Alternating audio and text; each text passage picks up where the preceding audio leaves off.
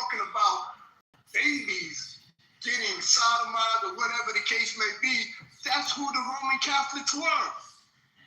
The Roman Catholic came with that religion of Christianity. That's why their book has 72 books, and the Baptists only have 66, because a lot of information was taken out.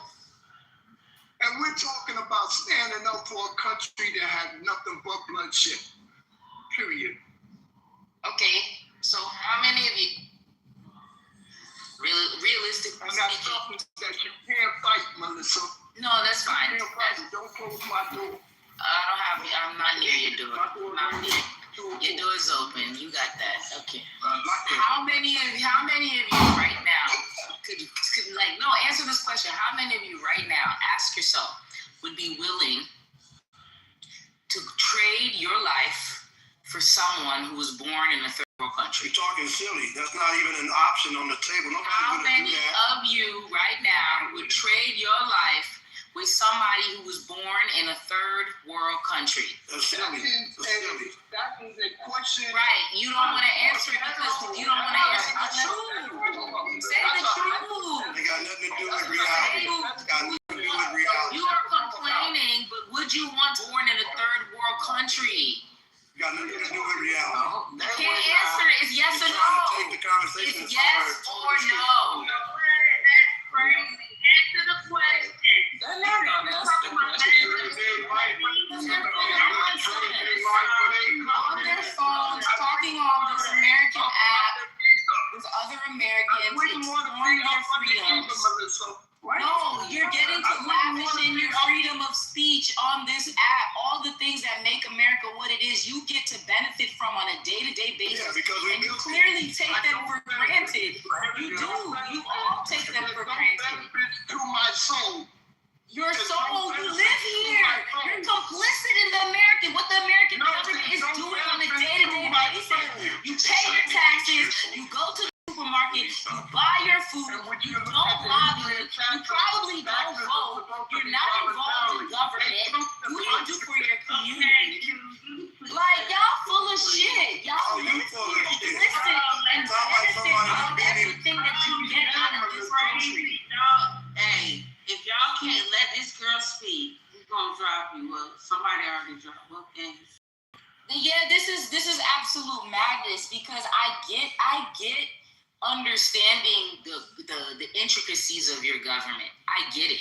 I get understanding the agendas. I get racism, structural racism, immigration, all of that stuff. But at the end of the day, if you are still in this country, living here, benefiting from all the government services, the police, the traffic laws, all the rights that you get from being in this country, but simultaneously calling for the destruction of this country, you are foolish. I know, I understand the agendas, but at the same time, there is a spiritual effect from America spreading democracy, whether you like it or not, right? We had nobody wants to answer the question, would you be willing to go trade your life with someone born in a third world country right now? Right now. No access to water, your children gotta walk to school, there's no more universities, you have to immigrate out that country for a better life anyway. Right back to America, right? Nobody wants to answer that question because this is the truth. You benefit from everything that your government is doing. Let's be for real. So unless you are lobbying, you're involved in government, you are doing whatever political work that's actually trying to circumvent what's happening in the government right now, if you just sit on your phone here talking with us, you're complicit in this shit. So, let's wake up and be for real. The fall of America, the fall of democracy is not good.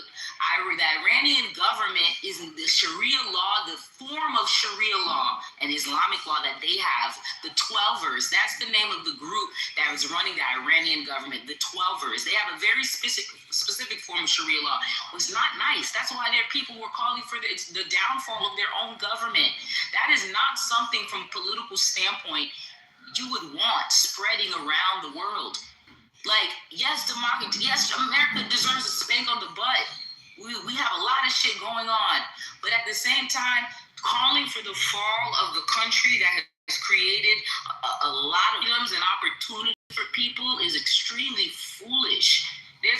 sort of balance in between. I know, right?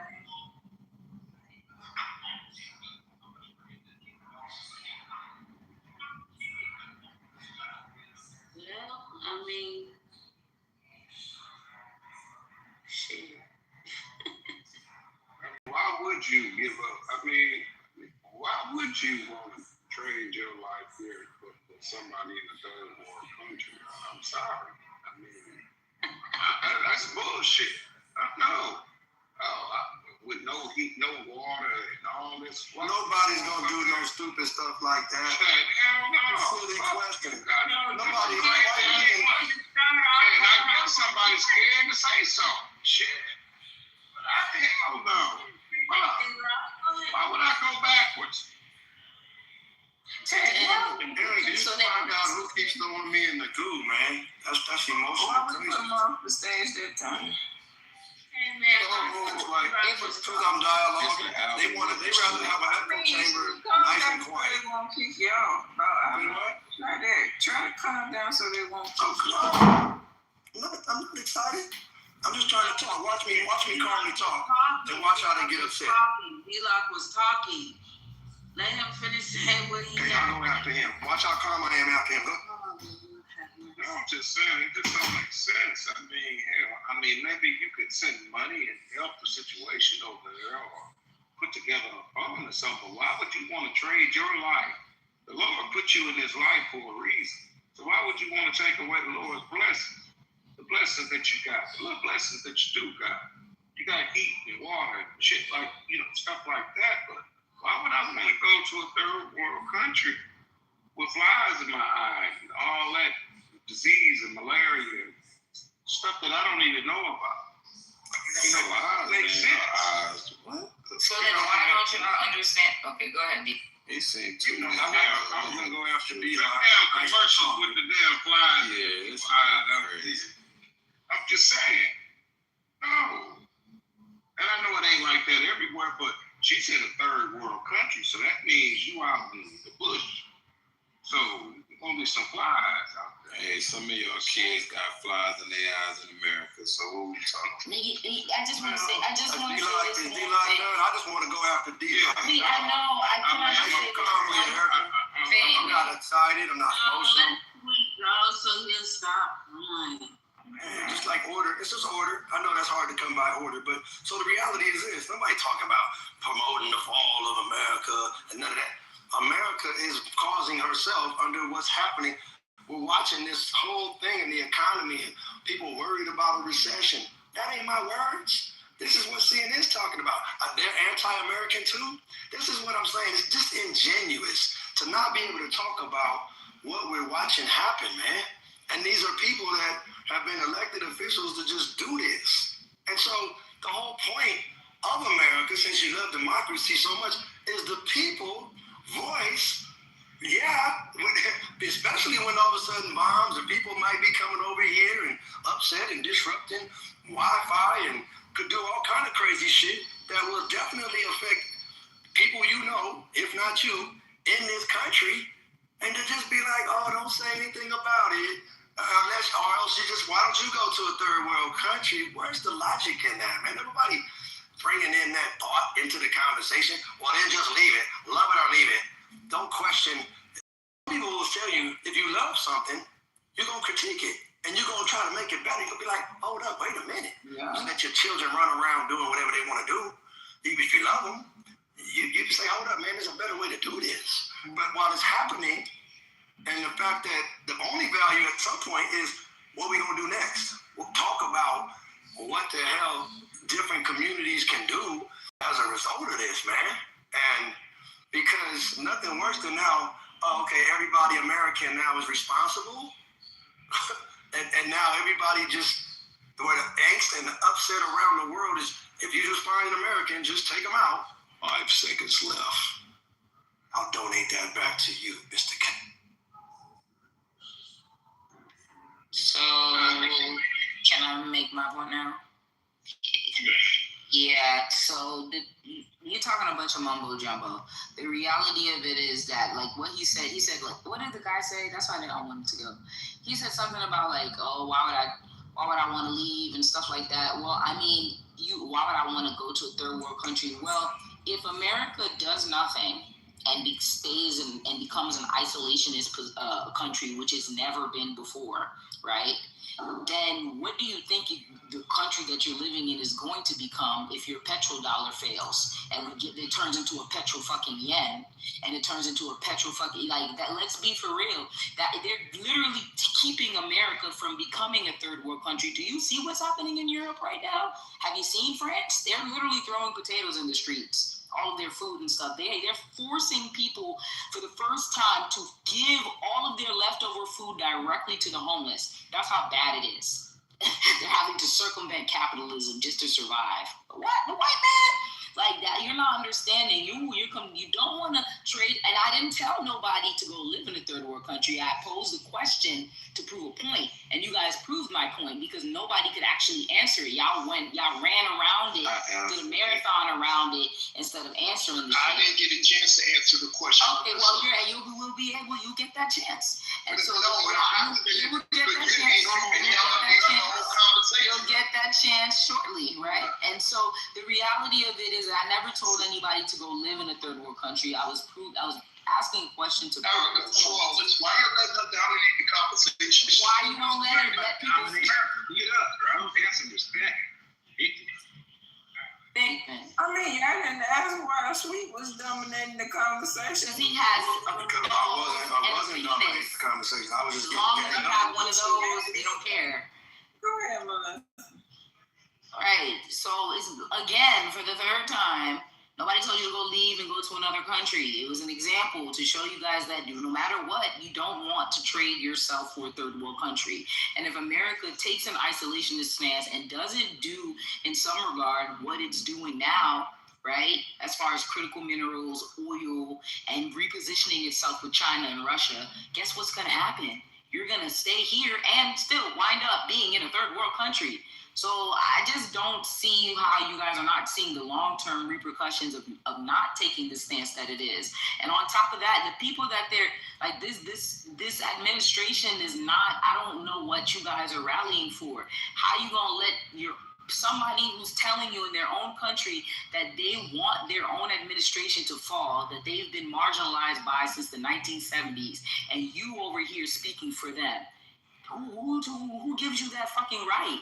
Let them deal with their government and the stuff that's happening in their country and allow America to do what it's doing and take advantage of whatever they can. He can stay at the top of this new industrial revolution that's happening with AI. So it's kind of like y'all just. School children are being bombed in the pursuit of this. You know that, right? Okay, that's not. That's the thing. Who bombed the children? Did America bomb those children? Who definitively was responsible for that war? For that, who was it? And you can put in the chat. Melissa, thank you for your submission. I'm waiting for the article. Thank you. You already know what's up. You know that America's hands are dirty. You know that they're complicit in bloodshed for the purpose of furthering their own agendas. So he's not done. He's not done. It don't matter if we perceive it to be there or not. It's the means don't justify the end. Yeah, that's true. If you in the car and your partner shoot, somebody and kill somebody, you going to jail too. That was a drive-by. That's a dumb analogy. Oh, wait a minute. I'm looking at the same performance in America. I didn't get a chance to speak. And then other people want to come in. And then when I do talk over those people, you want to put me in the Google and say I'm disrespectful. Okay. Brother, this is right there. Hold up. First of all, wait a minute. You made your statement. I didn't make my statement. I didn't even finish. I had to cut somebody off. You had to cut somebody off so you can get into the conversation. Yes. Then you see that on Clubhouse, they don't have the hand raising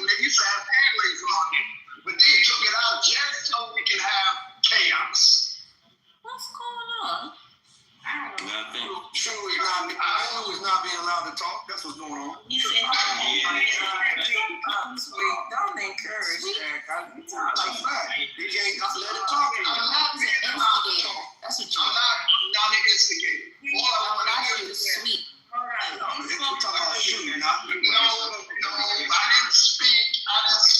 Nowhere near at work at Melissa spoke. Responded to you and you interrupted her to argue with her point of view. That's Yeah, that's because she interrupted me. she did not. You were done. No, I wasn't done. I'm telling you, I wasn't I done. didn't interrupt you. Can y'all just Let them take care of it. Go ahead and finish. You go ahead and finish. No, I need more chances. This as many as Melissa's No, get. go Bottom ahead. line. Get Wait. Yeah. it, Bottom line. what does he mean? He was in Harvard. Melissa, damn. You should say my name. Please. For the question that she asked and put on the board things that nobody have an answer, first of all, that is an entirely ridiculous question because nobody wants to live in a third world country, of course. But that don't mean that we prefer this. What we're living through right now, what's happening right now, we don't have to move to a third world country. She's not a world traveler. There are other countries that you can go to. That's my point. I forgot what I was gonna say. That was so old. Because it wasn't rooted in anything real. That's why it left your mind. I remember that. I remember now. Here's the thing, right? About what Melissa said, it has happened before. It has happened, and a lot of Americans should know this, right? We got attacked in World War II, Pearl Harbor. The reason why we was attacked because America didn't want to get involved in it. We want to be mind your own business, not get involved out of it, and just like put our hands in the sand and dance away and do all our own shit. And man, we got attacked. So that's what actually happened. People need to do their research on this thing. So she's right, man. And when I moved to Mexico, right, started going back and forth, I noticed something.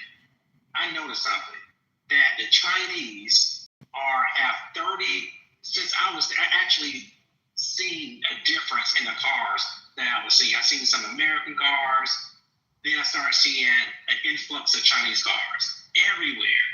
And then I found out that they have 30 Chinese car manufacturers, dealerships in Mexico, right? 3 BYD was built in less than a year in the city I was in, and they are dominating the rest of they was trying to, underneath Sleepy Joe, dominate the whole world, which is this.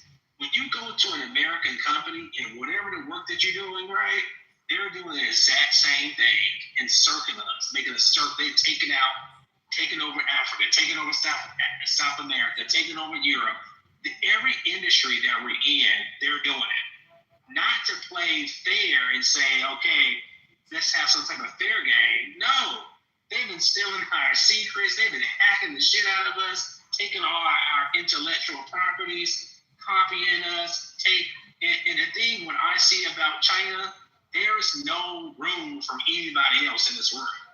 There's no room to put have you ever heard of a Chinese moving their manufacturing hub to Africa?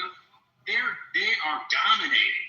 And when I was last time I was getting some paperwork done, visa work done at the Mexican embassy, here it is, 2 rows of seats in front of me, right? It's 5:30, 6 o'clock in the morning. They have white pieces of paper in front of it. When they opened up at 7, nothing but Chinese people came and sat down.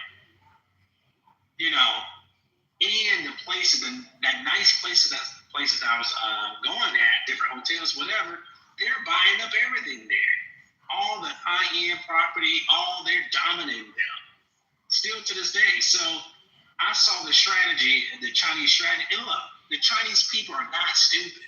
They're not some type of dum-dums or stupid people. They're very intelligent and cunning to dominate you. And if America, I'm going to say this right, Melissa's right. If America do fall right, the whole world will be speaking Chinese. Literally. I'm serious. Like, they're kicking it. And it still might happen. Who's to say? because they're building one of the biggest militaries the world has ever seen. And look, when a man builds something like that, build a military, what military have humans built that massive and have not used it in human history? So I land on that. All right, good stuff. Now here's the reality, Nathan. I'm going to address Nathan's point. I'm not going to talk to Nathan. I'm just going to talk for 2 minutes like he did about the reality. Nathan will have you think that China just I guess they took over. They just posted up in Mexico. No, didn't tell Mexico. They just gangstered their way in there. Mexico wasn't getting anything out of the deal. It'll have you think that China in Africa and building roads or whatever they're doing, like that's the same thing as just colonizing, right? That's the same as just coming in, and actually just taking over, like, killing folks, and there's no arm's length agreement there. That's a country just quickly, unemotionally, doing some shit that any country could do if they were able to do it. They could compete. They could manufacture. They could have did this 5, 10, 20 years ago. They could start right now. But the idea that now you mad at some other country, Canada, Russia, anybody for how they getting down and doing their thing, so the rest of the world could not be appealed to. It could not be done right so that they would want to do business with America, opposed to just running through and taking over, and I'm just going to rename everything after me. Like, bro, what? There's no more Gulf of Mexico? It's a Gulf of Trump? Like, what are you saying, man? You're just going to build casinos all in? Bro, wait a minute, bro. You're doing stuff that presidents have never done, man. What are you doing? And so to sit here and then to say, well, they love it or leave it, or this idea, it was very much a question that was put on the floor about, well, let me ask you a quick question. In the context of everything that was going on, well, would you rather live in a third world country or live here? We're talking about what's going on, the name of America, the money of America, the whole reality of America. And so while there's American citizens here and overseas, can't move around, and the justification say it just had to happen because, well, we thought that, well, Israel's going to attack and then they're going to hit us back. So before we do that, then we just going to go ahead and then now we're going to send in troops, or we just need them to bow down. Bro, they was minding their business, man. They was doing what they doing in spite of a whole lot of stuff and a lot of history. So to try to act like you victimized and you just had to do this in the name of America because there was an imminent threat, man, you just moving the ball around, bro. And as a result, there's things in motion now that probably may or may not hit people in the top 1 percentile in America. It's going to affect like the prices and the recession, and we don't know. This is 5-6 days in. What happens when it's another 6 days? We don't know. And it look like either side is backing up, so it's going to just continue to escalate. So when does it calm down? And how many lives are going to have to get taken out before it calms down? And how does that affect us? Real live human beings that are adults think about these questions, because there's a cause and effect now more than ever in this AI, one world economy, and coins and dollars and all of, and how quick and how fast and how interconnected everything is. It's not hard to figure out the trickling down effect and the domino effect that when this happens and then that happens for those that want to study it. And business as usual doesn't go down like it used to anymore. And stuff is not flowing through the Strait of Hormuz, and a lot of trickling effects that, just like with the tariff conversation, you see it for 90 days. You may not see it for 60 days. It don't mean it's not some stuff in motion that people that understand have to prepare for if they like living and staying alive and stuff. So anyway, man.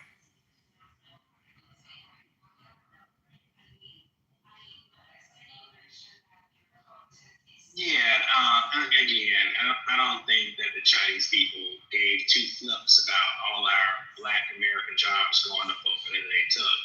They didn't even think twice about it. That's my point. That these people, whatever you want to call it, they're not going to have any type of sympathy for us or for nobody else but their people, right? That's the Chinese for you. It's kind of strange to me that this type of falsehood and this is a lot of false information, fake information. These people are not competing fairly. And hey, I'm going to compete fairly. What the government is actually doing intentionally is waging economic warfare upon you in your company. If you're making a product and you sell that product for $10, right, and you make, let's say, a $4 profit, the Chinese government, your competitor might be a Chinese company, they will pump them millions and billions of dollars just to drop their price to rock bottom, right? And they would take a loss just to put you out of business. And they've been doing that for decades now. So, and that's, when somebody's not playing fair with you like that and taking you off the chessboard, right? And you're okay with that? How can you hear when they're pumping their corporations with $billions just to eliminate you? You can't make it with that type of loss, right? You're gonna be up out of there within maybe less than a year, maybe, right? Depending on how much savings you have. So again, I'll land on that. It's obvious what's happening right now, and to be honest, I don't want to live under some sort of Chinese regime. I see what they do to the Muslim population in their country, right? And what the heck they're doing. What they always have been doing for a very long time now. I don't want to live underneath the Russian regime, the Soviet Union regime that was being created. That when we talk about, what has America done, X, Y, Z, the North and South Korea war, that happened because the Soviet Union was pretty much trying to impose itself upon the world.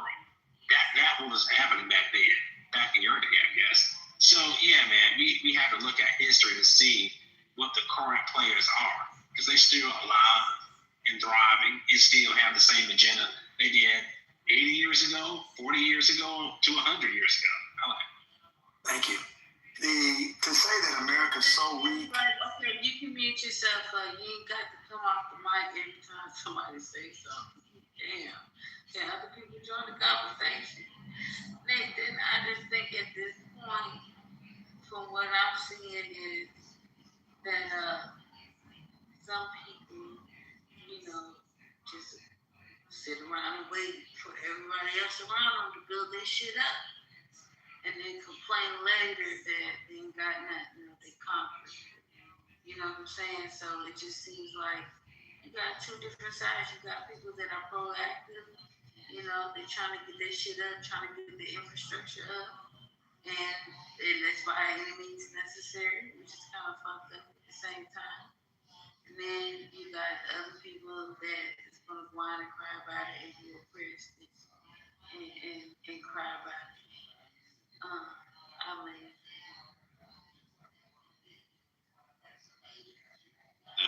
like to win. My personal life, I like to win. I'm competitive, so shit, let's win. I ain't trying to lose on nothing. Right. So my thought is, what's stopping America from making products and like America's so weak, China can just underprice us on every damn thing, so there's an unfair advantage. Maybe it's America's a little spoiled. Maybe we just haven't taken the time to put into a thing. So China, the world wants their stuff. Not just China, but wherever you can find some stuff. Maybe the Americans that wanted to just order stuff and have it shipped and wanted it coming wherever they could get it the cheapest spot, and they sent to them. So now you're mad at the manufacturers for making it at a low price. That's not even, you're talking about capitalism. You're talking about Chinese playing the capitalistic game. And, well, if somebody can produce it cheaper, you want to put blockades and no, you can't. Bro, I don't know what people understand or don't understand about economics. It's just that simple. Supply and demand. And nobody's stopping, so America's now handicapped and can't produce good quality stuff. And that we can consume in America and can be exported around the world and that people can see value in. But so no, if China can make it cheaper or better or faster or whatever, and people decide they want that. They got free market economy around the planet. They can go whatever site they want to and order it. But now, no, you can't have access to that because they make stuff better than we make it. So now you can't have access to that now. And now we're going to put 145 tariff on it because we don't have anything to compete. Do you know how weak that sounds, bro? Do you know how the problem is not addressed? That you have to get better at making stuff. Especially if, you know, that's something that you know you're going to need. And so, I mean, so now you're mad at, so now you're going to stop China from going all over the world because people want what they're doing. Bro, but you still want to talk about democracy and capitalism. They're saying whatever systems they got in place, they got systems in place to be able to manufacture it, and people are saying, okay, cool, thank you, yes, we would like that over here. So we can focus on some other stuff or whatever they're doing. And now they're going to be the big bad wolf. They're villain because, yeah, well, how about you just be cool people? Wake it up. You know, how about you be cool people and exchange with them? They got a lot of value they can bring you. You got a lot of value you can bring them. You got land. Not going to let them run through us. But how you going to run through other people but don't want them to come back and try to run through you? It's just a universal concept, man. That's all I'm saying. So to think that we got the best representatives and to think that that's best practices are being used when you got planets in Dubai and different places are growing up in 20 years that obviously they know how to make something work. And a lot of places around the planet know how to make stuff work. But we just got to have a bunch of homeless running around. That's just not good management skills, man. That's what I'm saying. It's either a lack of care, a lack of interest, a lack of know-how, a lack of, just don't want to make it happen or something. But to act like that's just the best we can do, come on, man. I'm not here for that. I want to win too, but I don't want to win by eliminate the competition and I'm the only team on the block, so I win. Come on, man. How about we become the best and learn from people and be humble enough to, but that's just, obviously, that's not a part of our character, man, because of where we've been for the last 250 years, really the last 400 years. There's a big problem internally, man, but while we run around the world doing stuff.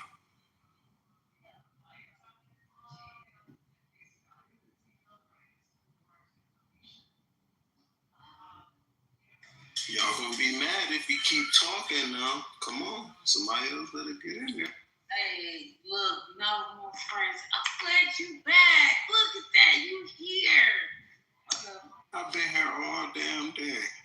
You been here all day, so you heard Iranians all coming in here talking about the privacy. Yes, that's fascinating. I never looked at it from that perspective. That's fascinating. But shit, if we was experiencing what they was experiencing, we'd be fucking saying, hey, Iran, I'm glad y'all bombing this motherfucker too. Shit, we need some help around this motherfucker. So I get it. I get the logic in it. I do feel bad for the kids and shit, but it's the world we live in. Yeah, and it's not controlled by us. And it's not by us. Talk about our race of people, black people.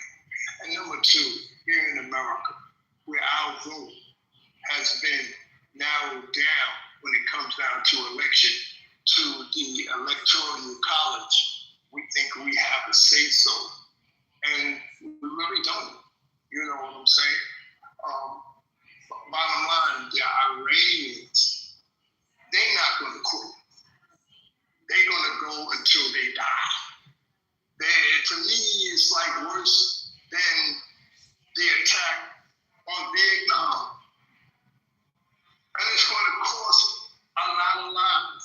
But they're going to make sure they get rid of, America's new capital city or state, Israel. You know what I'm saying?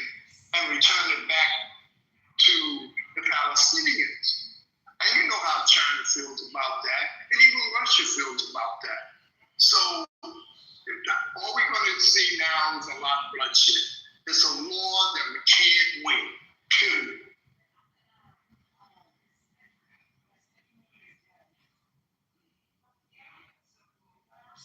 And Sue, it makes you can't help but think about Trump, know that, but he don't give a damn if America fall apart. It's like, oh well. He don't give a damn. And that's what my brothers and sisters on this stage and abroad don't realize. They don't care. Bottom line, they care about the 1%. But everybody else, casualty of war, period. Point blank, casualty of war. And so when you're talking about third world country versus what we have here, well, nobody said that we had to choose a third world country. There's plenty of other countries that we can, and what we need to do is go back over our history before the Bible and the Quran, before religion, and get into our culture from that perspective, and learn how to live for and by one another, learn to care, because we are people that are not good at surviving as individuals. We are tribal, we are collective. That's how we should be living. That's the kind of life that we should be living, not as individuals. I learned. So we're not gonna lose. Like I don't know what people think about losing, right? And be realistically, we took it out so many of their warships, their prize warships.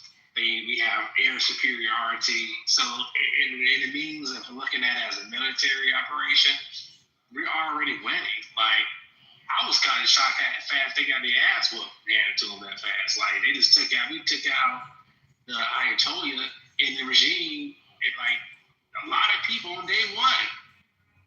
That's undisputable, bro. Like, what kind of, if you're saying if they're winning and they got the head of the Supreme Commander-in-Chief taken out and eliminated, you've got people scared at the boots of taking the throne. How you feel? They kind of losing, bro. You seen a live video of a torpedo attack. Blew up the warship, blew up a drone warship they have. They getting tagged up. So I want to call it scream out and say we're going to lose. That's not we're winning right now, right? So to say that is factually incorrect. Let's be frank. See, I don't we're not. Go ahead. Yeah, I'm gonna pass it real quick. I don't know where you get the idea. See, you talk in terms of winning. I ain't heard nobody talk about, or even talking on the side of Iran, we winning. Ain't nobody even thinking along those terms of winning. The only one that thinks like that, and along with yourself, is Donald Trump. Oh yeah, he's the one that's creating this. Hold on. I mean, you keep talking like lose, like it's, I don't know, man. It's hard to even describe like what I'm hearing as you speak. Oh, they gonna lose. Great, bro. They're great. A big bully makes them lose, but I mean, I don't understand the logic of just being excited about, you guys are going to lose when the you guys you talking to wasn't starting no shit with you. He wasn't thinking about you, man, but you so damn paranoid, people that we talking about, that they might hit us, so we gonna go hit them. Oh, look like he might rob the Nordstrom store, so we better go ahead and arrest him right quick. Do you understand what you're saying, man? Like, it's a paranoid, schizophrenic, antisocial personality running around this planet, worried about that, oh shit, to get back, they might try to retaliate for the fucked up shit we've been doing. So now that's a crime because against them, they done a crime against us because you're so paranoid that they might do some shit. And it's like, bro, they don't have the right to have the same thing that every other country has a right to have. You buying in, whether you recognize it or not, to a principle that says, you dark black folks, you don't deserve to have shit. So if you buy into that premise, then it's like, well, since you won't accept that, now you're wrong because that's how we gonna make it go. And so if you just get quiet and just get along, go along, and let that happen, then you're saying, okay, we on a winning team. Bro, man, I guess if you're cool with just the concept, man, that you just want to be on the team that is the most ruthless, if you throw out the Bible, throw out the Quran out of your, or if you ever read it, I don't know, but throw out the idea that there's a thing about, at some point, it's going to get real crazy. It talks about in that book. Because of this craziness that folks is doing, that these brand new folks are doing, starting mess, and an exhortation to don't buy into that. Keep doing the right thing. Keep, in spite of whatever, keep on doing what the right thing is, and you got to fight with those that fight with you. And so you keep on pushing and moving forward. And then the idea in the story is there's a hereafter. Not no pie in the sky, but at some point, there's a reckoning that comes on somehow.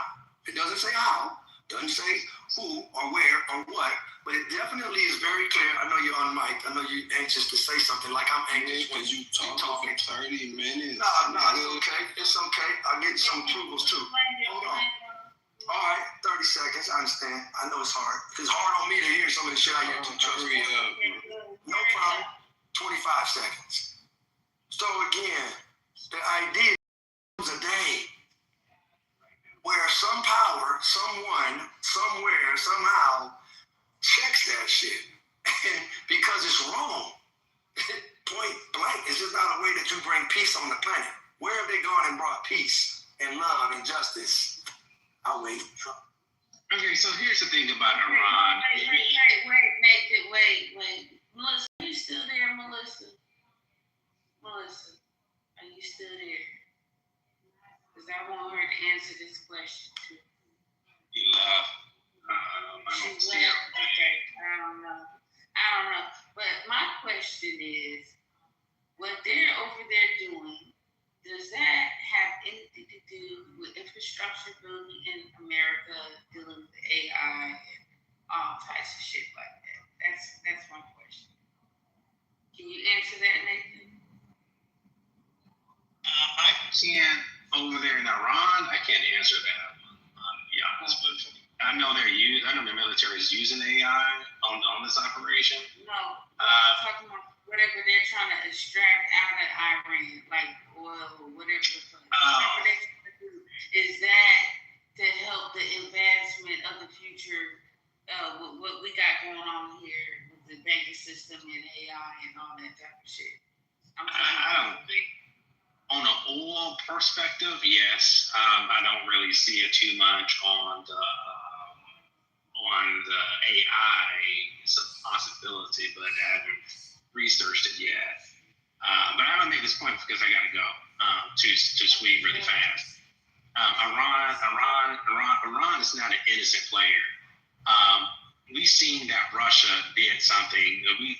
Most people say it's effed up what they're doing in Ukraine, right? Whatever you want to feel about it, I think people would say, yeah, it's messed up. And guess who's helping them out? Bomb the living daylights out of civilians, whatever you want to call it, right? Iran was the first person to step up to the plate and say, hey, here's all these long-range, low-flying drones. Here you go. These drones were so deadly, Russia replicated it and are mass producing it right now. That's what Iran was doing. Iran was giving,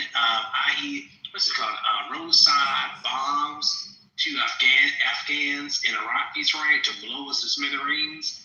So this thing about a bullet. See, here's the funny thing about bullets, right? They did fun that. Yeah, when a bully think he can't get his ass whooped, and then when he get his ass whooped, he want to cry and say, "You're bullying me," but you was bullying. You was doing effed up stuff.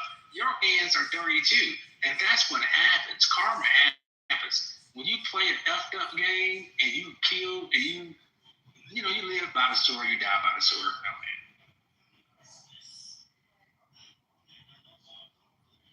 Bottom line, what's happening is, if first of all, oil prices or gas prices have gone up here in America.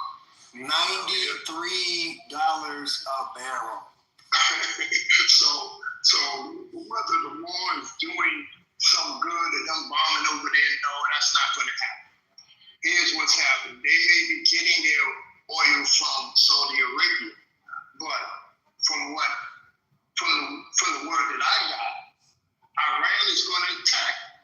Saudi Arabia. So that means you get two Islamic countries, you know what I'm saying? And Saudi has already told Iran, say, please don't do that. You know, they're going to have to do that because they got to stop the U.S. from doing what they're doing. Nobody told Saudi Arabia to sleep in the bed of the U.S. government. They shouldn't have been there in the first place. Hey, brother, so what do they call that? That's a part of the unholy alliance between us and Saudi Arabia, correct? Yes, most definitely.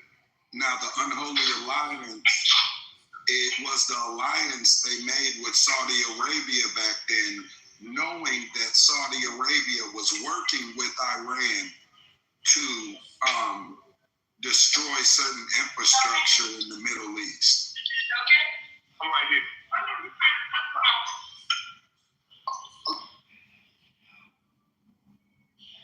Go ahead, I'm sorry.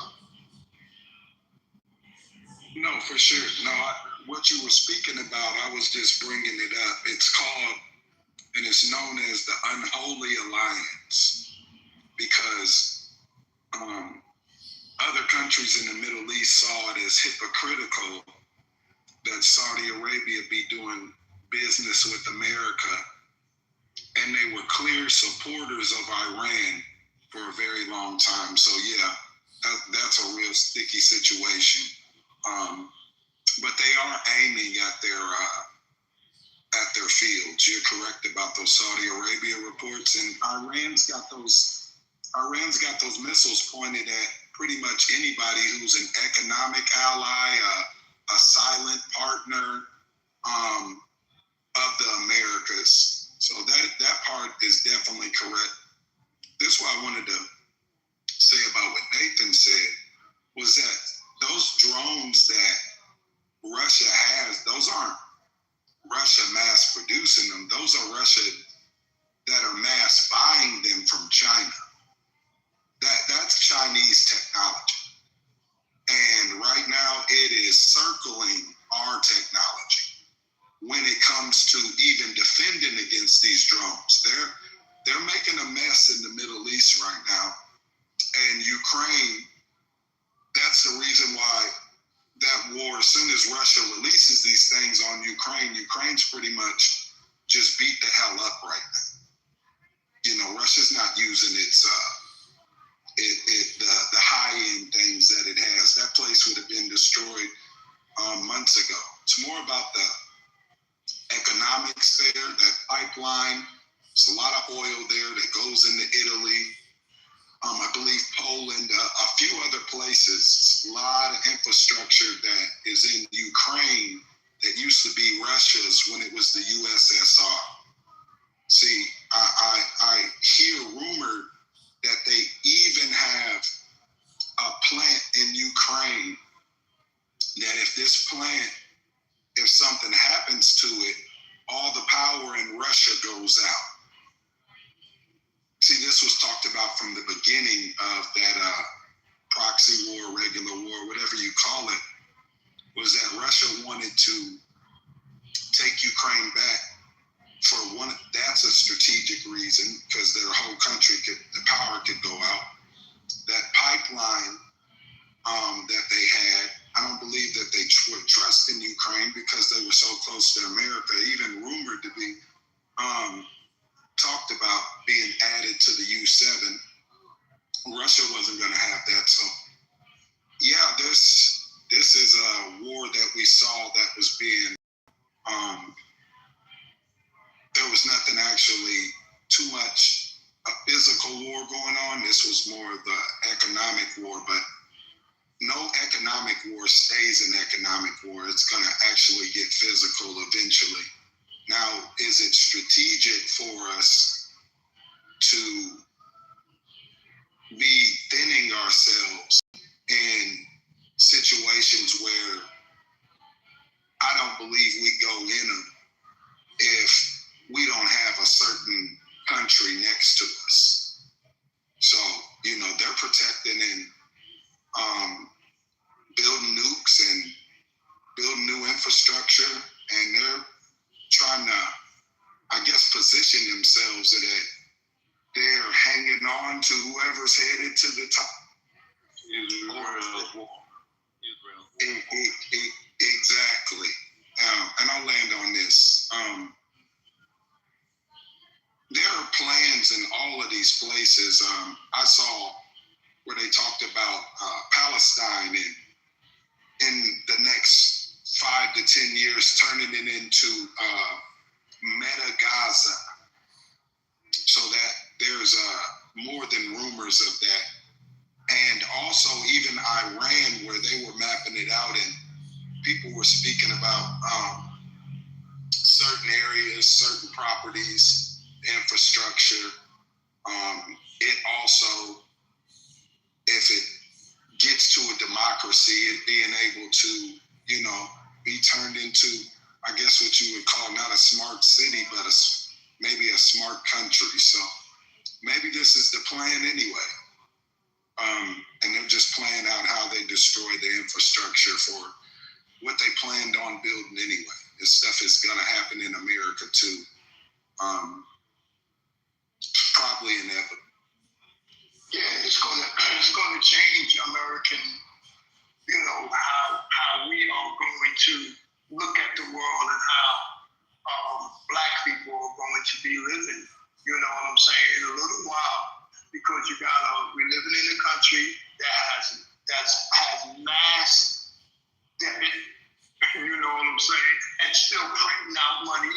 You know what I'm saying? And sooner or later they gotta put some boots to the ground if they can get over there.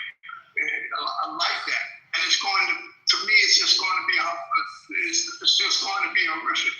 You know what I'm saying? Of what's happening and what's going down. You know what I'm saying?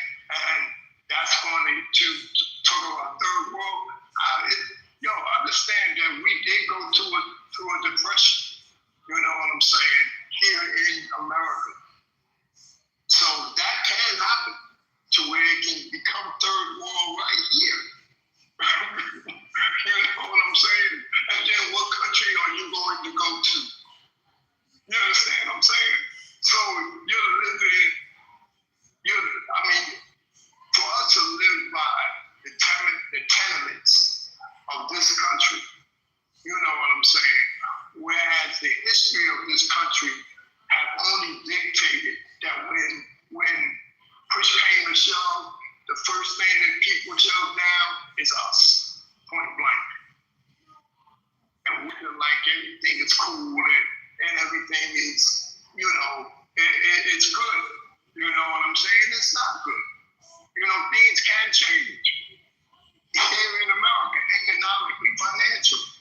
You know what I'm saying? It can affect our future generations, in which we are not built for them. So that we may live for and by each other. This is not a country that lives for and by each other like in that way. They are nothing but individuals with good hearts. They may come to help you, whatever the case may be, but they don't live their lives in accordance to, I'm looking out for my neighbor. Everybody is individual. If you don't have a babysitter, you have to stay home. You don't have a community that's living for and by one another. When they look at all the kids as being theirs. Point blank.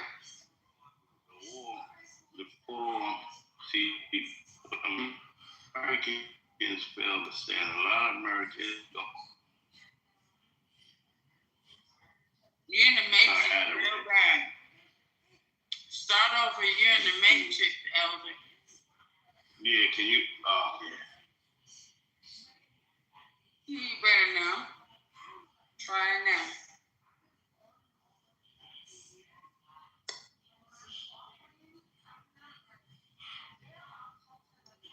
But Americans fail to understand.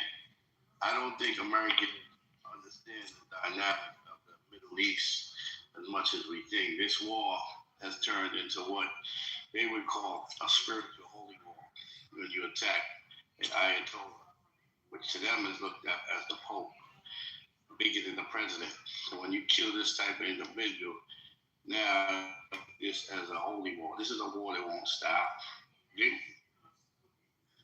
won't surrender. Just like Afghanistan, you'll never be able to conquer Afghanistan. The war that will continue going on.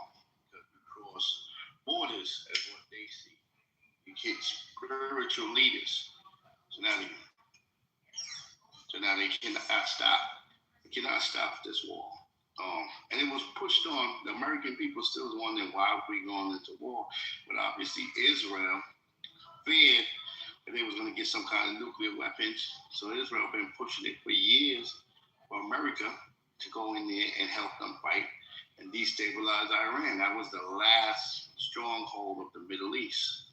They did Syria and other strongholds. So that was the last stronghold. So they needed to try to conquer, but they're not going to conquer it now. It just became even more worse. Now Russia is giving them weapons. And Russia is going to give them weapons because America was giving Ukraine weapons. You understand? So of course Russia is going to give them weapons now. So it just and what happened is you're never going to get the true information through the American media. Right? Trump is going to tell you that we're winning and we're doing this and we're doing that. He will never get true information through the American media. And it's sad. American people, we got to wake up. Black people, we got to understand that we don't understand that you as a black person was never really part of their system. They use you for your creativity and all the great things that you got and the talent. But they never want you to be really part of their system. But they know that your ability and all the things you have and you bring. Military also, because every war was fought by the black man and black woman, right? So they understand your creativity, music, all the great things, your history, where you come from, and they use you, but they never want you to be part of them, so to speak. So we should understand this by this time now. I mean, it's crazy that black people don't understand their role. But once you understand your role, now you can operate better. Harriet Tubman said she would have freed more slaves if they knew they was a slave. Right? And that was a deep statement right there.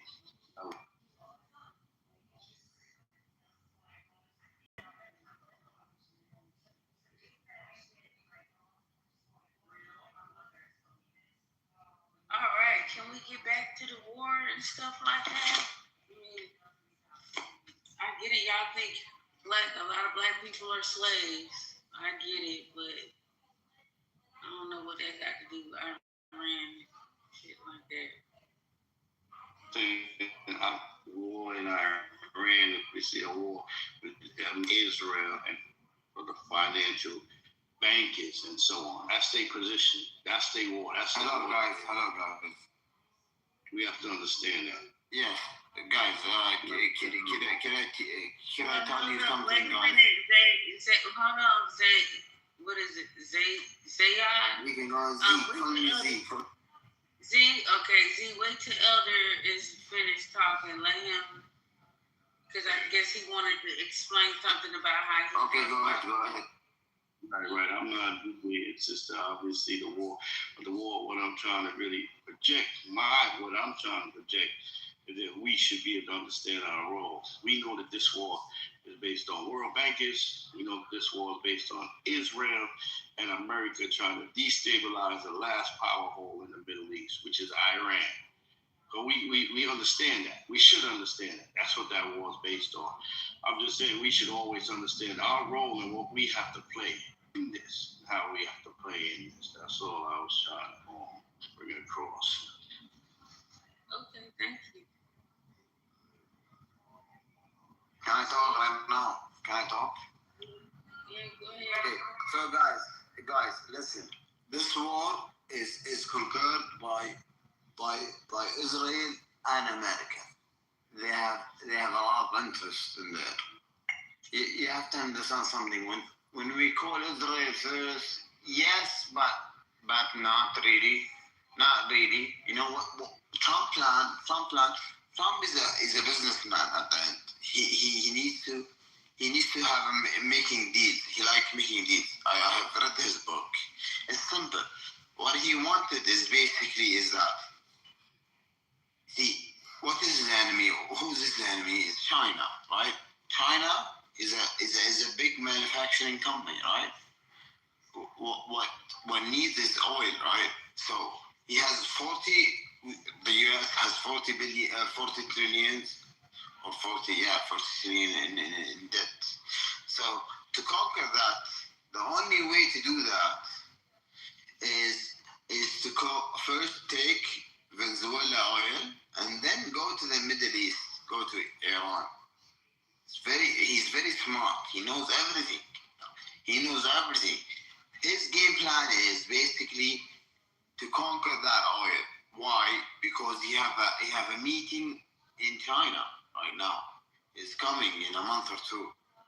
So why? He wants to harmonize on the whole world to be a superpower, to make America as a superpower, not power, superpower, to control everything. That's scary but brilliant. But it has a lot of risk. In the Middle East, it's different.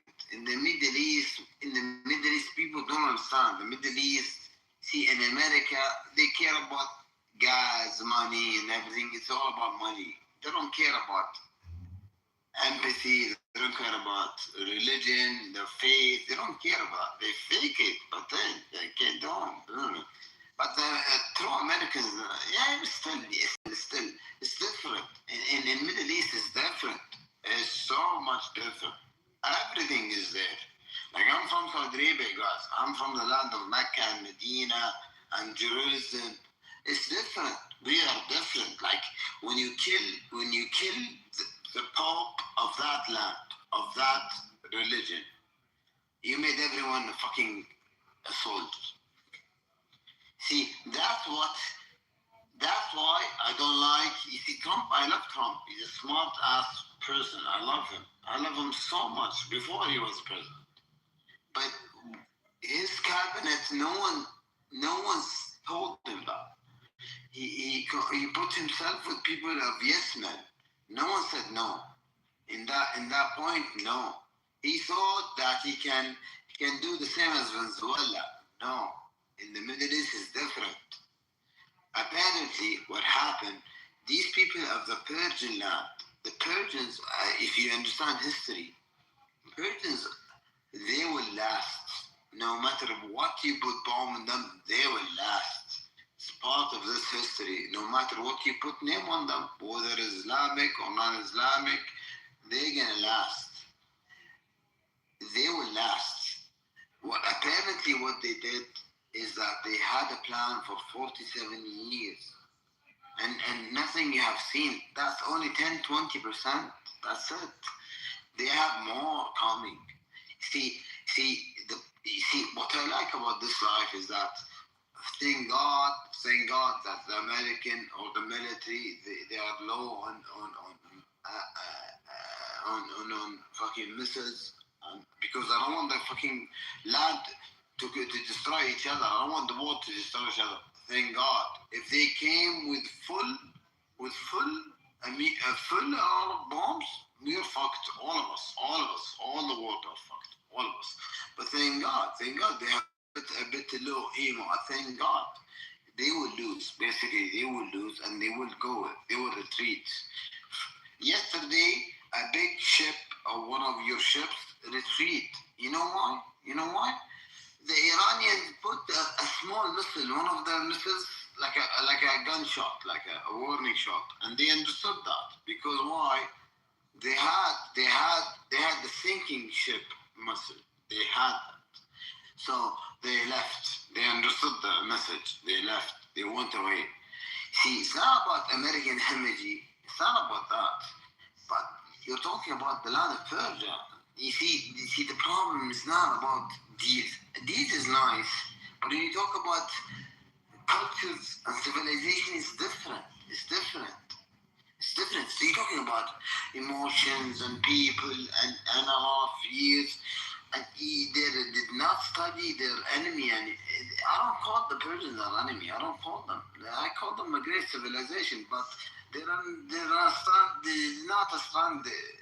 not understand their.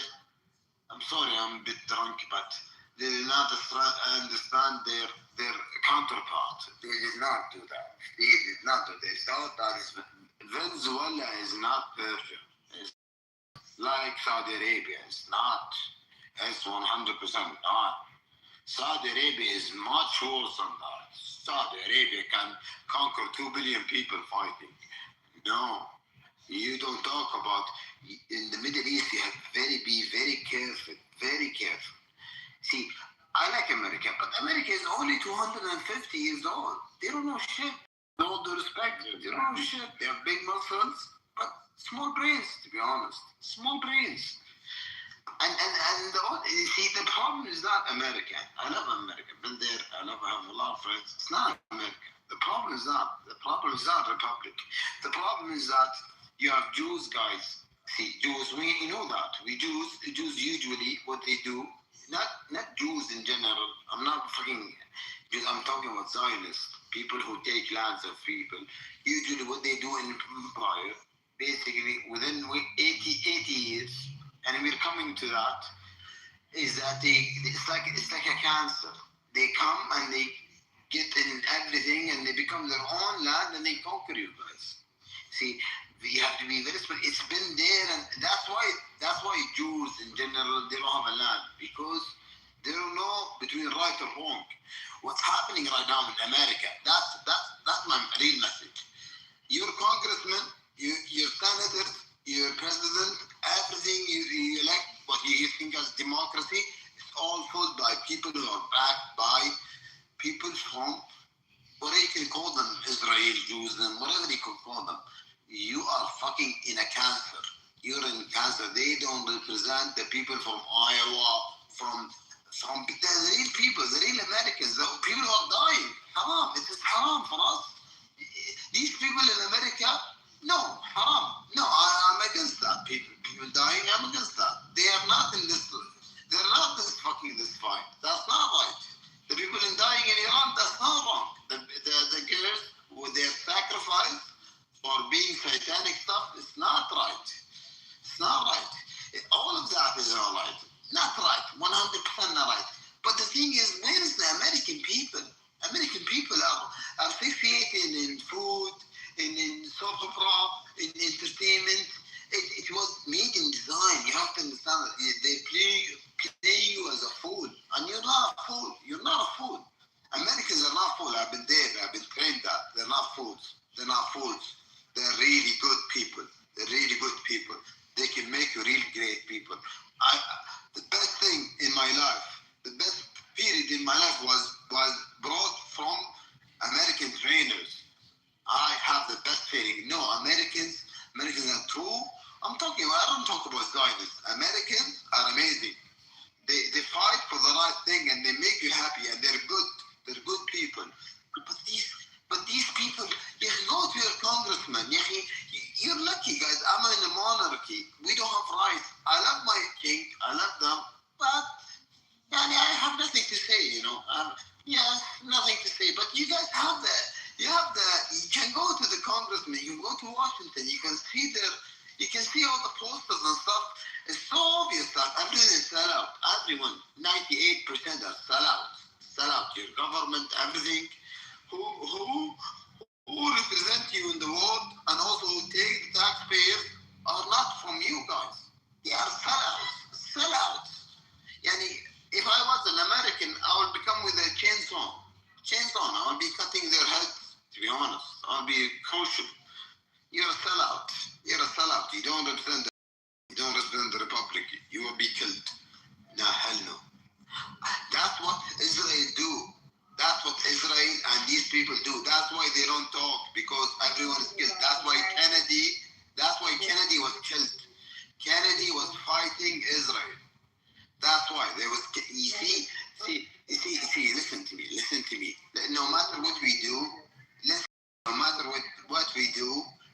a civil war is coming to you. God help me. It's coming. That's what my prediction. A civil war is coming. All the dictatorship. You have to fight back. I don't know. You have to fight back. I don't know. Maybe I don't come from. This is so many. Sorry, I'm trying to be dog. Man, it's got to be. There's too many. But you have to wake up. I think you have to wake up. Okay, thank you. Thank you. I'm sorry being dog. Michelle, you have that right. Oh my God.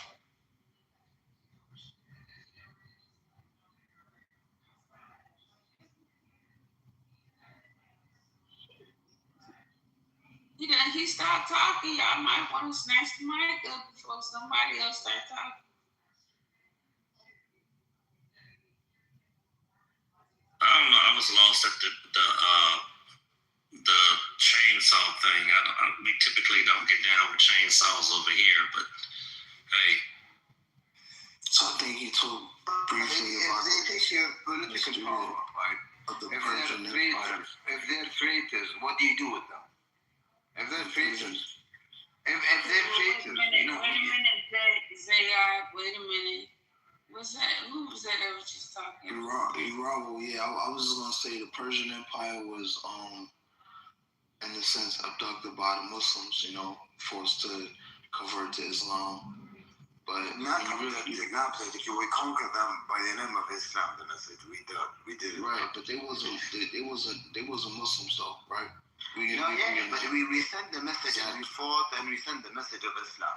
That's what there's a history in the Persian Empire. Empire. They hate us. They 100% hate us. Okay, well, let him finish then. Let him finish. I'm trying to explain. Okay, well, you, man, look, the number of friends that you got on your fucking shit is ridiculous. So, my understanding is that the history of this guy named Cyrus the Great, in BC times, he started an empire called the Achaemenid Empire, and he freed the Jews. So kind of way he freed the Jews. I don't know how. I think he destroyed some temple or some empire that had the Jews in captivity and freed the Jews. And so I read something that said now the Jews will free the Persian Empire when they killed Ayatollah Khomeini. They were trying to free the Jewish Empire to pay back Cyrus the Great for freeing the Jews. So now the Jews are freeing the Persians. Because they did this guy Ayatollah Khomeini killed like 3,000 Iranians because he thought they were Israeli spies. And so they were under like a tyrannical leader, you know what I'm saying? And now, the idea is that now the Israelis are freeing the Persians because in history, the Persians freed the Jews. Yeah, that's not how it goes. You got to remember what was ruling in 1948 and before Israel posted up. Anybody know who was running the show over there in, I'd say, 1900 in that area before the state of Israel and this whole thing in 1948 came about? Ottoman Empire, and they did. Empire was okay. So you said the Ottoman Empire was over the Persians before 1948. I'm saying that whole area. I was going a different pivot a little bit from what the brother was talking about. He was talking about Persian and everything like that. He was talking about something before Jesus even existed. That's what he was just talking about. He's talking about Cyrus. Cyrus the Great. Yeah, so that's what I'm saying. So why are you taking it to 1948?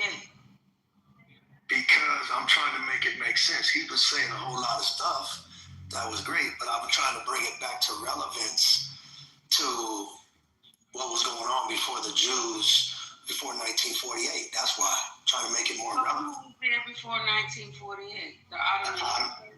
Yes. And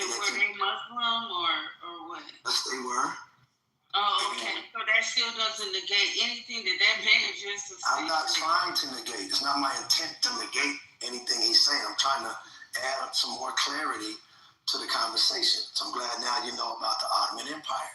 Yeah, and how I knew about that though. Okay, you might have known. Maybe somebody else didn't. I'm not trying to say something that's not. I'm not. Everything don't have to be a fight. I'm just sharing some good information for the context of this conversation. That's all. And so, and I'm also saying that how much justice, what was relayed, what triggered me to even really go here was the justice that these Muslims were giving to the Jewish people. That they were safe, okay, cool, they could get along and live their Jewish life under the Ottoman Empire. So that's very important in the grand scheme of things, because it's totally opposite of the lie trying to make these Muslims into these bad people type shit. And so that's very important. One thing about Muslims is you fight with them, they gonna fight back. So to come back later on saying, oh, they fight, well shit, you kill them, they're gonna fight you. That's instructions from God. So that's important because there's this, I'm not gonna go to the back and just say that they know rogue Muslims, but that's not the point. To balance out the understanding, there has to be more of an understanding of these are peace-loving people. You can't be a Muslim, you're fighting against an injustice. That's a very important piece because in America and a lot of times in these rooms, it's not an understanding like that. It's like, oh, they some Arabs and they just some negative people and shit, and that's totally not true. After 31 years of my life of studying that, wasn't born and raised in that world, haven't lived over there in the Middle East, but having studied and been around people that have and digging in and studying the Quran and learning, you begin to learn and bust up the propaganda of the bullshit that we all know there's a lot of bullshit. Doesn't all, it goes back to a lot of shit, 1913, and all roads lead to a certain area of this planet where the bullshit be coming from. So that's important to really understand as we move forward, and now here we are with what's unfolding. So it's important to have some context. Over the last couple of years, people got a lot more context about Israel and the Middle East and Gaza and Palestine and stuff. But that whole conversation is not going away. And Donald Trump and Netanyahu, it ain't going away tomorrow, next week, next month. So here we are. And so to understand, like the brother did bring up, these people, 96 million of them, they vested. It's not they military like a 9-to-5 little get your retirement check, and it's a whole different mindset. Ask those in Afghanistan. And so, it's waking up something big. And Iran is the last of 7 different countries that America went after. Very, very clear intention did that. Libya and all of them. Muammar Gaddafi, Iraq, Saddam Hussein. And so now that conversation, now you hear people talking about in America, amongst the administration, I guess, but you hear this idea again of putting in some other people to run or promoting some other people to run Iran.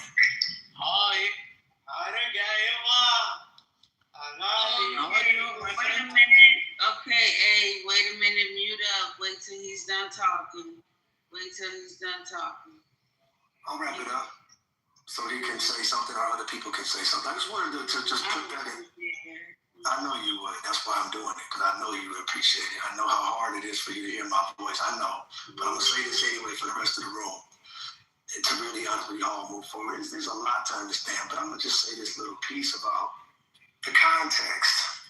Because if your enemy or people just have you hating some other people and you don't even know why, you should really slow down and ask why and figure out what's really going on. And like I said, Iran is different than Iraq. And there's a reason why Iran is the last one.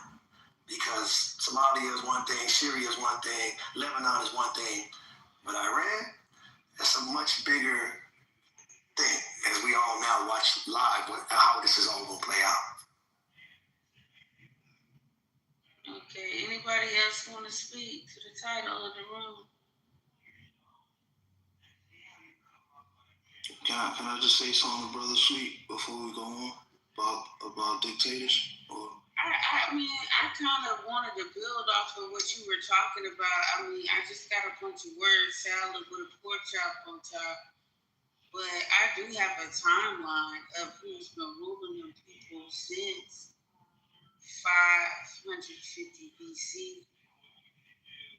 Like they got, it's a whole timeline. Man, even the Mongols were included in conquering those people. You can go ahead. now, I was just going to say people can look at Ayatollah Khomeini as another Leopold, like how he did the atrocities in the Congo, or another Hitler, because he killed a lot of his people because he thought they were Israeli spies, the Mossad. He killed maybe like 3,000 of his people because of that. And I'm just saying that he could have chose a different method of punishment, like putting them in prison. You know what I'm saying? Rather than massacring a whole thousands of your own people. And that's the criticism for Ayatollah Khomeini. That was the basis for why America killed him.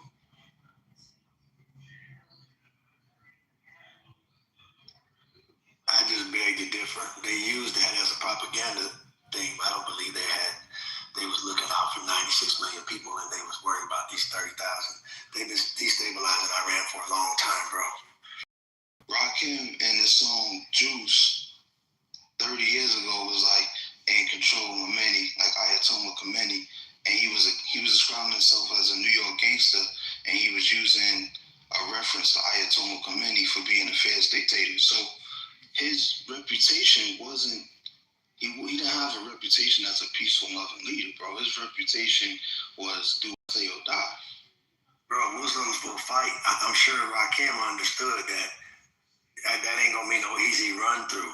I'm sure he probably understood that Khomeini wasn't gonna be, he understood then and now. Figure out what year that was that he said it. And what I'm saying is that we understand Islam, we understand, the Quran and everything, right?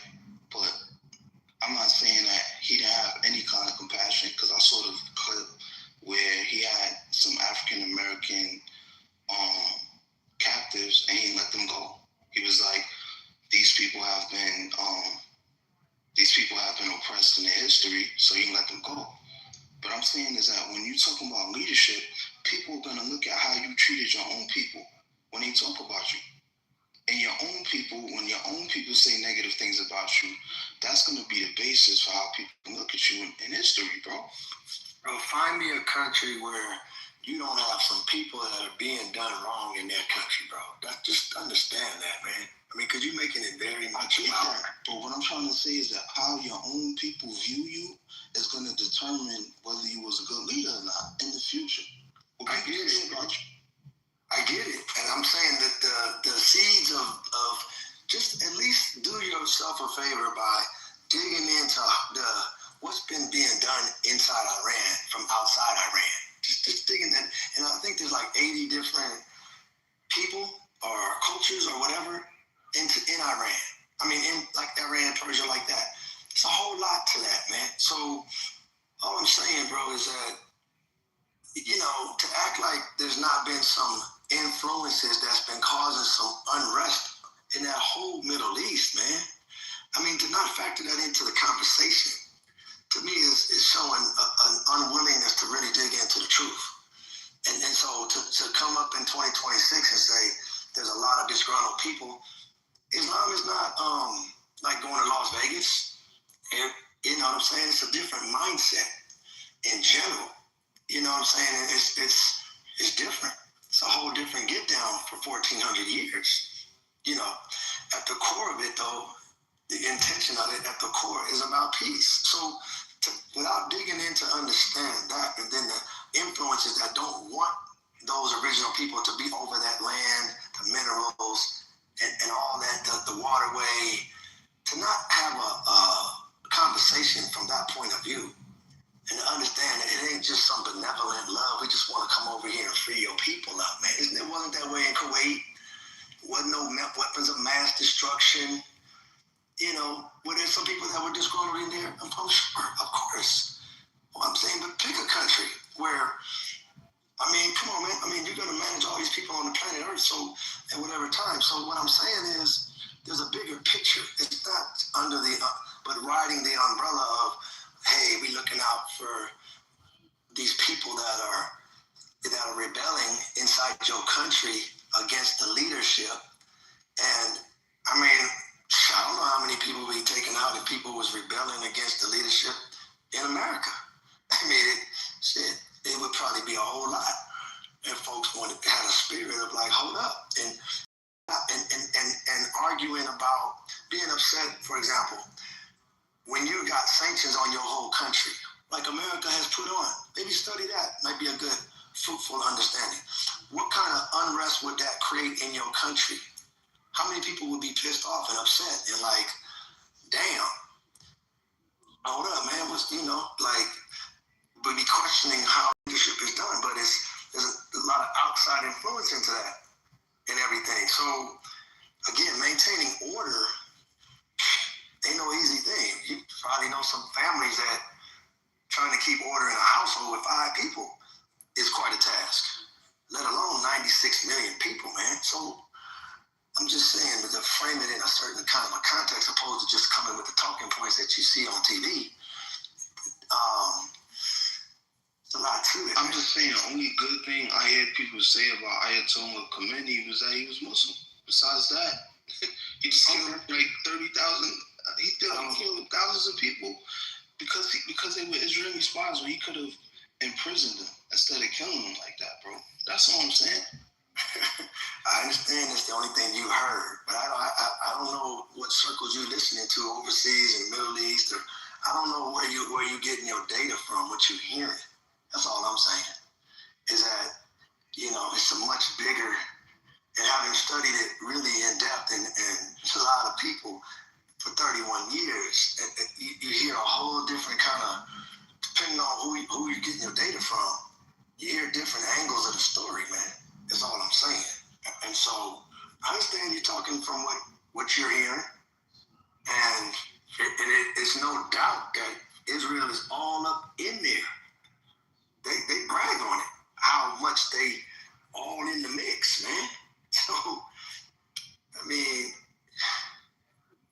I'm just saying, bro. But to me, just starting with the idea that America's trying to save people, I would just suggest you dig a little deeper. That's not the motive. What I'm saying is that I'm sure there's other recent Muslim leaders in history that was the contrast to Ayatollah Khomeini. That didn't mass murder their own people for being supposed Israeli spies, when a lot of them probably were citizens. Matter of fact, it's hard to tell, because I looked it up. What percentage of the people Ayatollah Khomeini killed were not Hussein, which is Israeli spies that were citizens, and they can't even tell. So that means that some of them were actually citizens, and they was mistaken to be Israeli spies. Again, we can reduce it down into what you're speaking on. I get it, bro, but I'm just here to suggest to you it's a lot more complicated than what you're saying. And you're assuming they wasn't Israeli spies, or they might have been. Bro, I'm not. It ain't, and hey, when you get in that position, you can do it the way you think the justice way to do it is, man. But there's a lot of variables, and that's all I'm trying to say, man. But I'm saying the bigger reality of now, the idea of just killing off a whole lot of history and it's a whole lot of history over there. 5,000 years of history over there in that area called Persia, Iran. It's a lot there that's being maintained, man. And while you've got a lot of Western influence and the British and all kind of stuff, man, over this last 5,000 years, it's much bigger than, and that's all I'm saying. Like, okay, now America is in some benevolent mood, bro. That's just kind of childish to think. They on a mission to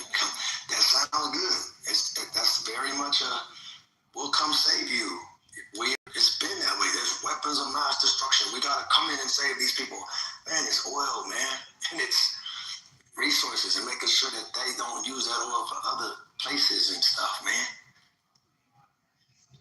Just some people can just do that anywhere they want to go. That leads to a big worldwide conflict that we're watching. You gotta the cause and effect of stuff. We're willing to engage the whole world now because we want to save Iran. That's the storyline you believe in.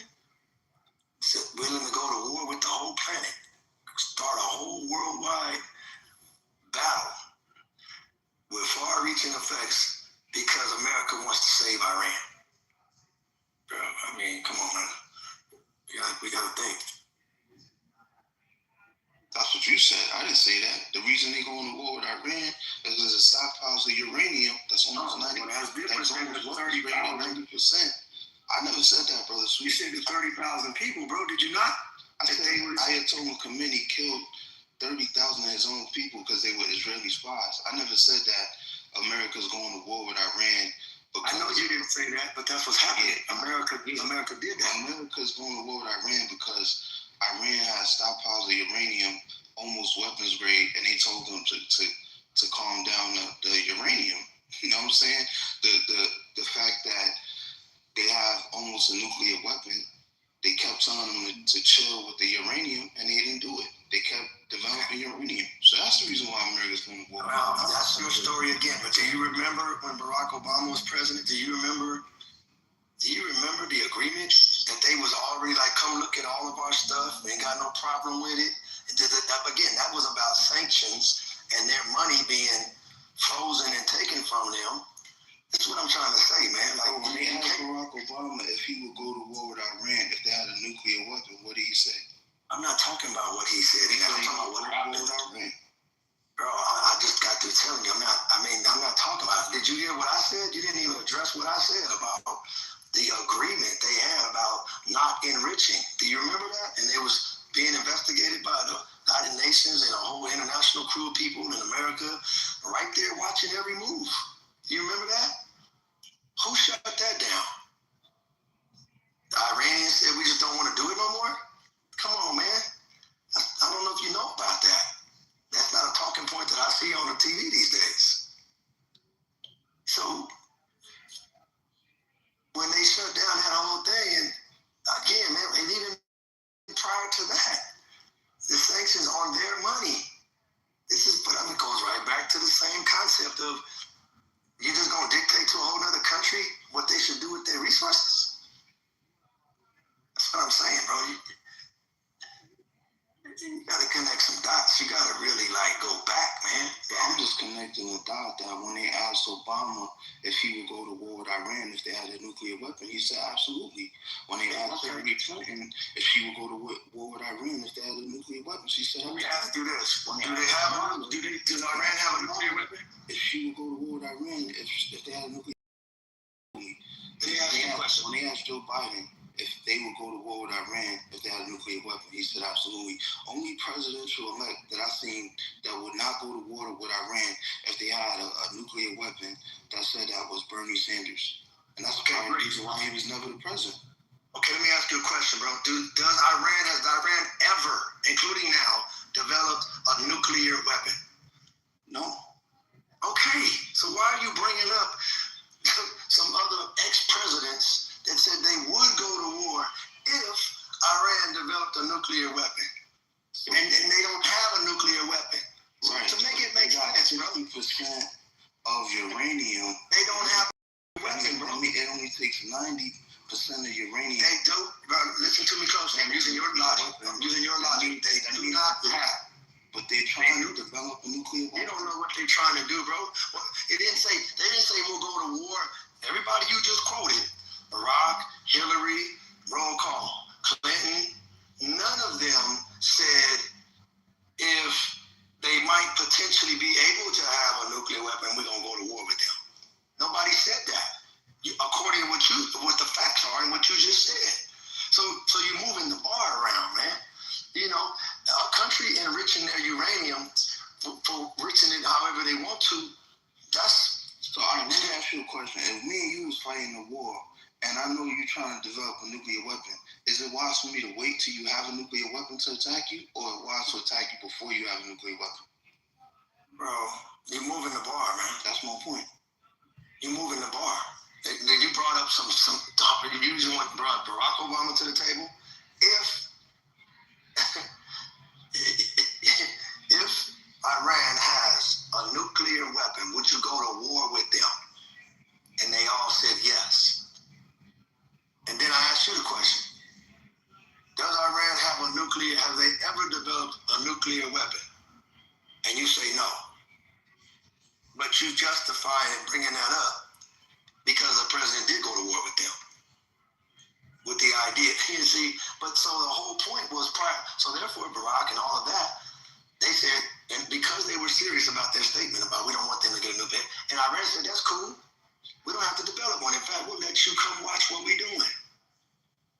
Make that wrong, bro. It's the same excuse we went into Iraq. That's what I'm saying. So again, like I said earlier, so some paranoid person comes along, they don't even have the ability to do that. The people told you off the top, hey man, come in. Like your example with you and I said, okay, tell you what, man, come on and you can bring in all your people to watch what I'm doing over here. And see, and you know, use your satellites, use your this, use your that, whatever you want. Come see what I'm doing. So that you can rest assured I ain't developing no nuclear weapon to come kill you or ain't nobody else. But we enriching this uranium now. And you can come watch. And I'm inviting you in. And then you leave and say, okay, you no longer the president.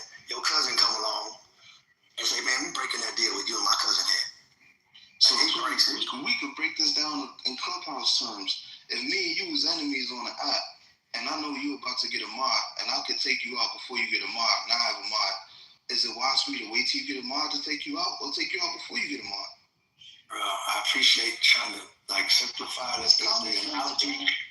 I appreciate you trying to simplify the analogy, bro, but nuclear weapons, when you're talking about Israel and you're talking about the planet and nuclear weapons and World War III, it's a little bit different than a mod badge, bro. And Persian and the history of the whole Middle East and Jesus. And it's very hard to reduce it down to, it makes it easier to kind of talk about. I get that.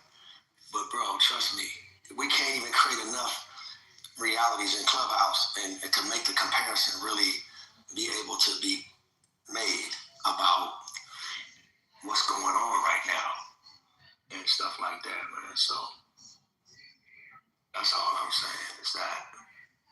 But to think that in any way, shape, or form, all of a sudden America had love for Iran, and that's what the catalyst is. We got to debunk that, number one. Then number two, okay, what's the end game to this? Sending troops over there, making Iran America the 53rd state after Canada? I mean, and then maybe 54th, because now Venezuela's American. They're just going to put in American troops all over the planet. I guess we're going to put them into Russia one day too, I guess. And, I would just say my point, like I said the other night. Just because you take the first swing, don't mean you started the fight. what? That's my point. Bro, I promise you this, bro. We in the barbershop chilling, and I'm kicking it and this and that, whatever you don't like about my shoes, my outfit, and you swing on me, bro. I don't know where you. This is to me the psychosis in the brain. When you start to rationalize, just because I drop a nuclear bomb on you, however many months, not nuclear bomb, sorry, a bomb to mess up all of your, just drop it in your country like this, and brag on how hot and there. And then they didn't even react. I mean, I don't think you're factoring in how much, like, they've been cool. They haven't even been. But now you done took out their supreme leader and this and that. And they're like, okay, it's up now. So, and then to be like, well, America, Israel is the poor ones being run through? Bro, I don't know, man. I guess when you don't have enough data, I guess it's easy to come to these kind of conclusions, man. But I don't know anybody that studies it and understands it and comes to this conclusion that even watching old boy Peretta, Leon Leon Panetta, I think is his name. Used to be United States Secretary of Defense. Used to be, he had another title too. He over here saying, I'm quoting him for the most part in what I'm talking to you about. He's saying like, Trump, what are you doing, man? This ain't some rebel or some American, hating American kind of dude. He's the Secretary of Defense under another administration. Argue with him. Like, you know what I'm saying? Like, what are you doing, man? You keep changing up what this is about. So is he anti-American? Should he just go to a third world country, like was talking about earlier in the room? Like, or you know, if you gonna critique it, America like that, and you don't think it's as wise, or you're trying to understand what's the game plan, so everybody can try to get in alignment. Well, what's the goal here? Is it make sure they don't have no more, missiles, ballistic missiles? Is it to make sure that they don't have any more ability to fight, or is it they must surrender? They got to put out a white flag and say what? Okay, y'all can run us now, like in Japan, or what? They're different. I'm just saying, man, like, they've been watching what's been happening in Iraq and all these other countries all this time. You don't think they was preparing in their mind, like, okay, hey, man, they might try to come after us one day. I mean, and still trying to probably be brother for the other Muslim brothers and stuff, but without setting off this whole thing, man, where it is now. I mean, damn, how long can you just keep poking a bear until they're not supposed to fight back at all? I just say this situation is less about religion and more about war. Because imagine Bernie Sanders is a Jew, right? But if you listen to his conversations about Iran getting a nuclear weapon, he said that he wouldn't go to war with Iran if they got a nuclear weapon, but he would have diplomatic conversations with them about peace. And that's the reason why America didn't make him president. I think because every other president that I named, or potential president, Hillary, Barack, Biden, everyone, they all was in alignment with, if Iran gets a nuclear weapon or anywhere close to a nuclear weapon, they will attack Iran. Even Kamala said that. So I'm saying that he's not in alignment with America's foreign policy. Why are you talking about Bernie Sanders? He's not in alignment. Yeah, he's not. Why is that relevant? Why is Bernie Sanders? He's not in alignment with America's foreign policy on national security. So why is that relevant?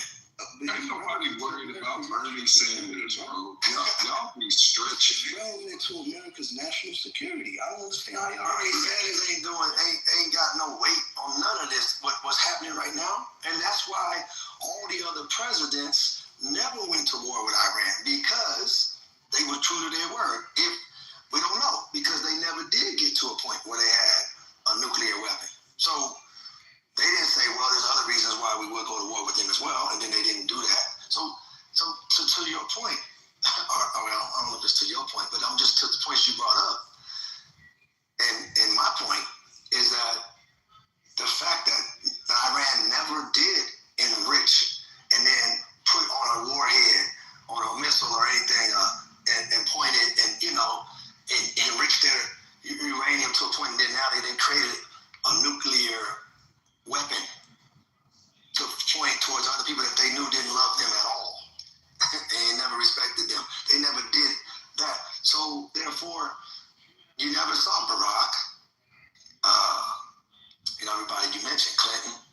You never seen them engage Iran, even though there was talk about Iran was on the list of 7 countries, for sure, over in the Middle East, that it was understood from the United States military, we gotta destabilize, mess up, get up in these countries and just really neutralize them in terms of defending themselves, really.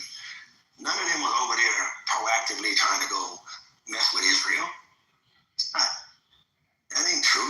That wasn't Muammar Gaddafi's game plan and nothing like that. Libya or Somalia. But nonetheless, they couldn't have their sovereignty. They was just run through, man. So anybody over there understands all of this. and even Saudi Arabia, all of them places, they know the history. They know they've been trying to be diplomatic and have conversation.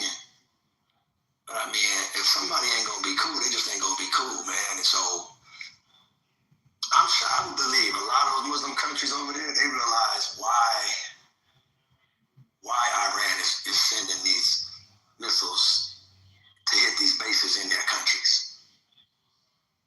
They like, okay. I'm sure they probably, in a part of the country overall, ethos or mindset might be, well, man, why don't you just bow down like we doing and just kind of be cool, let them put a base over there. But Iran is like, nah, man, we ain't been run through like that yet. We're not finna do that. It's gonna be a bigger price. If we have to put military bases from America over here, they're gonna have to earn that. It seems to me, just watching it. And how you gonna tell another man how to fight or not fight for whatever he believes in? That's what I'm looking at. I don't care if it's in the local community, the church, I don't care. Hey, how you gonna tell another person how to fight for their own freedom? I don't know how you do that. I mean, whether I like it or not, I can understand. Shoot, man, somebody come taking your children or some shit, everybody don't react the same way. They think about shit different, man. So, but I don't know how I can get in the position where I'm gonna question why another man gonna keep fighting for his freedom. Hey, I don't know, man. Some folks would rather die than just bow down. I know that much. Death is sweeter to them than. This is the thing I don't get. Like, when I try to explain this, it's not about Trump. Because if you look at all these presidents, they all said the same thing. If Iran gets a nuclear weapon, they're going to attack Iran. Look it up. Obama, Hillary, all of them, bro. Biden, they all said the same thing. What? So how is it about Trump? Get a nuclear bomb? What you say again? If Iran gets anywhere near close to a nuclear weapon. Now you're changing it. Now you're saying get anywhere near. Now you done changed up the whole quote. You see how they do The fact is they got 60% of uranium. They only need 90 to be weapons grade to have a nuclear weapon. So but that's what they need to become weapons grade, but that don't mean they're going to go make a weapon out of that. That's a whole other conversation, man. Well, here's the conversation. They can get one. They don't have to really make it, except they have friends. North Korea can give them one. Russia can give them one. China can give them one. So they do have what you call a hypersonic missile. From last year, 2 years ago, I've known about it. I'm thinking like, well, I know that Russia has hypersonic missiles. I want to get into that. So, yeah, man. So it is what it is, bro. Iran, I told you. And think about it. If they did get nuclear weapons, it would look like North Korea. That's what the country would look like. They have a supreme leader, Anatolia. They would be threatening us and death with America. And the same situation in North Korea right now that we have. That would be Iran if they get nuclear weapons. Hey, Nathan, is North Korea attacking the U.S.? They actually give, here we go again, they actually given Russia immense military sales for the howitzers. Simple question. I appreciate you going around it, but simple question. And North Koreans are actually. All right. Okay. All right. Let me just make a statement then, since you won't play with me. North Korea ain't bombing and doing nothing to nobody. Again, you know what a nuclear weapon causes to happen, which Israel and America doesn't want? It's now you have to talk nice to them like they're a real person. Because they have the ability to do to you what you can do to them, which is destroy your whole country. That forces you to talk nice to some people, whether you like them or not. I think if everybody had nuclear energy, of course, if I don't like you, I don't want you to have nuclear energy. I can threaten you with all kinds of stuff you can't threaten me with, because I got the ability to annihilate you with one drop of a bomb. Depending on how much area I cover, but the point is, it ain't no get back from that. So now you have to talk to some people and negotiate and have a real conversation, because you're not finna just bully nobody. Because Iran is not a part of NATO. Iran is not an ally of the United States or Israel.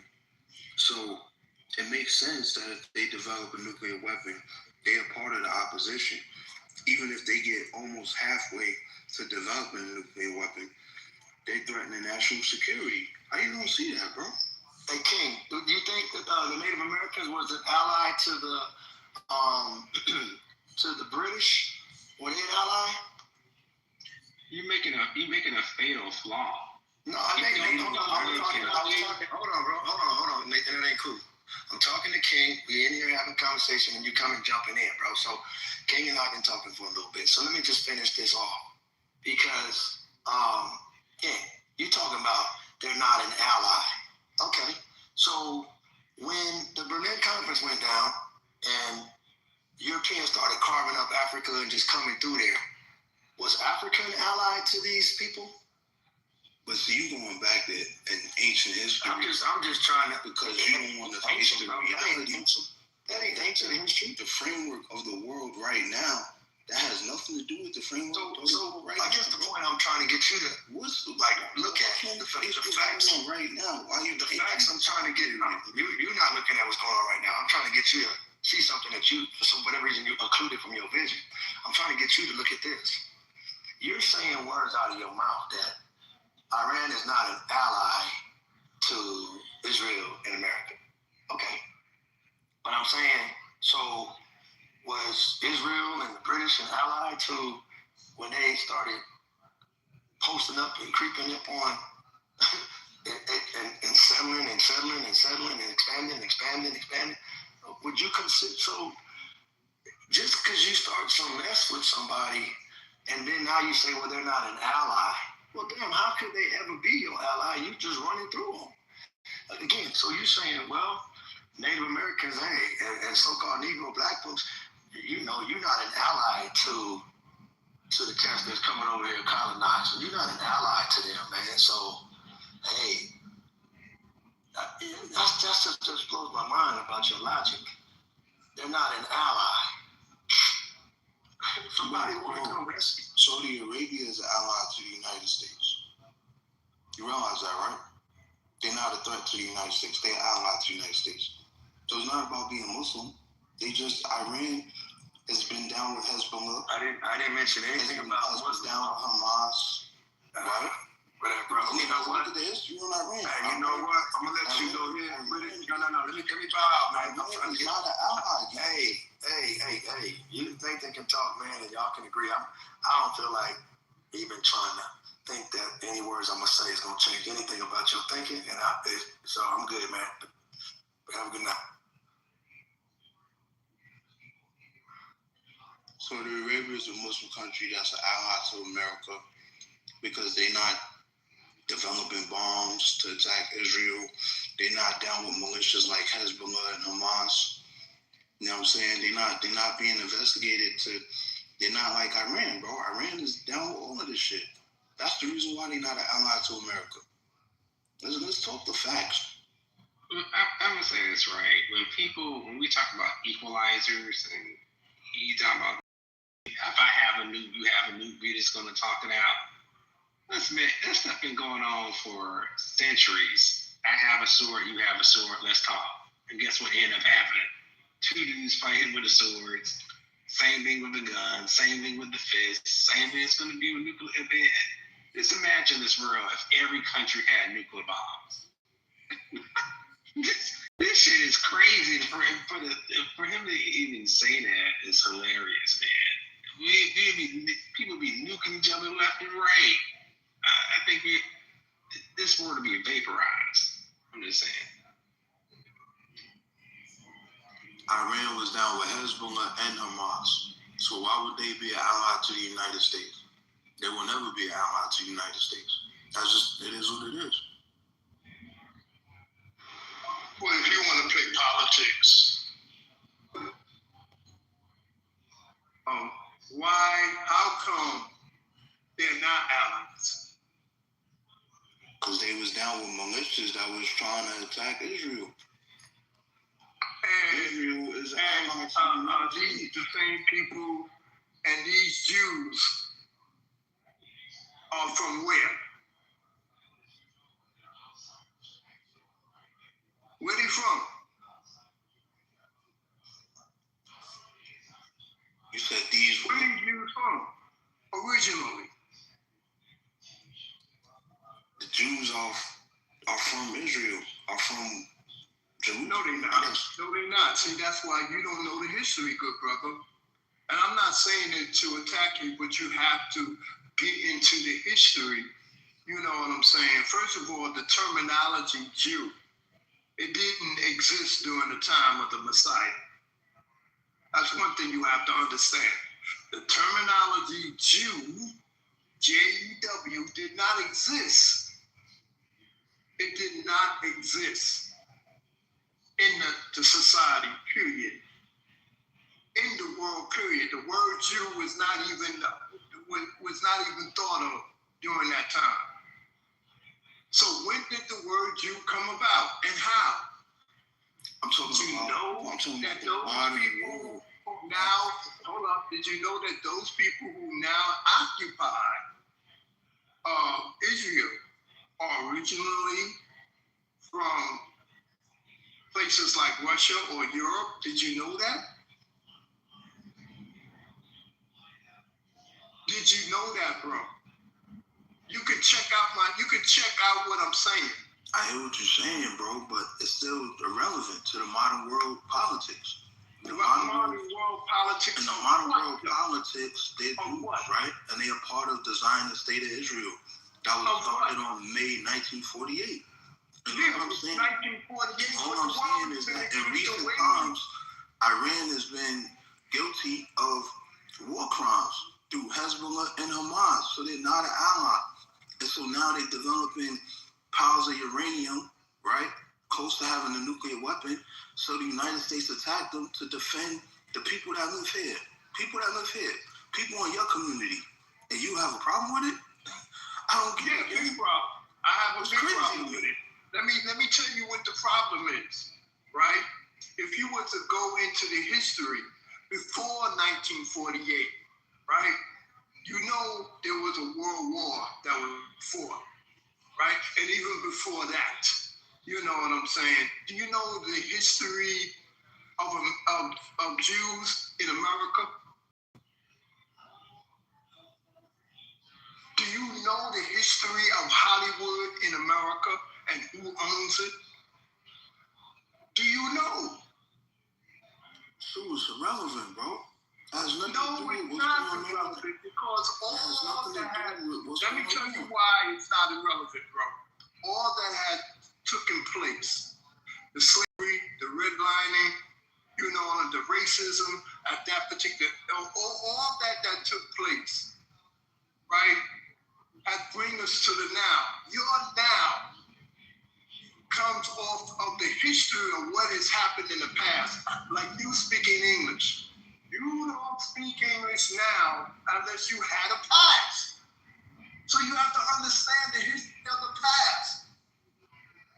I think that if you knew that some of your ancestors, right, some of their children was fed to alligators or they were hung, right, and which nowadays, now you don't care about that. You don't care. All you doing is living your life as an individual. But you don't know how you got to the now that you're living. And you have no idea of what's going to happen in the future. They have plans for you and I. And they're not good.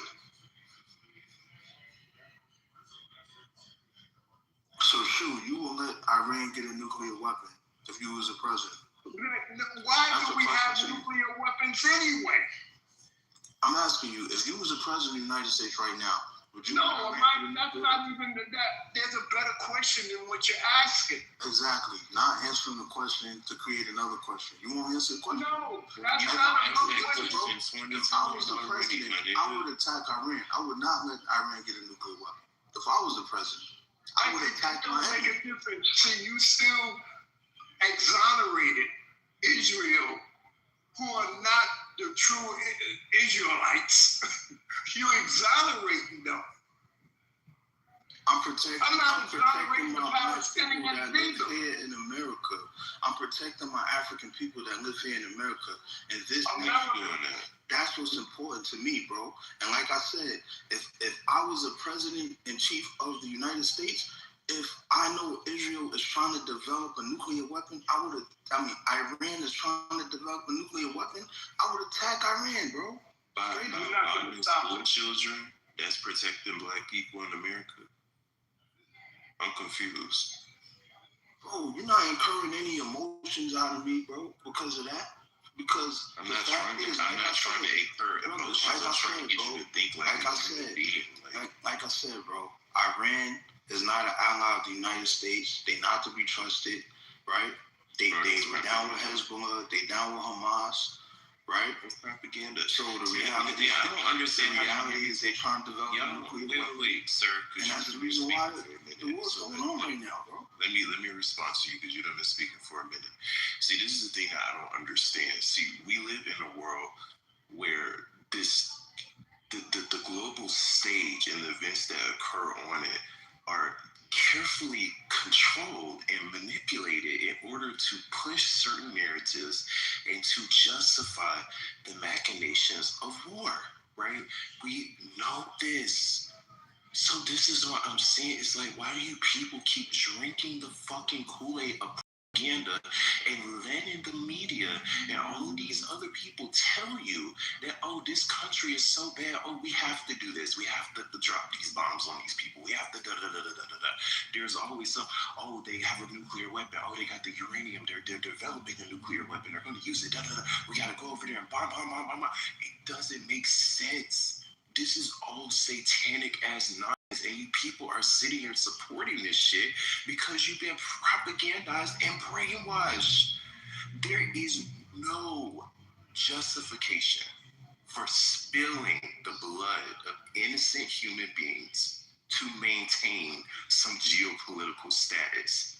It just is ridiculous. It's absurd. And why do we as humans allow this shit to continue? Why do we allow these psychotic ass motherfuckers to destroy every aspect of this beautiful earth? They out here splatting people. They're out here vaporizing people. They are slaughtering them with no dignity, like they're fucking animals. And you people are sitting here supporting this shit? See, this is the thing, you niggas don't have to fuck around and find out. You want to sit here and shake ass for a bloodthirsty institution such as the United States? You think that these motherfuckers are acting in your own interest? Oh, you don't have to sit, wait and see what they got planned for your ass. These are motherfuckers that are in direct liaison with fallen, angelic, extra-dimensional beings, okay? These motherfuckers are acting as puppets for Lucifer. Every single one of them. That's why everything that they do is in furtherance of causing as much death, chaos, and destruction upon this planet Earth as possible. We do not need to be supporting nothing that these motherfuckers do. We need to be doing what we can to shift the paradigm so these motherfuckers do not have as much power and influence and ability to do the crazy ass satanic bullshit that they're fucking doing. These people are complicit in a global child sex trafficking, human trafficking, organ trafficking, gun trafficking, drug trafficking network that they have been orchestrating for the past thousands of years. Where are humans going to wake the fuck up? This entire system and world that we live under conspires against humanity. All they have to do is play with your mind and manipulate the illusion to get you to accept and consent to the bullshit. It's a war against our minds before anything else. They have to propagandize you. They have to plant the seed of chaos to get you to accept the satanic ass bullshit. There is no justification for all of this war. There is no justification for all of this needless slaughter. This is fallen angelic, evil ass bullshit. And if you sit here and you want to shake some ass for these motherfuckers, you gonna get pulled right into the pits of hell right along with them. This shit is not a game. We have to wake the fuck up. He has already been pulled into their game. You know what I'm saying? And I'm not, and you gotta understand where I'm coming from, King. I'm not on the side of Iran. And I'm not on the side of Israel or the American, or America. That's not what's happening. You know what I'm saying? You got a fight between the Hatfields and the McCoys. It has nothing really to do with us. What makes them want to, when they come, if they come to America to bomb, of course we're over here, but they're gonna bomb us because they think that we are for America, which you are. You know what I'm saying? You are supposed to come from out of America and not join in, but you're supposed to come back to your culture of who you are. That's the whole thing. You think they'll control over your mind. They are not only dictating your mind, they're dictating the path of your soul. But because you have no doctrine about your soul and your spirit, because you have no doctrine about who you once were, right? And they have, and this has been going on for centuries, my good brother. The book, The Miseducation of the Negro, was back in the 1930s. We're here in the 2000s. So it's been going on for a long time. Point blank. But they had already fed some of your baby ancestors to alligators. They already have been hanging you. They already have been practicing, you know what I'm saying, racism and redline for a long, long time. Why you look into all the black cities that once was, you know what I'm saying, and how many of those cities they came and destroyed. When you look at their history, right, now you sitting there saying, that was back then, that's irrelevant, then you don't understand how you got to that point, and now you're wearing the hat, their hat. You become like them. And that's why you're hollering, "We America," because you have become like them. Point blank. Anytime a black man knows about geopolitics, he's a white supremacist and he's a Yes, he is. Because crazy, bro. let me tell you. Let me ask you. Some Gen X or some baby brother generations when it comes to knowledge of self and black power. I don't know where I'm from.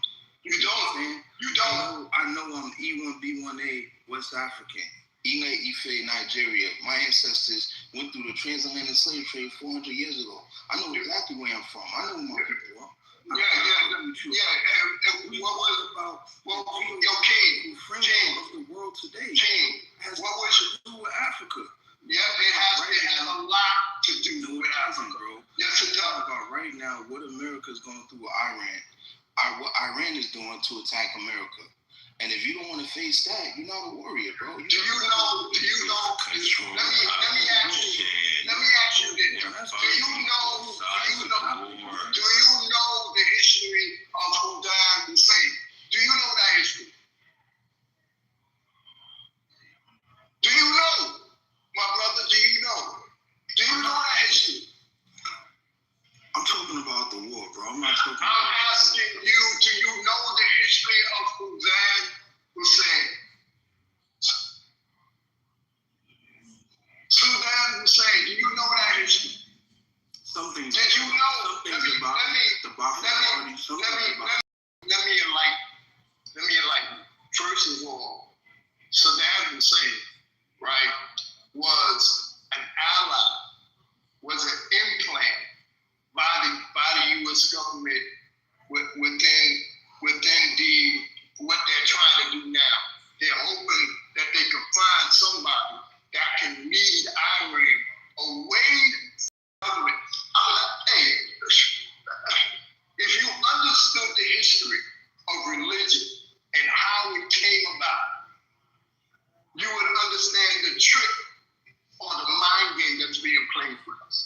But Saddam Hussein eventually got so big, you know what I'm saying, that they had to kill him. Point blank, they had to kill him. Because these men, whether they're Arab, Caucasian Arabs, I call them Caucasian Arabs, or just Jewish Caucasians, you know what I'm saying? These tribes of people, because they all Caucasians, but they represent different tribes, are going back and forth between themselves. It has nothing to do with you, the black man. Has nothing. When you're not in their rooms when they talk. You're not. Unless you have sold your soul to them, you're not in their room. And the only reason why you have some type of an attachment to them is only in reference to the building blocks to what you have accepted and what you have become. It's not indicative of who you really are and your purpose of God. You don't come, the most silliest thing is to believe that man and woman was created to find their purpose. There is no, that is when you're on the wrong path. You was created for a purpose and a cause, not to find a purpose, not to find a cause. But you can't hear what I'm saying. And so you are lost in the shuffle because you think they represent what you have become. And what you have become what they're doing is on a whole nother total level. Point blank. I don't care if you say you're from West Africa or whatever the case may be. They came into Africa too. Got you worshiping a white Jesus. A God that don't look like you. You worship white Jesus? I don't worship white Jesus. No, you don't have no religion. But I ask you, it's a society because in their courts they have a big sign that says in God we trust. Do you think the laws of the land is God's law or man's law? Can you answer that question?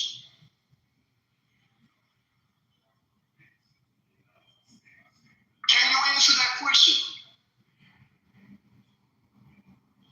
The law of the land should be an extension of God's will. But it has nothing. It has nothing. Because when you go into court and put your hand on the Bible, right? You know what I'm saying? And they talk about God we trust, but then they are allowed to kill you. When it says in the book that they gave us, thou shalt not kill, and vengeance is mine, says the Lord. What are they doing? Under the Creator's law. You're living under the laws of man. Why do you think some of our women get so disrespected and then we have arguments, gender arguments between one another? Because it's being led by men. Point blank.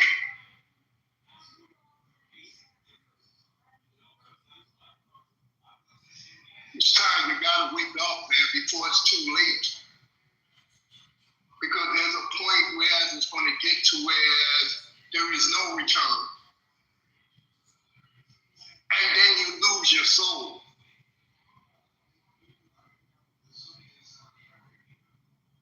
Point blank. You think you need to wear their hat? Because that's all it is. Alignment with Israel and the U.S. is just wearing their hat.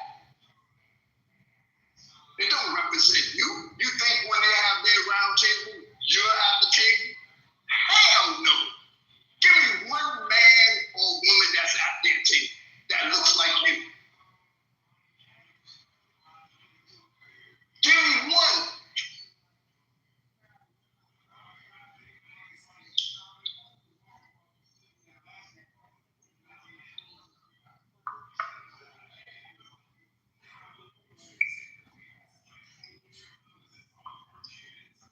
What are you asking for?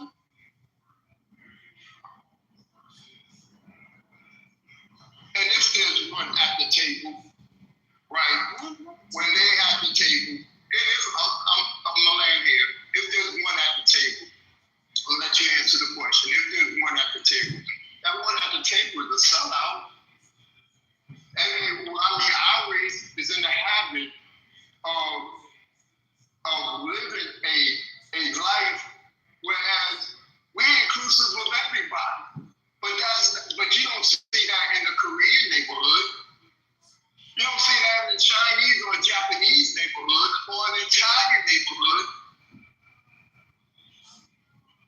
We say represent who they are. If they are Italian American, you know they're gonna fly the Italian flag. If it's German American, you know they're gonna fly the German flag. When it comes down to black people, whose flag are you flying? Whose flag? If they French American, whose flag are you flying? Can you land your plane, sir? Okay.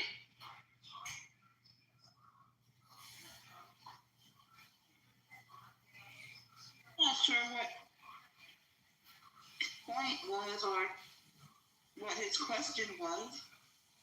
I was trying to ask a question. Whose flag, right? If you get, whose flag are you flying? What difference does it make? It makes a big difference because it shows where you're at from a historical standpoint.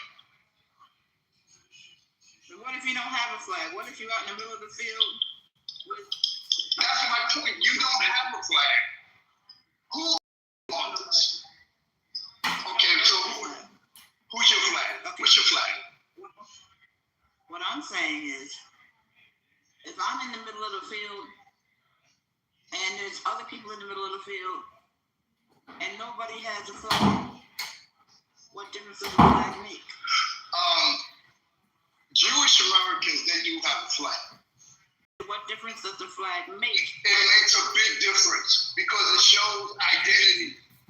It shows a certain nationality. To what? To where they from. If I take up a flag from where somebody else is from, does that make me better? No, it doesn't make you better. It makes you know who you are. No, it doesn't. It absolutely does not. Why it doesn't? Because a flag is just a flag. No, that is not true, since a flag is just a flag. Why do you make flags? I don't know. See, but that's the whole point. So I've been speaking on a flag if you don't know why they make flags. And because I'm going to show you why you don't need to make a flag. Wait. Why are we sitting here talking about flags? We're talking about the war. Like, the conversation just got to be Yeah, well, I'm sorry that the concept. I'm sorry that the concept of flags got in there like that. But go ahead, Marcella. Go ahead. I'm Marcella. My point is, we take up allegiance based on a piece of material and pledge our allegiance to that piece of material. Meaning, if I'm in another country and I grow up there, but the place where I was born has a different color flag than the place where I've grown up. Now I have to figure out whether I'm going to pledge allegiance to their material or the material in the place where I grew up. It's a piece of material. It's got a design on it. Go ahead. Minutes. It's a piece of material, fabric, with a design on it. And because I live in a certain place, I'm supposed to wave it around in the air as if this means something more than the one that they're waving in the air. They're both pieces of material. People put emphasis on this. They put a meaning to this piece of material. And then they literally make laws over this piece of material. You can't let it touch the ground. You can't let anybody burn it. You can't let anybody walk on it. You have to bury it this way. You have to fold it that way. It's a piece of material. And it means absolutely nothing but what emphasis people put on it.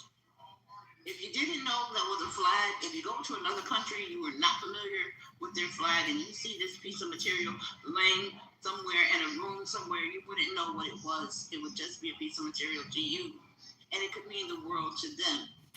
But basically what I'm saying is, why did we put so much emphasis on a piece of material? To mean that this is where we're from and this is what we celebrate.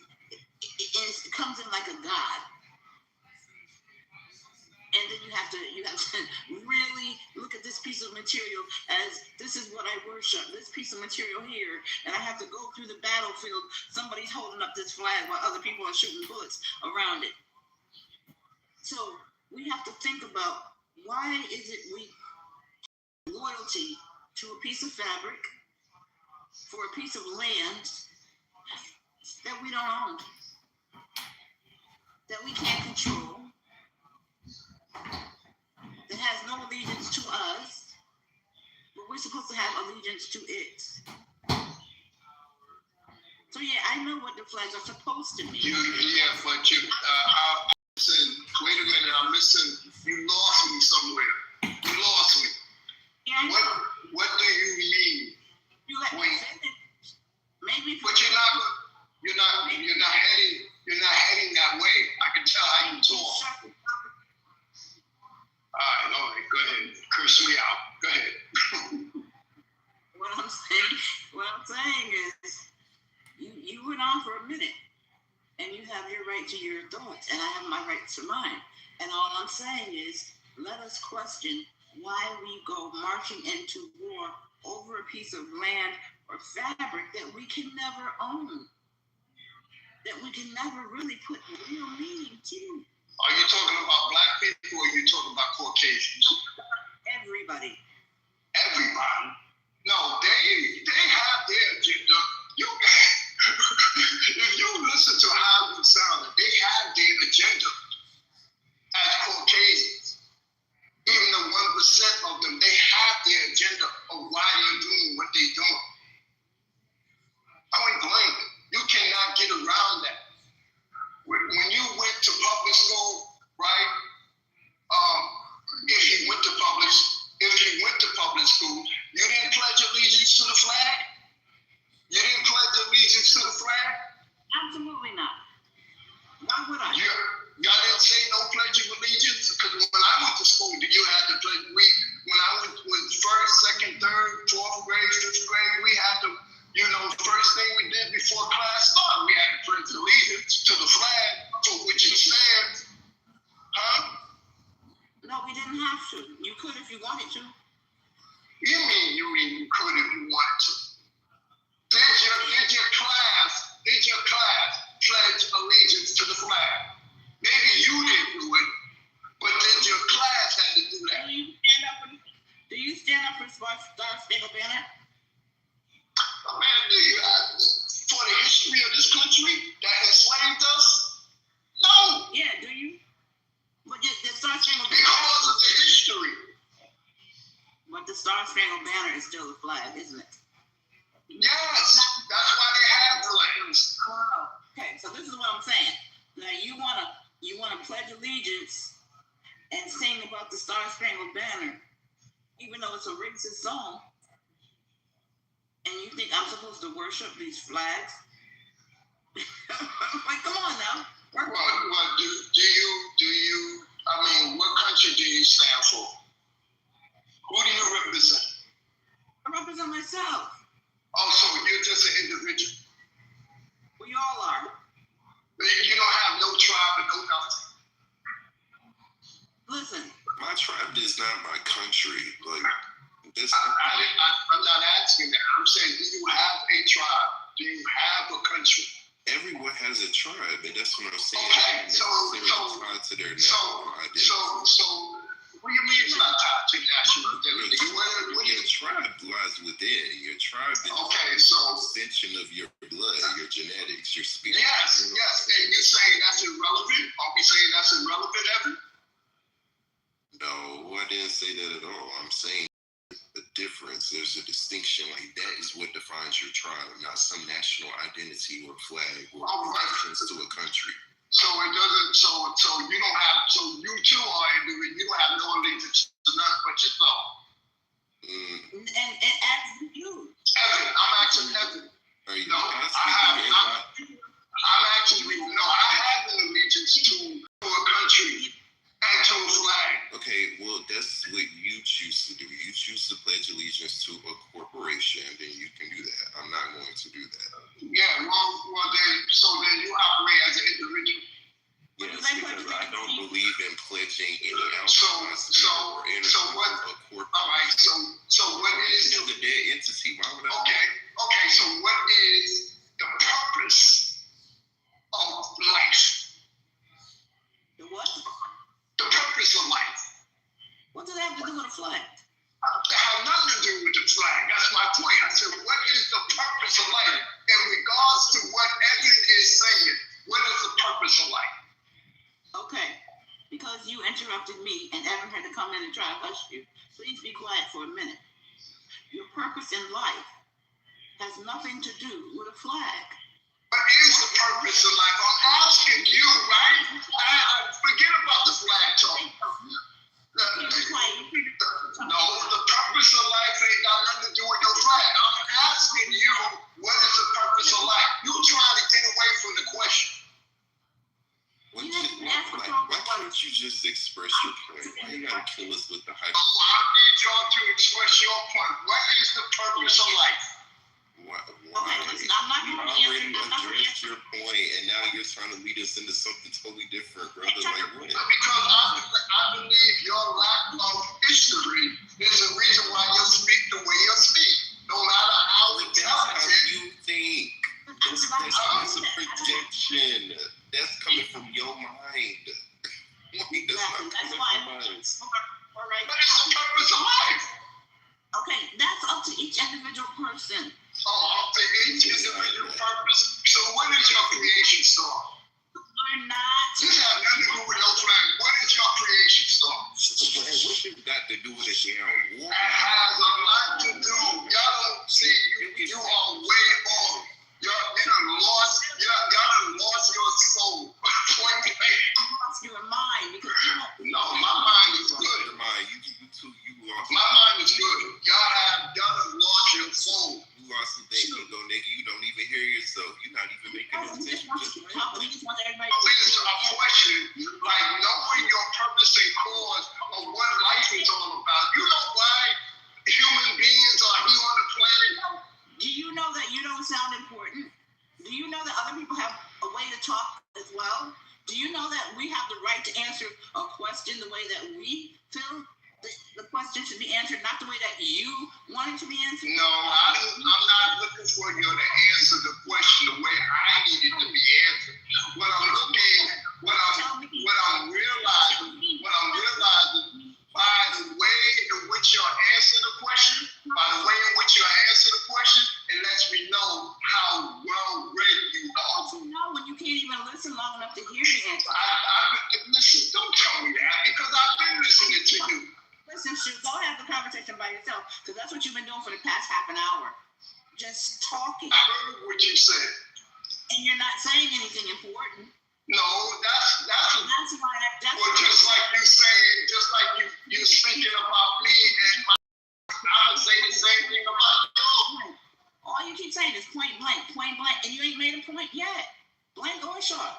What I'm saying is that there is a purpose in the cause for why humans exist on the planet. Okay, what is it? The purpose is for us to live our lifespan here the best way in the culture that was given to us, because we were implanted here, and then to return back our souls back to where it came from. Okay, that's your answer. Thank you. Okay, good. Okay. Now you answer the question. let me answer and don't talk. In my world, people come with something we could call a purpose. And we often get sidetracked by cultural things, such as flags and wars and rumors of wars and what side we should be on. And we forget that our purpose in life may have been for us to come and keep wars from happening. But because we wear a different type of cloth, speak a different language, walk a different way, people want to go to war about that. Because some people feel that you should be Muslim. Some people feel that you should be Jew. Some people feel that you should be Christian or Catholic or Satanic. And because of these different ways that people think your culture or your religion should be, it creates wars. Because they have this part of the land is served under this flag, and these people all do this.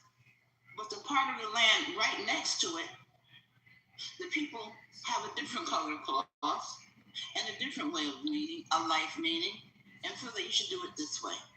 And because they can't agree, they decide they have to fight. And we get caught up in trying to fight one another, thinking the one or the other is more right than the last, instead of sticking to the purpose for which we come, which was to keep peace or to start peace or to start war if that's what they came to do. Just the fact is we don't let people live out their way of being. We always want to try and prove the other one wrong instead of saying, well, what's it like to live your way? Can I live your way and my way? Can we let each other just live alongside of one another? Do we have to kill the person because they don't think that we should live because we don't think the way they think? These are questions that we need to be looking at right now. And what does leadership look like in a situation of warring factors based on whether one is Muslim or Jew or Christian? Why is this happening? Why are we going to kill people that had nothing to do with this argument? Because they serve a different flag or a different God. So if we're not even asking those kinds of questions, there's no points to be made that if we think the only way to solve it is to kill, then we haven't solved anything at all. And we're being very barbaric and very old-fashioned, because in the age of AI, I'm sure we can come up with an answer to how to go forward without killing one another. Is that right? So you took how many minutes? I didn't near about taking as long as you, but it's okay. Hey, you've been talking for the past 45 minutes. Stop it, Evan. Stop it, Evan. It's your, no. She asked me a question, and I answered it. Now it's your turn, and I will go on mute. Go ahead, Evan. Answer the question. What's the purpose of cause of life? Because I ain't hear nothing in what she said that really. I'm sitting here listening to you, good sister. Didn't hear anything I said. I heard everything you said. But you talked about a flag and this, that, and the other, and about war. You're not in a seat or power where you can stop wars from happening. Point blank, I heard what you said. Come on, stop that. I try to make sure that I make it believe that I don't know what you're talking about. I know what you're talking about. But you know nothing about what is the purpose and cause of what life is all about. Now Evan's turn. And I'm gonna go on mute. Come on, Evan. If I answer this question, are you gonna drop this, or are you just gonna pull us into a whole nother topic, a whole nother question that we got? Brother, I'm not gonna interfere with what you're saying. What is the purpose and cause of what life is all about? Okay, so my understanding of what life is about. This is just an experience. It's not inherently good or bad. We all carry an eternal spirit that has a direct cord, like an umbilical cord, a connection to that central source that we all emerge from, aka God, spirit, whatever you want to call it. Right? And we're here within this universal system again to experience. So basically what's happened here is, this reality system has been infiltrated by fallen angelic beings. They've done things to this planetary field and the atmosphere. They've done things to the human genome. They've done things to the fabric of how we perceive and interact with this reality. It just has been thrown and things are not, they don't operate how they're supposed to in accordance with God's image here in this reality system. Things are supposed to live eternally. We're supposed to have a certain level of awareness of self, of our multidimensional self, because humans are multidimensional beings. This is how we are able to dream. This is how we're able to reincarnate. This is how we're able to do things that are not necessarily expressed through the physical realm. So it's just to say that, we speak on the tribe, everything is an extension of God. You know what I'm saying? Like everything lies within the womb of God. So your true tribe, it lies within, because ultimately what determines the purpose of life and the experiences that we have is it's the lens that we're observing them through. You know what I'm saying? It's our perception and how we quantify these experiences that's what assigns the purpose and the meaning to it. You know what I'm saying? But inherently, this is just a place to come and experience. So it's just to say that, we have free will. We're given free will to decide, what type of experiences we'll have, what type of paths, what type of journey that we'll follow. And, we're expected to use that free will in ways that lead us back to spirit. You see what I'm saying? Now, the issue is, like I was saying, because we feel got, infiltrated by the fallen angelics, basically what they're able to do is just they're able to play with people's minds. They're able to play with your spirit. They're able to interface into people's minds through their shadow bodies and their egos, and they're able to just basically put people's minds and spirits in a box, right? It's a condition of a limited perspective, right? So when people are operating from a limited perspective, they think in limited terms and they act in limited terms. You see what I'm saying?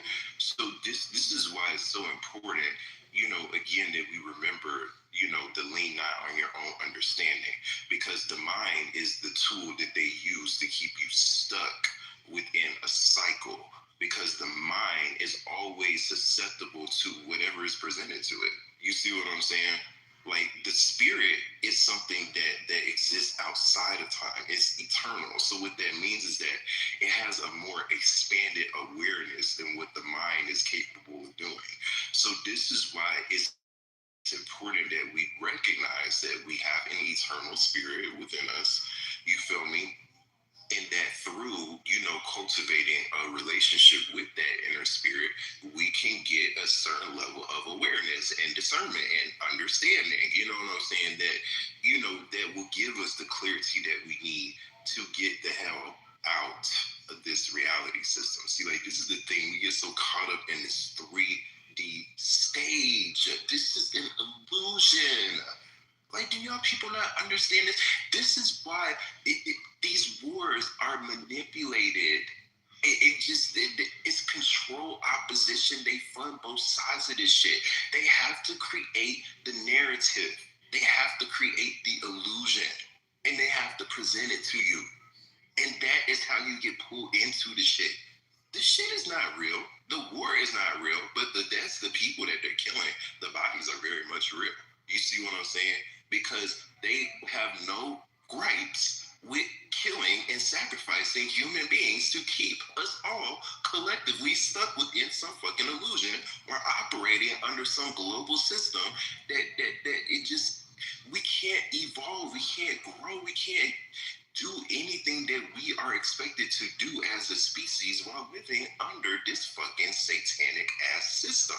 Like this is just the root of the issue. As long as the satanic bloodlines, as long as these Venetian bloodlines, the papal bloodlines, you know, it just like as long as these fallen angelic hybridized as motherfuckers are still here on this planet, the bullshit is not going to stop. There's always going to be war. There's always going to be chaos. There's always going to be conflict. There's always going to be some satanic ritual abuse that's being inflicted upon the masses. And we have to wake the fuck up, because ultimately we have free will. See, this is the thing that we as humans, we just forget, right? Is that we have the highest form of leverage on this planet. None of the shit that they do can work without us. Everything that they do is off of our input. It's off of the physical, the tangible and non-tangible energy that they harvest from us just by us existing here under their system. So what that means is that once we start to expand our perspectives and start to remember who we are, remember where our true power lies, and remember what reality in life is supposed to be, right? Then we can start doing what's necessary to plant the seeds for that reality to come about. The longer that we're still sitting here stuck on stupid and sitting here thinking that these fucking agents of Lucifer are going to do anything other than what they've been doing, which is causing chaos across every corner of the earth, the longer we're going to be stuck within a fucking illusion. And let me tell y'all something, right? Because, see, this is the thing. Guess what? With all of this chaos and stuff that's been going on, our motherfucking president and passed 6G into legislation, right?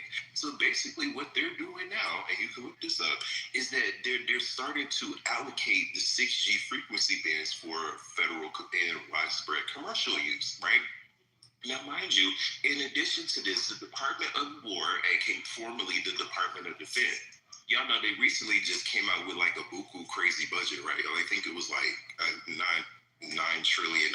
The number keeps shifting, but it's somewhere in the trillions with a T of dollars, right? So one thing that they had mentioned on that budget plan was for the dispersion of smart dust, right? So what is smart dust? So smart dust is basically atmospheric compounds, right, that they spray in the sky. And smart dust contain a swath of different compounds, like different heavy metals and viruses, bacteria, and things of that nature. But the main thing that it carries is quantum dot sensors, right? Can I answer your question you put in the chat? The stockpiles of uranium at 60. Wait, pause. That Iran has developed is the answer, and it's also efficient to say that it'll only take them 2 weeks to have. You heard me talking, and then you just randomly interrupted, which will make them have to 2 weeks. So could that response have waited until after I landed my plane, or did you have to interject right in that moment to tell me that?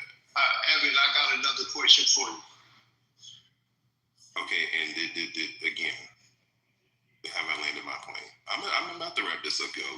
Let's just give me a moment, right? Because I'm trying to paint a picture for y'all, so y'all can stop just being so stuck in this third-dimensional line of thinking.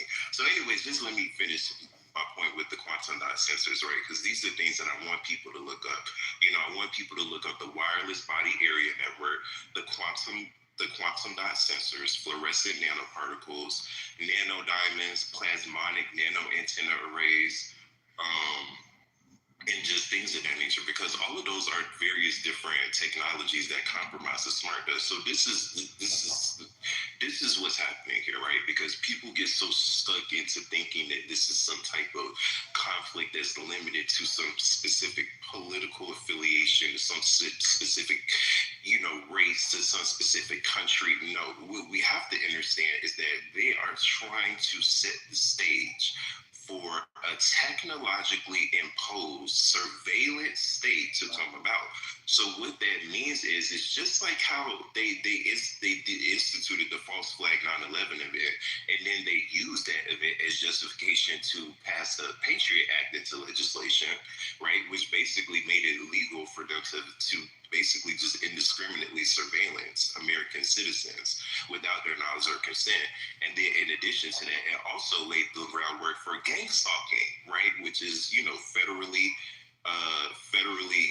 instituted organized stalking against American citizens. It was also, a part of the legislation that allowed them to be able to start doing that. So basically, they're just they're orchestrating another false flag scenario with this Iran conflict. The same thing that they did with the October 7th incident with the invasion of Israel.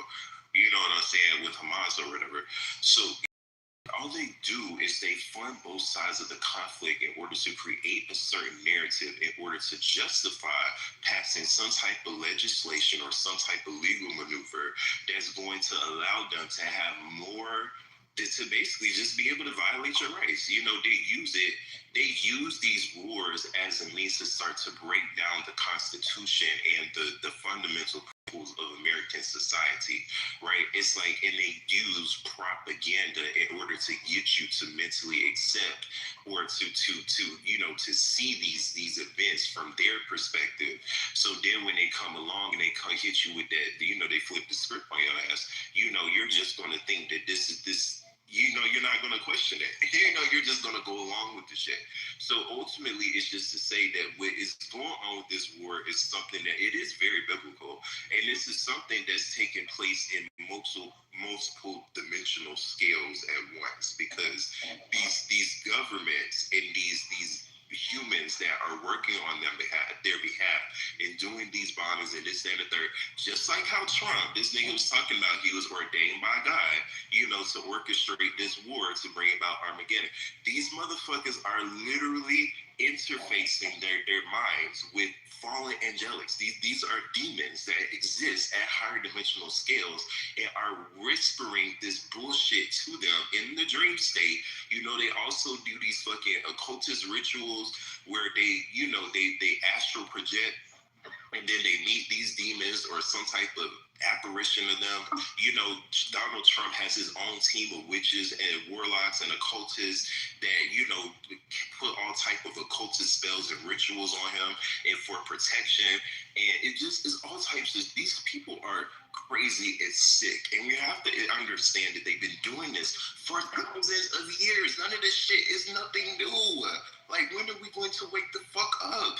Every single fall or every single civilization throughout the course of human history that was recorded in history and not recorded in history was because of these fallen angelics infiltrating the minds and the spirits of human beings and using that chaotic influence to diverge them from the path of spirit. Okay, and you also have to remember these motherfuckers, they done came down here and they done genetically spliced themselves with the human genome. So what that means is that you have a lot of these motherfuckers, these politicians, they may look human on the exterior. Yeah, they got 2 eyes, they got 2 arms, 2 legs, the regular standard human features. But the spirit, the essence that powers that vessel is not human at all. It did not emerge from the same source that we did, okay? So you don't want the answer to your question, right? You just want to talk about, other dimensions and angelic spirits. Do you want the answer to your question? Because I have the answer right here, bro. The answer that's after I asked my question. Forever. I have one more question that I want to ask, because he's rambling. He's rambling on. I think you need to wake up. National. Listen, stop finding enough uranium to reach 60% of weapons grade potential is considered to be a serious national security threat, because it shortens the breakout time to a weapon and could alter the balance of power in the Middle East. And it said from 60 to 90, which is weapons grade of uranium, it only takes a few days to weeks for them to have had a nuclear weapon. That's the answer to your question. Yeah, I read your answer in the chat, my good brother. So don't think that I'm ignoring you. My question to you, Evan, is this. You said that we have to wake up and we have to remember. In order for us to remember, that means that there had to be, if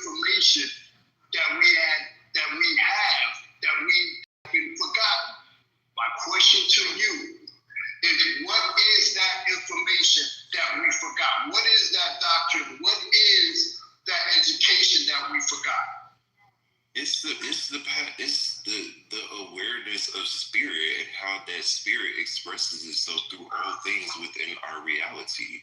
You know what I'm saying? It's just like, this is the thing. There's no separation between God and anything within all of creation. Like, it's the same. So like, that's what I'm saying. The essence that we forgot, and it's not just something that we forgot with our minds. Like, it's just something like our DNA. We don't even have the biological capability. Well, most people don't. Some people do, but most people don't even have the biological capability to think and to remember that, to, you know, not just to understand that concept, but to feel it and to know that it's true. You know what I'm saying? Like, it's again, like, it just, things are just different here within this reality system, you know, and it's just like all of these things that we think are natural, like death is natural and like these things don't exist within an eternal reality system. And the eternal reality system, mind you, there's a whole lot of them, but there's one in particular that we directly emerge from, right? That we need to do what's necessary to get back to. That's when things will just start making more sense. That's when we'll remember. We'll have the full awareness necessary to know the inner spirit that comprises all things and how we are directly connected to it. It's a mindset. It's an internal state of beingness that has to shift and has to expand. Like, that's why people they buck at these type of concepts, because they just are suffering from a limited perspective. It's like, I don't even get upset when I get pushback on this shit. I do get a little frustrated, but it's just, you have to understand, it's like humans carry a genetic distortion that directly expresses itself through their psychological, cognitive, physiological, and sensory functions.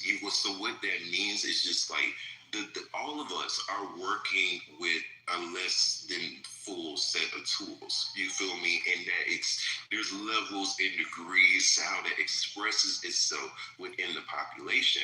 Some people are a little bit naturally more awake than others, but it just is what it is. We're all, you know, amnesiac to some degree. None of us have the full awareness or remembrance of who we are, our true identity, and just what this all is. We're supposed to have that, but we don't have it anymore.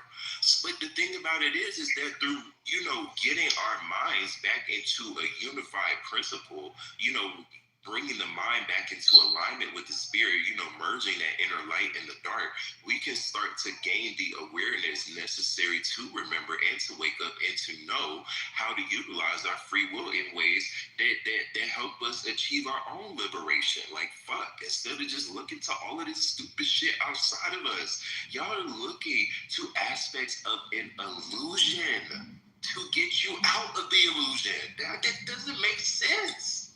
The only way that you can get out of the illusion is through remembering. That's it. That was my question, Evan, but that was my question. What is it, right, that we have to remember in regards to the spiritual and how we ought to be? Oh, and what is the culture? What? No, I'm letting him answer. Because he's been going on. Listen, I already know. The only reason why I'm bringing up a point. If you already know, why you ask the question? Because it's to let him know, right, that He's just you have the stage on. No, but he hasn't. And I don't think you and Uma, I don't think you know neither. I'm gonna give you a chance to answer that question too. Because all the women know the womb law. Do you know about the womb law? But ask your question again. Ask the whole room. Ask as human, not. Okay. Well, the original question is, what is the purpose and cause for why we even exist? The first man, the first woman. Why do we even exist on this planet? Point blank. Now, he mentions about beings, right, that comes with a doctrine. Mm-hmm. And that's true. They do come with a doctrine. But you know what that doctrine is. I'm asking him, what do we have to remember? Because that means we have to remember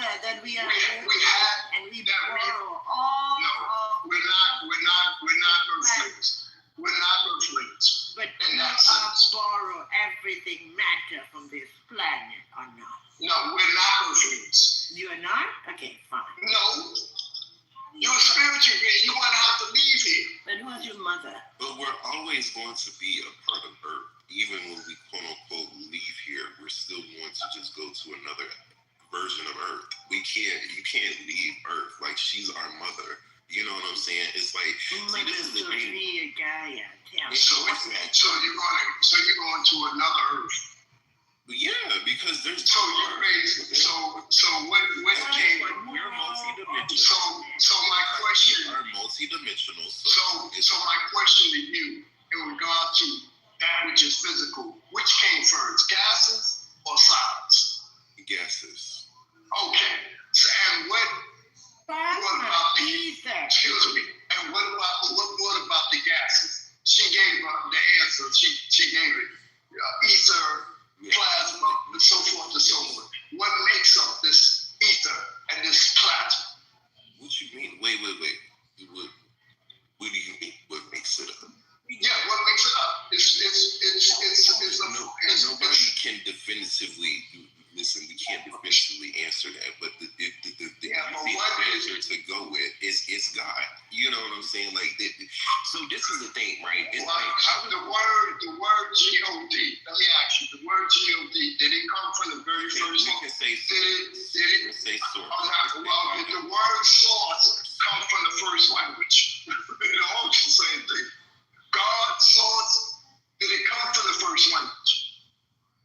No, but you know what? Okay, so do you recognize? Okay, Evan, do you recognize that when we first came to the earth, that the first language that we get would be the language of Anunnaki. And the original language was not. What language is that? Okay, wait. No. What language is that you just said? It's a language like in sound frequency.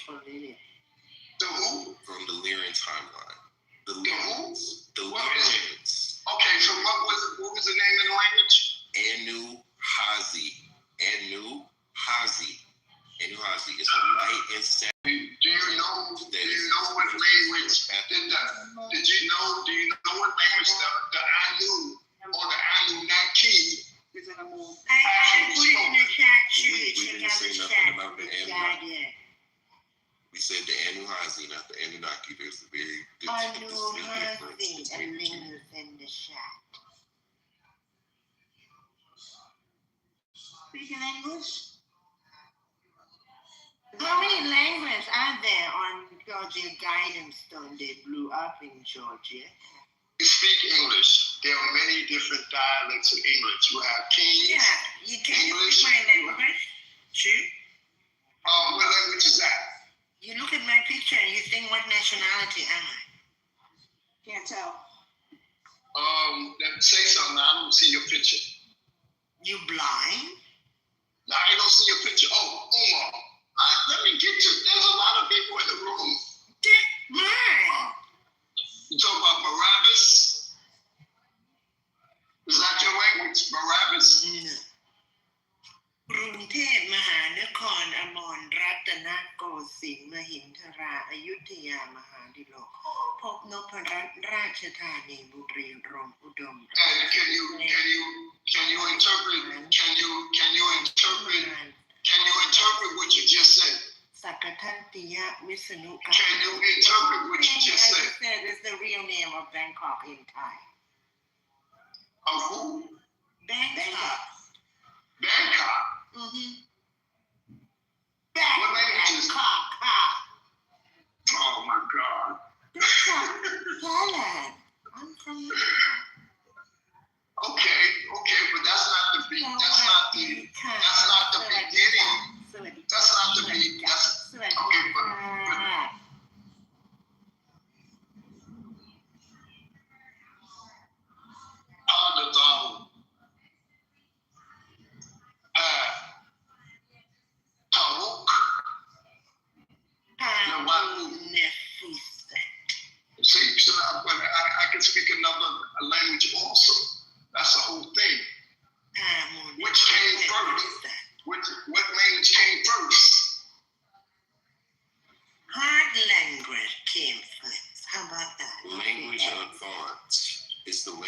thought. Well, language is going to, thoughts are going to be in the language.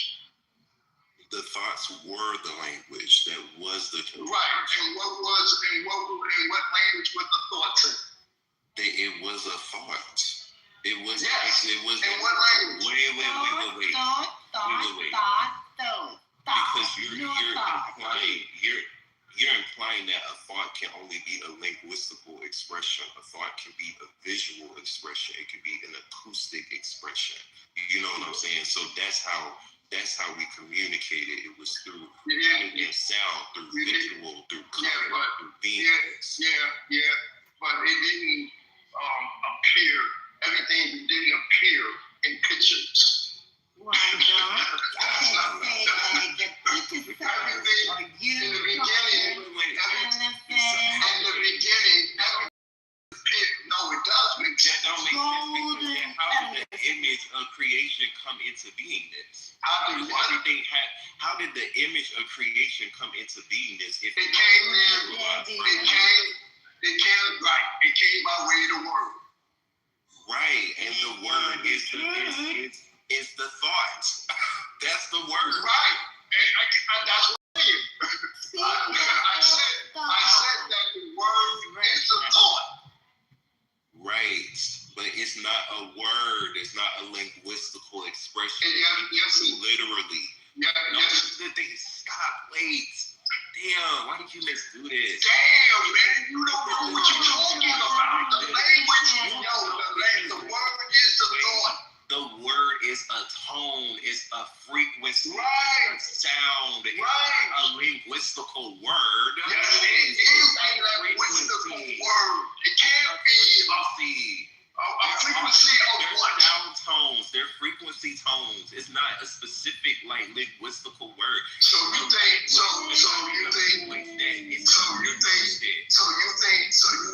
that language is not a gas? Huh? You just said that gas came first. You think that language is not a gas? You keep shifting the goalposts. No, I didn't shift the goalposts. I just stumped you. You did it. You stumped me because you're asking me dumb, redundant questions. It's not. Just doesn't mean that you got them. And most of the time it means because you just said some dumbass shit, and I'm sitting here trying to process what the fuck you just said. Okay. You didn't say anything about the word being a gas. Okay. So what? No, but it is a gas. Let me say. It's a frequency. It's 30. Yes, it is. I didn't say it was a frequency. I didn't say it wasn't, bro. Bro, I did not say it wasn't. I didn't say it was. I didn't say it wasn't, bro.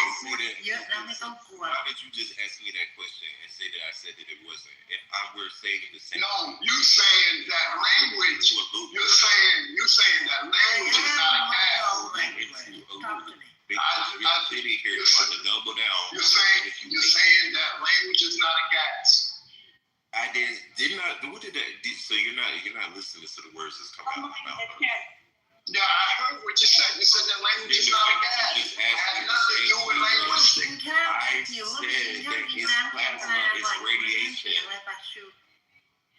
You're only thinking of physical, my brother. That's all you're thinking of. I'm just gonna go on. Brother, just check that. This nigga get on my nerves, bro. Like, you say here. Well, that's because you don't have no tolerance. Get out mind trip. No, you don't have no tolerance. I don't have tolerance. That's right. So how the hell you want? So how in the world you want? So how in the world do you want a higher frequency? How do you want a higher frequency? You're not, because you can't tolerate it. That's how you feel, sir. That's no, bro.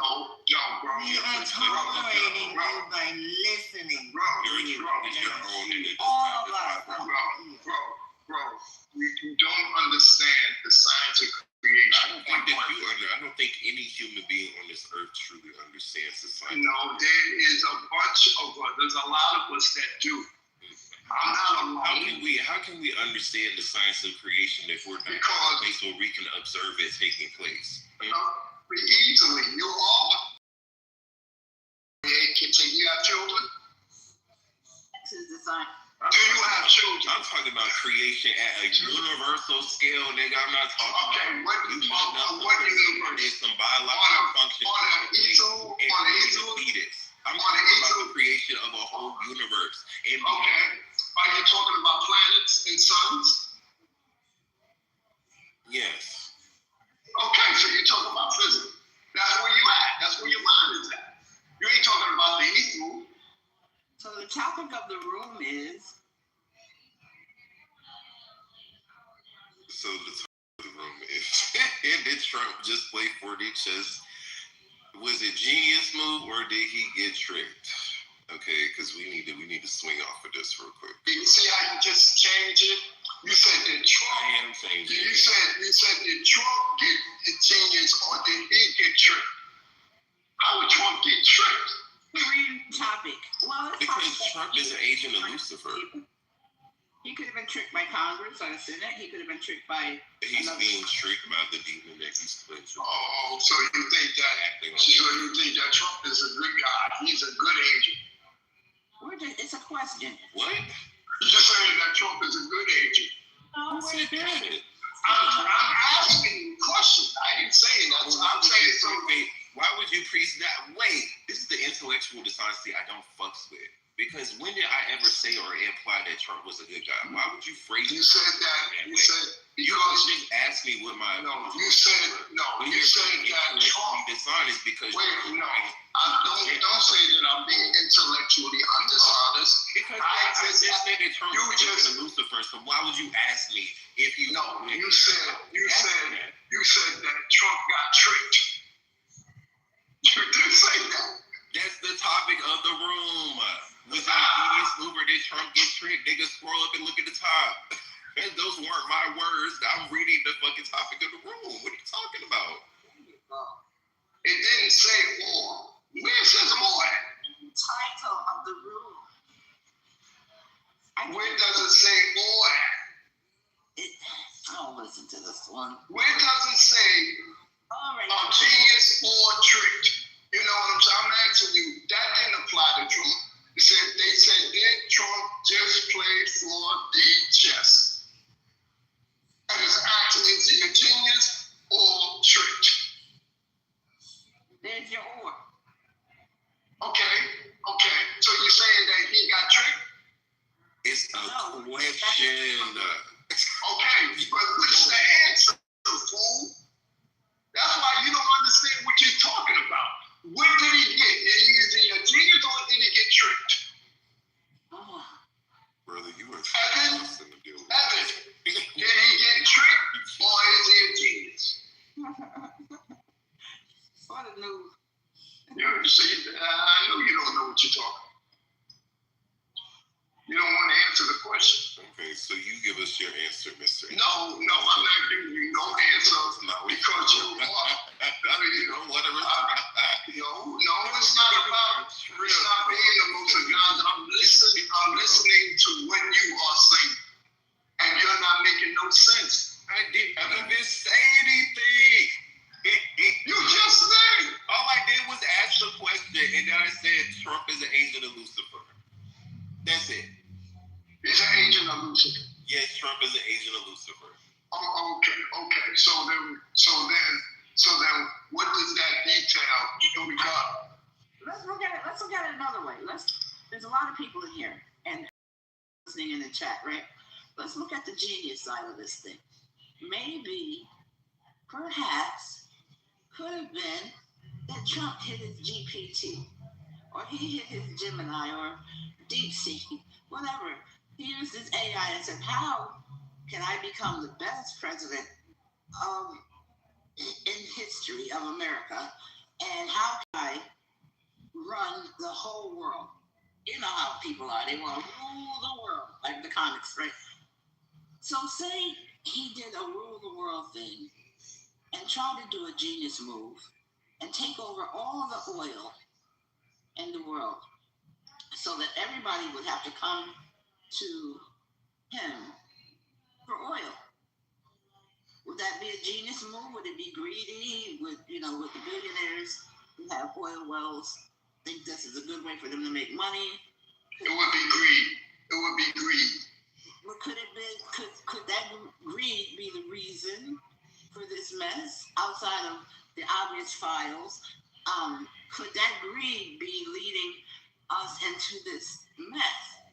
Because the oil prices will go up if they. And which they have. They have. We have enough oil in reserve that they couldn't possibly need to go up immediately. Okay, we haven't even touched our own reserves in America. Exactly. They have one on. Okay, they got a whole tanker from Venezuela, which I understand can't be used the way that it is, and they need some crude oil or something like that. I don't know how the oil thing works, but whatever they need, I think they have it in Iran or in the Strait of Hormuz, where all those ships are waiting to be deployed to get to their location. So was this a good move? So now all the countries need to come and get oil from us and have to make deals that include tariffs that, would make it easy for us to get through all these waterways that we need to get to and around to get our supplies. So was that a good move? Could that be it? We're in trouble. You think that the U.S. is going to take over Iran? I didn't say that. I asked a question. I didn't say that you said that. See, that's why you're not listening. But look at how you phrase Oh my God. You phrase the question like that's something that somebody said, but that's nothing that. No, I put it. I know. You don't phrase an open-ended question. You present the question from an angle, that nobody presented but you. You see what I'm saying? That's the intellectual dishonesty we talk about. That's not where my question was coming from. I asked her, do you think that they're going to take over Iran? How else I'm going to phrase it? Okay, so why would you think that I think that? I didn't say. I said it was a question. Okay, so I don't understand how that question came into play. What was your thought process that made that question come up? Because you said that Trump is looking to take over the world. So that way everybody, hold up, let me finish. That way everybody has to come to him.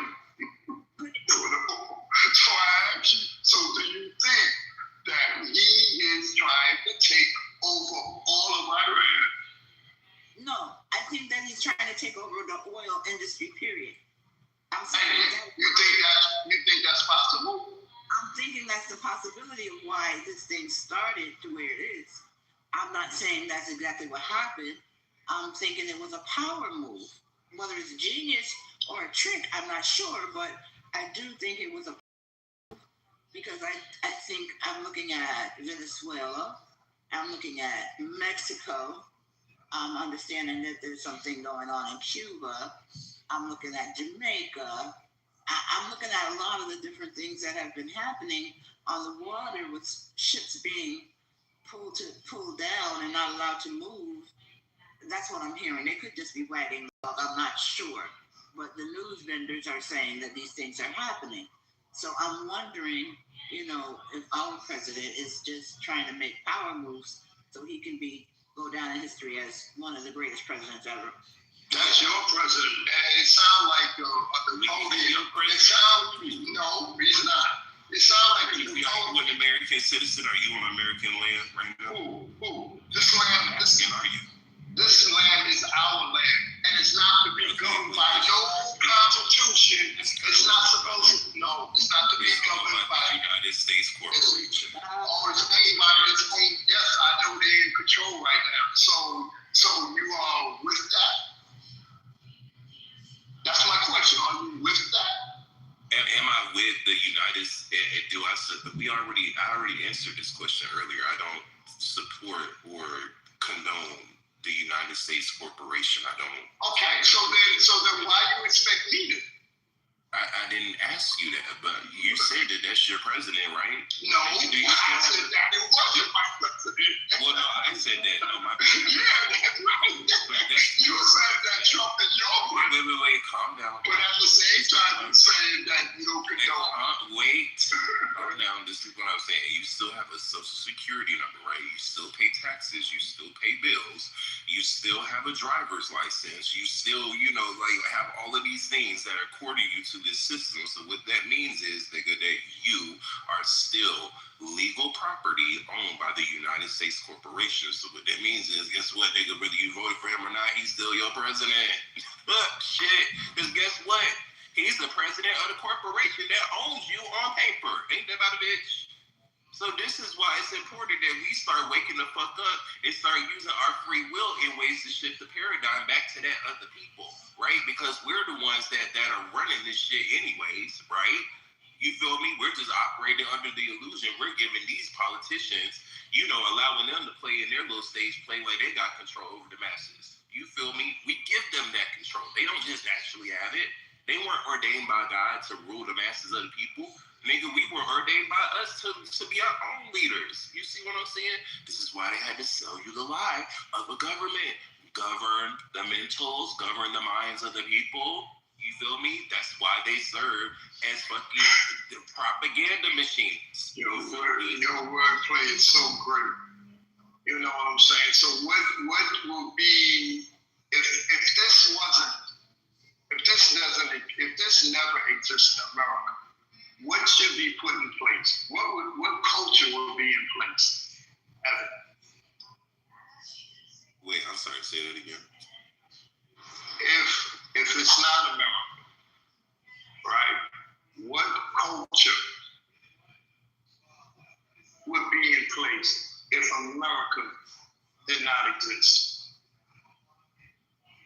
Y'all was talking about this shit earlier, and see, this is the thing, we would have to decide that. Now, see, if we're still operating under the current blueprint now, where we allow federal institutions and the power elite to decide what society looks like, then we're just going to get pulled back to square one. You see what I'm saying? So that's why the new society, just the new paradigm, it has to be something that comes from the minds and the visions and the hearts of the people first, right? Because that's the only way that we can ensure that it's not going to turn into some corporatized, religious, financial fiat currency bullshit. You feel me? Because you have to understand that fractional reserve banking, you feel fiat currencies, federal governments, pharmaceutical drugs, you feel me? Like, these are the tools that Lucifer uses to enslave humanity, okay? So as long as our culture and our society is founded, is predicated around corporations and fiat currency, we are never going to be able to grow and evolve in the way that God source Unicide intended for us. Okay, it just is not possible. That's the whole point of fucking fiat currency, is to enslave people. That's the whole point of it. It's a whole black magic. That's some shit that's a future technology. We need to understand that currency in and of itself is a future technology, because you're spending the quantum, the energy of your soul. You feel me? It's we're doing things with our spirit and our energy just when we spend money, just in a transaction, when we pay a bill, when we swipe our card, when we tap our phones. It's just this money is key. It's energetically key towards us because we earned it. You know what I'm saying? It's in our bank account. It's in our name. It has our essence. We have the freedom to do what we want with it. So it carries our energetical signature. It's ours. You feel what I'm saying? Even if it's not actually a real concept, you feel me? It's just energy. That's all money is. It's just fucking energy. So that's what I'm saying. Once it carries your signature and you spend it, it's like you're just getting your energies caught up in this bullshit, and this system, it just sucks up that energy and it uses it to just keep the whole beast machine going. And they just got us doing this shit. It's called looshing, okay? And they just got us being loosed upon in every aspect of modern day society, from the technology to the field of academia, to the politics, to the financial structure, to the taxes, to the 9 to 5. It's just all of it is built to just harvest mass amounts of energy and data from humanity to just keep this fucking this construct of evil just going. Just keep it. Just keeps it going. Just keeps it going. Keeps it going. Keeps it going. Keeps it going. And as long as we as humanity are stuck under this bullshit, we will never, ever thrive. Okay, Evan. If this bullshit didn't exist, right? If the evil didn't exist, what would be the culture that we would be living? What's the name of that culture that we would be living? It would be a society based on oneness, based on the law of one. You know, the true law of one. You know what I'm saying? Did that society ever existed on this planet? It existed on this planet in the future time cycle. No, not the future. I'm talking about in the past. Did some type of society, did it ever exist? Well, you have to understand, Atlantis was a society that took place in the future. And what was the Atlantean society? It was in the future, but it was in the past because we as humanity. Oh God, I'm done. Well, let me clear. Because see, this is the thing. Time is happening simultaneously. You know what I'm saying? Like our linear perception of time is just an illusion. Like all the time is happening now. So what that means is, it's like, you know, it's to say that humanity, our origins, we did not emerge in the 3D. Like we're not 3D beings. You know, like we were originally 12th dimensional beings, and then you know there was a time cycle like on the 4th or the 5th dimensional continuity. Well, I think Atlantis was specifically a 4th dimensional society. So what that means is anything that's happening in a dimension higher than the 3D is technically taking place in the future, quote unquote.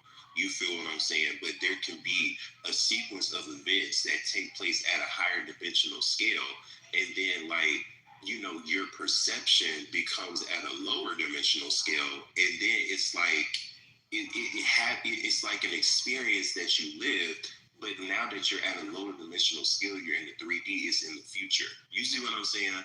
So it's just to say that with the fall of Atlantis, we got blown backwards in time, basically. You see what I'm saying? Because we were in the 4D, and then once that happened, we got blown to the 3D. So in us getting blown to the 3D, we got blown backwards in time. So this is how like the concept of a future memory works. You know what I'm saying? Like how you can have a memory of something that hasn't actually happened yet.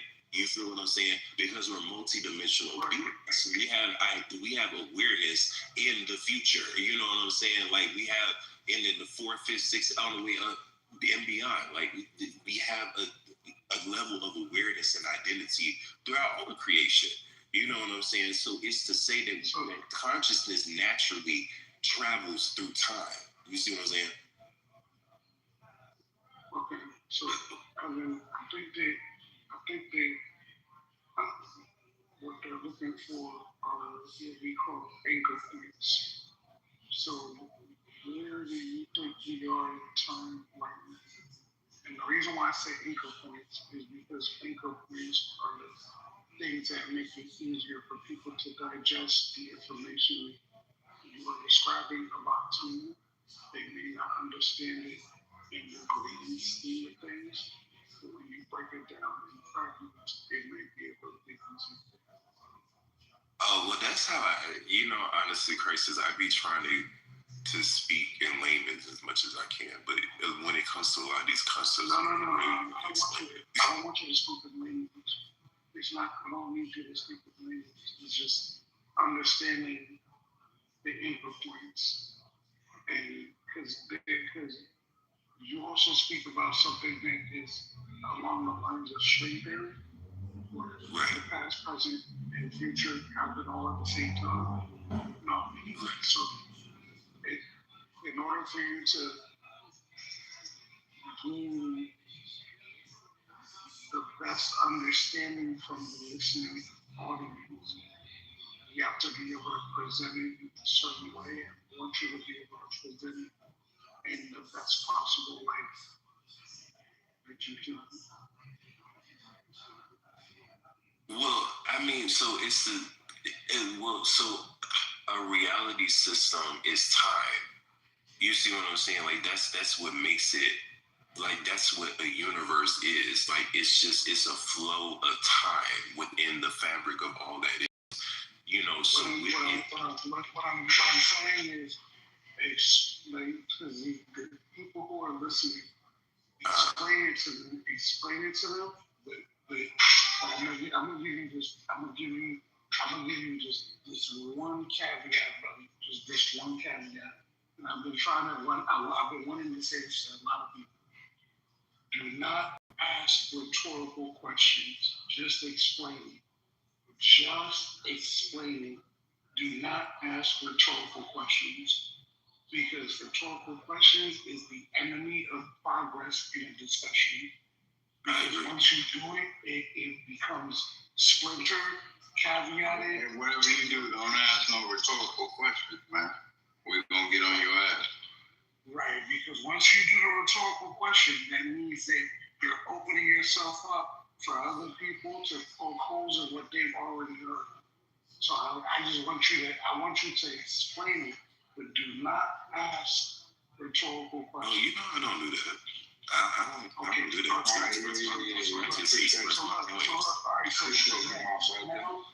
right, so now go explain it to them just so that they can understand what this actually is. Well, I mean, again,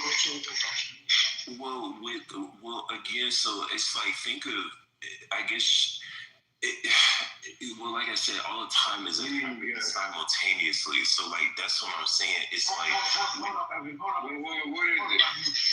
No, hold up. Yeah. And Evan is going.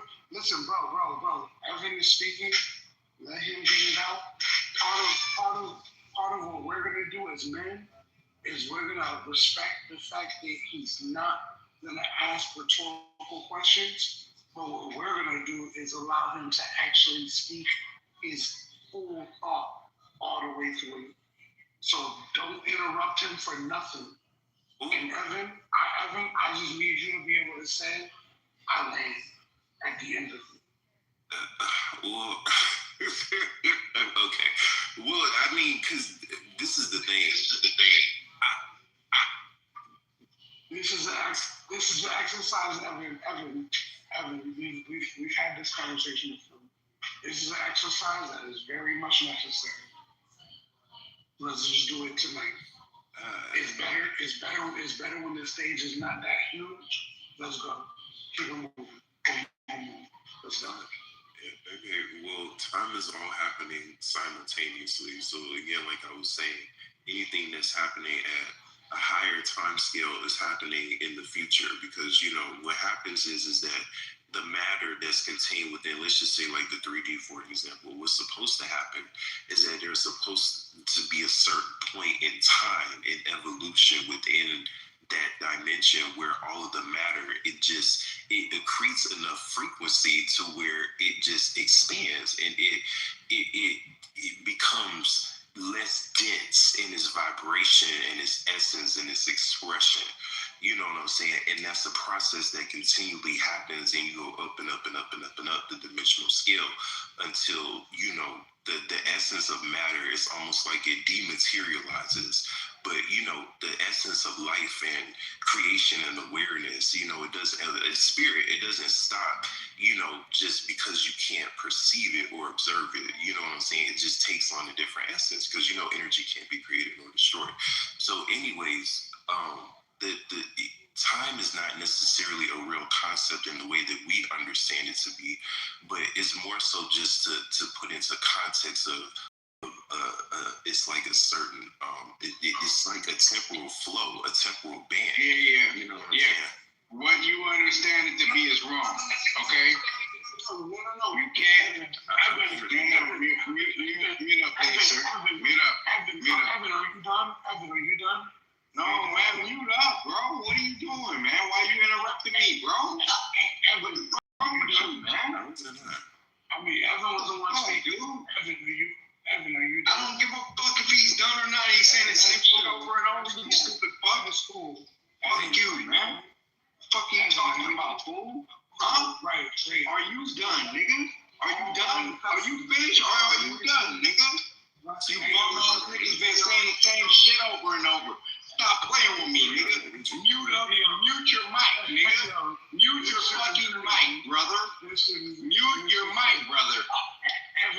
Were you done?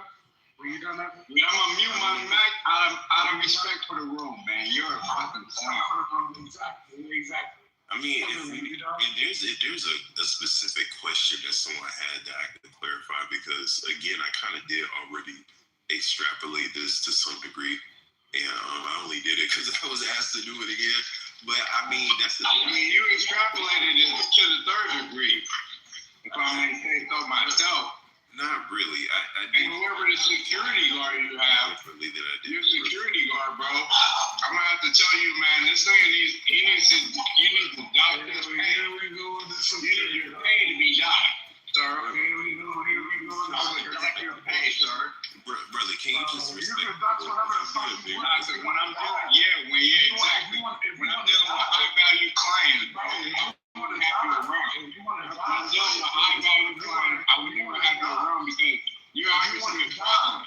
You can't hold your tongue. You can't hold your tongue even with a high value client. You can't do it. Shit that you saying over and over, bro. At the end of the day, I just want to have a security number, nigga. You don't even want to have a percentage. When I say I'm a high value, nigga, fuck you talking about, nigga. Don't nobody know me, nigga. High value, bro. Only bitches know me, nigga. Women know me, nigga. I don't care if niggas know me, nigga. It don't matter. It don't matter. Yeah. It don't matter. Like I said, I don't care if niggas know me, man. It don't matter. On the stage. Right, bro. I mean, the baked potato right now, nigga. You don't mean nothing. It don't matter, bro. It don't matter. Exactly. I'm eating a baked potato. And you're eating nothing, nigga. Right, you're hungry. You're broke. You're broken hungry, nigga. So you're broken hungry, nigga. How are you eating and talking at the same time? How about you shut up? I'm doing it. I'm doing it. Can you hear me doing it? You hear me doing it, motherfucker? You hear me doing it, right? I'm doing it, right? How am I doing it? It's magic, motherfucker. Super motherfucker.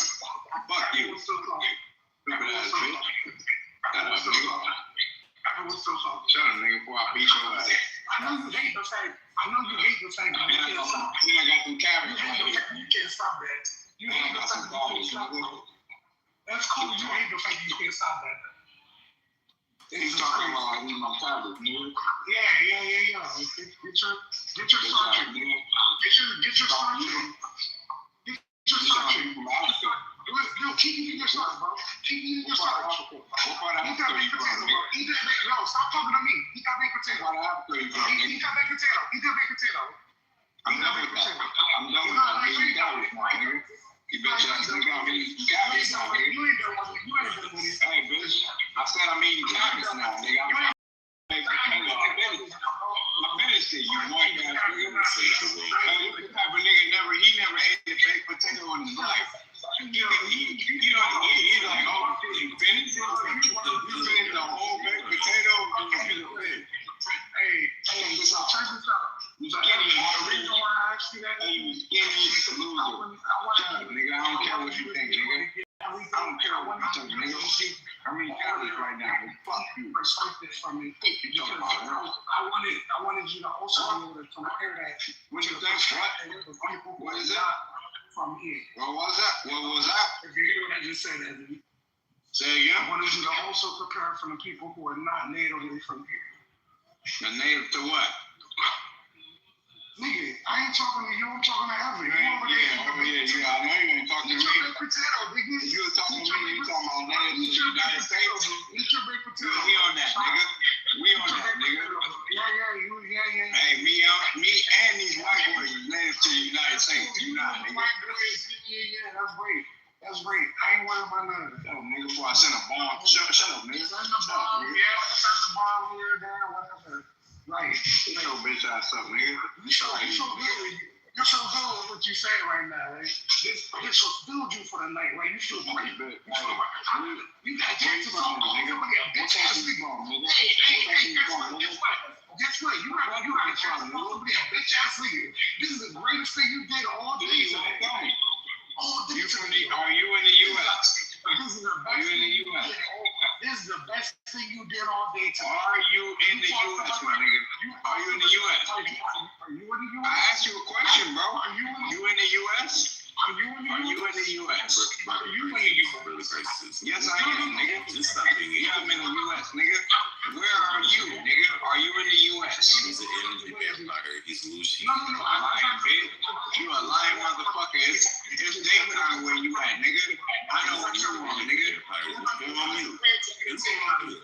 That nigga's a mark, nigga. He's a mark, nigga.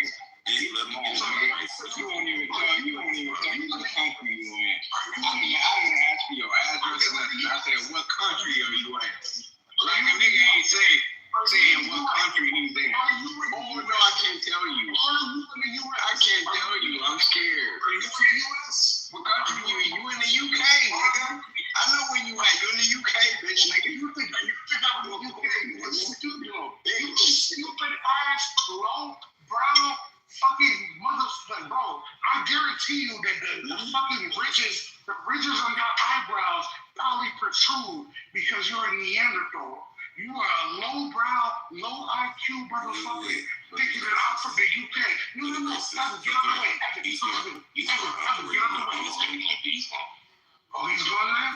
I don't know where he went, B. Okay, I'll leave it alone then.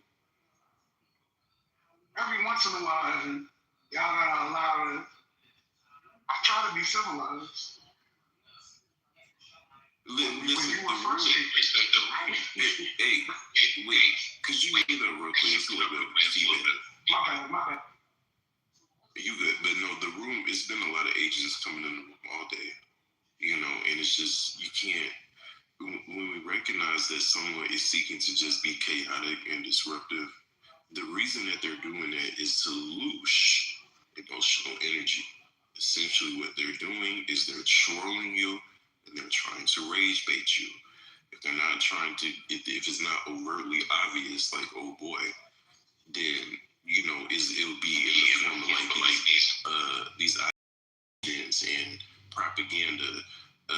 The motherfuckers has been coming in the room and shit. It just ultimately, we just got to use a lot of discernment when we're on this couch. And look, hey, Evan, I recognize you as being a very spiritual individual. In this particular moment, I was just having fun.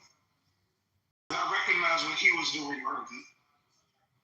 I chose to engage with him because I knew he had nothing for the conversation. I was going to engage with him just to show him that he didn't know what the fuck he was doing.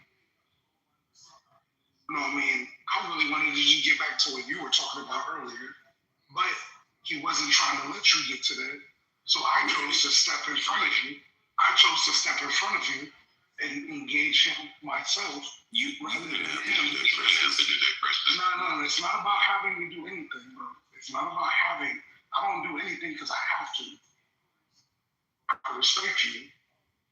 And because I respect you, I wanted to get this motherfucker out the way, even if it meant him engaging me to get him out the way. But that's what I'm saying. We have to let individuals like that. That's a little bit of feedback. No. You good? No, we just have to let individuals like that, like just let them get it out. You know what I'm saying? They feed off the energy. They feed off of the response. The more you give them a response, then that's like the more fuel that they need to keep fucking with you. You know what I'm saying? Like, it's just, you gotta pay these motherfuckers dust, yo. Like, and it's just, I've had to learn this in my own life, just in dealing with people at a personal level. It's just like, when people just kind of bring some type of chaotic element into your life, and then it's like, it's just almost like they get a kick out of it. It's just like, man, just act like these motherfuckers are dead, yo. Like, just act like they don't even exist. Like, seriously, yo. I mean, for real, because this is how the beast system works. You know what I'm saying? It's like they have to find some way to feed off of your energy in some way, shape, or form. Doesn't matter what it is. If it's just any way that they can get some of that good spirit energy that you got, they're gonna do it. And it's just, especially just on this app, like, there's so many individuals who is like, I sit here and I listen to them talk, and I sit here and I listen to how they just try to push these narratives, these perspectives, this ideology, this, that, and the third, and I hear the angle of it, and I hear the intention behind it. I hear the astral cording. I hear that inverted frequency oscillating through just their entire expression. I don't say shit. I don't judge these people. You know, and even if I were to just to say something to them about it, look at me like I'm crazy. You feel it just. But the thing about it is just we have to be aware of just how individuals are in certain spaces internally, and through them being in that certain space, they're more liable to be used just as a vessel to lose some energy. It's just like that nigga that was in the room earlier. That just what was his name, a Chiek or something. This nigga just literally fucking retarded. You know what I'm saying? Seriously, and it just the way that he just had the room just captivated with just the machinations of his foolishness. I'm like, this nigga something is literally wrong with his brain. Like, you know what I'm saying? But like, that's how it works. It's just like that essence. It will use you when you're not within the right space internally. It will use you as a vessel to harvest energy off of other people. Right? Like, it just, there's a lot of different types of, it's not necessarily possession, but it's a subliminal influence that it latches on through the ego and through the shadow body, and it expresses itself directly through the mind, through the emotions, through, you know, just their psychological functions. You see what I'm saying? That's why it's like, you know, like just expressions of narcissism and you know, just not having a certain level of self-awareness or self-accountability. You know, it's just people gotta see the bigger picture here. It's just like, look, like these are all things that they use to keep you plugged into a system. Seriously, like this is a simulated reality field. It is not what it's supposed to be. This is not where we originally emerged from. And it's some whole other shit that they have to keep you plugged into by means of keeping your mind operating through all of these perceptual filters and distortions, right? All expressed through the ego, all expressed through these self-preservation narratives, you know, these identity-based things, you know, and assigning value to our identity based on these worldly concepts. It's like it's all meant to pull your consciousness and your understanding into a limited perspective, aka into a box. You feel me? Like this is where the cubist shit comes into play. But anyways, go ahead. Check this out, man. If I rock with you in many different spaces, right, in terms of this app, if I rock with you in many different spaces, but I don't come to your defense when I have the opportunity to come to your defense, does that mean I still rock with you?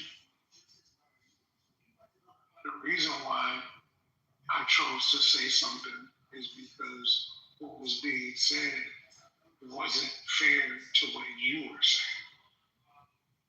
That's why I said that I chose to entertain you. You ain't got shit to do with me. Good. You good, brother Crisis. We don't gotta keep, you know. We ain't got shit to do with me. At the end of the day, all this weird shit, I'm just now looking at the chat. I don't give a fuck about none of that. Fuck all of that. At the end of the day, I know you to be a very respectable individual who does his research and usually speaks on real shit. And when I see that somebody was getting crazy, all right, thanks. Because not everybody's gonna look. You're overly respectful to people at times. Every once in a while, you might get on your shit, but most of the time, you're overly respectful. That's why I said, all right, let's have some fun today. No, I mean, let's let motherfuckers know that we're not gonna just play around with what we actually believe in and who we are as human beings. No, I mean, they can say what they want.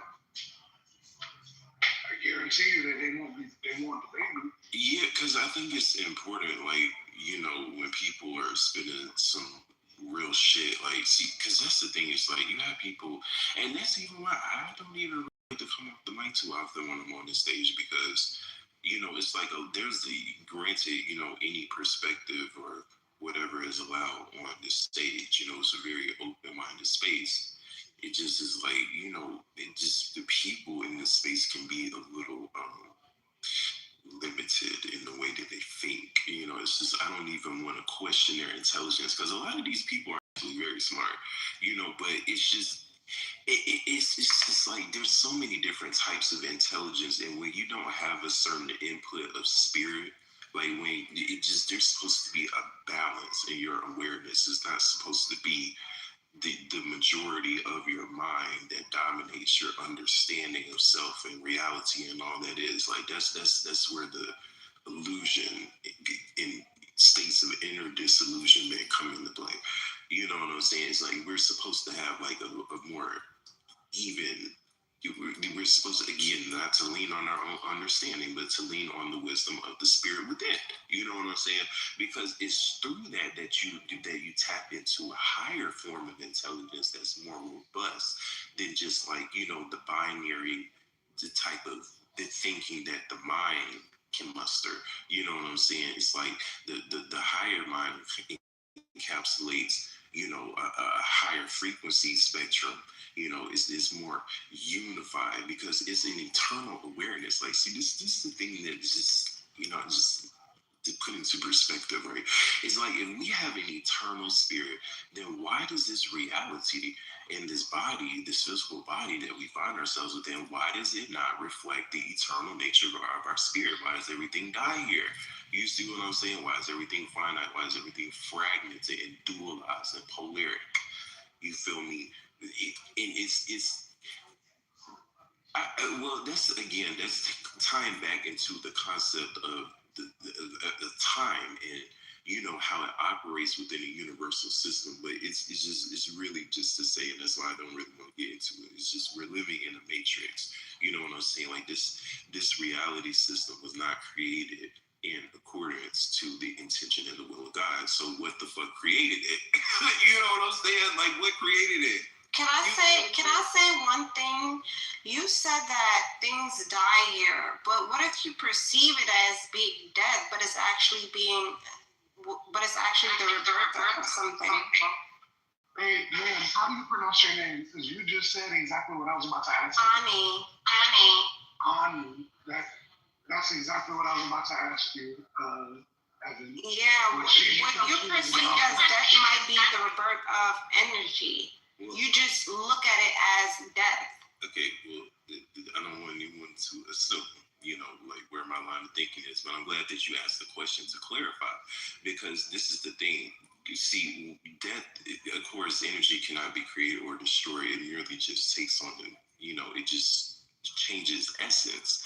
But the thing when it comes to the cycle of death here within this system, see, this is how I understand that things supposed to operate. This is my understanding of it. Could be wrong. So basically, in the eternal system, like, okay, you go through a certain, you go through your journey, your pathway in the specific dimension, and then there's a point where you just accrete enough frequency within your consciousness, within your body, and then you basically just like quantum shift up into the next dimension.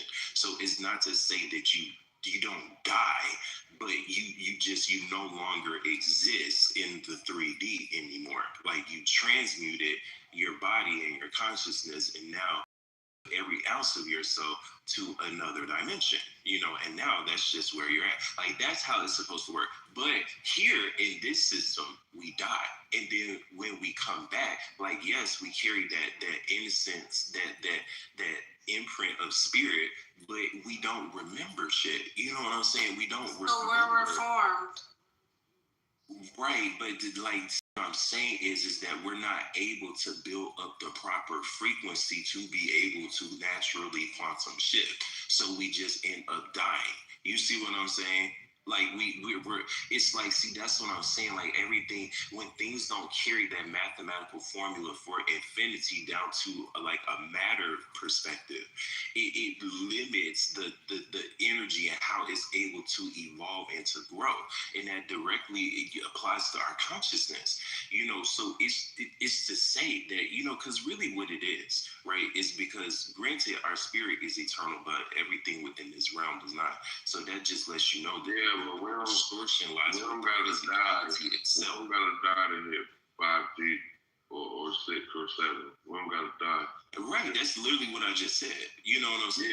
Yeah. But you said we gotta die a little bit, brother. The potential to transmute our bodies to be able to do that. We still do carry the potential to be able to do that. Now, how realistic it is for anybody to be able to do that is slim to none. You know what I'm saying? Because we're just not brought up in a society that teaches us how to do that. You know what I'm saying? And that's the whole root of the issue. We live under a society that diverges us from the true evolution of spirit and tries to push us into this worldly shit. And then they try to come in with the swoop, with the fucking technology and the biodigital convergence and the transhumanism and this, that, and the third, and trying to make you think that that is the only way that humanity can evolve is through technology, when that's the whole lie in and of itself. Our spirit is eternal. So what that means is that it's mathematically perfect. That means that it can do anything. It can be anything. It can carry the expression of literally anything because it's eternal. That means that it's infinity. You see what I'm saying? So what that means is that through the natural technology of the spirit, that we can do things that are way beyond our current understanding of laws and physics. You know what I'm saying? Because the spirit is not bound by the laws and physics of the 3D. Your soliloquy, you just went off, and I completely understand. And from what I concluded from what you just said, basically the state of being that we're in, when we quote unquote die, even if we're reborn again in another form, we're not going to remember our past life. We're not going to be able to connect the dots and be able to understand and come to some form of conclusion to what all of this is. Right, exactly. And maybe guess what? It's not made for us to understand. What have you guys ever thought of that? Yeah. Mm-hmm. Yeah. We're just not made to understand those type of things. From a 3D perspective, though. Now, if we expand our perspective, maybe we'll be able to understand. Right, exactly. Well, we can do that while we're here, too. We just got to align, like really align. Yeah, that's true.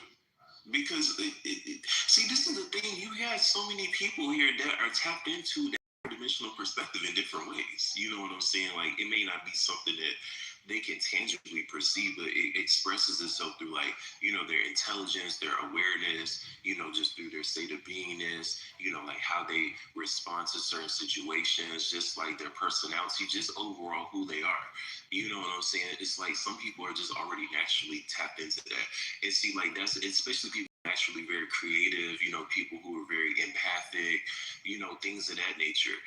So that's what I'm saying. It's just we have to do to build upon that. You know what I'm saying? Whatever our natural, just talents and gifts of spirit are, we need to build and capitalize upon that, and really let those be the vessels that we use to kind of bring us back within that inner recognition of oneness. You know what I'm saying? Because like that's the root of the issue. Is like our awareness is split. You know what I'm saying? Like that's a distortion within this realm, and it's imposed through a genetic distortion we carry within the human genome as well. It's like we can't. Our biological forms are not capable of holding the frequency pattern that's necessary for us to have a unified awareness. So instead, it has to get split up in order for the body to be able to hold those frequency bands. So this is what manifests itself as the higher mind, higher self, the 3D mind, and the shadow, or you just the different aspects. There's a lot of different aspects to our 3D anatomy, but all of that, it's basically just an extension. Even just like our nervous system and our brains, it basically acts as like biological antennas and receivers for dimensional energies, like quantum, period. And see, that's the thing. It's like once you start to, like, even with people who naturally have, like, it's a higher DNA strand activation, because some people, like indigos, they come out of the womb with the 6th strand activated already. So what that means is that they naturally just have some type of genetic input coming in through their 6th dimensional identity. Then you have some people like who can naturally astral project.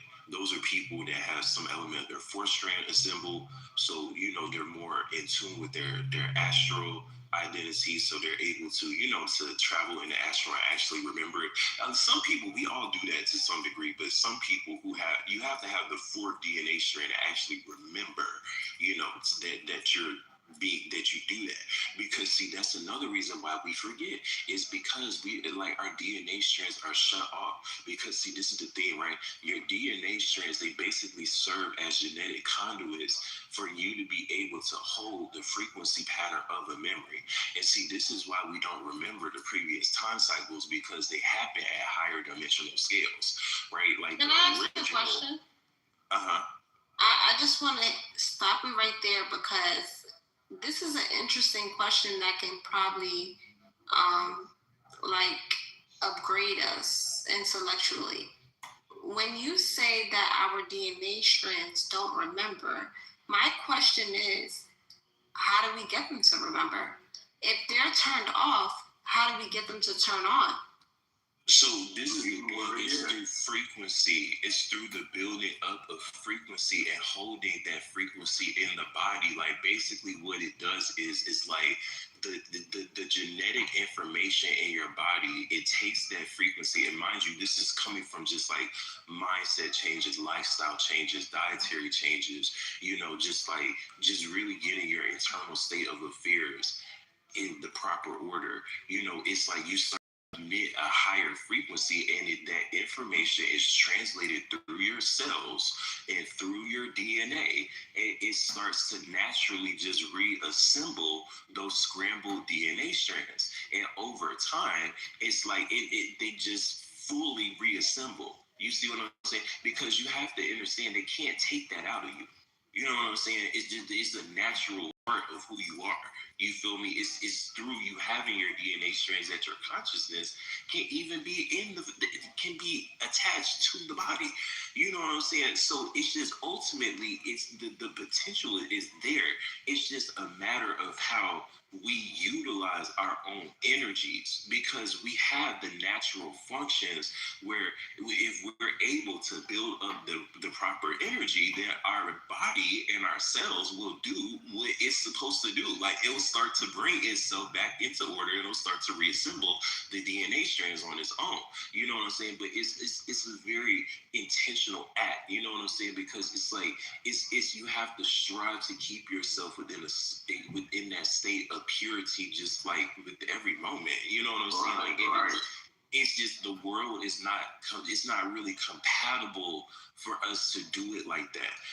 So that's why I'm saying, it's like, what we also have to remember is that, look, your ability to be able to shift it back into an eternal continuity, like, let's just say if you die, is not predicated upon how many DNA strands you are able to activate in this lifetime. You see what I'm saying? You do need to have at least some of your 4th or 5th strand, I know for a fact, or higher, to some degree.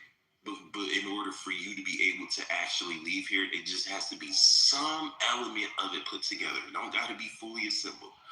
But you at least need to be able to pull in some energy through those DNA strands in order to be able to get out of here. So this is the thing, it's just the most important thing that we can do, is just to strive to get our internal state of affairs, our mindset, just everything going on internally within the proper alignment, and then just trust that everything will come back into alignment as a result. You see what I'm saying? Like, we just gotta trust.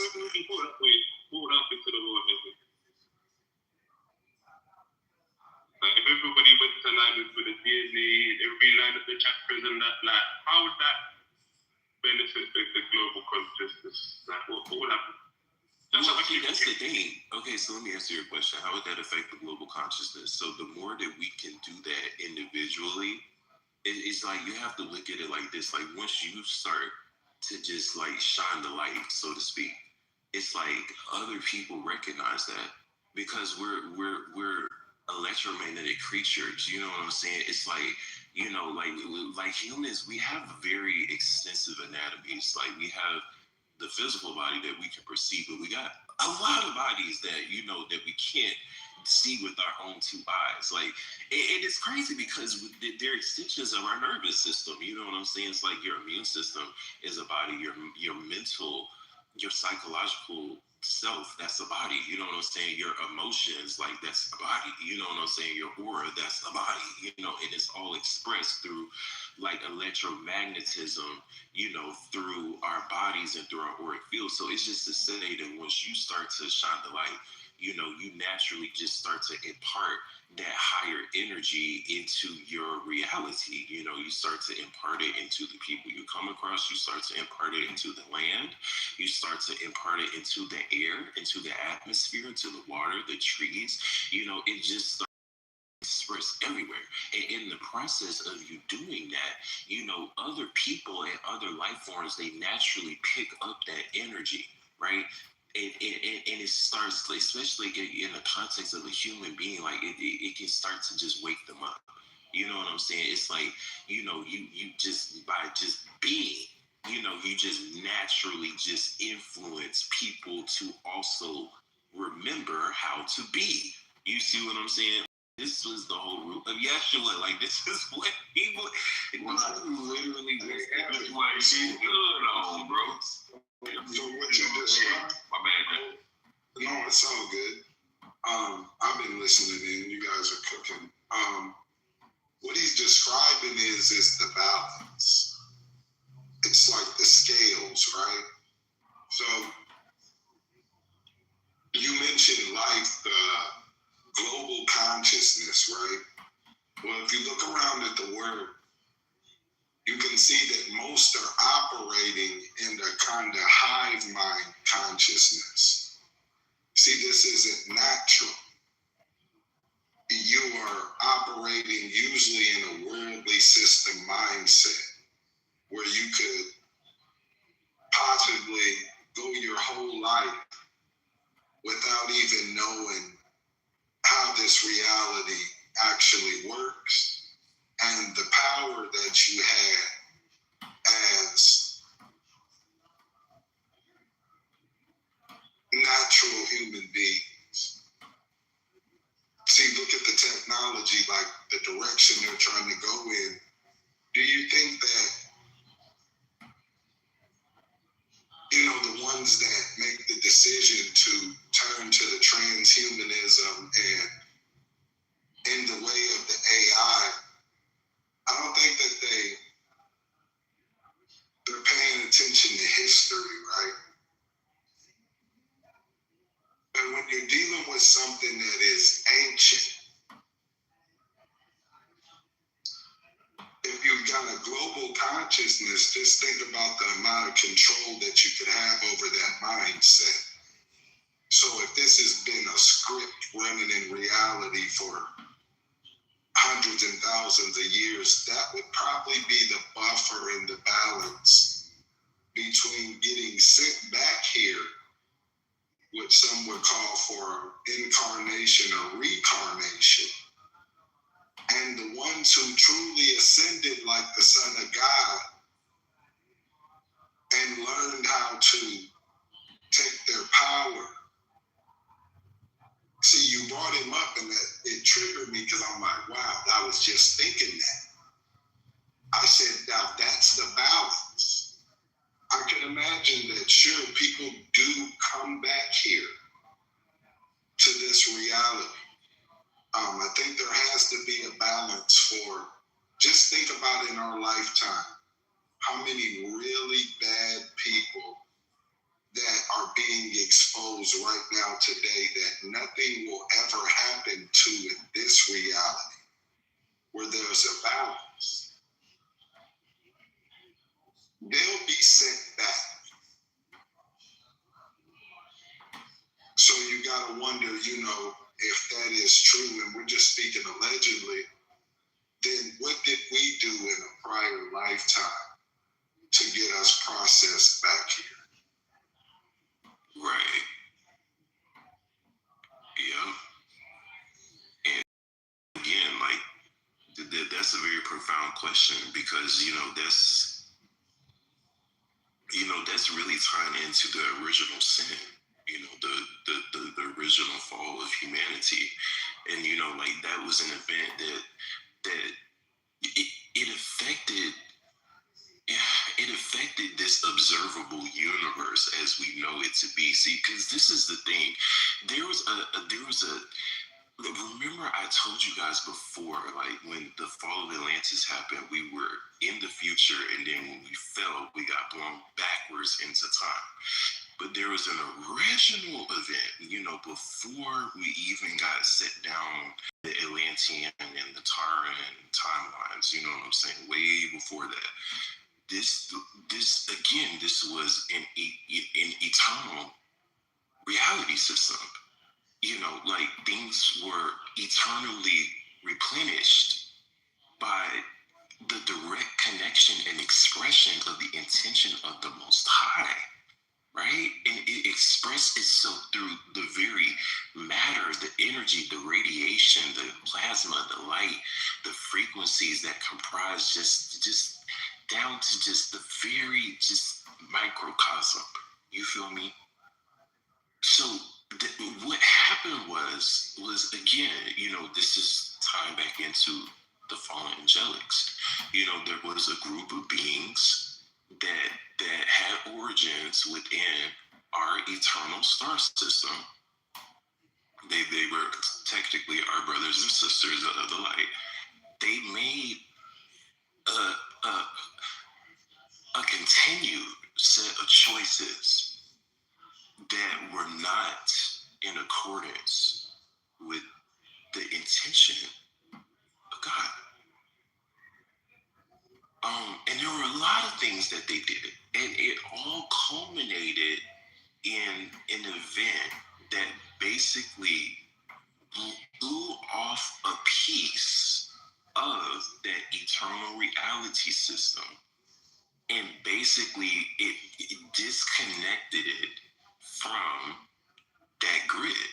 So basically what happened was that it got blown backwards into time, because it fell in vibration, meaning that it fell down through the dimensional scale. So this reality field in the process, now see, this is where I'm gonna get kind of theoretical, right? So in the eternal star system is predicated around a central star. The central star of any given universal system can be either masculine or it can be feminine. This universal system is feminine. And the central star of this universe is through chemotic science, they call her Arimatina. Now, her true name is something that I don't think this is something that can be spoken linguistically. But,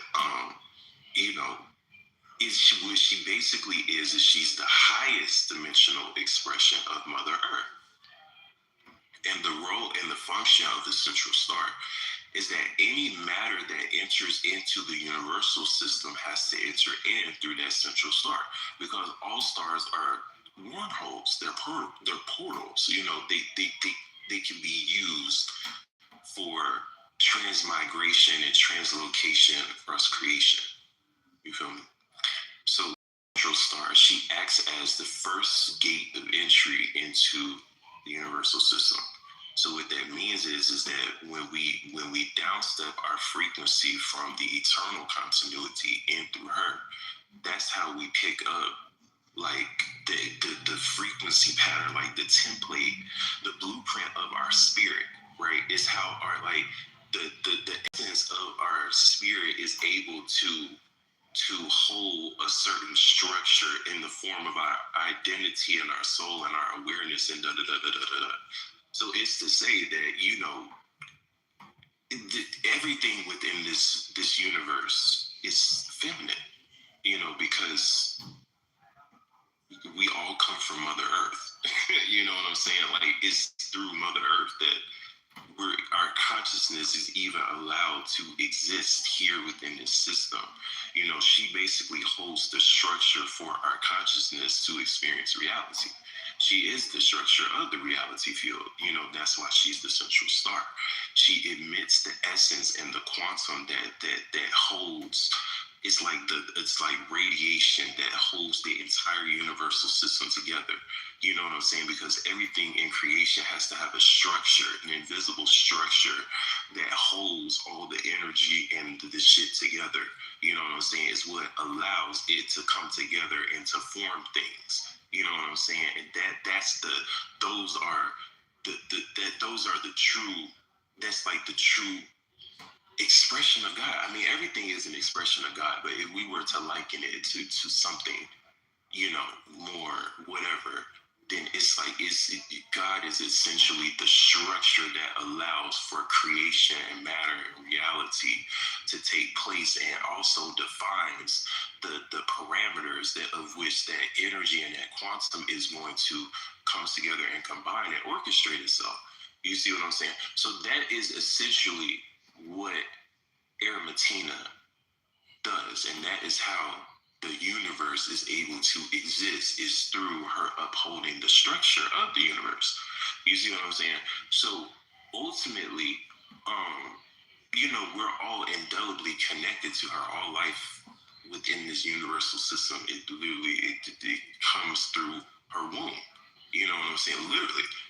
So ultimately, this is why these fallen ones,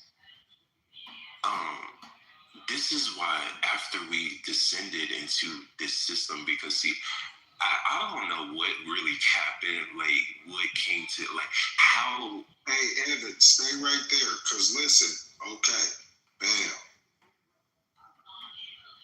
So when we get to talking about the fallen angels, right, that's where you get to see that there is a hidden side that was spin off in mythology form. And it was done that way so that if you were truly able to discern this information, you had to be vibing in that direction. Somewhere along the line, you're moving and aligning with truth. That comes with righteousness. That comes with the Holy Spirit. Bam. Now, the fallen ones, they had their own war that was with the Most High. See, this is not their first estate. And those other stars that we see in the sky and planets are not their first estate. Those are just planets that throughout time that they've taken control of, hybridized races. Obviously, this whole UFO thing throughout I think we're going on, it's more than decades.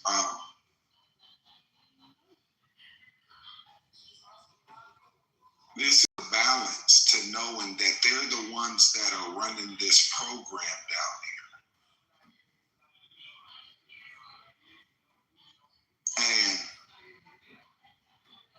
if the war in heaven never stopped, and you look down here and wars have never truly ever stopped, they've just not been in our face.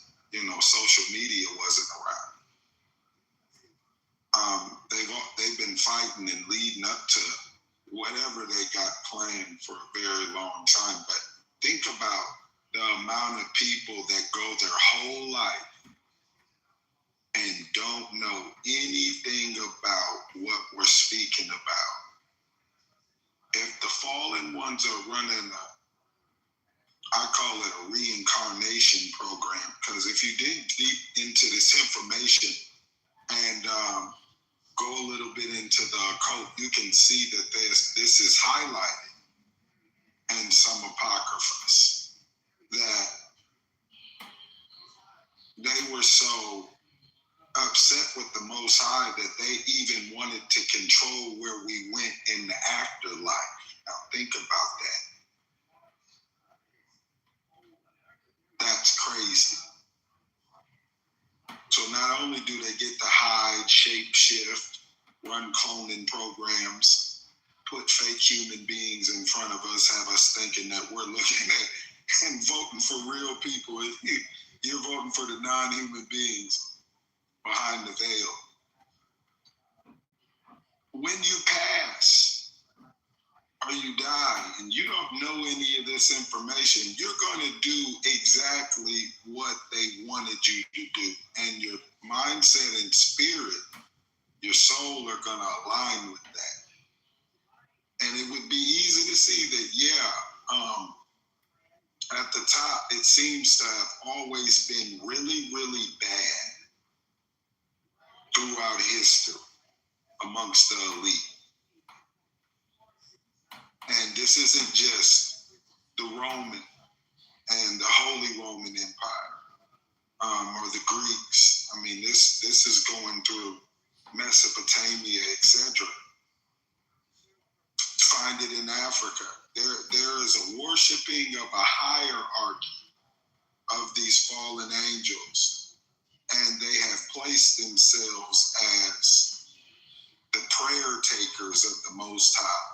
So that mindset we talking about and aligning, yeah, because none of us know what's going to happen when the lights is out and what decision your soul will have to make. Just imagine that you went your whole life and didn't know shit. You ignored. You didn't align with truth. So that means that you would fall for deception. Yeah, I mean, because this was the whole purpose of the Fallen One's agenda, was to pull you into an illusion of their own construction, right? And this is why they had to your mind, your beliefs and your thoughts, your opinions, your understanding of self, of this reality, your entire lens of truth. They had to carefully fixate that upon an image of their own construction, which is a total inversion of the image of God. Like, that's what I'm saying. It's not to say that this reality system is bad, because it's not. There's no such thing as good or bad within the grand scheme of things. Source does not acknowledge duality. You know what I'm saying? It is what it is. But it's just to say that these beings, they are parasitic in nature. And the extent of the fallen path, the consequences of it, the reality of it, is a very, it's one that no being, it was never intended for humanity. Let's just say that. It was never intended for humanity to experience that outcome. And that's the binding. See, that's what comes with these oaths and what is happening in Hollywood, the entertainment aspirata, high levels of all governments, is this ritual that they have to do. And to continue to rise in the order, you have to go through these degrees. This is where they handpick the ones that get to control the reality. And then what happens with these people, and this is the truth, is that when they grow their own consciousness and align with the people, with the mindset, they break the hive mindset. You come up missing like those 150 scientists who could be on the run, taken out, being cloned, getting their consciousness transferred because they just want the information, and they all took the chip and the vax. Because to make that kind of money, you have to take it.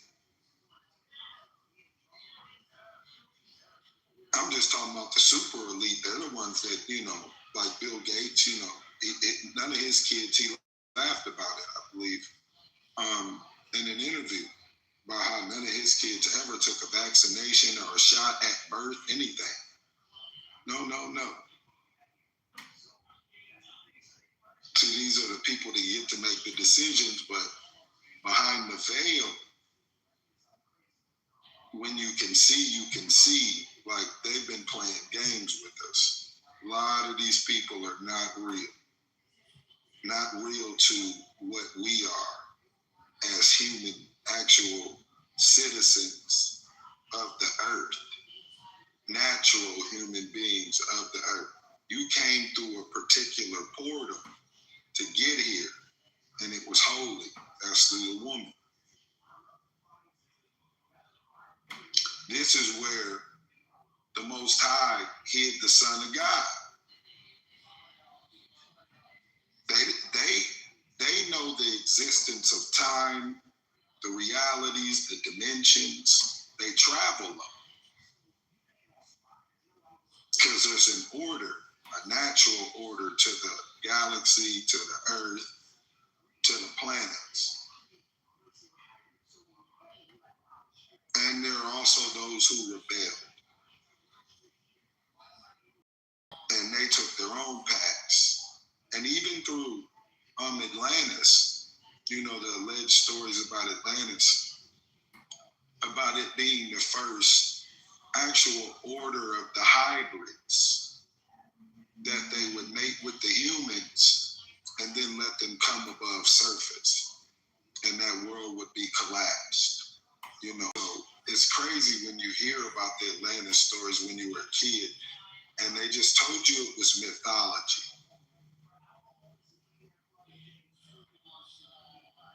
They didn't tell you that there was, they had found evidence, and more than evidence, they got the documentation, they got the tablets. All the shit's real. It's just who has control of it in this reality. It's the same people that we're talking about, the same spirits, the same principalities. It's their bloodlines that control this reality. Like I said, I just asked a question, like, what happens when you go your whole life and then it's over? And your soul is you. That's what's keeping the light on in you right now. That's your soul. That's something that it really can't be unless you break the rules like they did. You see, you got to do the most and participate in, pacts and treaties that really are a detriment to humanity as a whole. See what I'm saying? What were the angels guilty of? The fallen ones, the archives. They were guilty of teaching man war, how to build weapons, how to start wars. They even had a group of the Watchers who their duty was just to watch and be of assistance to mankind through the levels, and I believe 1 through 7 of the heavens. And a percentage of them also rebelled. So their bloodlines run rampant on this planet. You can see that regardless of what talking point they put on the news, there seems to be some kind of ritual behind war. Some fascination, kind of like a bloodlust or a blood pact. Something done in secrecy where nations just take their turn, depopulating the people. You ever thought about that when you heard the numbers of some of these things that are happening? And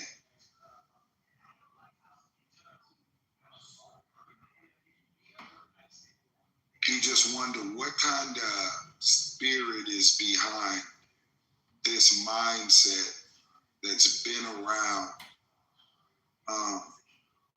throughout the ages. There has to be a hierarchy to it, where they talk about the UFO files. In the future, you're going to learn even more about Antarctica. It's going to make some people lose their mind, but they're going to tell you about that place, the truth. Why Hitler was there. You know, he had a fleet allegedly back then like Star Wars. You know, allegedly that's exactly where they took the movie from, was the CIA files that end up turning into Hollywood scripts. It was sold to one of the 33rd degree Hollywood directors, the elite ones, you know, your Spielbergs and your et ceteras. This is who gets the actual events that happen, and they're able to turn it into a fucking movie series and then make it a TV series. And there's a percentage of the planet that watches it, and they don't get that most of what they're watching is real, and most of what they're not is fake. Vice versa. So they can play the game either way. Like, the tricks are crazy. It manifests itself even inside of some of their temples and these religions. And there's good people inside of all of them, but when you break them down over time, you get to see that some very unholy things were done in the name of the Most High.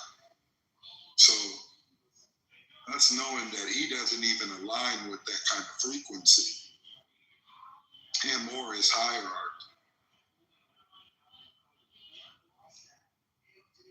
Then you would have to know when they said they wanted to release the UFO files, you were probably talking about an adversary to the good. And it's, in my mind, it's obviously been the one that's been controlling. You know, when you hear about people being switched out and cloning, in real time, we can see the people, and we know. You know, when you do the real research, you can see, if you didn't just start lately and you got to see in the real time, you know, what the real people were saying about what was happening. A lot of people have been replaced. You know, even in the Epstein files, when they spoke about Biden, it was obvious that he was gone. And it was almost like they did it on purpose so they could measure how many people would still believe he was real and vote for him. That's crazy. Just like COVID, you know, they check the numbers to see how many people will believe it's real as long as we say it's real. Then on the back end, you're hearing shit like, it changes your DNA. Whoa. Well, if it could change your DNA, it's got the power to do anything. It's got the power to turn you into what it wants to. Might turn you into a host. Come back in front of the people and nobody ever know. Got a couple handlers. See, when they say sell your soul, people don't get that you have a time limit dealing with the other fallen hierarchies. They set a time for you, and they don't tell you.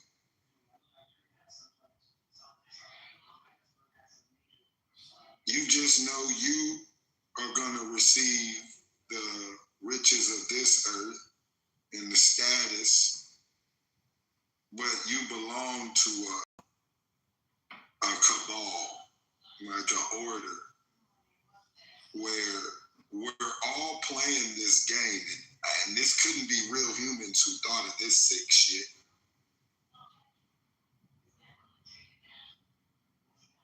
You know, you're playing a game to keep illusions and the war going that you had on the creator that created G. Now that's, man, you know, some people, they'll never look at the other side of the coin. And they'll leave this planet, and if these fallen ones got the kind of power I know they do, then the balance says, yeah, they got a chance to maybe even run their own program when you transition. And if you were vibing on their frequency, I believe you got to go with them.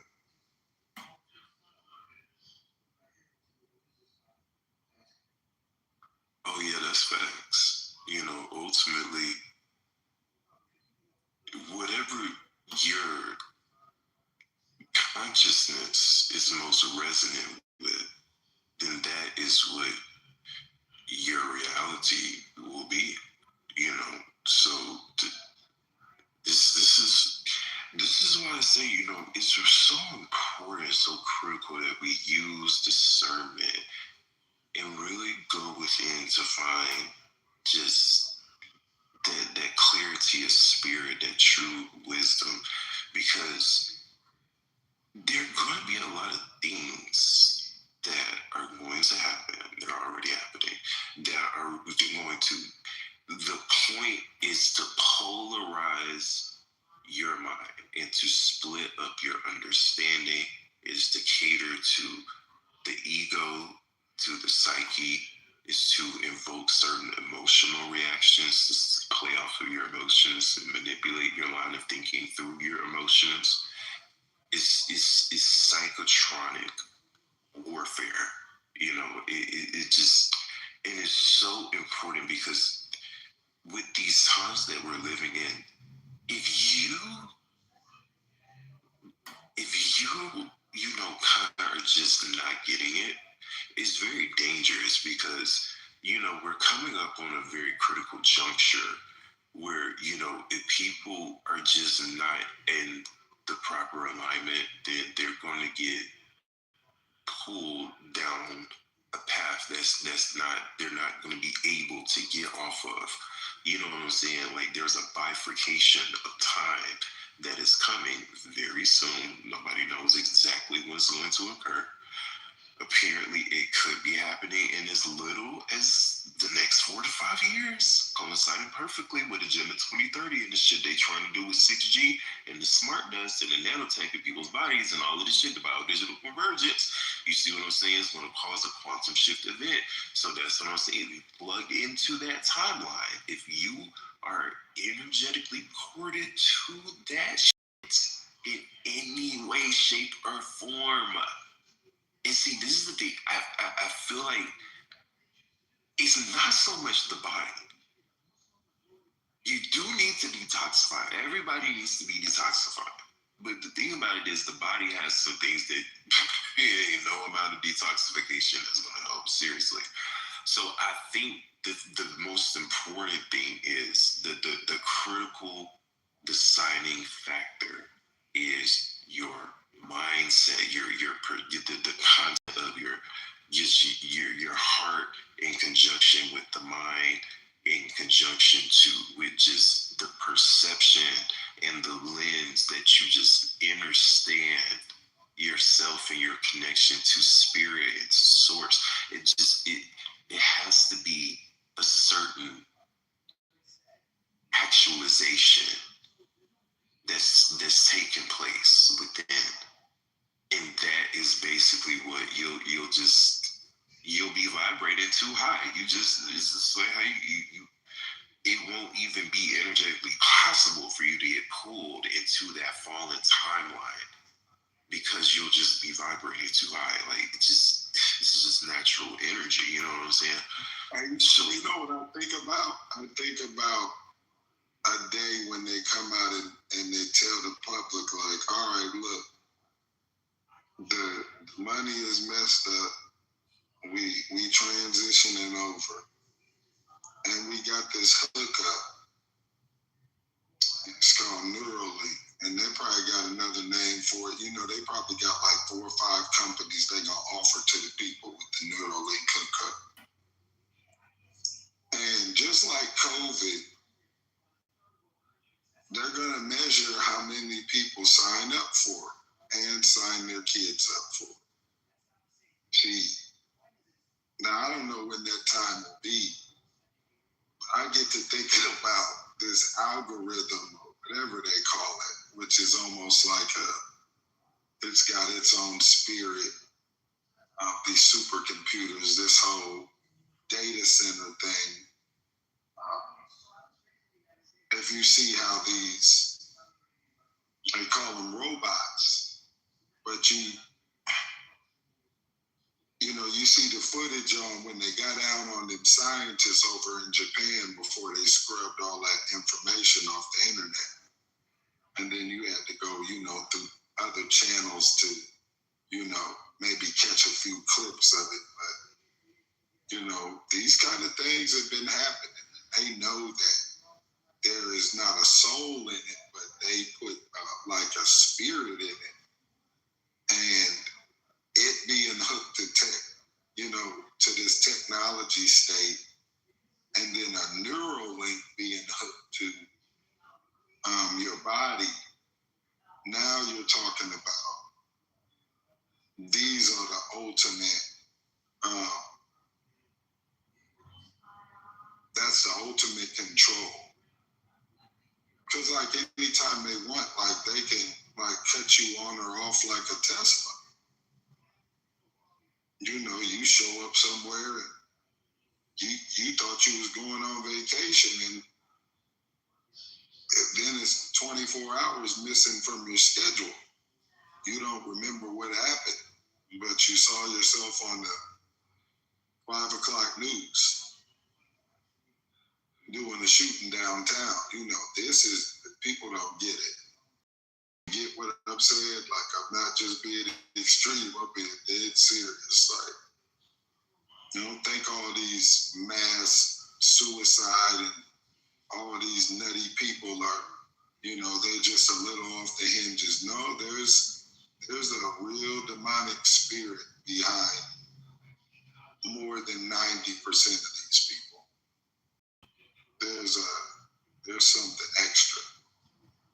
Sometimes you even got to question who is this person? Where'd they come from?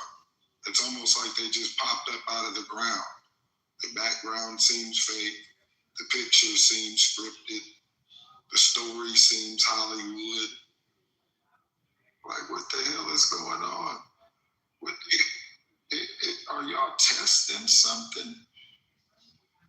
And then putting it on the news because other countries are wanting to buy the technology and y'all letting it test on American citizens. I remember there was this shooting, right?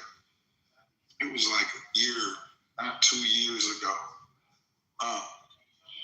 Of the guy they put on the news, I forgot, it was somewhere up east. And the guy at first was at a bowling alley, right? Man, they say he go in the bowling alley. He just starts shooting, random people at a random bowling alley, at a random event. And it's a packed house this night.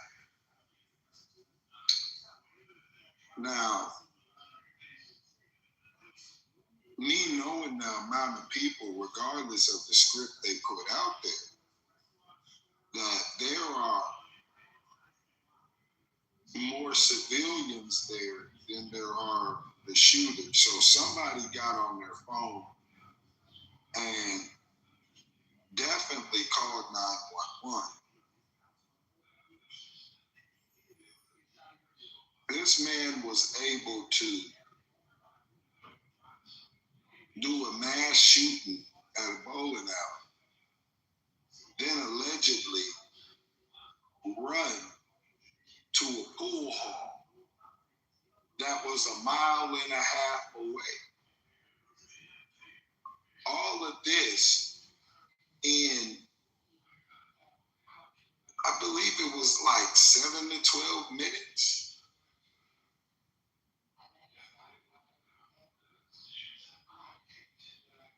Sounding like a script from Jason Bourne. Gets to the pool hall, shoots it up. Now, by this time, with the amount of dead people and civilians that were at both, my real discernment tells me there was more than a lot of people that were on their phones. This man was able to get through the local police, the state police, the sheriff's department, FBI. You know, it's a mass shooting, so somebody from the Pentagon is coming. Now the government is involved. All these people, and y'all couldn't catch this brother who just did 2 mass shootings and not the time it take to catch an Uber. What is this kind of person? You know? All the video and surveillance there is in this country, and it's like this guy was here, there, everywhere, like an action figure superhero. So it's either, you know, they try to play it off like it's a script, but in reality, it seems like they're testing their ancient technology on people in the public. And even though it is, in a sense, scripted, there's real people dying.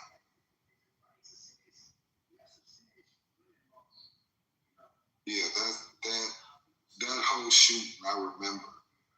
That's what, you know, I knew. I'm like, you know, this is just, it's bigger than sleeper cell at that point when they let them kill that many people. Usually the sleeper cell gonna pop out and maybe try to pop off the president or something. That's usually how that works. But these guys that's coming in there, and I'm talking about shooting like your best Army Ranger or Navy SEAL or Delta Force, and come in and can get an upload in hand-to-hand combat, you know, Bruce Lee, Mike Tyson, you know, and he gonna get out like that. The super soldiers are not John Wick, exactly. This ain't no joke. Y'all think it's a game? Y'all think they just be from 1,000 yards out smoking a cigarette, fully MK Ultra in that sniper rifle with vision like an eagle, a hawk? You hear me? Show up on the scene and do real damage. And by the time the government get it, the government know this, he couldn't have been no real human being that did this. No, this is crazy. It's crazy. We calculate what real human beings can do. Even so, you got to think. Now, go on to the serial killers, right? Man, I'm not believing these serial killers is real people. No. There's something behind that. There's a spirit that was behind, even in the years and the phenomena of the serial killer. When you look back on it and then you see the movie culture that they put with it, and then mixed in the dark occult in the movies with it, now they got people opened up to all kind of crazy shit. I mean, you got to think. people are just going to take what's the next phenomenon, or the biggest percentage. They have calculated that probably about 75 to 90% of the planet is going to do whatever they say. It's like, realistically, it's like a 10% rebellion when it comes. That's why how it's dangerous when you're around things and it's not aligned with righteousness, or it's hidden and masked. Some people got a religion, but behind that religion is Satanism.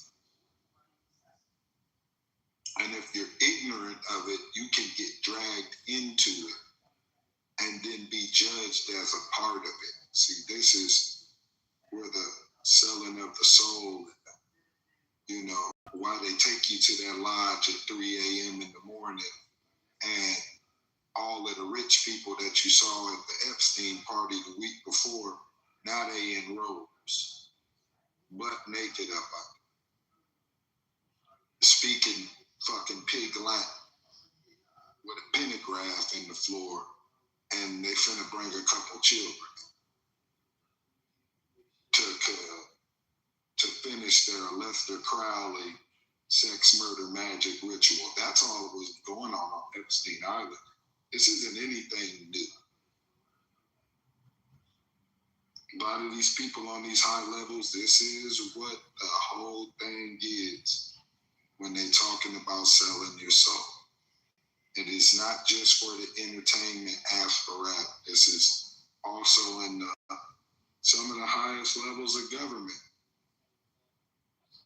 where everybody who is there is not a natural human being, and everybody didn't get to that government naturally.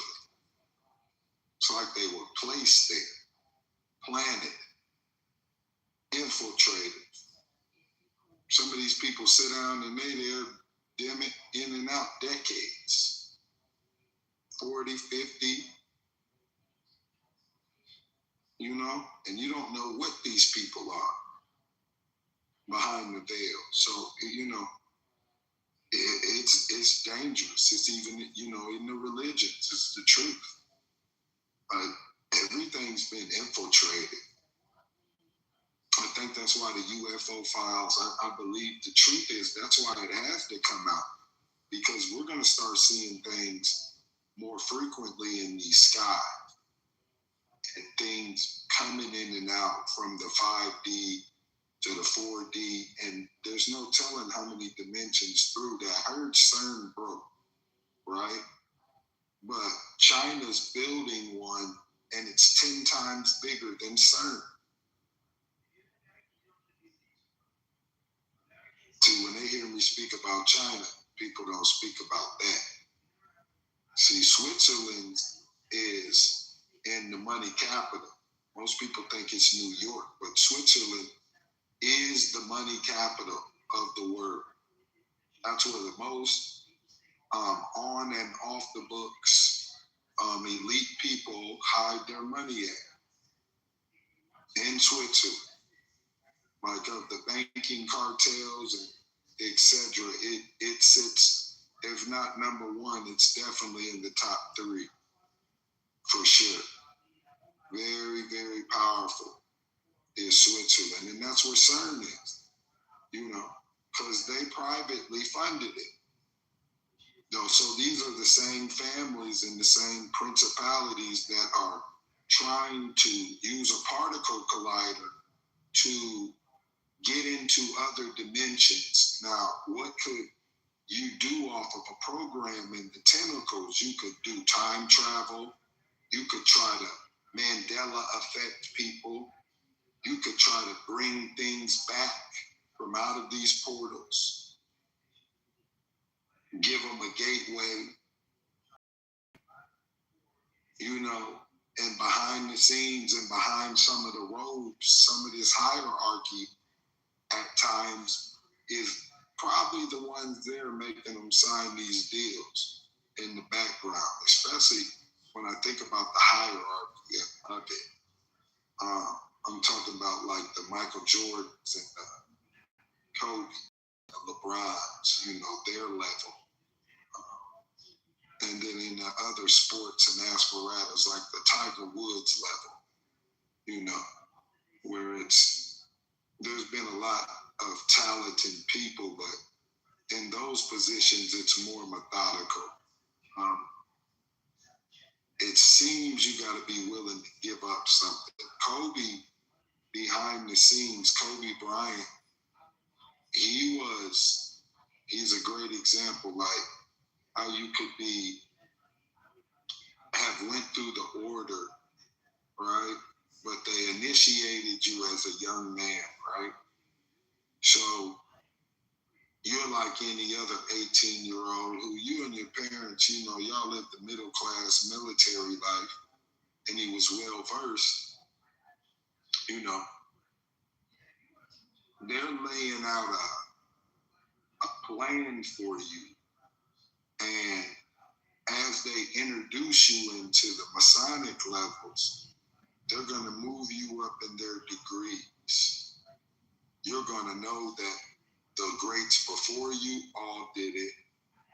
I believe this is also at the highest levels of acting and actressing, whole Hollywood. This is the truth. And if you fall out of favor with the order, because a lot of these are just throwaway cousins and low-level ones who they'll put off in these movies and give them. When you dig into these families, it's crazy. And then you always find in some form, some timeline, like not only were they attached to the incubator babies in that whole program, it's deeper than people really get, like who was really running that program. Like behind the scenes of, even the World's Fair and then showing them off and putting price tags on them and letting the elite families come and purchase them by the dozen if they had the money. I mean, this was, it was systematic, and they were adding, but this was adding something unnatural. This is a hybrid. You're changing the DNA, but able to blend in with this reality through being a hybrid, because it would have a 50-50, the half human and then the half non-human. And whatever power that non-human had, the 100%, it's going to give 50% to that child, even if it's a hybrid. And they know that. So they'll even put them, they're the ones, a lot of times, I believe these are the guys that get to sit at the top, very top of the chessboard. Some are royals, some are Jesuits, in the states, and the shadow government, the regular government, Some are most are a part of these bloodlines specifically, and they've pledged allegiance to a hierarchy. That's why it has to be a war, because they've always been at war with the Most High. So, what better trick than to get mankind to kill itself? It's after souls. It's after souls. It doesn't care about the race or the background or how much money you had.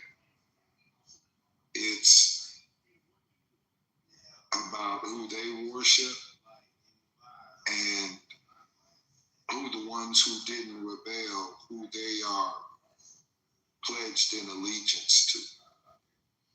And that would be the Most High, Creator. They want back in.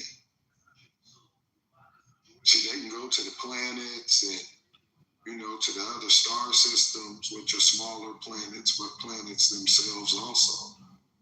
They can do all that. That's why they were cast down here. So the space, even if you don't have to argue the flat Earth, right, or the round, because when they were cast here, you would have to think that once they were banished, the Most High would do something in this reality to keep them in this reality. So, the firmament, right? And then their water being,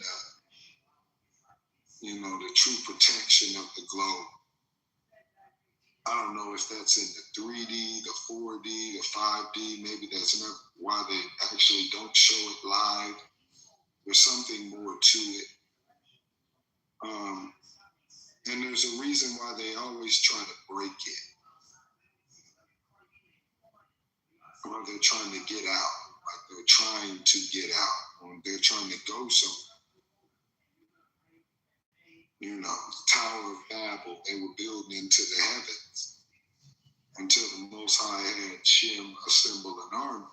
So you see, there's the balance again. There's a hierarchy that is at war with the people.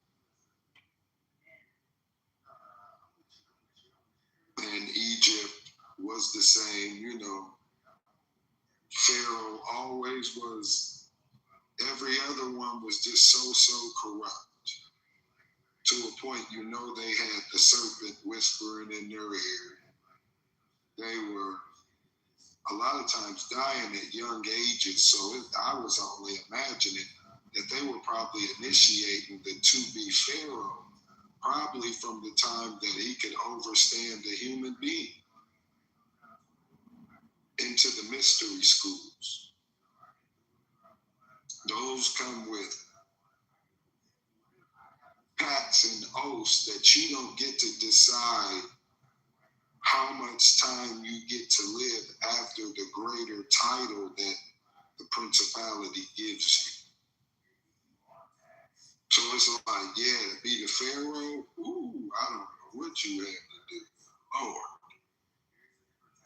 Y'all get what I'm saying? It's like they let you have your little war, your fantasy, or your little 8-year run, and then, you look into those kingdoms. It's crazy. Tut died at like 19.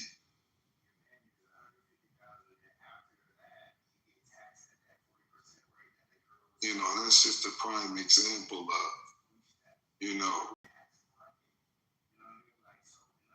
look at the royal family, over in Britain, masquerading as British, but they're really Germanic, Nazi.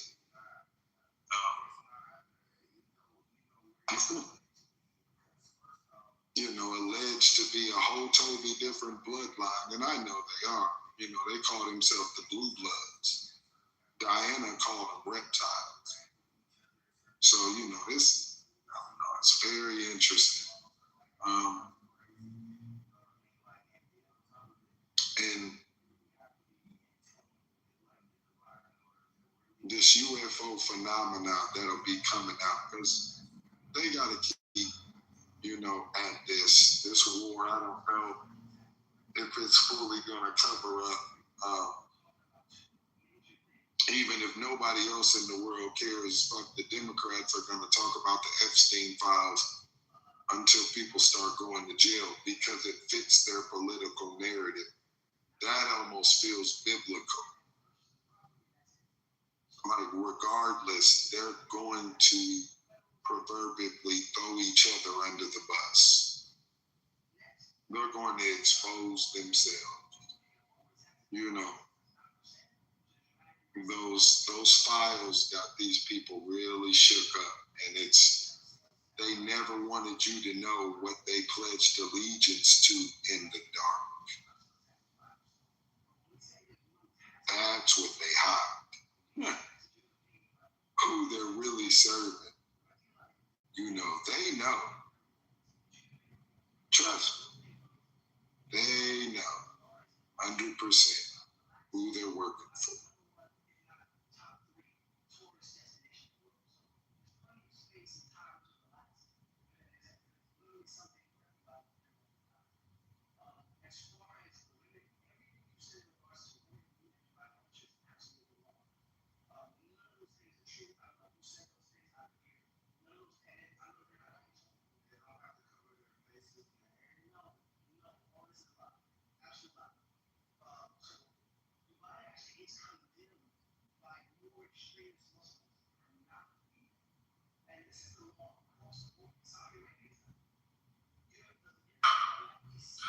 Yeah, one of the objections, the objectivity of the shaitan was to make a wrong fair seeming to you and I, the righteous people, to take as many, especially the righteous. He collects the wicked and the righteous basically all day and all night.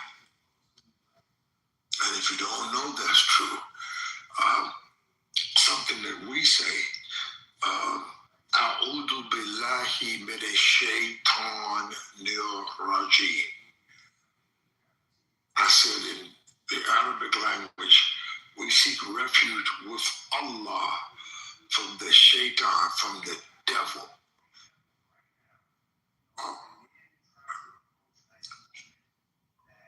It's quite a thing, it's quite an undertaking that we would bring first the deception is that I'm a good guy and you and I can get along. And he'll flash something like, I own so-and-so down the street. Did you know that? Oh, you didn't know that, Bob. I own this. He said, wow, Shaitan, you own this over here. And he'll say, well, I also have another one down in the Vegas. Oh, you need, I also have one in Florida. Well, would you like to come and take a visit? Well, I can't afford the trip, Shaitan. Oh, I can get you on. Don't worry, just say you know me and you'll be able to get in.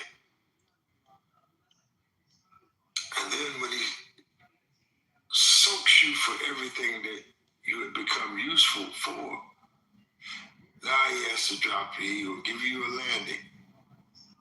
At 10,000 feet, he's going to drop your ass. And even if you know these facts, it's still very tempting to follow the shaitan. But I say, A'udhu billahi minash shaitanir rajim. And I'm never, ever will I succumb to the vices of the shaitan or bow down to him or lick his feet, carry his luggage, or in any wise make it. I am here to make the shaitan very uncomfortable being around a righteous man or destroy shaitan. He would self-destruct. But if many of us would attain righteousness, shaitan would lose his power and things will go back to norm for you and I, because that is the objective. Our objectivity is to take our land back and take back our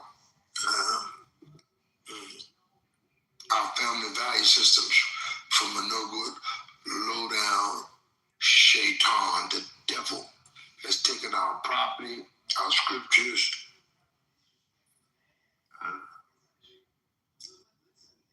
our moving vehicles, and the computers, and just having a field day with your ass. And some of you enjoy it. Hey, brother, just going along for the ride. Just going along for the ride. Go ahead, sir. They took the science. They took the true mathematics. They took, boy, they came real wicked. And I'm glad you brought that up, because there is a spirit behind that our community does not naturally have. We do not have that kind of spirit that's attached to a soul.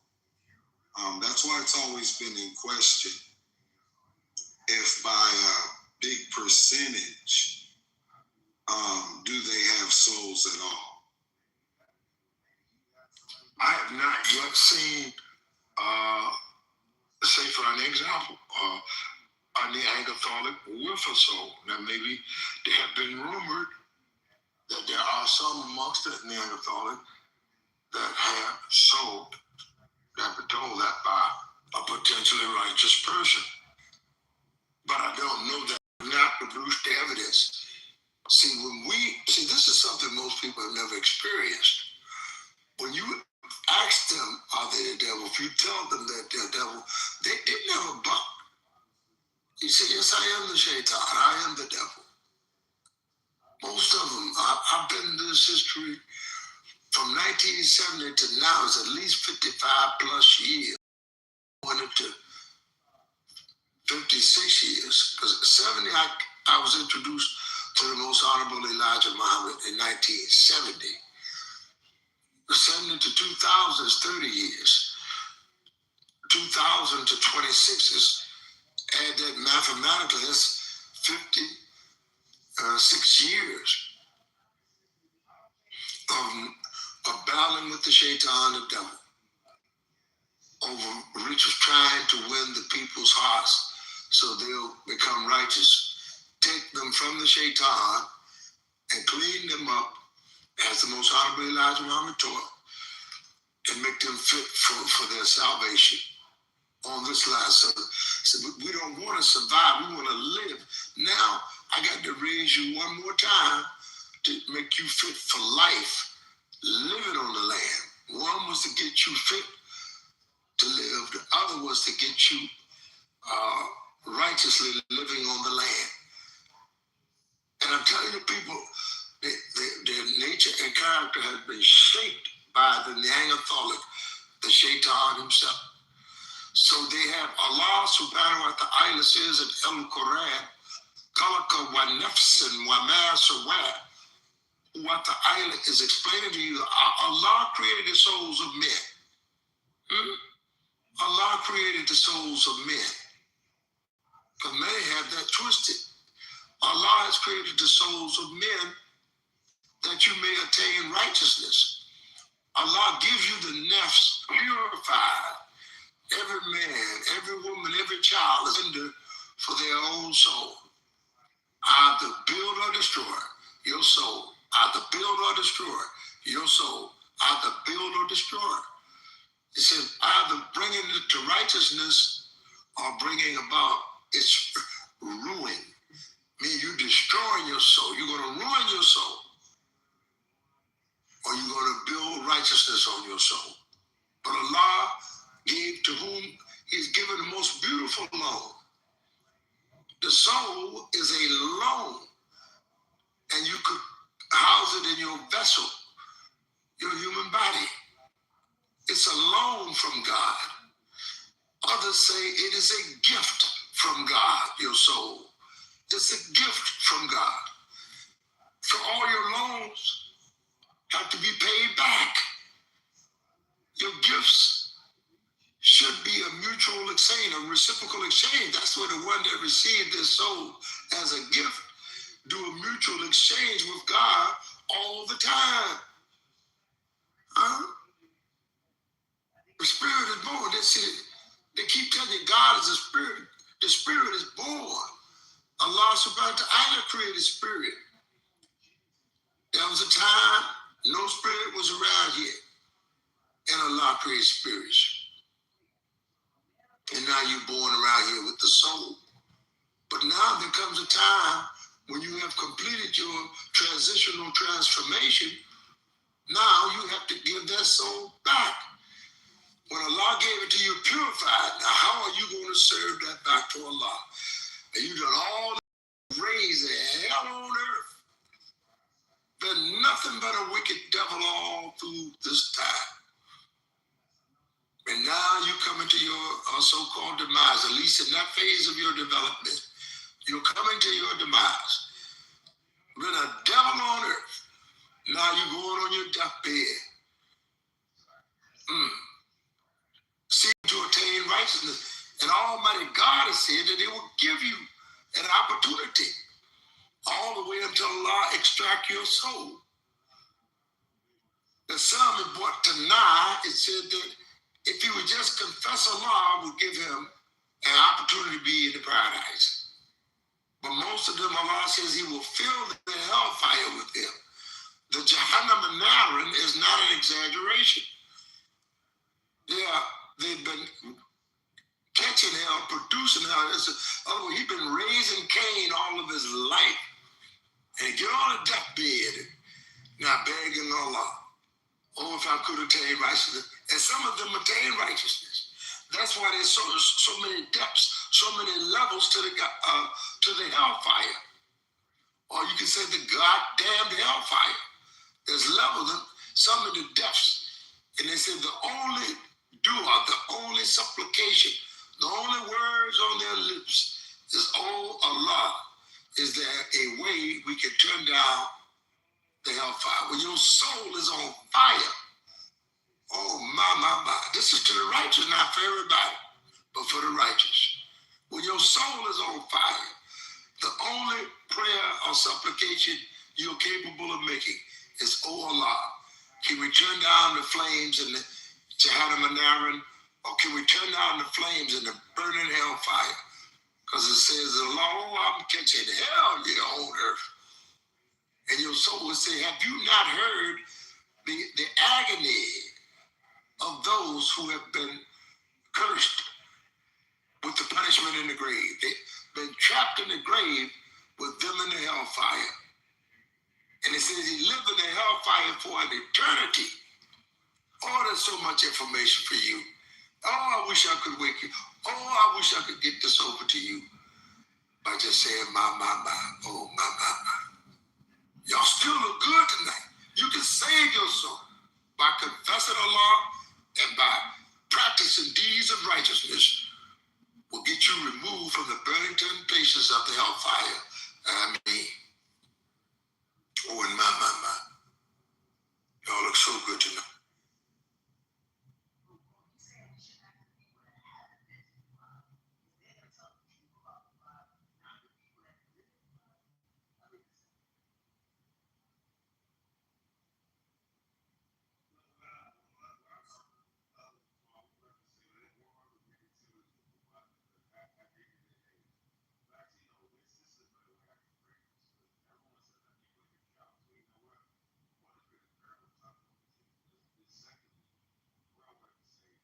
Salute, brother Sheik, man. Hey, see all up, you can speak to the title if you're on the stage. Did Trump just play 4D chess? Wow. I don't know about that. I don't know what kind of dummy. As you could say, righteous or wicked. There it is. They say that there. A genius. Yeah. Poetry. Yeah, exactly. He will fill the hell as many as you as possible. He promises you nothing but deception. I promise you, I came home 40 acres and went all over Clubhouse, warning of the shaitan, telling people that Donald John Trump is not a devil, but the devil, the Dajjal, the Antichrist, the devil himself, meaning Cain on earth, the devil on earth. I tell everybody about it. I never stop preaching on here. Y'all be talking about getting to Antarctica. I said, did you know that Donald John Trump is the shaitan? But he said, get off the stage. Enough of that Trump stuff already. Now, all of them talking about Donald John Trump. Hey, potentially be it's his own people. Cain on earth. Come on. They thought they was covered up, man. They thought they was good, and they took that standing military man yesterday or the day before, you know, he in there, he wanted to voice his opinion. We figured out, I think he was a Marine sergeant and on a 3-strike. Man, they busted him up in that on live television, man. Come on, a lot of you familiar with their own brother Sheik. They tell all this last 2 years, 2 years of Hakeem. Hakeem was a kingpin among the Shaitan with the Donald John Trump rhetoric, followed by a prolific pro. Yeah, come on, Pedro. And he got but 10 with him. Pedro got 10 followers pushing Donald John Trump program. Listen, who else you got up in here? Or they'll slide up on you. Here come old wooden tooth sucker freedom Republican. He took on the name of the Shaitan. What kind of name is that? Sucker. Your name's Sucker. And you know, and every now and then we only get he'll have 2 or 3 in a row and say, we got peace over here. Knowing all the time he's raising hell, teaching you wickedness, teaching you how to be slick, how to charm us out of our money and whatnot. You know, wouldn't do sucker free. Come on to the mic. Now, when Donald Trump getting a little trouble, they'd be quiet. They'll go slide somewhere. Then when he'll go, and then Donald John will go to the media and say, look, I got all you niggas black jobs. You see that? Trump got y'all. Just come right on the mic. You know, Donald John Trump got y'all a job, man. And they said, well, oh man, he gonna fix the Bitcoin so you all get on. So many, I mean, a rack of them. It was a protection. Now, some of them made money on Donald John Trump, but a lot of them lost. They said, man, you know, I lost on that thing. Some of his kingpin followers said they lost money fucking with him. Now, you can make money, Shaitan is not cutting the material well off from you now. Hell no. But he gonna make you catch that hell. He gonna give you hell from the cradle to the grave. Come on. He found something free. Where you at? He found Republicans and the rest of y'all Negroes and that Donald Trump preached the Kool-Aid from dusk to dawn on the clubhouse. Oh, I went all in now. I went in the marathon room, shook the goddamn walls. Come on, be real. I went on roof fact. I got a green bunny. Any of them big robes, I can go in there and get a patch. And I never asked for a patch on Clubhouse. Nobody could roll. A patch where I had one in here, but they said, no, man, now get into the ambassador. Take it back. So Hogan said, and Eugene, they played with my green bot. I don't need one. You already know that. I'm going to light that shit up. I am going to light up the goddamn mic. And most of the time, regardless of the subject, because I have been trained by the most honorable Elijah Muhammad in so many fields, so many things to do. You ain't never met a man like the most honorable Elijah Muhammad. You meet me, you ain't met no nigga like me. I'm like Ike Hayes, the goddamn chocolate chip, and you ain't never met a nigga like me. I take nigga, negro, and any of them names and preach it until the purified. Because the Rasulullah sallallahu alaihi wasallam, may the prayers, the peace, and the blessing of Allah forever be upon him. Prophet Muhammad said, I converted my jinn and made my jinn a Muslim. So I don't have a problem working amongst the wicked and trying to get them straight and trying to clean them up and make them fit for divine black revolution. Because if Prophet Muhammad and Elijah Muhammad was here, they would both bring you to me so that I can clean you up and make you fit for divine black revolution. Because Otis Redding, the most honorable Otis Redding said, now your turn.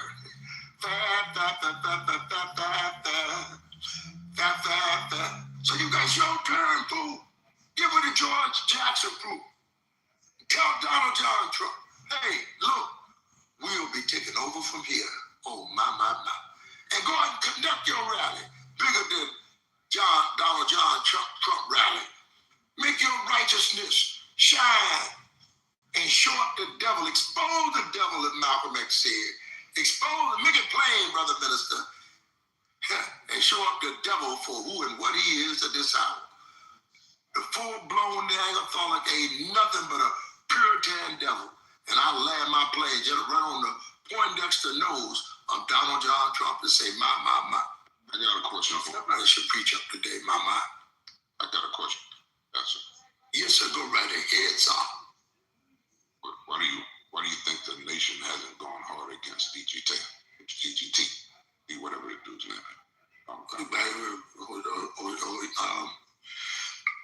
See, the nation is on a course. They're not on a collision course.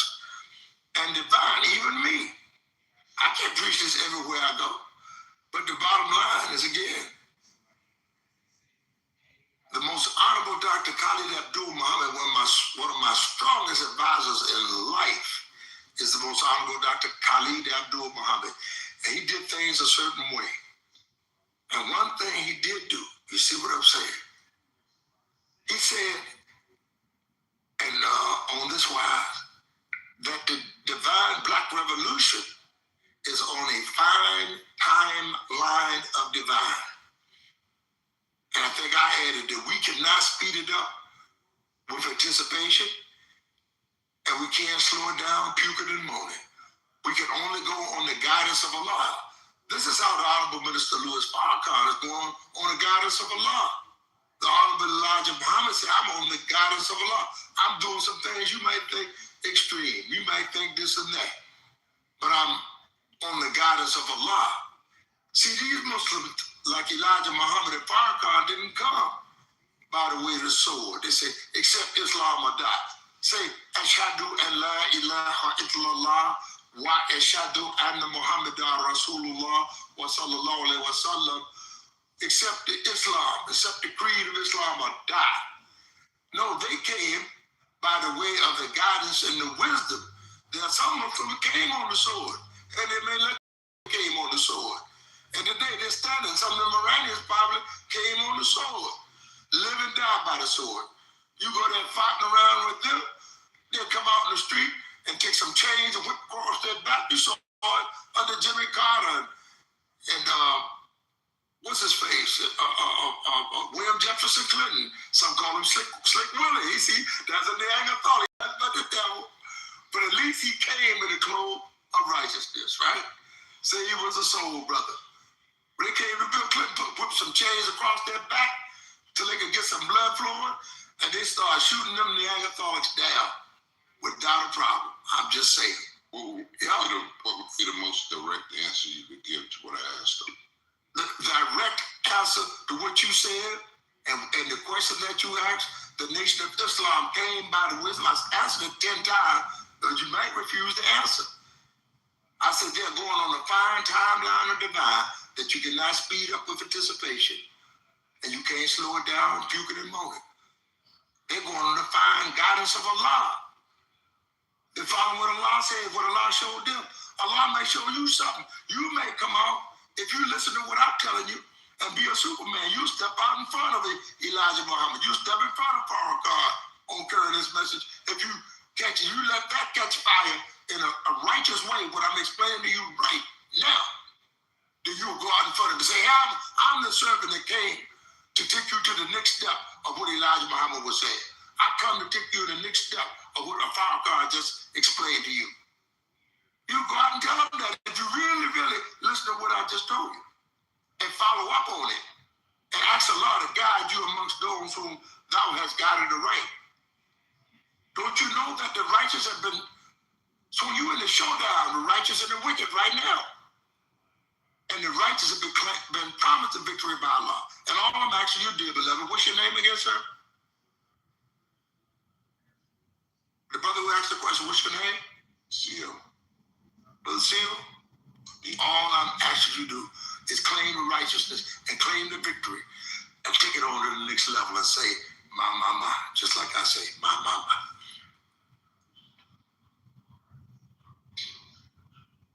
Claim the victory. That's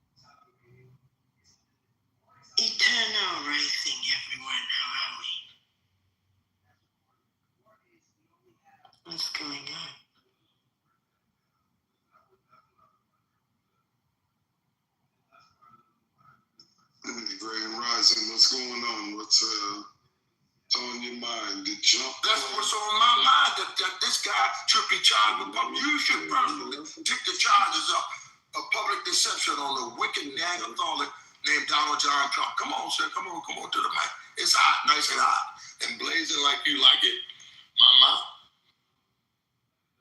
Well, I think the gentlemen have to be gentle with their intention when they hold the mic and speak from the truth.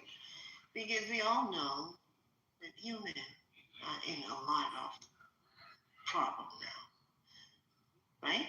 And these problems are in history of all mankind of all timelines merging right now in this eternal now. I am this I am. As much as you are you. And in speaking truth at all times, intentionally and addressed to everyone, not just one singular person. Because it's confusing English. I didn't born into English. Now, let me ask you a question. How long have you been on Clubhouse? How long have you been at Clubhouse? As long as you are. Oh, well, good. Now, have you heard me give this warning before? Maybe in another format, on another platform. Have you heard me anywhere else other than here at 40 Acres? I don't know you, sir. Have you?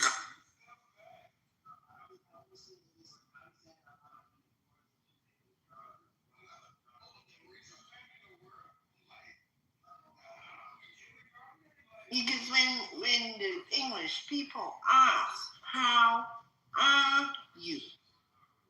And I learned simple kindergarten English. Verb to be. Is and are. The one you is, the one you are the one you all are.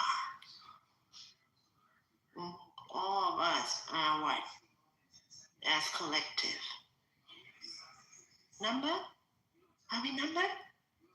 Are we just speaking English only? Or are we dancing in the grace of God and source and all family of humanity combined? So I am this I am. I try with English, but I'm not forgetting all my mother tongues. And you were talking about the mother. I miss my mother. Sophia, Gaia, Hera. I learned a lot from her in this lifetime. I respect her. I hear her pain. I can cry all day for this incarnation. But are we crying enough, gentlemen? How much more you want the woman to cry? Can you tell me that?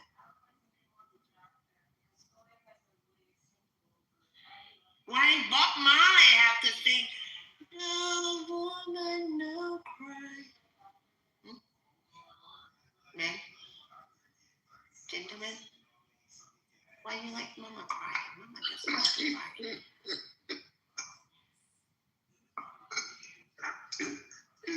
To laughter, please. The children want to laugh. Did you just bust out in a 1990 dance? Britney Spears pop song? Is that what you just did? Oh, my name is Uma. You put the A in front, you get the O, right? Om Shanti, Om Shanti, Om Shanti. Famo, I miss you, father and mother.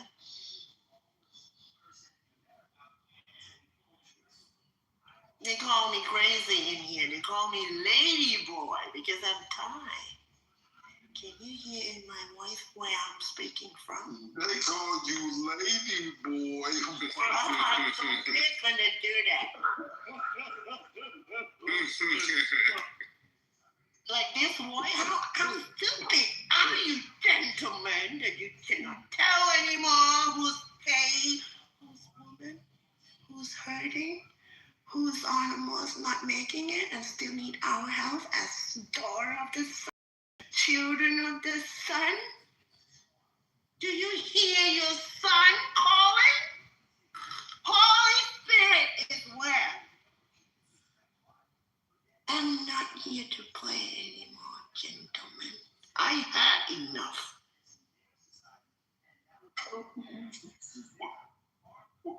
What just Right? what just happened? Can you tell me why God saved the queen and not the king? Wow. And how come as the queen, drag queen, dragging all the queen right now? Uma, look. Come on, Lucifer. You gotta calm down, Uma. What? I don't know what you got going on. Just as much as you are, this game is boring. This is Uma. You might got split personalities. I don't know what's going on in there. Yeah, I'm funny as hell. Uma, I was checking in your PTR. You had some interesting pictures. Which one? Let's talk about it. Oh, Which man, one?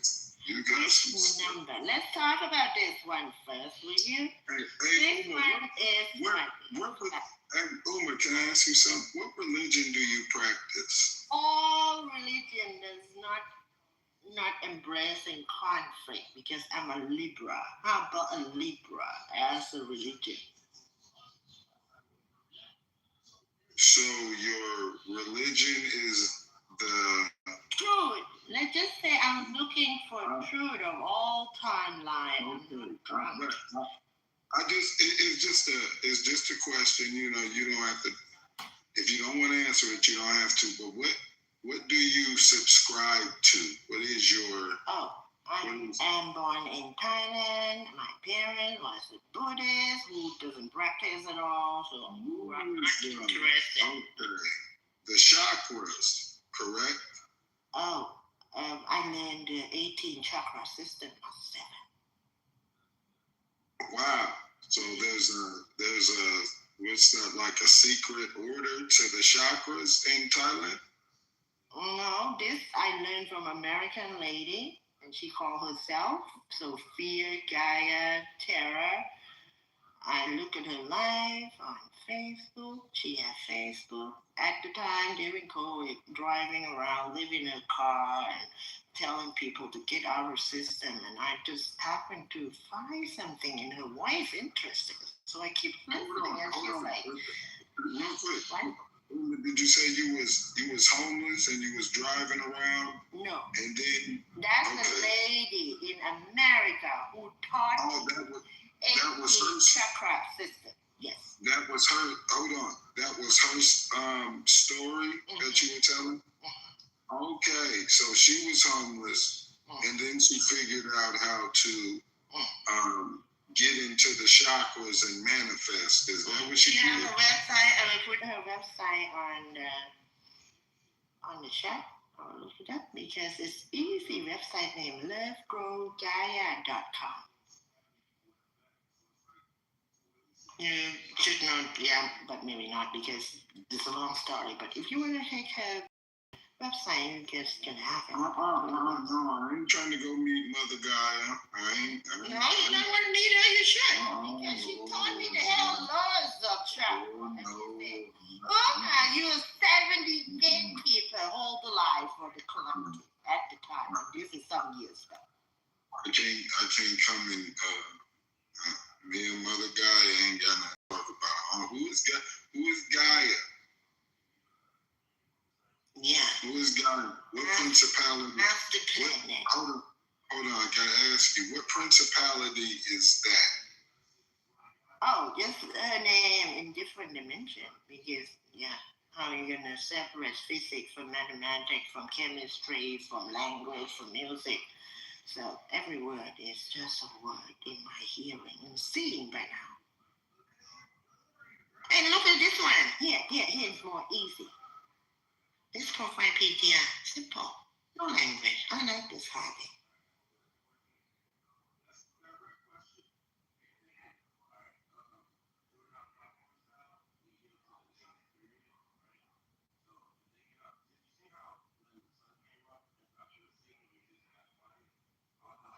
Shout out to you, Uma. Uma said she got a link in the chat. Y'all want to go meet Mother Gaia? Y'all can. I have to tell you that she said to me, this lady taught me 18 chakra system. We talked for years, but in the end, she challenged me and she said she will kill my husband in the astral. Whoa. You said Mother Gaia. Hold on. Now we're getting somewhere. This is crazy. Did you say Mother Gaia said she'll kill your husband in the astral? Yeah, she did. In the astral? The lady who had this website sent it to me. I respect her though. I get it. Back then. What is Mother Gaia? Hold on, man. Hold on. Uma. Man, that's why I'm cold at this. People will think I be trolling, but I know how to get to where I'm going. Wow. So, Mother Gaia has a spirit of, if she's willing to teach you or tell you at least that she's got the power to astral project and go kill your husband, and you want us to go meet Mother Gaia.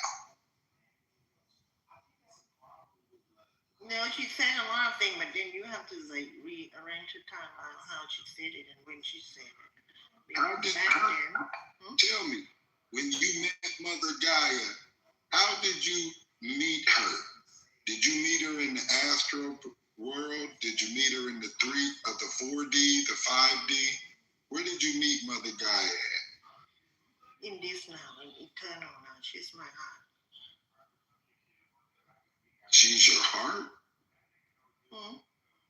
I mean, how did you get to her? Did you have a dream? It's her heart chakra. No. She's a real person who made this website. And then she taught me a lot of things, but now she's like disappeared. I haven't met her. Yeah, it's not a real person. It's like it's almost like a chakra. She just said it. It's her heart chakra. It's her it's very hard to explain, but it's not what you think. It's just principles. It's a principle attribute. Look, y'all laughing. No, I know how it's hard to explain the heart of mother and the womb. Yeah, it's unconditional. Unconditional, always receive. Best that you can learn from it. You have to listen to the not her Monday library. What tell me, why? No, I gotta get back to this one question though. Why Mother Gaia want to teach you how to kill your husband? No, she didn't say that. Mother. What's wrong with your ear, King J?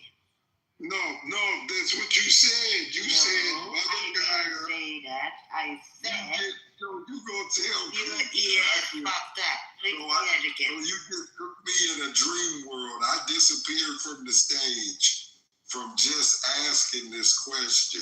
Come on, but do not. It's not a demon frequency. Y'all are crazy. She literally just said it's the heart chakra. It's the No, I get that, Michelle. I'm talking about before that. She said something about other. I ain't talking to you. I'm talking to the niggas in the chat, babe. I'm sorry. Oh, okay. No, you're okay. You're okay, Flawless. I was just. I don't want any problem on any king because king are not my duty. That's for God to deal with. Okay? Oh, no, Uber, don't do that. What do I have to do to amend everything? How you gonna change? I just want to know why Mother Gaia, because that was the original question, was what if Mother Gaia got to teaching you? Gaia is 7D. So Gaia's real. Oh, are you not for real? Gaia's 7D? Seven gods.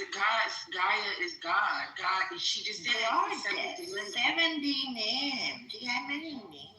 Mm-hmm. Sophia, Gaia, Terra. It's God. She's talking about the perception of God, James. God, mother. No, I trust you, but I don't know. Uma said something about You ain't God teaching her how to kill her husband. No, I didn't say that.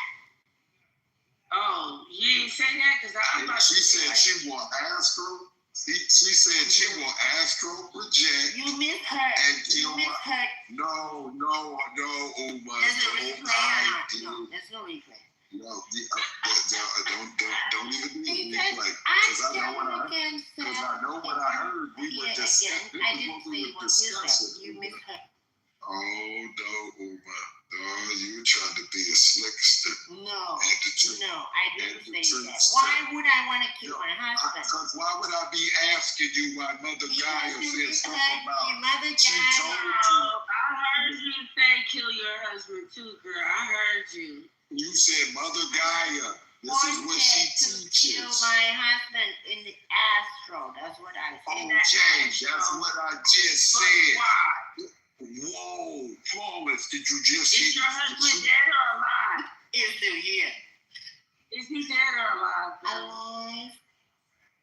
Yes, he did. Your husband, is he actually I'm gonna walk to him and make sure that he's still alive and that he can tell his story too, because this is about how many years back? I'm like, how many years was that did she threaten to kill you? The woman that said that is a megalomaniac little bitch. She's not representing Mother Gaia at all. No, but that's his perspective. I need a chair from that lady American. No. Let me quarterback this. Let me be Joe Montana. Listen, Uma, put your husband back on the phone. Give him 5 minutes. We just need to talk to him. Because he sound like he know what he talk. He sound like he know what he talking about. And he husband, welcome. He sounds very grounded. He sounds very normal and grounded. Yeah. And my children are here. Uma, do me a favor though. Uma, do me a favor. Okay. Please. Put him back on the phone and let him explain. Yeah, let's kiss. Okay. Who is Mother? Okay, go ahead. Don't get put out the house about Mother Gaia. But listen, tell me, brother, who is Mother Gaia? And explain what you was just explaining when you first got on. Please tell us that one more time. And then expand on it. What we're talking about is that she's listening to a lady called Shelley, and she is teaching about chakra system, 13 chakras of 18, and she says that numbers are living beings. And then she also claims that she is Mother Gaia, and that she is representing the planet. And that is what I think is completely bullshit. No, you don't know. Thank you. No, let him continue. No, I said no. Hey, hold on. Hey, sir. Now listen. You know how I know it's truth what you're speaking? Because this is what I was alluding to while I've been quarterbacking and talking to her. I've just been sharpening my skills, and I've been very patient. But I knew exactly what I was talking about. That there is a principle. This is a real woman who's telling people that she's in a sense God, Mother Gaia, and she's preaching a doctrine that is of the fallen ones. See, I'm glad I got to talk. This is what you need to be doing, Uma. You need to be listening to your husband. You understand? You don't know him how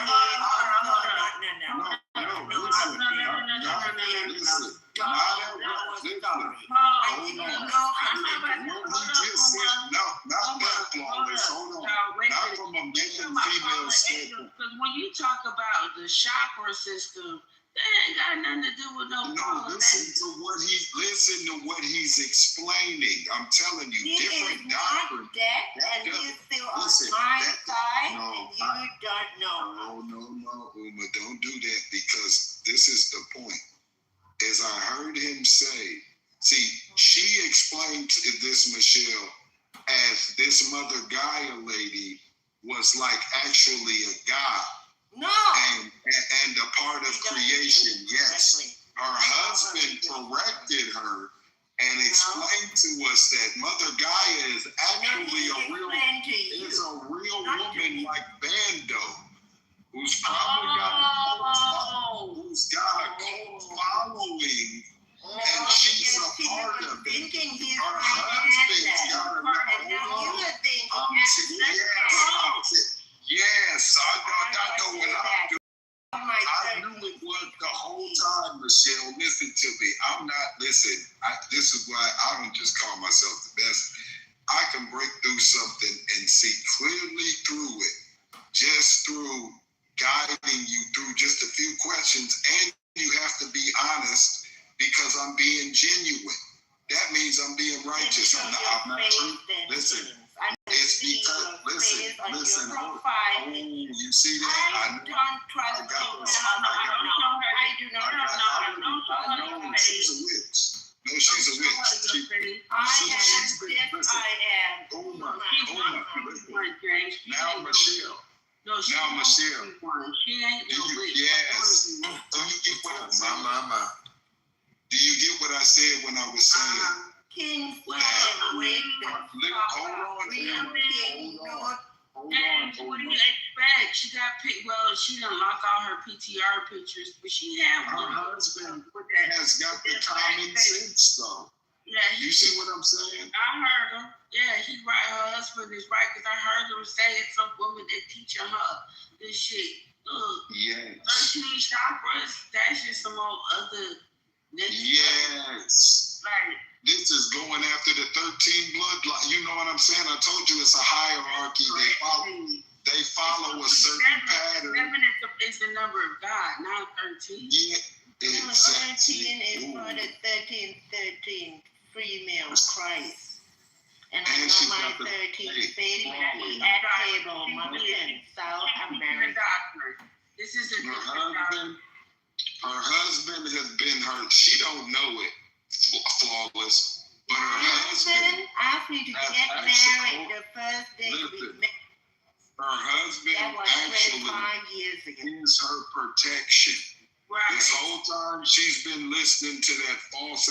You see how the Most High will even protect you and bless you off of who you're. And then evilness gonna have talking about kill your husband. You heard that? I was like, what the fuck? He's a good man. You see what I'm saying? He's a good man. He actually just exposed this for what it was. I wasn't trying to offend her. So sometimes you don't want to offend people. What you got to do is you got to ask some direct questions. You're going to get some direct, truthful answers. And then use your discernment to what is behind. I knew Mother Gaia was a real woman.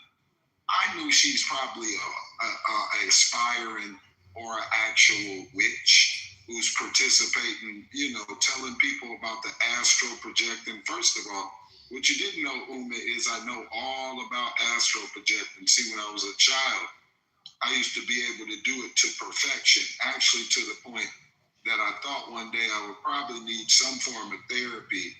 And then it being reinforced by the Gateway School program that I was in for more than 3 years. What else is Hold on. This let me know that there is a natural way in, because when you're a child, see, you are peer, right? You haven't got any influence. You don't have drugs in you. You don't even have really only but your parents' level of indoctrination. So you can be assisted if you're a certain type of bloodline, certain type of child. They've even been prophesized about, but think about this. How was I able to, hold on. How was I able to recognize that even Mother Gaia sound like a god of a principality. No. She's not. She's just a woman. She is just a woman. And you made it seem like she was a god, but your husband, see, he's the one who's apprehensive and actually is using his discernment. Because he probably knows this lady's a kook and she's running a scam. And more like what I said, when I said like the Bando situation, I just equivalent that to high level like Jim Jones. But you didn't listen to my story. When you hear the hold on. There was a real quick. There was a spirit behind Jim Jones and the indoctrination and the tactics he was using. It was obvious that it was almost like a wolf in sheep's clothing, where he got people to buy into an ideology of Christ and turned around and assisted in the suicide and murder of most of it being African American, his little covenant or cult, or some were even trying to, call it a religious group, Some of them. This is a particular spirit. But again, some of them are the imps of the Shaitan. They've been produced as a guy that dupes the Shaitan. He dupes many of their imps. So we're mistaking them as the Shaitan, as the real Shaitan. And that'll just be an imp impersonating the Shaitan. The real Shaitan, you see, you have the mark in the right hand and the marks on their foreheads. The Jah markers on them. Those are the big chiefs among the Shaitan. And then there's the chief Satan himself. See, Donald John Trump is only one of the imps. Is only one of the imps, one of the Shaitan, one of the little guy. The big one is you're going to bust them when you expose the biggest of the chiefs amongst the Shaitan. Their father, their mother, father, and their children of the devil. They let you know, reap be the corn, the children of the corn. And will kill you when they get you isolated, will take your life quick. I promise you by Allah, what I say is true. I see them all through Greenwich Village. You go on the 6th Avenue of the Americas in New York City, and you'll see a bunch of them walking the streets, going back and forth to the bodega, anywhere. They watch the basketball game on the basketball courts in New York. All of that. MC Shaitan walking to the big grocery, catching a bus or a train. And they duplicate like Barnabas called it. My name is Barnabas. Those are the imps of the Shaitan. Yeah. And they live their lifestyle, sucking on blood, looking for blood to drink. Yeah. Not just on Wesley Snipes, what they call that? What was the name? He bought that song? Oh, Blaze. Oh, with 2 blades would come out. Wesley Snipes into Dr. York. He was one of the, he was a big one. But no, but to cover up, now your attempt is to cover up yourself as an imp. As an imp, you just said that Wesley Snipes it follows Dr. York's teaching. Yes, this guy on my PTR told me that. This guy is a son of Dr. York on this guy. He told me, and he told me a lot of things. Man, I don't even know this on this What are you doing? And this guy dogged me on this ass on the talking page. Got you all the way turned out. You better. This guy on the picture dogged me. You better get away from Mother God. When I recognize, I went to pray immediately. But I asked you, have you ever heard me before on any network? That's whom I asked that question. But I had to run pray. But come on back. Yeah, Dr. York, I asked her that question, but I never got your answer. No, let her finish, though. No, I did ask her a question, and I did get cut off the prayer. It's a simple answer. She either heard me or she hadn't. What's the question? Had you heard me on any other network other than 40 Acres? I asked Uma that question. I couldn't understand his accent. Yeah, I said, have you ever heard? Have you seen or heard of me before? Anyway, I feel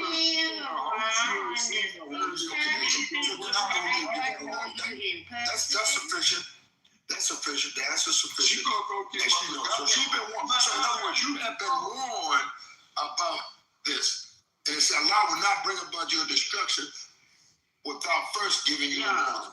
Yeah. And I want everybody in there, not a person on Clubhouse that know me or heard me, that I didn't warn them, that this fire was coming, that Trump would manifest, and that you would manifest.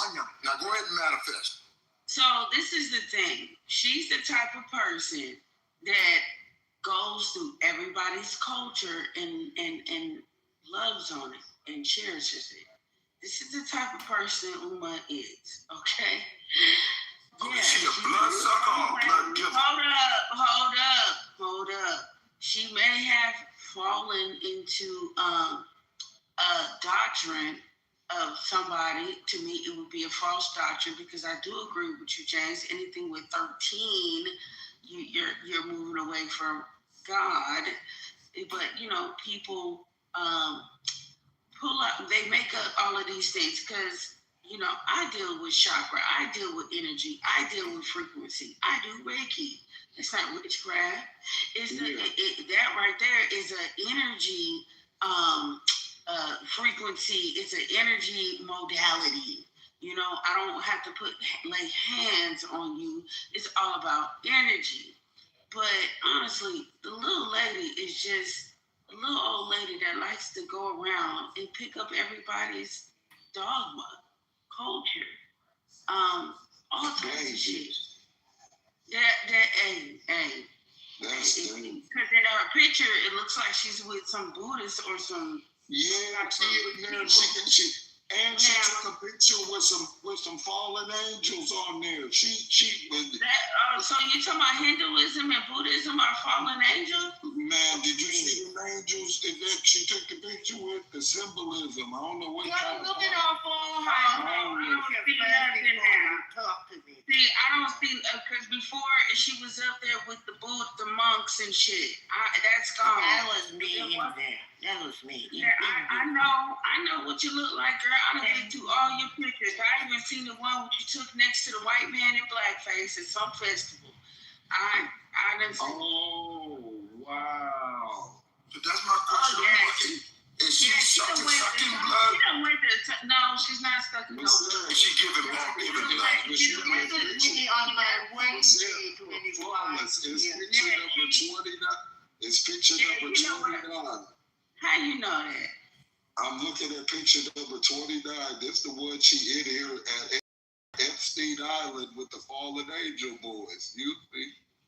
Okay. Sucking blood, Brother James, or giving blood? No, ain't no blood sucking. She just. I'm talking about the fallen. This the symbolism. Like she had Mother Gaia party. See, that's why her husband probably scared. She dragging him around Mother Gaia in the coat, and he ready to run the fuck up out of there. So, Brother James, I'm gonna ask you a question: is she sucking blood or giving blood? Neither. That's crazy. I would hope that they're not.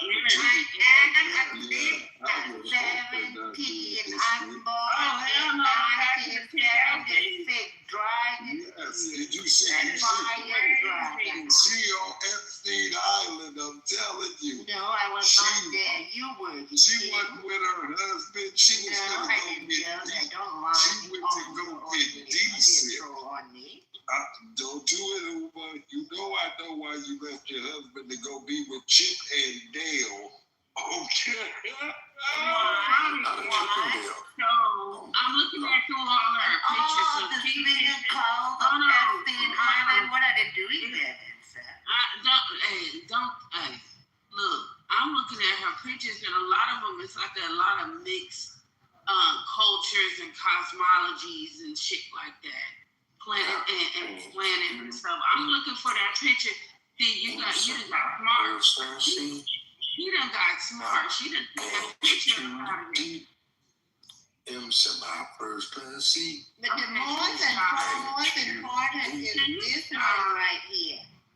No, No, she took that picture out of there, James, because we done got on her ass too much about it. Good job. She ready to delete shit. That's what she did. Yeah, it was a picture. It was a man somewhere, some country she was at. And he with the black face on. The one that you don't like about the Dutch doing the swipe to pit children. They changed it already. Well, I'm glad you took it off. You did good. You Yeah.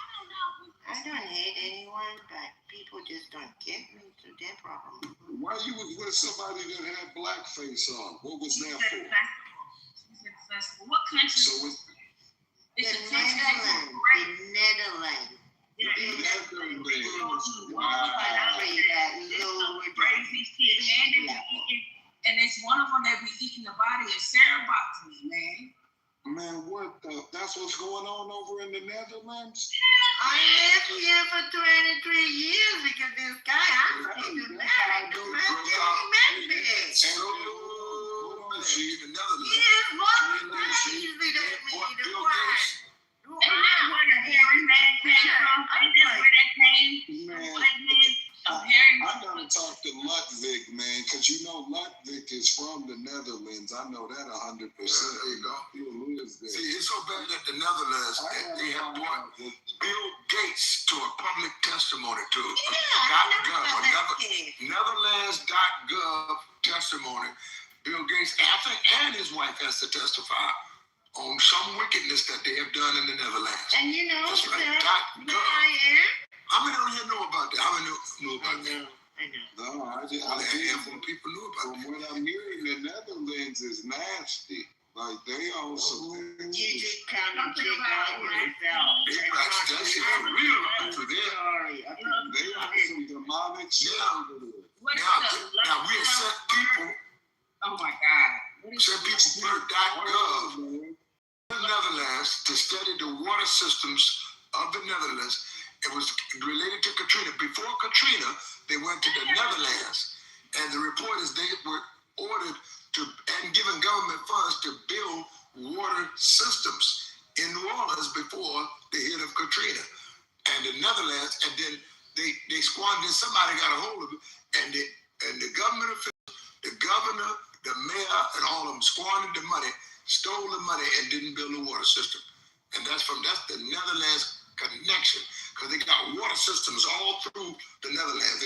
Like y'all living on water, right? There you go. You gotta check them out. Because they practice wickedness in high places. Come on. No. When we looked at the Zwart Piat, I just looked it up. It's Black Pete James is a companion of Saint Nicholas. Wow. Weren't you in here when we was watching that video the other week and they mentioned St. Nicholas on that Real American History? Remember we was listening to this in the room, that white man, he was talking about St. Nicholas, his name, I think it was St. Peter, and then he was enslaved in Ireland, escaped, came back, right? Came back and got rid of, chased all the snakes. That's the no, that must be somebody else. Saint Nicholas. Who the fuck is Saint? Yes, Saint Nicholas is already connected to all Father or Odin, all concepts. No, I don't know who it is. You see what I'm saying? Mother Gaia is teaching some shit over there. I can expose them. I found it now. So the companion, hold up, stop. Saint Nicholas throughout territories formerly in the Holy Roman Empire or the countries in the influence culturally, characters act as a foil to the benevolent Christmas gift bringer, creating a thrash or abduct disobedient child. So yeah, Saint Nicholas is the Santa Claus. Yeah, it's a Santa Claus spirit, and they got a little black man walking around helping him carry his shit. Exactly. So look, James, it says similar entities, James. Crumpus. Go deeper. They go a little bit deeper. But see, this is what I'm talking about. That I knew behind all of this shit, St. Nicholas and all this, yeah, Satan, Krampus, is a horn anthropomorphic. Krampus ain't nothing but the Baphomet. Ain't nothing that big. It's a motherfucking demon, a monster, run around with the imaginary Santa Claus. That's Baal. That's one of the principalities. That's why I said they always want to show the horned God. But why did they make a blackamoor that represent that though? Because what you gotta do is you have to demonize the reason why you rebelled against the Most High. And it was because if Judah was put here first, Judah is a melanated tribe. They're a dark tribe. A whole. Now there are light-skinned ones in the tribe and brown and other colors, but if you go down just the spectrum of us, we are mostly from a browner to a darker brown color. We are identified, know exactly who we are. But the ones who rebelled, they did not want to serve us. So if you're going to go against the Most High, you're going to also go against the people that the Most High told you that you had to serve. So a certain percentage was willing to serve. A certain percentage of the watchers and the fallen angels, they packed it together. And they didn't even get, that's how you know God is righteous, because he didn't ban them for the war. He banned them for doing pacts that they would teach mankind how to go to war, abortion, how to create sickness, disease, vanity, gluttony, etc. They taught all of the lower vibrational things, and then they even took women as, allegedly, they took women as wives, and they created their hybrids down here. So at those times, you could see that the kings and the queens were usually called God kings or God queens. And this was because the bloodline could be traced directly back to these different, we call them bastard children of the fallen angels. Almost like even the story of Zeus and his father, who ate all of his children because he didn't want them to ever challenge the throne. It was almost like Kronos was his name. Kronos and I believe yeah, Kronos rules over Saturn. And you consider probably yeah, okay. Yeah, see, so do it on the duality stance. So, maybe I don't know. There's obviously a good side of time, and then there's a principality that is against time. It looks to change the timeline and even assisting with the hierarchy, the assisting of changing also with it, changing time, changing man's DNA. This is what they got banned out of heaven for. That's why they championed Enoch, because at that time, it was said to be Enoch was probably the most holy man on the planet at that time. And that he was a child that was, at his time, he could have dreams also, astral project. When you see some of the things that they describe, it said that even Nostradamus and who he was and how he was able, what he was tapped into. And like I said, there's a balance to this. So if there's a bad side to it, there's also a good side to it that you can tap into And I think this is where, when the Son of God said that you too can do greater things, it's showing the order that angels who rebelled were pissed because they were told they would have to serve mankind. He said we could speak an angel away, and just a certain tone or a certain frequency, a certain name, given the name of the Most High Creator or the Son of God, would wash them away. Even if it was in the 3D to the 20D, the holy names hold weight in the outside of the 3D presence. The having the spirit and tapped into what they're tapped into. Like I said, when you go into, the ones on the righteous side of astral projecting, usually this is going to come with the children.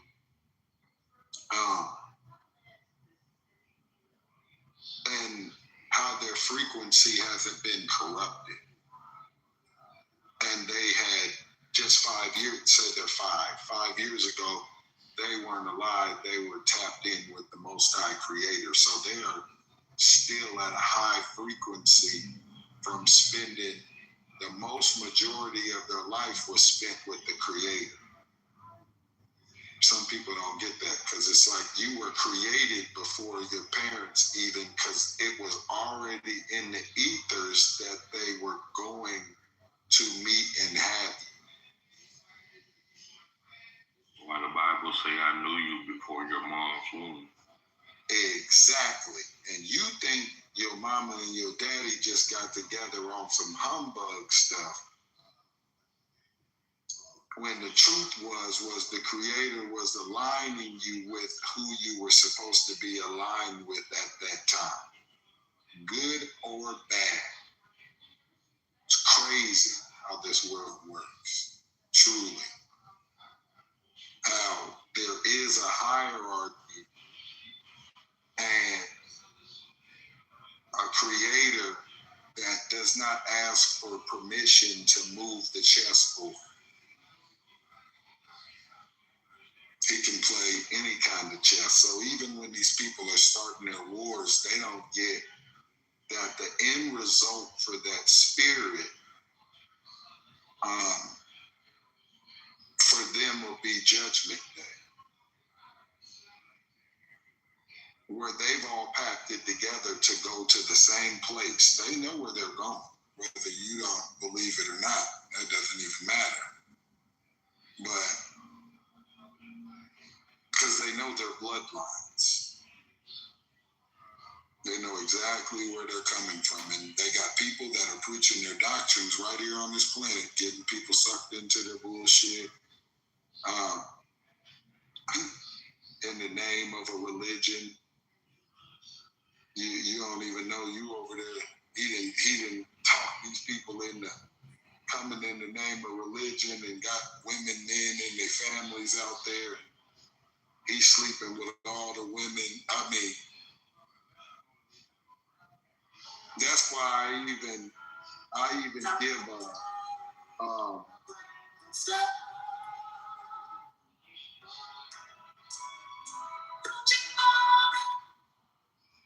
Mother Sheik is this 6 in the morning. You listen to I'm getting on up this morning, boy. Come on, Sheik. I put you down, man. I keep you. I knew this kind of kept coming up. We talking about love, y'all. Oh my goodness. Sheik is off the chain, flawless. His Sheik is off the chain with the border. He is over there listening to Smokey Robinson, baby. Look, that's crazy. Look, James, it's a lot of people that fall to that shit, though, James. It's almost like a lot of people be looking for a sense of belonging, sense of aligning with something. And if you're looking too hard, you fall victim to some shit. Man. Fall into that shit. People take your life savings. But if you stumble upon it, you look at it, you read about it, you create an understanding and move on, you'll be fine. And that's the problem. A lot of people like to dwell in it and break it down and go into it and all types of shit. Yeah, they like to get aligned with it. You know what I'm talking about. They can't get out like the movie. You know, but astral projecting, hey, ain't nothing wrong with astral projecting now. It's about all what you're doing while you are in that, girl. Like, what the fuck is you going to do? And then when you say to your husband, I was like, what the fuck? Michelle. She talking about killing her husband in the astro. She mad at him, man. She went to bed mad at night. That's what that is. That's what happens when y'all go to bed mad at each other. Don't do that. Exactly. And then, you know how it be when you're emotional. One of y'all that says something, I hate you. I can't stand you. I don't care if you get hit by a car. Just some dumb shit. You know, people be, good God. And then you fucking, hold on. Then you fucking with mother. Yes, you know, people who love each other, they say crazy shit, but this is my point. See, when you messing with Mother Gaia and you go to bed mad, okay, Mother Gaia is coming in your dream in real life, okay? So you didn't fell asleep and you didn't thought she popped up in your dream randomly. Mother Gaia is there for real. Do you hear me? Do you hear it? She the candy man. It's like, you, who called for you to be in here? Like, I know how I got in. So the Most High, obviously, because listen, sometimes the Most High, He allows some of us. You or Mama? He allows some of us to tap into this, but it's a natural. Listen, he asked the question. She said, "Who's the Most High, you or Mama?" And I'm like, "Who is it?" She going crazy because it don't matter if you're crazy because crazy for me is conscious. What she's doing is she's taking look what she's doing, Michelle. I'm gonna show you. Now, she's taking the true duality that works together. Remember, I told you it's the Most High, but when I'm telling you the Most High, people don't get that there's hierarchy even to their structure. He's the one that, the Most High who sits at the top is the one and only. All right? There is no of the king, God said the queen. But he also, with balance, he is going to have a feminine energy also. This is what makes him the creator Most High. And this is how it works. Why he made the world. And the story, you know, they put you in the men hierarchy and patriarchy. Yes, I know that. But the truth is that we know that through the Son of God, the portal that he hid the Son of God from Satan and Lucifer was through a woman. Yes. See, that was the portal. And this exactly. That's why. So Mama is correct. We were talking about it yesterday, and I believe you were in the room, or it might have been the day before yesterday. We was talking about the Shekinah, whatever the Shekinah has a feminine energy. So would the ark have a masculine energy? That's why I'm saying that when you join something that only recognizes one Michelle, you gotta be careful. You see what I'm saying? Yeah. if I'm ignoring the male, yes, or vice versa, the masculine. Right. If I'm ignoring one of the sides, what I'm doing is it's being unbalanced, because that's what balances all people out anyway. Is the masculine and some love. Energy. Ambassador, you done had 3 coffees. no, he done had 3 brandies up in his mouth. 3 chickens. He's talking about being in love. He want us to hear that he in love. Okay, you got a woman over here. Ambassador, you got a... Ooh-wee. Look at I knew it. Do your thing, Ambassador. Yeah, on mute, though. On mute. Because I'm trying to explain this. So, can anybody else answer that question? Is the masculine principle the art, because they say she sits in front of the room, the feminine, the Shekinah, the feminine energy, and I get it. Yeah. Look, I was talking to somebody the other day, and I was like, well, shoot, if you want to really look at it, the Ark of the Covenant sounds like that Golden Dome shit, James. You know what I'm talking about, the Golden Dome? Man, this might be even the technology that he's gotten from these fallen angels. And even when I was looking at Israel's Iron Dome, what I was seeing was it had a ratio that it allowed not the little weapon to come through, but when they shot those hypersonic, it did not work as effective. And I'm wondering about you're this. talking about Israel has a Golden Dome. They got an Iron Dome. They call theirs, I think, the Iron Dome. But what we're building is similar, and actually golden is going to be better. And it's crazy when they say Golden Dome, like, is that, now think about what I'm about to say. Is that the truth on what they did with all the gold? Did they need that to start this project that they knew they were going to need in the future? Now, that's crazy that the word gold, keeps calling it the Golden Dome. Now, think about it. You're not going to be able to see it. But it could be the truth is, and it's being made so it's like tapping into another dimension. I can't explain the technology, but it is beyond the quantum physics. Yes, and do you know how many dimensions are there? I can't see the dome in Israel. This is my point. Stop interrupting. Like, it's an Iron Dome, Michelle, but you can't see it. You get what I'm saying? So it's like, what dimension is this? It's still in Lil.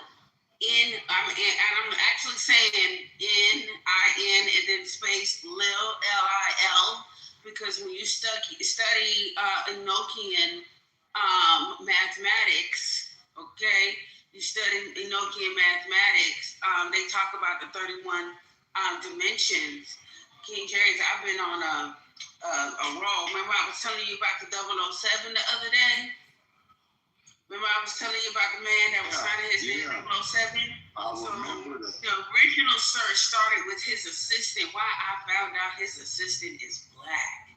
Edward Kelly was a black man, but they got him whitewashed throughout the internet. And why I found one picture, and it was like a hand drawing. He's black. He's a black man. Sure did. So that 31 dimensions that they had created, or not created, but said that they found while scrying through a Mexican obsidian mirror, the black mirror, you get what I'm saying? So it's 31 dimensions, and the lowest one closest to Earth It's called Lil, Lil. And I just couldn't help but fucking realize when they be talking about that whole Anunnaki shit, what's the name one of the guys that's in that Anunnaki shit? Enlil. That nigga. So crazy. Who is that? That's Nisha, right? We don't know. Nisha on some hot girl shit. Yeah, you see that gun in her head? She was ready to go. Yeah. She on that bullshit early in the morning. Nisha baby. That's what they call her. Like back in my ratchet days, yeah, that would have been what I was looking for. But anyway, back in my, I'm saying this way when I was a young man, young spring chicken. I didn't know no better. But yeah. Lord have mercy. Yes, he got the spirit. But you got the spirit. I couldn't believe this shit. This is crazy. But yeah, in Lil. So I just thought that was interesting how you can interpret that, because Enlil and the Anunnaki ruled over Earth, but the dimension found inside of while scrying was called Lil. And I was like, damn, these people, this shit's been going on for a long time. We've been working with this type of shit for a very, very long time. Kind of crazy, kind of weird to read about this shit and see how people mix and match all types of crazy shit, man. This was wild. Playing with these frequencies and tapping into shit. See, nowadays they didn't opened up things with these towers being built, all these satellites being put in the sky. This is now what people can't see. It's assisting, a lot of the things we've been seeing manifest in the 3D.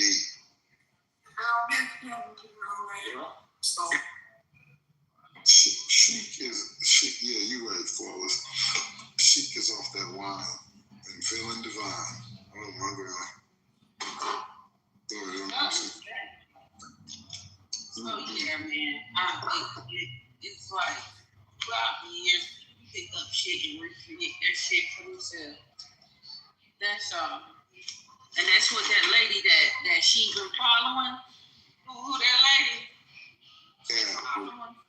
Hey, her husband. That's one of the best. That's one of the best mic drops ever from somebody to pick up. Yeah, she got a good man. Yeah, she do. Like, don't listen to her. She crazy. And I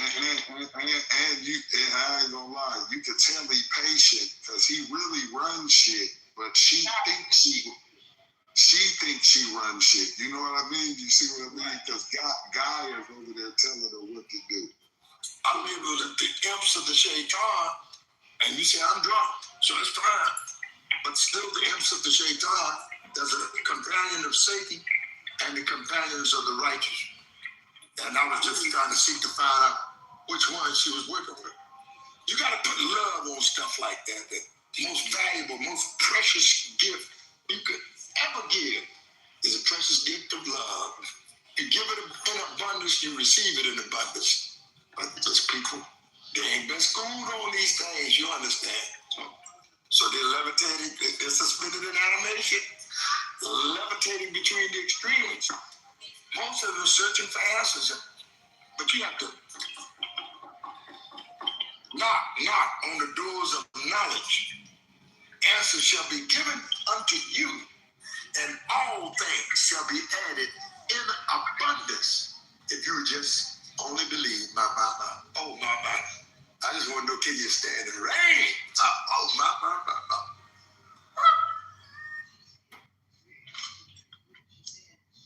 All right.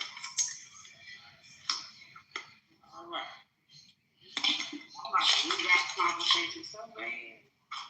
That's a trendy thing. Let's reroute this conversation real quick. We're gonna go down aisle 9, even though we're on aisle 10. We've been doing that shit all day yesterday. We wrapped us for about an hour. Some Donald John Trump, we labeled him as the chiefs among the Shaitan. And the fire, an hour ago, yeah, we rocked it. Some roasted him for the evidence that he was not of the Shaitan. He was not the jail. No evidence. Because he is the mischief maker, he qualifies in every way and not a devil, but appears and manifests as the devil himself. And then that's one thing. See, y'all haven't tested the waters. You know this. You got to know that not only a devil, but they will never deny that they're the devil. See, you ain't the waters like me. See, I've been on the front line. I've yet to confront a Neanderthalic that denied that he was the devil. Oh, my. You got to test the waters, brothers and sisters. If you want answers, you must knock on the doors of knowledge. Answers will be given unto you. All things added in abundance if you would only believe. My. Because God, God is the love. God is also the spirit. God is truth and courage. And all those other attributes. You were looking one-dimensional, and God came multi-dimensional with you. And you missed something, you missed the boat with. Believe me, I'm on board. And all I say, you don't need no ticket. You just get on board and thank the Lord, my. Oh, my. Oh, yeah, that's right.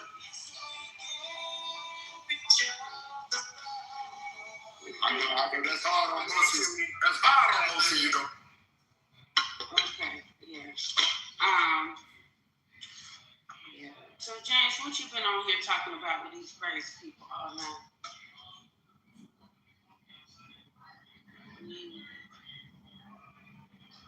Looks like y'all put James to sleep. No, I'm just eating fruit snacks. Nacho needs some fruit snacks. No, these Jameses, I like fruit snacks. I'm a big kid when it comes to that. I like that. I don't eat them all the time, but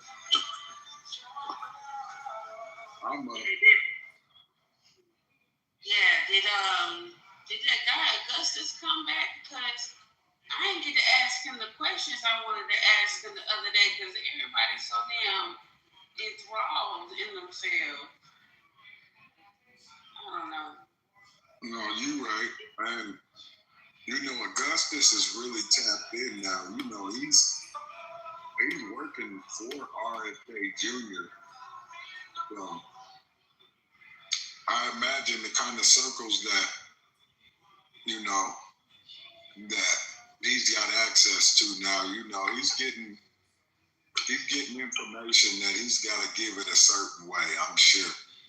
But always on top of things. Like he drops breadcrumbs, but the shit be true. Tell him. Grand risings, which risings? Peace to the room. Oh, you found your rising. You found me a network, and may you be successful in all your endeavors, my man. I'm just chilling. So now that he has exposed, James, that these scientists are missing, so-called missing, because we don't really know what happened to these 200 scientists. What does that mean? What's going on? Did you get on his podcast? Because he said he was shooting something with somebody, J2, whoever J2 is. You know what I'm talking about? I know you're talking about, but I copied the link, but I couldn't get to the damn thing. But I'm going to try to find the channel that he's on because he's got a channel. And I'm gonna follow his channel. I'll send it to you. Oh, thank you. Thank you. I went ahead and followed it because I was interested because he's that J2 figure, like one of the kids from a Gateway project. I'm supposed to get in where I can fit in.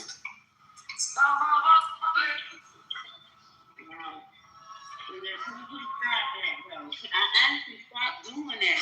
If you're gonna talk. But playing the music, I can't hear what the people are saying when they talking. Oh, it's good. I wouldn't do that purposefully. On the real. Oh. On the real. Yeah, I just happen to have the music playing. I'm talking. You know, I'm gonna rock that mic. I know a lot of you just because you love playing with my mic. I know you were playing it. You love. Thing. Just like Marilyn Monroe and Jonathan Jill Kennedy. You love playing. So hard-headed. You love playing with my mic. I ain't gonna lie to you. And I don't mind it either. I don't mind you love playing with my mic. I can rock that. Which one the page? I'll play that motherfucker up. I know. I'm born to rock the mic. You already know. There ain't no you ain't misunderstood, goddamn. Hold up, James. I need a Pedro and Ambassador rematch this morning. Fire that shit on up. I'm waiting. We need a rematch. I don't know who's gonna rematch.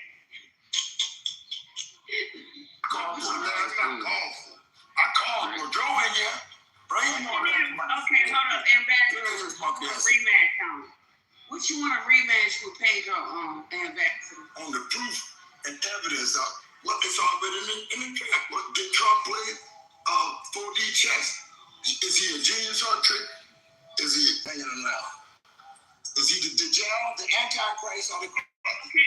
Plenty to talk about. On your case out there, yeah, Ambassador, you want to, so Pedro, are you down? Just drop the topic at the top of the room. Come in there. Mike Dre, where's Drew at? Bring his. He's right here. Bring his phone. Get Florida boy. Come on. Come on and smoke with this boy. I'm ready for smoking.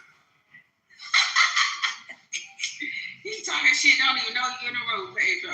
Yeah. You know, a little off. Listen there. I see him. He ease up to that man. Don't play with me this morning. I'm ready for it. I'm ready.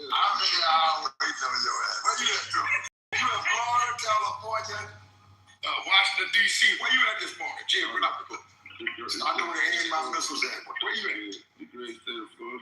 Great state of Florida. Okay, well, I'm in Washington, D.C. East Coast versus East Coast. Let's smoke this shit up. Come on, bro. So what do y'all have going? Y'all are rain or y'all got intellect? You're flawless. All the blues y'all said. 2 minutes at the mic. I was about to tell Ambassador let's debate. I was going to tell them I want to hear a debate. We're going to go 3 rounds. King gets to clean up the blood. Y'all got to think. Hold on. It's going to be mud and blood here today. Relax. What are y'all doing? Do I just maybe need to turn my mic down and let y'all get back to doing what y'all doing? Because I'm trying to understand what's going on here. No, it's just a general discussion. Ambassador, the deal is... Ambassador, please stop. No, I was just joking with them. I was like, I want to do a debate. Does Ambassador want a rematch with Pedro this morning? And Ambassador said, yeah. He was like, let's get to this topic. Did Trump play 4D chess or genius or trick? He said he tricked. So I was like, shit, let's go 3 rounds. Okay, so, all right, so that's the question.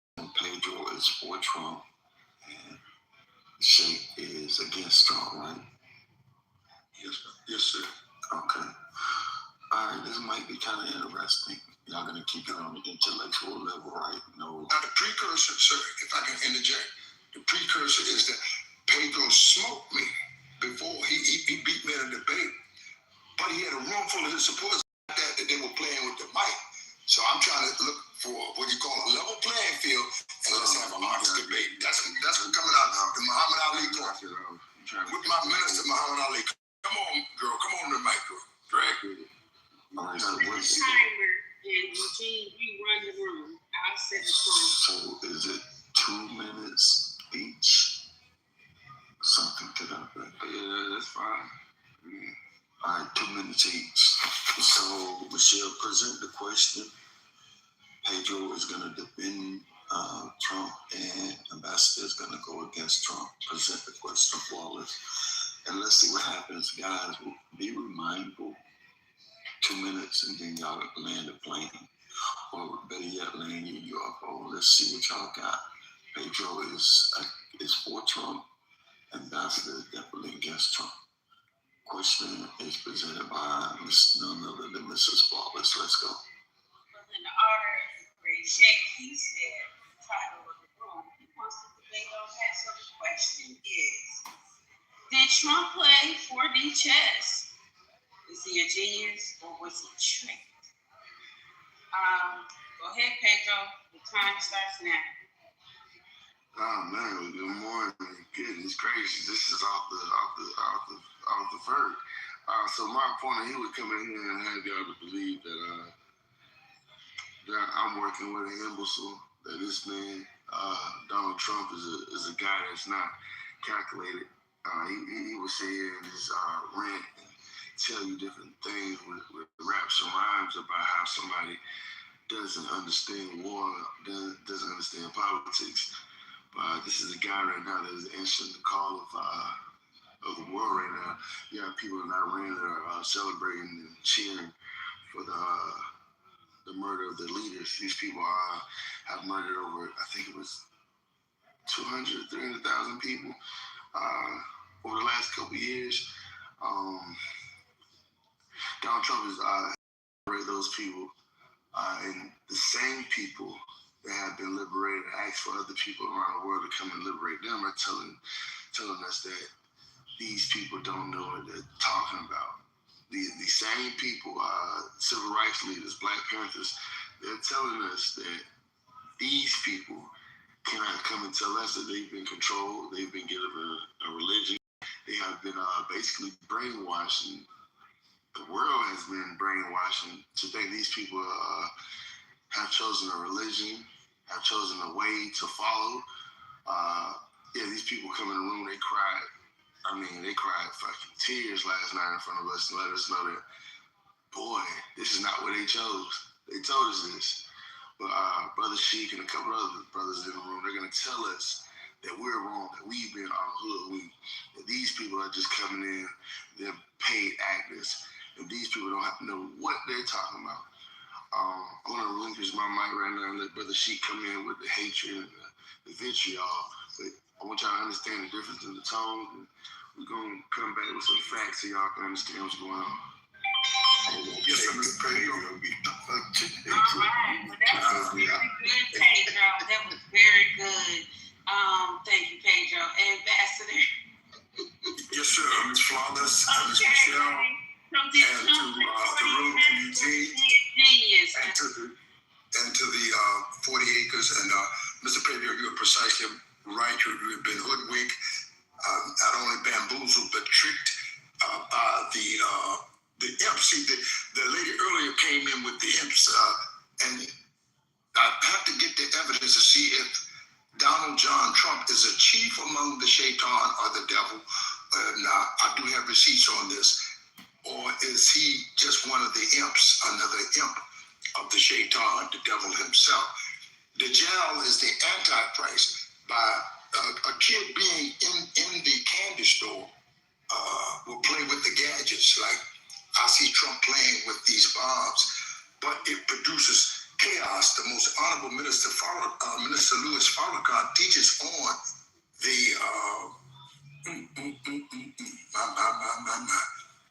the one who goes and creates the mischief.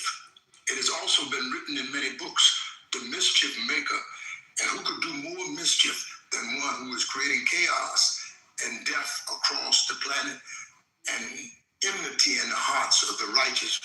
But it is in alignment with the showdown of the righteous and the wicked and the battle of Armageddon. Which one will win?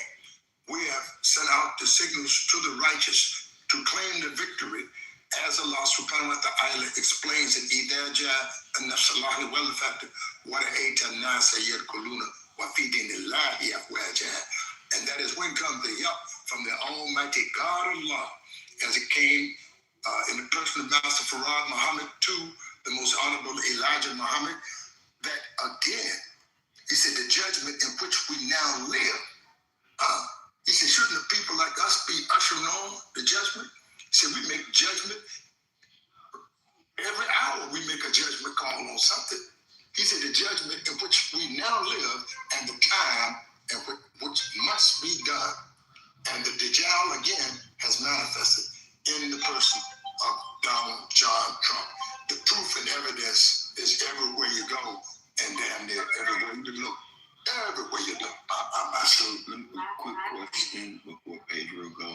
So are you saying that Donald J, the President of the United States, 47 and 45, are you saying, or whatever it is, are you saying out of all of the rhetoric that he is the devil? Is that pretty much what you're calling this guy right now? Pedro's hero? Is that what you call a Pedro's hero? A devil? Not a devil, but the devil himself. The jury may be out with some, but some have come back with conclusive evidence that he is not a devil, but the devil. What I put in the equation earlier, that I have never met a Neanderthalic that ever denied that he was the devil. And I put the question among many of the Neanderthalic, and every one of them without flaw has admitted they were the devil. We went on Sean and Hannity on Big Fox News, and we put the question there, and was Hannity and Combs.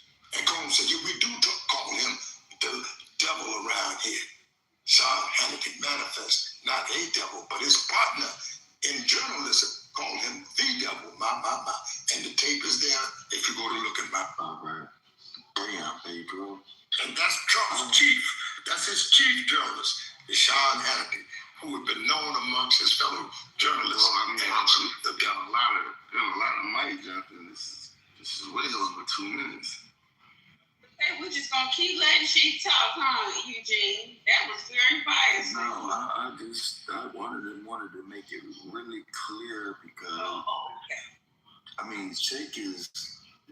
I mean, he's saying some things. We get to the second round, we're gonna keep on letting Jake get a little steam. Wow, Eugene, can we know that with the debate? No, I'm gonna let you go. I just wanted clarity because he's really being very disrespectful to your president and you, honestly. So I just wanted to make sure I'm hearing what I'm hearing. That's it. Go ahead, Pedro. Okay, so the next question is, with this war, what makes Trump right about what he's doing with this war? What makes him right and what makes him wrong about what he's doing with Iran and the war? And Ambassador, I want you to go first this time. Ready, Ambassador? Yes, ma'am. All right, go ahead. And y'all, I put something at the top of the room. I put a poll for Pedro versus Shay. So y'all vote. Okay. There's a couple of things that comes to mind right away. Public deception is a federal charge to deceive the people, to tell them you're going amongst them to do a fact-finding tour, to do peacekeeping talks, and to turn around and bomb them. And to say to the people in the campaign promise that there will be no more new wars. But that's only setting you up in an apparatus or setup to bring on a war, a major war, because now others are joining in on the bombing campaign against others. There is Korea, and Kim Jong is said he will support the Iranian people on the move of the bombs coming against them. That is not the way. The way is through peaceful negotiation. I've never seen the bombing of innocent people being an answer. An example in the Vietnam War and all of the Desert Storm, all of what Jimmy Carter, Bill Clinton, and previous administration, especially Barack Hussein Obama, and none of those bombings have produced any decent results anywhere on the planet. If you search 196,940,000 square miles, there's not any justification of bombing innocent people, because if he's saying that he killed some of his people, then whose people are we killing if we go there with a bomb and you wake up and bombs are exploding at your window and killing your children, and 165 people on record being killed in a school with no protection on the archives or school or the hospitals? I think it's a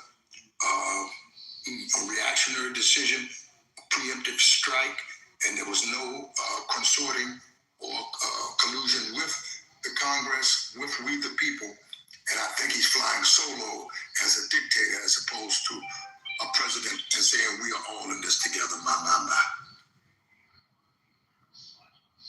Damn, Pedro. Shake, you had your coffee this morning or something? What Shake had this morning? Because James, I don't know if you're listening, but right now, Pedro, Shake on fire, bro. I mean, Shake is very convincing, beloved.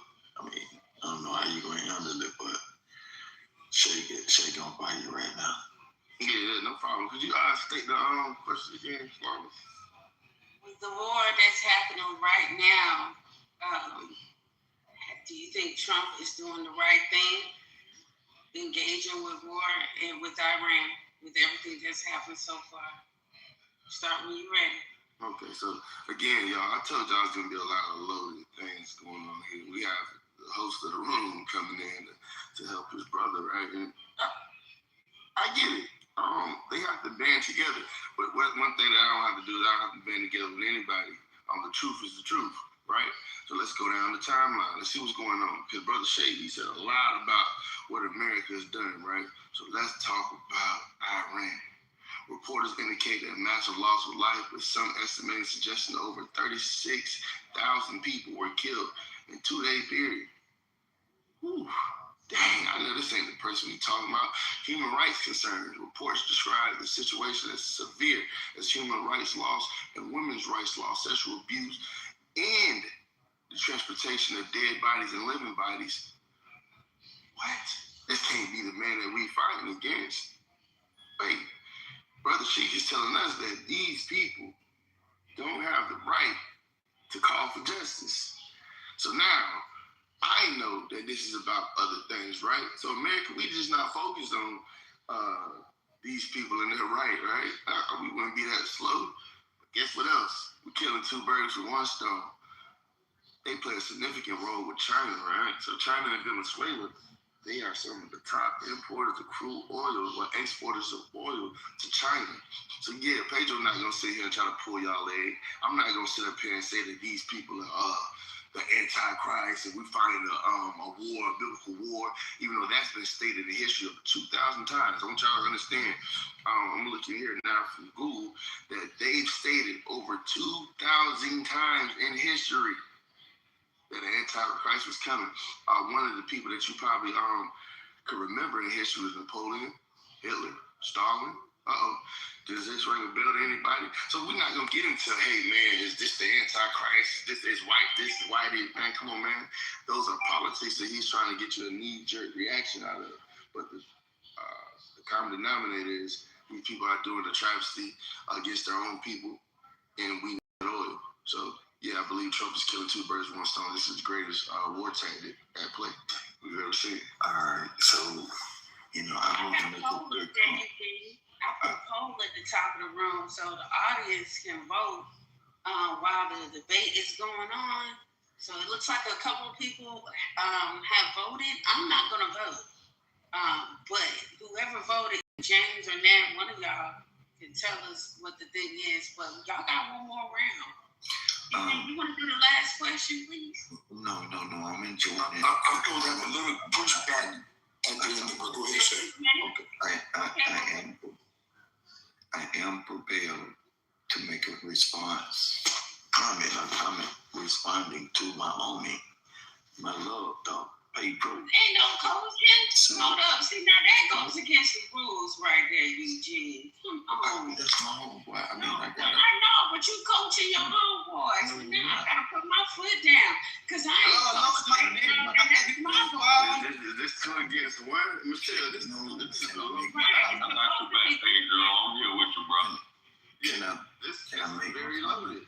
I'm not. No, you can wait till the end of the debate. Because we can't be coaching that man. I am not coaching anyone. I am making a response to a statement that he made, and by me just giving him the credit.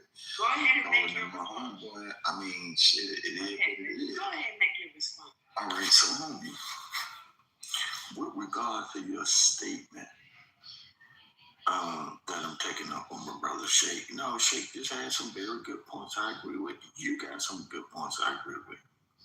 With this particular one, I'm gonna question it. You made this statement, the travesties that those people have committed against their people. This is your statement.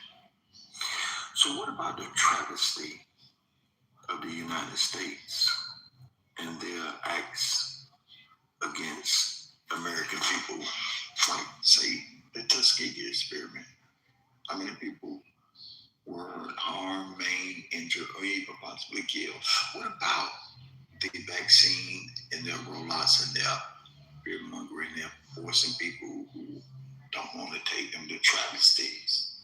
So what about the travesties of the 1930s, 40s, 50s, 60s, where they killed, hung, maimed, drugged, dragged, drowned, burned to the stake? What about James Byrd and the travesty that these people committed? And what about the travesties of education? So when you talk about the travesties, I mean, is America any better? Say something to think on that you want. Shake, you got the floor. Wow, man. Hold up. Is that the question? Because no, it's just a comment. It's a rhetorical question. So my question would be, would you have wanted to be saved by somebody like Trump or left to your demise like those people are over there? That's crazy. Because if black people for centuries been hung and dragged and treated all types of ways, and nobody came to save us, we had to save our goddamn self, and you're still trying to save yourself today. My. That's right. That was my original comment. Okay. So let's move along. You know what? I'm not even gonna ask a question. Pedro, you're gonna go first. This is gonna be y'all closing argument, y'all closing statement on why do you think Trump just played 4D chess? Tree. Y'all can go ahead. Go ahead, Pedro.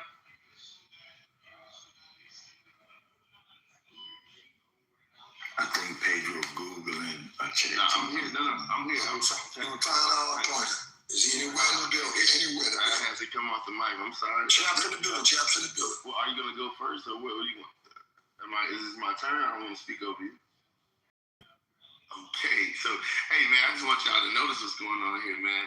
I was asked about one person. I don't know how I'm going against the whole nation of Islam right now. These brothers are they're colorful right now and they tank this, but hey, I believe that yes, black people were done wrong, man. Everybody knew that, man. We actually tried to tell people. Many times. I mean, we got so tired of telling people that we were being done wrong. We were being hurt, we were accosted, right? We needed to be restored to a point that people just laughed at us, scoffed at us. Oh, y'all can do it, right? But right now, we listen to the same thing. It's one of the very people. Brother Sheik is a Panther. He's letting his bias of what happened to us in our country overshadow what's going on today. Now, I was asked to come on stage and have a debate about the war. I wasn't asked to come on stage to talk about the history of the black man and the white man in America. We're talking about what's going on now with other people that are being accosted today. So I think if I'm a child that comes from a history of some people that may have been enslaved, I think it would be crazy for me to go against people that are cheering for their liberation, right? So I'm going to post something in the chat as well. These are resources that you can go look around the world and see that these people are happy. From the BBC, from the New York Times here in America, these people are celebrating their liberation. Now, I really do wish somebody would have answered the prayers of my ancestors. But I know Brother Sheik and Brother Eugene aren't saying that their religious beliefs are telling them that they can't be happy for somebody else in a new time, in a new generation where we have a fresh outlook on life, that we should answer the call of other people. Yes, Pedro's not saying that we just being 100% genuine with answering the call. We're doing two things at one time. We are getting back at one of our biggest enemies, and we're trying to help police the world.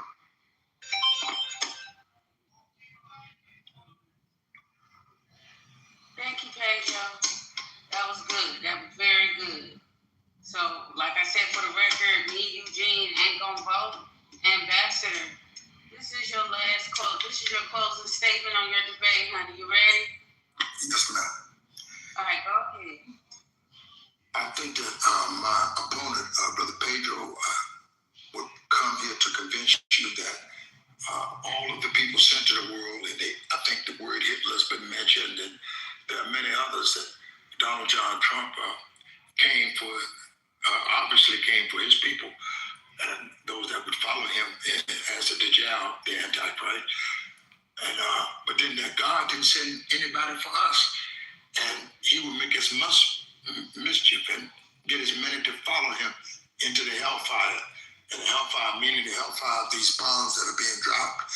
It was best dropped by, I do some music.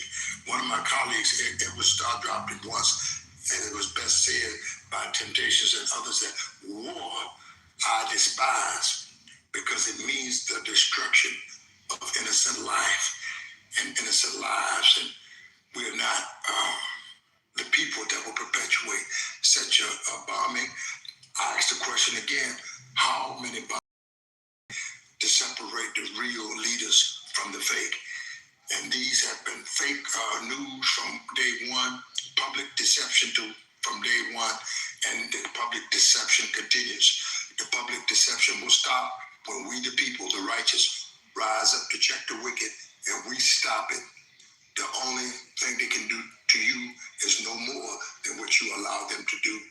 And he has done too much to the world and too much in the way of defacing the public in Venezuela, and then bombing with fake news, again, public deception that he's going for peace talks, but actually going to set them up for a bombing campaign. This is bloodthirsty, it's unrelenting, it's war that I despise.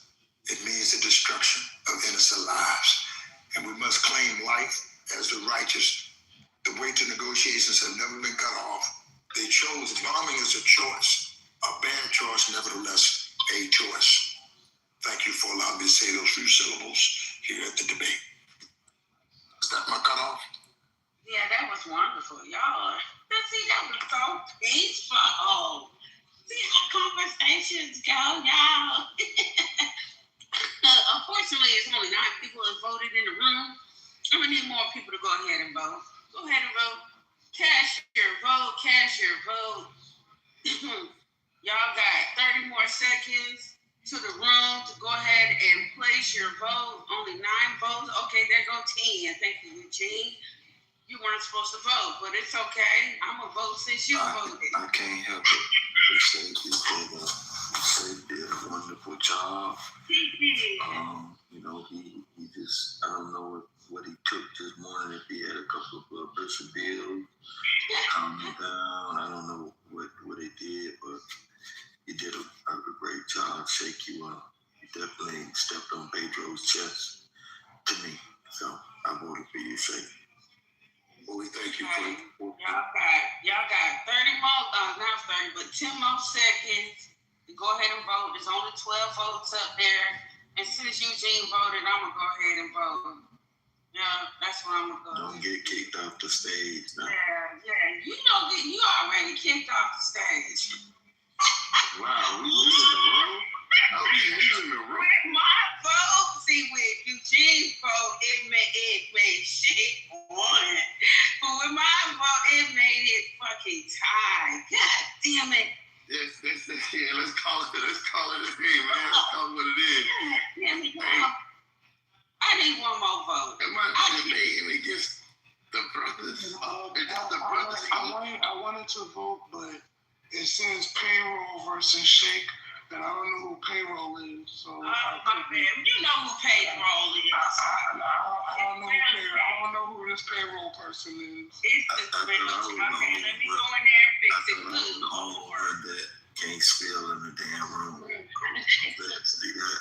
Hold on, I can't even, you know, that's the spell check thing. Just vote.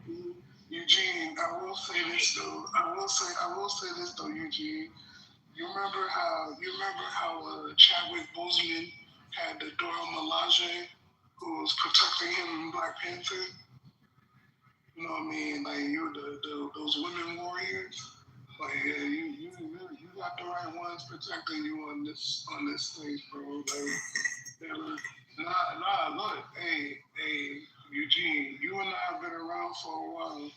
We both know how hard it is to get El Normo to commit to anything, especially committing to his stance on something, because we know he moves around slippery more than an eel electric. You know what I'm saying? Yesterday, I saw for the first time somebody actually nail that son of a beat down to actually commit to a certain position. That was very interesting, even though they got cut off and wasn't the cook. That shit was crazy. So I will tip my hat to you, sir. You said that you chose those people for a certain reason, and I will say that yesterday they proved exactly why you chose them. You know what I mean? I ain't gonna lie. I've already committed to Pedro 2028. So yeah,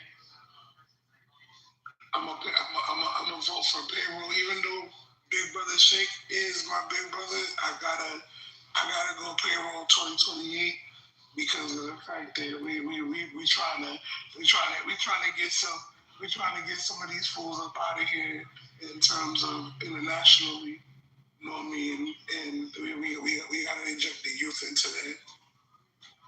How you gonna say all of that and don't tell them who actually did it? That's wild. Yeah, you better give me my praise. No, you not it. Hey man, what we do with this vote, man? Wait a minute, hold up, Eugene. Yeah, because that election is looking like it's rigged. 6 hours, man. We taking the pool, man. We gotta go with people. Hold up. Ain't nothing rigged. Everybody gets the vote on their own. Like, the question of justice now, those that were present for the debate. I see you dragged your little colleagues in here and they got to vote. Were they allowed to vote? Yeah, you don't want me to name them, but you do the room, my Miss Michelle. You know I'm right. Because people keep voting. Voting was over a long time ago. And y'all was in. Hold up. No, he dragged his colleagues in, and that was the first debate because it wasn't a level playing field. Because the room was packed, and it was packed with his supporters. Yeah, he brought his supporters in after the, fact. Some of them came in after the fact and voted.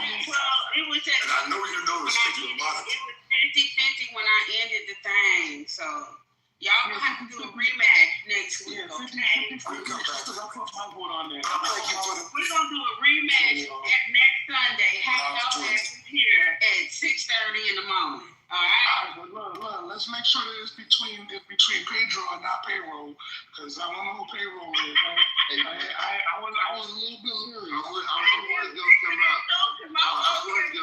Welcome to the 40 Acre Spelling Bee.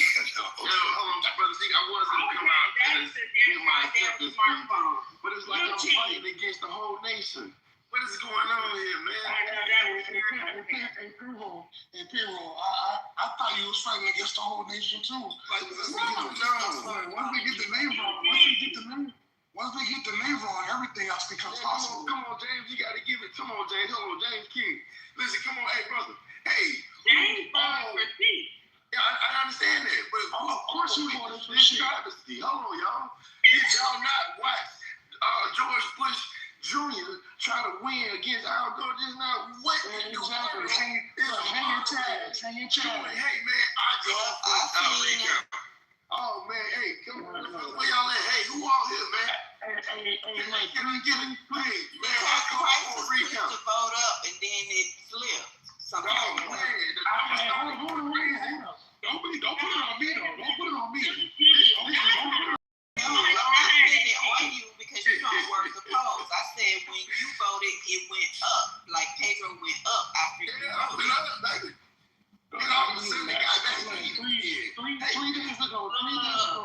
3 days ago, the brother Pedro started saying at the end of his sentences, Pedro 2028. Yes, sir. And 3 days ago, I peeped it when he said it. Oh, hold up. But Christ, did you not peep that before you cast your vote, it was 50-50. When Christ cast his vote, all of a sudden it's broken. All of a sudden, hey, man. All we gonna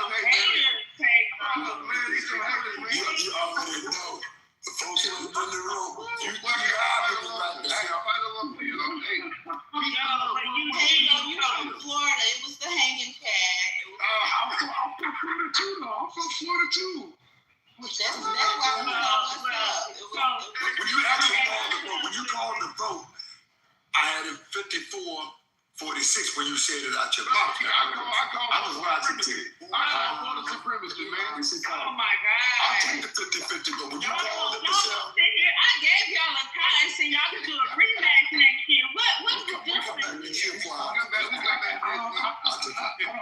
Saturday morning. I felt like it was shenanigans. bamboozled. Brother Sheik, don't get me wrong. I love you to death, big bro. But all of a sudden the poll breaks. When I decide to vote, that shit got a little spooky. It got a little spooky. That's what Donald John Trump told the Ayatollah committee, right? Did he tell committee that? Are you still in the Yeah, prices. That's what Donald John Trump told Ayatollah committee. You see what Trump does, Mama? But I need Eugene to pick up the mic, please. Who you need to pick up the mic? Say that. What you got for me? No, did you hear what Crisis said about El Nomo yesterday? No, hey, Eugene. Hey, Eugene, on some real shit, like just to be serious, you and I have been around for a while on this app, and we both know how slippery El Nomo is. He's like NASA, never a straight answer.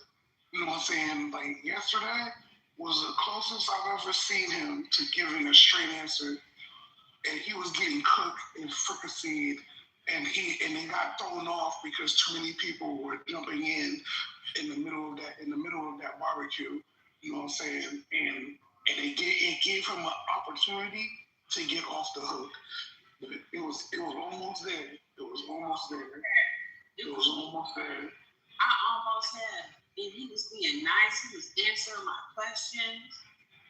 But next time that happened, I'm gonna need Eugene to come and moderate the stage so I can get the job done, because it wasn't even no condescending how he usually be. He was literally answering the dang long question. Yeah, I was surprised he was answering straight questions. He usually don't do that. Exactly. I missed that one. No, it wasn't that you missed it, Eugene. What happened is there was so much chaos happening in that moment that when you came in, you were trying to bring order to the conversation. But when you bring in the order to the conversation, it allowed him to get off the hook.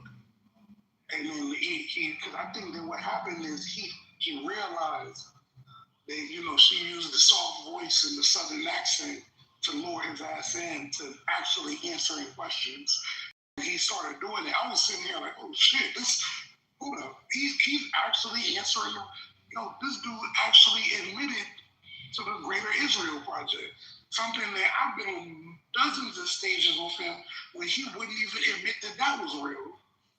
He lied about that PTR with him and Epstein, though. Oh, he absolutely lied about that. He absolutely lied about that. But look at the way he lied, though. That he was wrong, that he didn't know anything about the Ark of the Covenant. Right. What's that? Right. And I don't know who that Sudanese brother was, but that Sudanese brother was he didn't even know that he was a useful idiot in that moment, because like the way that Michelle used that brother to get Onomo to answer questions was brilliant. It was amazing. That shit was awesome. Did somebody give her no more badge? Moderator badge? Yeah, somebody. Yeah, we thought it was you. We thought it was you. It was not me. Yeah, that's what they did. I gave him a badge. Because out of nowhere he just busted. But Eugene, we've been said that dude got the clubhouse ties. We don't know.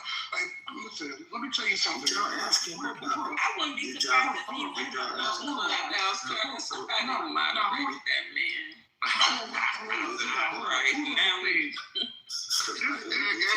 now, somebody gave him what he needed. Hey, check this out, right? Find out. You can find out by going to, hold on 1 second. You should be able to find out who moved someone. They got a picture now. Mr. Eugene.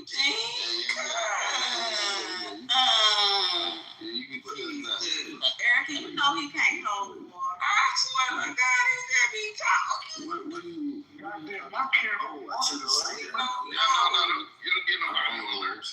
Y'all know I'm a truth teller, so y'all just got to show me now. Truth teller / shit starter. Hold on.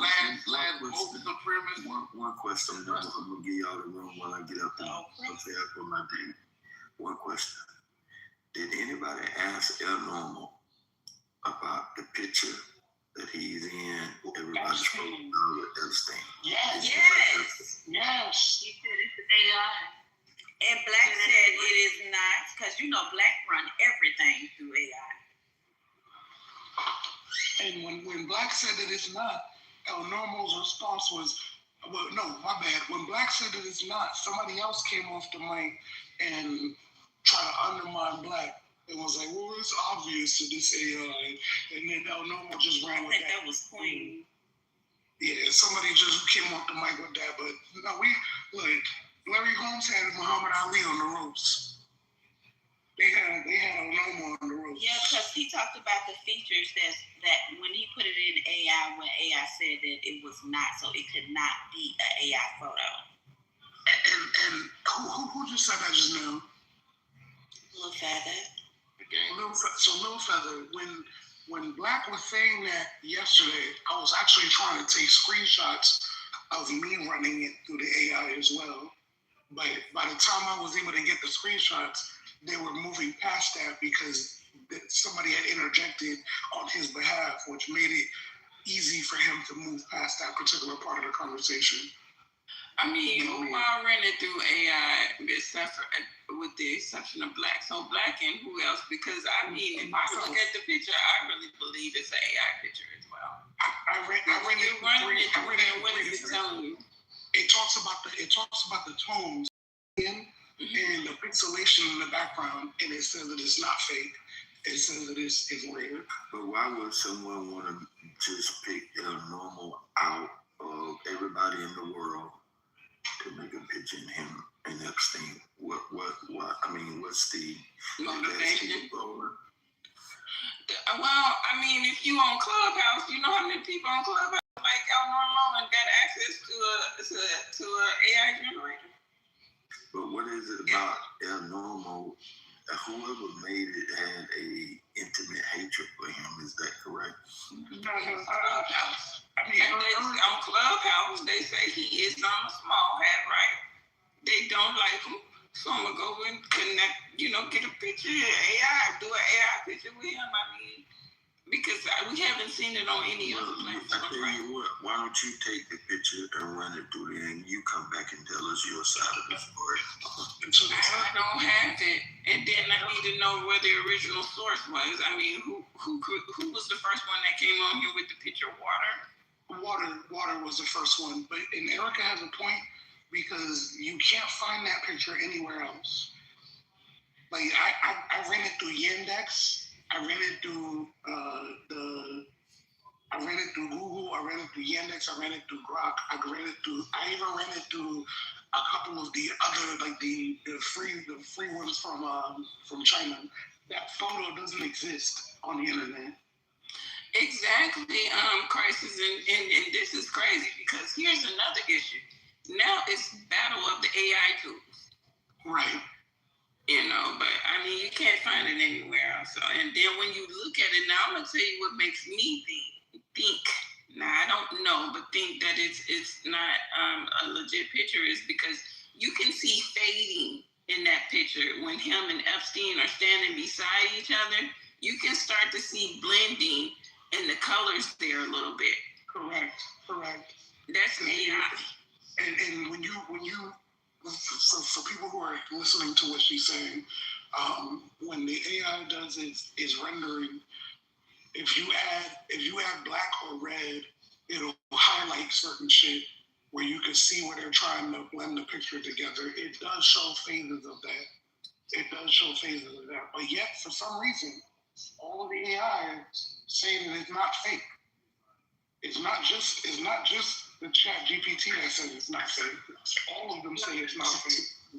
Well, I just took the picture and I ran it through mine. And it's so, and I even put the part you just mentioned. Who just mentioned something about where their heads meet at? I think it was Erica. It was Erica. So I even mentioned that in there, and with my next question, I was like, "Are you sure?" Because it gave me the same thing. It said this is most what so this is how it starts, Erica. Erica, you listening? It says, I cannot determine with certainty whether an image is AI generated or a real photograph, but I can point out visual clues that suggest likely a real photo or a photo displayed on a phone rather than an AI creation. And then it goes through all of the observations and it concludes that it's a real photo. It said this does not show common AI generation effects. So it's when you said what you said, so I was like, oh, that's a good question. So I asked it that. It says that's a good eye for noticing that area. And what you're seeing is a near hairline effect. When two heads are very together, this like this, a few normal photography effects can create this look like blending. So it just says depth of field blur, low resolution plus composition, similar hair color plus lighting. So it says why this is different from AI blending. AI blending usually shows hair melting into skin, strange texture transitions, wrap head shapes, repeating pattern effects, and uneven lighting scenes. So in this image, head shapes remain consistent, hair texture remains natural or both sides, and the soft area follows the lighting granted rather than forming a digital scene. So it's trying to look, I don't know, I'm on the fence right now. So I'm gonna read mine, Michelle, because mine is similar to yours as well. And it's just like you said, it's saying the same things. And I asked just a general question. I said, is this an AI generated picture or is this an original image?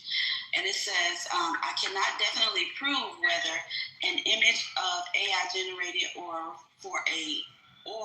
real for a single photo alone. But I can look for common indicators based on visual inspection of the image you shared. And it says, what suggests it may be a real photograph is the natural skin textures and the asymmetry, the wrinkles, pores, and uneven skin shading looks realistic. AI images often have overly smooth skin or blurred textures. With this, there's a consistent lighting. The light source appears natural and evenly affects both sides of the face, both faces. The shadows around the nose, eyes, and neck look physically consistent. There's natural placement of the hands. The hands on the shoulders look proportionately correct. Most AI images distort fingers, and that is absolutely true. So I won't go into everything. It says it's not heavy cropping or anything like that, low resolution. My assessment, most likely a real photograph has been cropped and reposted. This is not an AI generated image. So little further, just to the original. See, first of all, this AI is telling you it can't really tell you if it's real or false. Then whichever one of y'all, it don't matter. You can just ask it what is it comparing it to? What else is it comparing? Well, actually, they probably already told you what it's comparing it to. I don't know, but in my eyes, if I look at that photo, it looks like it's faded and that it's not real. But hey, I mean, you can't tell unless you have the original digital photo where you can look at the properties of the picture. So Erica, I did try to find out what it was comparing it to. And because there's not an abundance of photos of El Normo, I did find other Epstein pictures that it was comparing it to. Unfortunately, it's comparing itself to other Epstein photos because there's not an abundance of El Normo photos. So because El Normo has been here for a while on Clubhouse, prior to the Epstein files even being talked about, maybe that's something he had in his photo album of photos, and maybe he posted it once, or maybe somebody picked it up. We just have no clue right now. But he, he kind of shied away from it. It wasn't a definite, when people start trying to hold him to the fence about, AI saying it was original, it wasn't a definite, no, it's not. Like, he didn't give any pushback against it. So I don't know. I don't know. I guess it's a mystery. It wasn't real. I mean, he gave me pushback. He told me it wasn't real. Yeah, he told me it wasn't real. I don't know. I mean, but I'm telling you, this right here is scary as hell. Now that I agree. You can literally just go in AI telling you, well, I can't tell you. Yeah, because right now you don't fucking know how to tell me. So you just acting like you do. Because that's what you were built to do. And AI pushes out what we didn't. You're right. Exactly.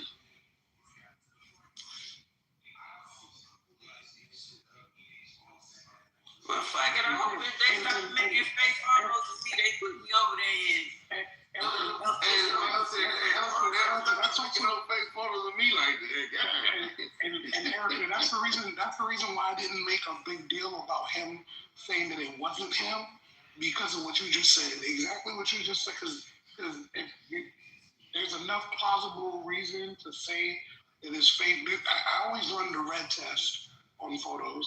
The red test on photos is if you ask the image to remove the background and leave only red or fuchsia or a color that is not common, because what will happen is whatever is edited is left over in that background. So like when I did that with this particular photo, there was nothing in the background. So even though I saw that blending part that you're referring to, when I ran the color test with the fuchsia and whatnot, there was nothing in the background, but it still looked fake to me. So when he said that that's not him, and he kind of, the way he did it was very dismissive. He didn't say it in a defensive manner. It's like, no, that's not me. Started putting that on, you know what I mean? And then when he did it, I was like, you know what? I ain't gonna berate him and battle him on that. That's not a hill I'm willing to die on. There's a lot bigger fish to fry. I still want to know why the hell he's lying about the Moshiach, what they believe in terms of their Messiah versus the Antichrist and stuff like that. I wanted to know that. So I didn't want to die on the hill of some picture that might be AI. You know what I'm saying? El Normo I don't know, he used to like, now El Normo was different yesterday. Now I can't tell you what's going on. He might not be feeling well. You know what I mean? People go through things. We humans on this app, even though we don't treat each other like we are. So he might be sick. He's definitely different. So you said I have the time to get information out? Somebody don't know what's wrong with him. That's not what I'm saying at all. But he was definitely different, period. Yesterday, he was more quiet. Usually, you can't get him to shut the fuck up. Exactly. No, he wasn't doing none of that yesterday. So either he's sick or the shit really just done hit the fan and they ain't got the big, you know what I'm saying? Something was way off with him yesterday, though. Erica, you ever see those people on YouTube or the ones who be in like Nepal where they charming the snake? You know what I'm saying? The ones in India, they like that's what it felt like. Because for the first time ever, he was giving straight answers. He never gives straight answers. And also, by the way, everybody in here, whenever y'all post topics on the top of the room that has to do with Black community and Black community getting, please know that he's gonna pop up in the room. He always pops up in the room whenever he sees those topics. It's some type of fascination. No, he came in when I changed it. He concerned about that war. He didn't come on the Black community one. He came in when we changed it to whatever it was. I can't remember now. Trump. He saw Trump name. That's what it was. But Michelle was asking him about that war and about building that third temple. And he straight up lied about the third temple. He told the truth about the Moshiach because the little South Sudanese dude mentioned a little bit about that, but that dude was a little bit off. But a normal went as far as to say that they believe that the Moshiach will return with the rebuilding of the third temple, but he never tells the part about what they believe the Moshiach is here to do. You know what I mean? Like, and instead he's, oh, yeah, we pray. It's a prayer. Restoration. All of that. You know what I mean? But it was very. Don't it work though if you, okay, so if he said the Moshiach, whatever that is gonna return. What does, okay, so who is the Moshiach? Where is that in the Torah? No, in the Talmud, the Moshiach is the Messiah. So their belief is that, so here's the part that gets a little spooky, is the Twelvers. The Twelvers are a radical sect of Shia Islam. The Twelvers believe that the Imam Mahdi, or the 12th Imam, can only come if they create chaos in the world. That's what they believe. So for the Twelvers, please remember, Twelvers, for them, they're willing to die because in dying, they're helping to bring the 12th Imam onto the scene. It's not that the 12th Imam is not already here, it's the emergence, meaning him revealing himself. Now, that sounds very similar to the Moshiach in Talmud Judaism, because for them, they also believe that chaos has to happen in the world, and when the chaos is happening, they can rebuild the third temple, and that's when the Moshiach comes back and creates, peace in the world and yada yada for 7 years. Both of them have a 7-year story. The irony of it is their 7-year story sounds very eerily similar to the 7-year story of the Antichrist of the Bible. Well, the Antichrist is rocking the set now. We have claimed not only in the debate, but in several other political fronts that Donald John Trump is the live Dajjal. The Dajjal, interpreted by many, is the Antichrist. If he will tell you he is for righteousness, but actually be for wickedness. He will tell you he is your friend, but he will actually be your enemy. My big brother. And then he will come up and kill you. I know you can't resist. I know you can go that back. Christ can rock that mic, no doubt about it. But I'm just saying, as I was fit to say, that these things are manifest. Now, some people will ignore the 10,000-pound pink elephant that may be hanging upside down on your ceiling, but I'm just not in one of those kind of groups. I tend to see things as they actually are, and I see as that one of the kingpin of the Dajjal, if not the kingpin of the Dajjal, Antichrist, symbolically, Shaitan or Satan himself, the devil, not a devil, but the devil of the Neanderthalic. His predecessors were called devils, not just Hitler alone, but he has some henchmen that would give Hitler a nightmare. If it said Hitler for him, the Neanderthalic and Trump, but still you're firmly grounded on the fact that you believe that the almighty divine power God of the world now sent all this love and peace on earth and didn't send you nobody. That's the thing that's been so difficult getting that point over to black people. In the person of Elijah Muhammad, in the person of Louis Farrakhan, in the person of Malcolm X, in the person of Wallace D. Muhammad, in the person of Clarence 13X. If you use all three of those that you came straight out of Elijah, you would slay the dragon, you would slay the devil, you would slay the Shaitan in the person, of my freedom fighter, most honorable Dr. Khalid Abdul Muhammad, and I land my plane just saying, my. Y'all potentially look good last night. My.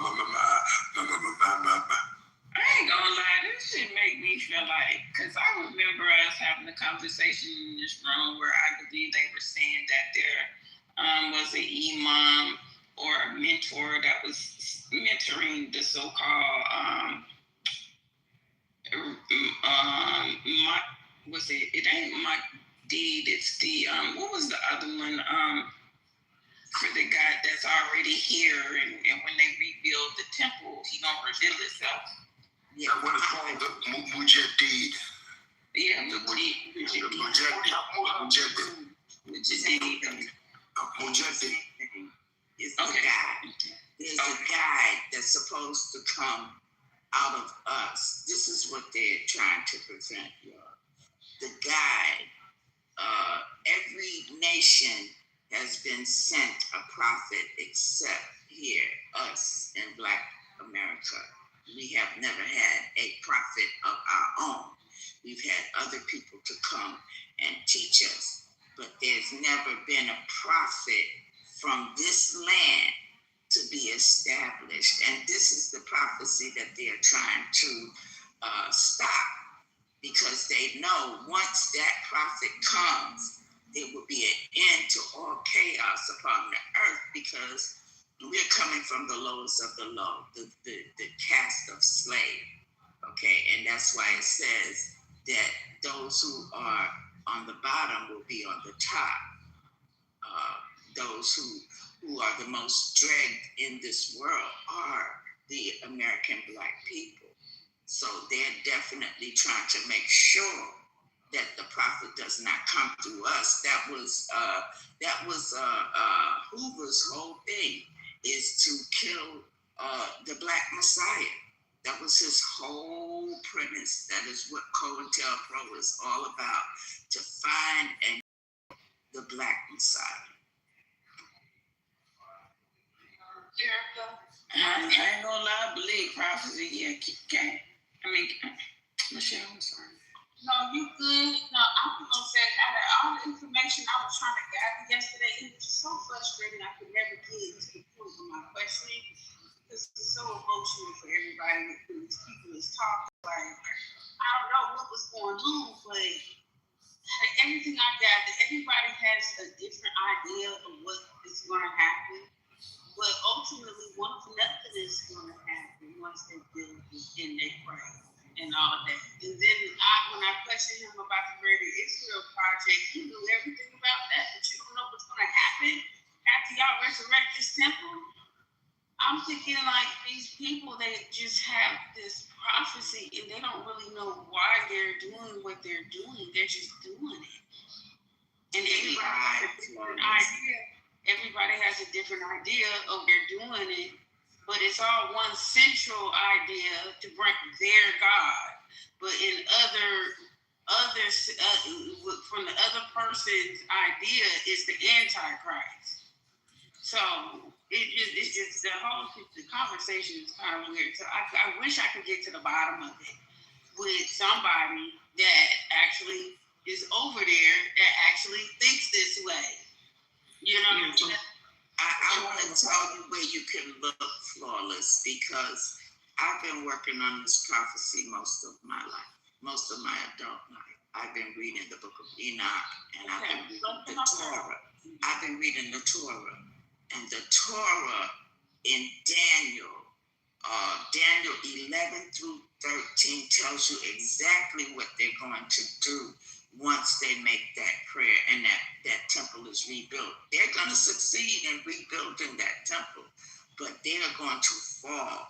And that is the reason why they say the prayer and nothing is going to happen, because they're all going to fucking be dead. The idea that you're going to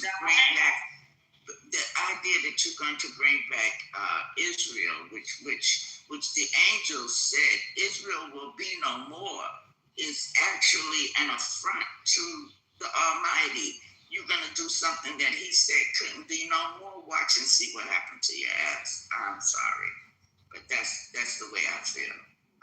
If you remember yesterday when you asked him about Greater Israel, he didn't deny it. Now, mind you, I've been on stages with him with Butters and other people where he straight up claimed that it didn't exist. It wasn't real. he actually broke it down with you though. The only thing he didn't do is he lied when he claimed that it wasn't a political goal.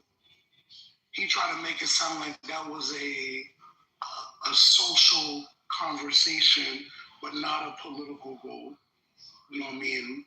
Whereas the little Sudanese dude was straight up with it. It was like, nah, that's the goal. That's exactly what it's supposed to be. And he was super, super Zion man. I hope he was getting paid because that dude was like fucking Captain Planet for the Zionists. You know what I mean? But you could see the fact that he answered you to say that he acknowledged it was interesting in itself. And for anybody who's ever been on stages with him, who's ever asked or debated him about the Greater Israel Project, they will know that this dude I'm not sure who that was, but Hey, Control. Go ahead, Chris. no, I'm just saying that whole Greater Israel Project thing, that's the reason. Look, between him, or not even him, I'm gonna give El Normo credit because El Normo did not dispute anything that Prophecy was saying. When Prophecy got frustrated because of the weird ass troll Sudanese dude was the super violent. No. It was the other one, not Asian. It was the one who tried to tell her that she was wrong about the Ark of the Covenant and everything else or whatever. Like, you know what I mean? Like that's when it started becoming weird. You know what I mean? But at the end of the day, you see normal. Listen, I don't know how many of you have ever done paid debates, but you can always tell the motherfucker who knows this shit because he's the one that says the least. He was listening to them, and then when he spoke to you, Flawless, all he did was correct what they got wrong. You know what I mean? Normally, they don't even do that. Normally, they don't openly correct each other in front of other people. But he corrected where they got wrong because he doesn't respect them. He doesn't even view them as equals. So he corrected them because they're one of them is African, the other one is a German Iranian. You know what I mean? You could tell by the way he was saying it. You know what I mean? By the way he was correcting them, like as if they don't know what the fuck they're talking about. You know what I mean? And it's just one of those things where once you start to come with the actual information, that's when you start to see the response become a little bit different, because then there is more of a gauge of how much you know, and he'll start to answer your question with a question to see what you're going to say next. Some people like to be right all the time. He like to be right all the time. Put him in the room with his peers, and he want to outshine his own people, or so-called people. That's what that was. Exactly what that was. So what's good, everybody? What's y'all in here? Everybody down there with a pink ticket, join the room. Rich Rising is for the Incas in the middle, early in the morning. Should America support Donald J. Trump's actions? My. I don't know what y'all think. Do y'all think America should support Donald Trump's actions? I'm curious, how much does gas cost for everybody on stage or in the audience? How much is regular income? $2.39 for me to $2.99. Okay, so $2.09 in Louisiana to $2.89. The District of Columbia went from I guess $2.89. We're switching on up to about $3.50 now. I'm here in South Florida. Is $3.49 for regular, $3.89 for premium. I chose to stay home today, Little Feather, because of that. Just so you know. Oh, I'm on my way to the beach. I literally emailed my job and was like, yeah, I'm not coming in. I'm going to be remote. Who else? Where is everybody at? What is regular 87 gas? What does it cost today for you? It's still in the tubes here as well. You see some increase, but not that much. I'm in South Florida as well, and the lowest I've seen is $2.39, and last night I seen it up to $2.99. Well, I need to find where you at, because I need that. That would be a blessing for me right now. Right now, where I'm at, it's $3.27. I'm Broward County. Where was she at with the cheap gas? Right, that's what I'm saying. I need that. Oh, okay. She's further up. North. Yeah, that's what happened once you get past West Palm, then the gas gets cheaper. Oh no, I ain't driving all the way up to West Palm to get cheap gas. No, she's in Tallahassee. Oh, okay, yeah. I'm in so it makes sense because Tallahassee is almost in Georgia. Oh yeah, true. Take some gas tanks over there and fill up. Yeah, Georgia is even cheaper. Yeah, Georgia has always been the cheapest. Yes. Did y'all eggs go down yet? The eggs have not gone down. They have not gone down, bro. Mine has. The eggs went down. But I got the cheat code. I got the cheat code though, Flawless, because one of my colleagues, she owns a farm, so she always brings the farm, what do you call it, free range eggs. She brings those in and lets people have those. $1.99 for some eggs. That's crazy, Cypher. Where the hell you at? I'm about to got that Kroger's card, baby. I got Kroger's. Yeah, actually, I get my eggs for free. One of the locals out here, they come in for massages. He's a veteran. Yep, and he gets free massages through his insurance, so he gives me cartons of eggs when he comes for a tip. So I was like, you a chiropractor? Yeah. Oh shit. That's what's up. Yeah, I'm about to get me some chickens.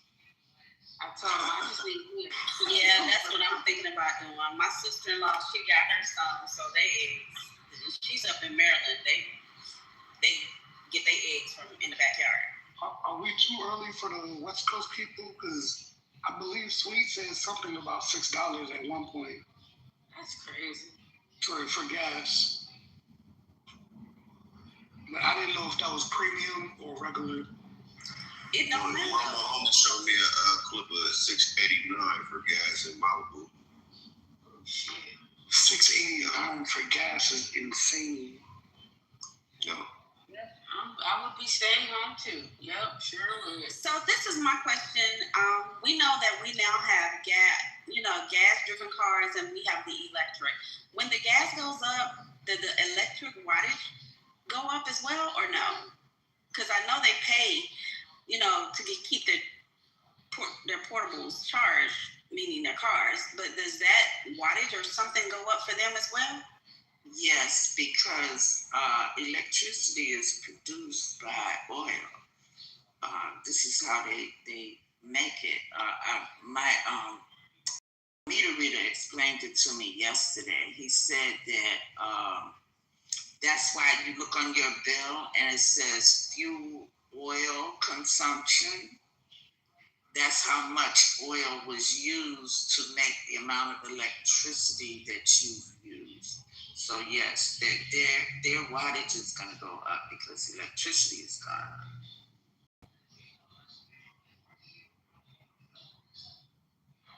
So you need the oil just to make the electricity for the car? Need the oil to make electricity for everything. We're using coal, but then they about the use of coal because they said it was too toxic, making pollution. But they changed it to oil to burn the same, the same way to create the electricity. Yeah. Couldn't they use water? But then that is what they're using at the data center. Man, they about to deplete this goddamn planet of everything. Cooling. Yeah, we use water for electricity first, baby. That's where your Hoover Dam comes in. It was a hydroelectric power plant.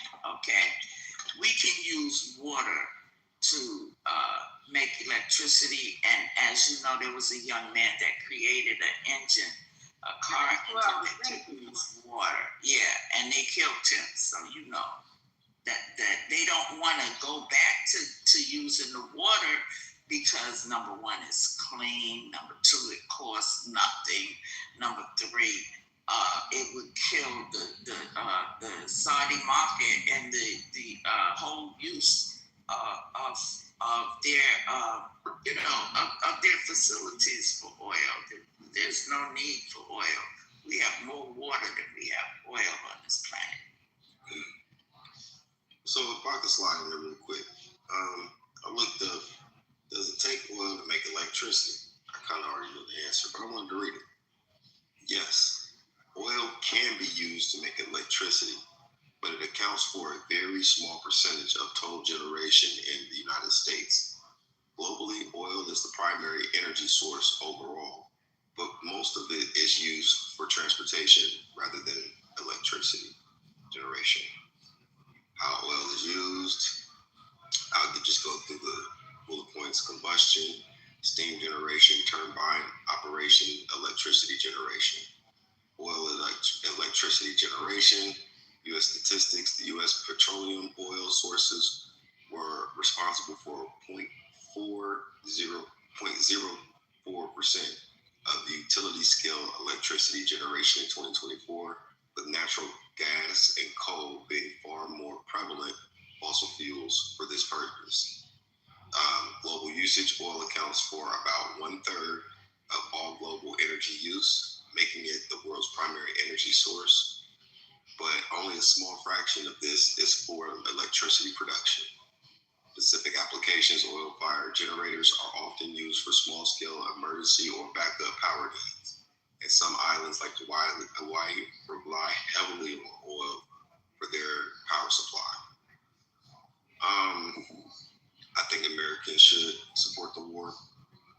What Donald Trump is doing is fantastic on both sides. It's really kind of a flawless orchestration of supreme colonialism and authoritative power shifting at a very rapid pace. It's also strategic and surgical. The real fight is not over Iraq's oil. It wasn't about oil. It wasn't totally about Venezuelan oil, but Venezuelan oil was the exchange for the laundering of money, resources, intelligence, weaponry, and all kinds of shit that aligned Venezuela with Iran, Russia, and China. China's economic global positioning is perceived by the State Department and security apparatus being adversarial tech, adversarial financing, and the way that they've been kind of playing monopoly is by buying resources with predatory loans at a deep market discount and then selling it back to other people that would otherwise be sanctioned. But their biggest goal in that region is to tame down the one would-be power structure that would cause the impact that we're seeing in that region is Iran. Iran has killed Americans before, and there's been an ongoing thing. Those are the only people in that region that has not partnered with the United States in terms of trade, in terms of allyship, and all kinds of shit. And they're heavily leaned into China and Russia. So what's happening, the choking of those markets, is really to hurt China. The blockades of what they did in Venezuela, South America, was really to hurt and impede on China's advancement into global logistics, supply chain, global influence through financial means, bribery, if you will.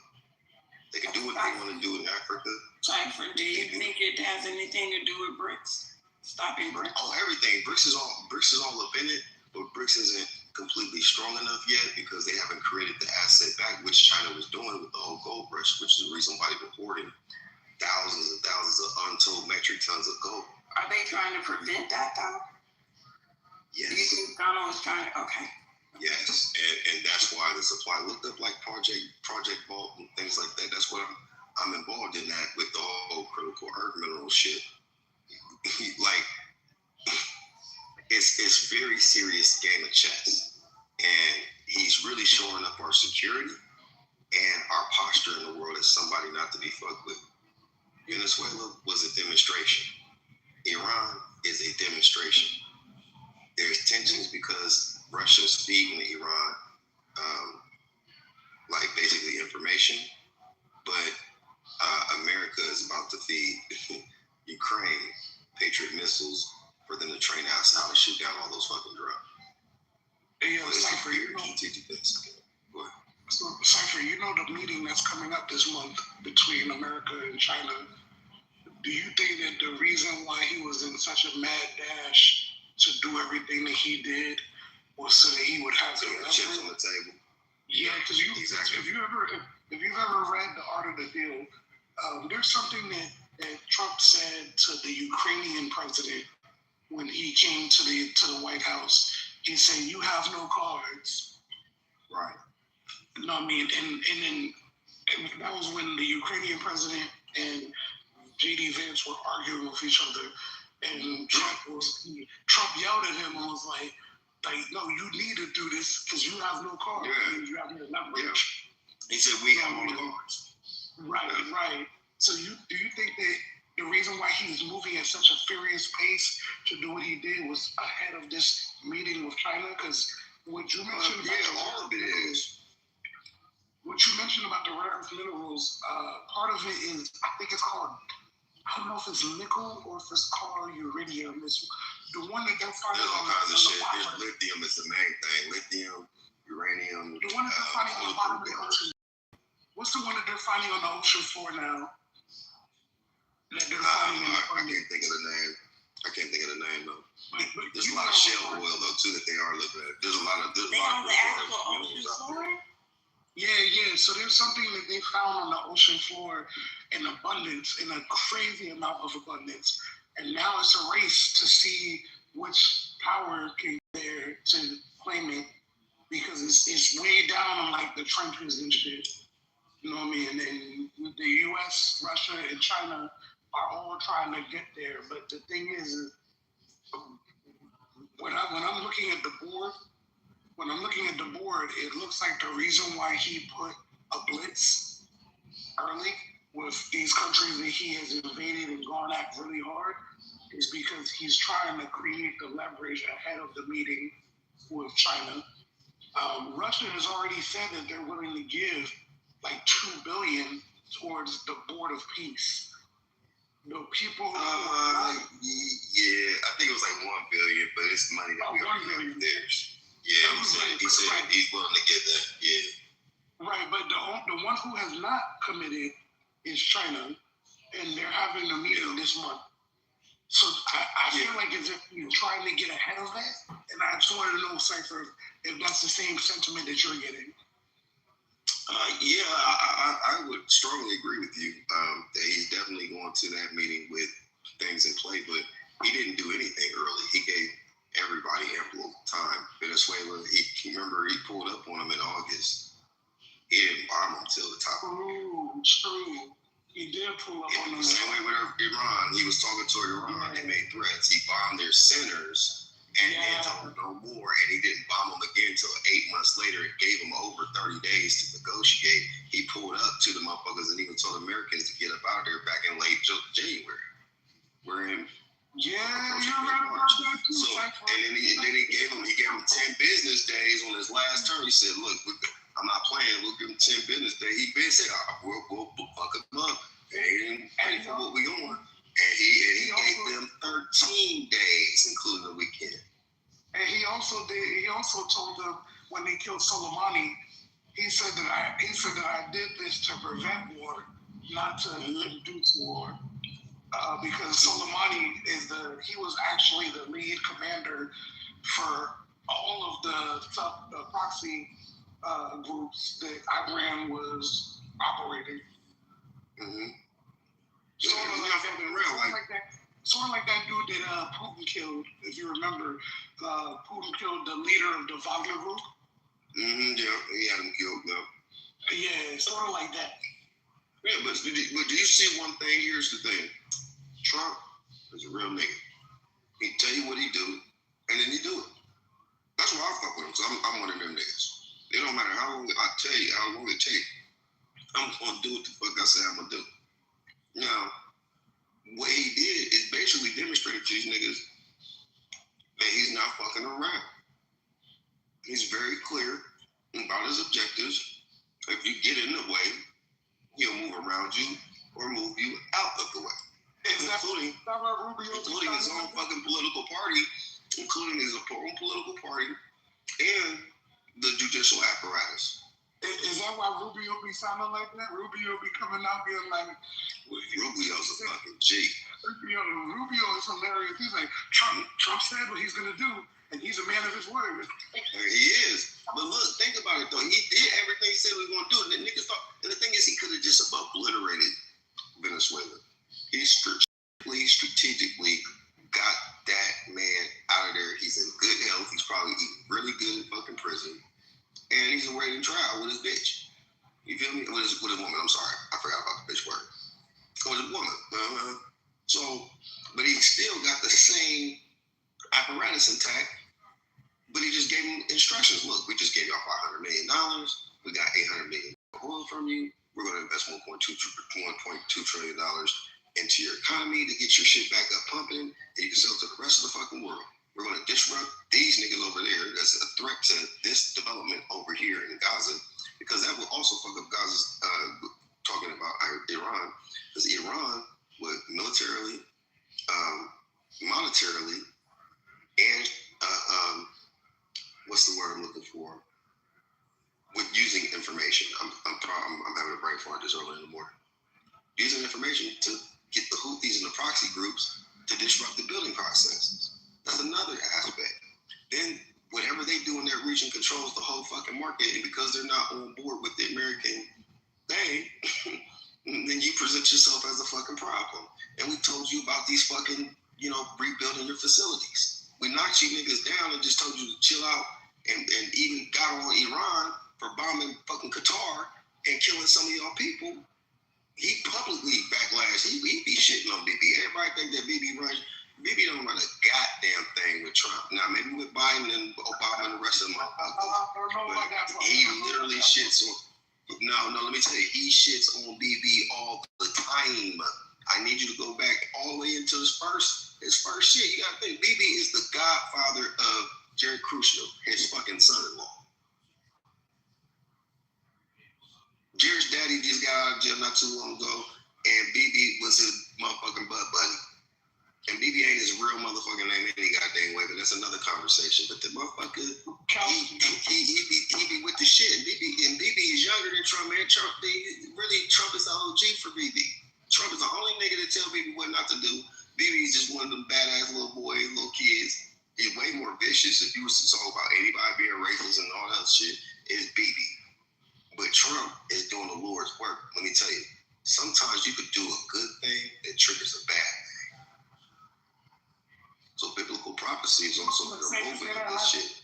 Say that last part again. Sometimes you could do a good thing or a good deed and trigger a bad event that's already prophesied. In the name of goodness and righteousness, there's nothing wrong with his logistics, with his framework on how he's doing things, because it's for America, but it's ultimately for everybody fucking else, because anybody that lines up with him is going to get a fucking bag. And if your ass is in trouble, he'll wiggle you out. Niggas don't understand what they got with this nigga. This is the only motherfucker you can literally create a deal with. He can have you surrounded with guns and everything else. He just be like, look, well, I don't want to kill you. You know, it's good to me dead. What do you want to do? And you can negotiate. It's only so, based off of the cards you got, you can only work with what you got, but you can at least walk away with your life and a little bit of dignity. Look at what happened with Mexico. Look at what happened with motherfucking Colombia. Right? So I think people's emotions get woven up because they want to get into this whole thing about the Antichrist, all the spiritual shit and things like that. It's fascinating, but none of these niggas really can do anything about that, right? They just, I think that it's a pacification of what is in front of us. But the truth is, there's a world of opportunity. If you position yourself right, no matter which way it goes, you can eat. Where there's a problem, there's a solution. If you see yourself as a solution, you will make a lot of money solving other people's problems.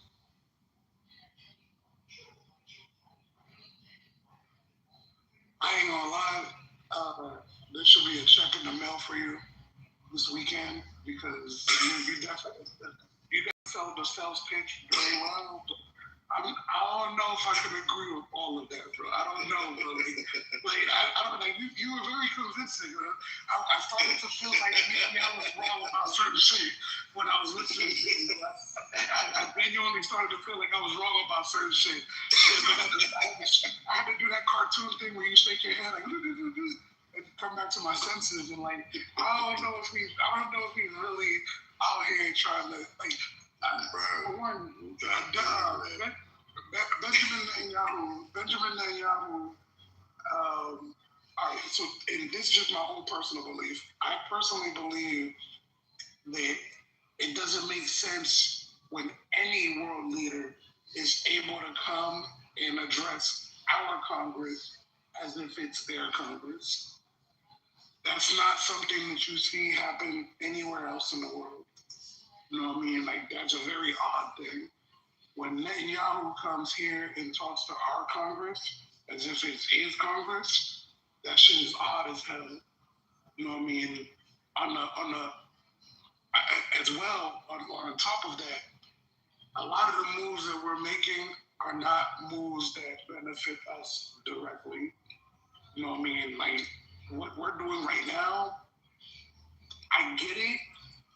From a destroy the bricks standpoint, it took me a minute to put the pieces together. It's not even to destroy bricks, though, bro. It's not even to destroy bricks. Well, what I mean is, he already has an understanding with Putin. He's trying to get an understanding with China, but China's being stubborn. So he's like, all right, cool. Like his favorite phrase, you ain't got no cards. So ahead of his meeting this month, he wants to make sure that they have no cards. So he can't get into South America, can't get no fucking oil. And that's the reason why Hormuz is really bad. That's the reason why Putin has not done anything. Because Putin can't do anything. Putin's fighting Ukraine. No, what I mean is that Putin understands Trump. He understands Trump. Yeah. So for Putin, he's looking at Xi Jinping like, bro. And Xi Jinping don't really give a fuck. He do, but he don't. But Xi Jinping got his hands full with Taiwan, Japan, and Cambodia, Thailand, and Philippines. Right. And Laos. And Laos and Vietnam. Yup. They got a regional issue going over there internally. And really Taiwan and Japan is on his ass. Right. On behalf of America. And I don't know if you was in here yesterday morning, but the brother Sean was mentioning how Japan just bought like an insane amount of weapons, like a crazy amount. Also like $2 to $4 billion. Yeah, like they must know something's about to happen. That's why that lady won that election over there. Scheinbaum is on the shit too. They got a meeting this weekend or next weekend with Scheinbaum, the president of Mexico, to do a new, the Mexican president, to do an internal situation with their trade deal. So basically, China's going to get replaced by Mexico. So right now, the World Cup is going to start in, I believe it's in June. The World Cup is hosted by the U.S., but one of the rounds of the World Cup is also going to be in Mexico. Like, do y'all think that part of the reason why Trump did what he did was because of the World Cup coming up? Not just that. That's probably maybe 1% of the whole pie. But I would tell you to be careful of those things because the cartel is funded by, with intelligence, with weaponry, and the bag. China, Russia, and Iran. So do you think that there's a possibility, because now they're they're trying to keep people out of the states. But you know, when the World Cup comes, the whole world has to come. So that means they're gonna have to let people in. You think that there's a possibility that they kick up some guys? They don't have to. Remember what happened with COVID? They don't have to do a goddamn thing, especially when there's a war going on. You think that they're gonna keep the world out of the World Cup? You believe that? I didn't say that. I'm just saying they can uninvite certain people.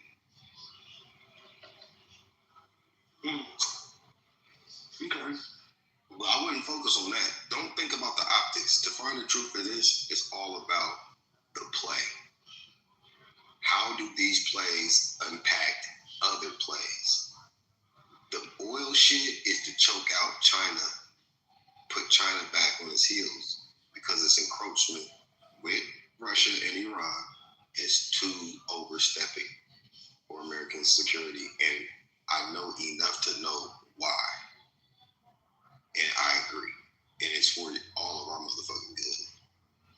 We got nice ass phones and nice ass cars and technology, but that little China product that you got in your fucking house really could have backdoors to Beijing and be selling all day long. We don't even allow certain products because of that where I work at. Exactly.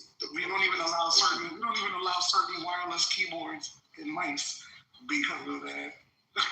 You know what I mean? You know, so yeah. I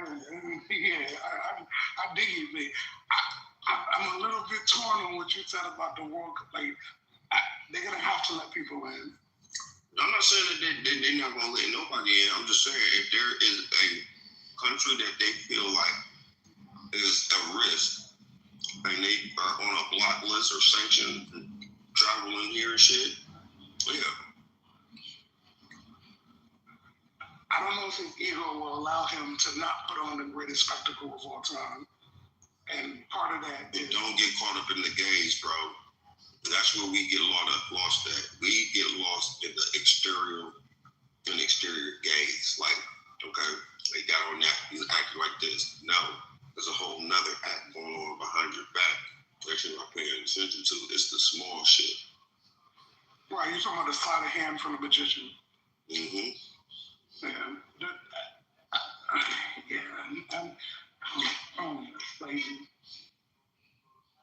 What do you think though about this whole? What do you think about this whole board of peace? Do you think that I'm about to send them some money? I'm about to send them $100 grand. The board of peace? Hell yeah. Did you follow Donald Trump? I've been on the website. You see the website? The website is wild. I didn't think it was real. The website is fucking funny. It was like 1980. The website. I thought the website was fake. I thought it was fake. No, it's a real shit. You know, I know it's real, but I thought it was fake when I went to it. I thought it was fake. And there's an article from the early 90s where Donald Trump talked about what he would have done if he was president, right? And in that article, it talks about how he would have forged an alliance to basically divide the world in half with Russia. Yeah. What you see him doing since he's been president the first time to now, it looks like he's making good on that philosophy. The only thing is he adjusted to make room for China if China wants to play ball. Now, what kind of motherfucker are you where you have your enemies and your allies at the same table cutting deals with each other? Yeah. You gotta be one hell of a motherfucker for real. Fuck your in-house bipartisan shit when you have world powers. Hey, hold on, man. You sure? Did you check the mail today? You sure you ain't got no checks in the mail? What's going on here? Yeah, bro. I hope they get some more. I don't really do checks. I like deposits. I like motherfucker. You know, like when my banker, my broker called me up to say some shit like, I mean, look, what you're saying makes sense. I'm just, like, it feels like that's what he's doing. Like, right now, Taiwan is only on the table because China doesn't want to play ball. If China decides to play ball, Taiwan is going to fade slowly out of the news headlines. Because what will happen is if China is willing to play ball, they'll allow the U.S. and Russia enough time to create a subsidiary or a supplement to Taiwan so that China doesn't have all the cards. What do you mean? I don't understand. Elaborate. In other words, if China takes Taiwan right now, like meaning like let's say in the next 30 seconds, boom, Taiwan is in China's hands. The global superconductor, semiconductor market changes.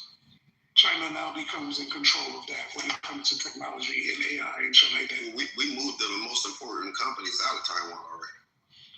Have we already done that? 2025. About I think 2/3 or a third of their semiconductors are being built out in Columbus, Ohio, in Arizona, and a couple other places that were classified. Hold up. They're in stage 3 in many cases. I thought those contracts don't go into effect because I know what you're referring to, but I thought that they didn't go into effect until the beginning of next year. So there's multiple layers to that. So it's already been happening since, it was really been happening since before when Trump first started. Jim Crow Joe inked it, but they wasn't paying no fee. They was getting money from us. And Trump just expedited it and made it more tax friendly for them to go through the whole situation. So you'll see certain things on the surface that talk about 2027 and 2028. Right. But it's already been, it's been in motion it's like announcing gentrification. It's already, the process been happening. When you start seeing bike trails, right, people moving into your company, into your country. Stop. Yeah, and the roundabouts and shit start happening. You start seeing schools getting upgrades. Bike trails. Yeah, bike trails and shit, scooter boards and all that other shit. And the gay folks was rolling through the hood like they own that bitch because they do. That's hilarious. Yeah, bro. Hilarious. Yeah, bro. Right now, to get the AWS certification for AI governance and security. Before that, I was already working in cybersecurity and shit, right? I found out that Palantir was moving, because they got Colorado Springs and then they got Denver, Colorado. The Denver, Colorado HQ is moving to South Florida. Oh yeah, everybody can move to Florida. From Cali.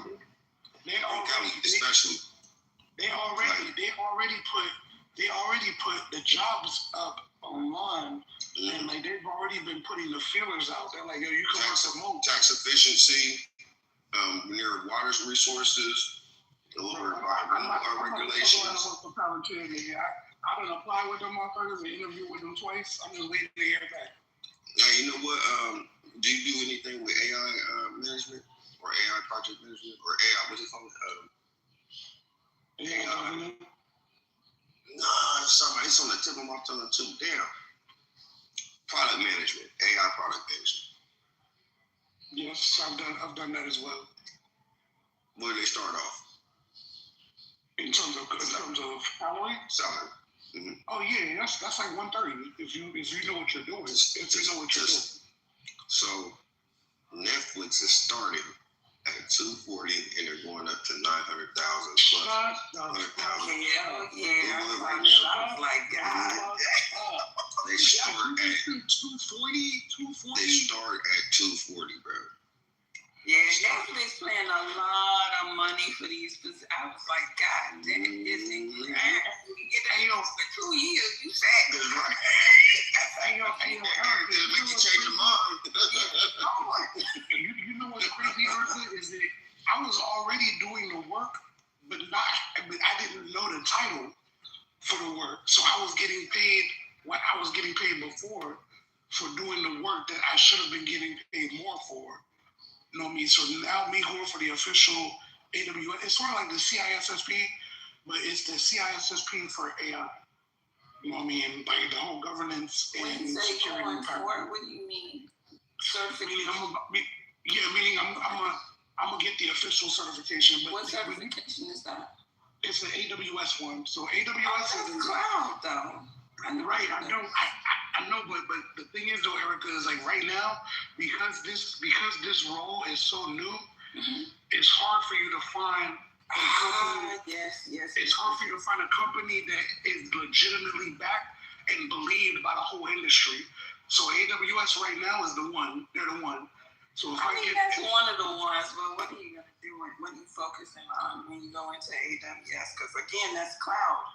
I don't want to do that. So I'm already AWS certified on the associate level, and then. But the thing is that I don't want to do it on the cloud level. It's just that they're the most respected one so far because this industry is so. Azure too. So I already have the Azure certification. I already have it. 2 cloud platforms. I mean, why are you doing them both? I have to because this term AI governance and security doesn't have an official backing right now. Right. So again, why would you? So why would you? I'm only asking why because it's a waste of money. So it is a waste of money. Last I checked, they weren't free. At least Microsoft. Now, No. Amazon does give you that cloud certification. It ain't as expensive or whatever. Right. But why would you get them both when they're both cloud? Just they're same product, vendors. If that makes sense. It's mainly for the resume flex. Yeah, that's an expensive resume flex to be going to wasting money on the same dang on certifications. I think you would do better, depending on the job that you're getting into, is getting another certification to complement the cloud certification you got, but not the same damn certifications. Just right, but Erica, I already have the CISSP, I already have the MCSC, like. You got say it again. So I have the CISSP, and I have the MCSE, and then I have the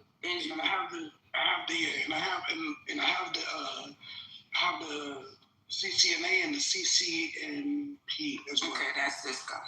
Okay. Right. So the thing is like the way that automation caught up to me in my career, that shit caught up very quickly. I did not think it was going to catch up the way it did. So automation caught up to me. Now it's about where do I go? Do I go more into cybersecurity in terms of penetration testing and stuff like that, or do I go where the trend is going, which is AI? And AI governance is sort of like in AI. AI is such a general term. That's why I'm telling you, AI governance and security. That's the CISSP right. of AI. Yeah. So then it sounds like you got what you need. I do, but I don't have the name recognition behind it, is what I'm saying. No, okay, so you don't have the networking, not the name recognition, because there's no name recognition until you get into the position, and there's your name recognition. Right. You need networking. Okay. Right. I see what you're saying. So it's like, that's what I'm trying to get now, because it's there, and people are calling their shots. Like one of my homies, this fool's making damn near $200,000 a year now. For a position that they didn't even know that they needed. Are you willing to move? Are you relocating? I will live wherever, as long as it's not snowing. I'm not down. I grew up in DC. You're a Florida baby. That's right. Yeah. I grew up in DC, and I'm not down to shovel snow. So as long as I don't got to shovel snow, I'll live anywhere. As long as I don't got to shovel snow. Okay. I will live anywhere. I even thought about Iceland. I told my wife, I was like, whatever. That about a snowstorm right here in New Orleans. Man, please. Man, listen. I grew up shoveling snow. I'm old now. I ain't shoveling no more snow. You know what I mean? So, and truth be told, Miss Erica, like, I have grown an affinity to states that have no income tax. So I would prefer to stay in the states that have no income tax. I'm living in Nevada. And I've lived in Florida.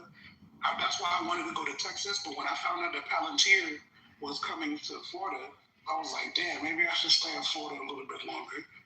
You know what I mean? Because Palantir's coming out here and they're hiring like crazy. Like crazy.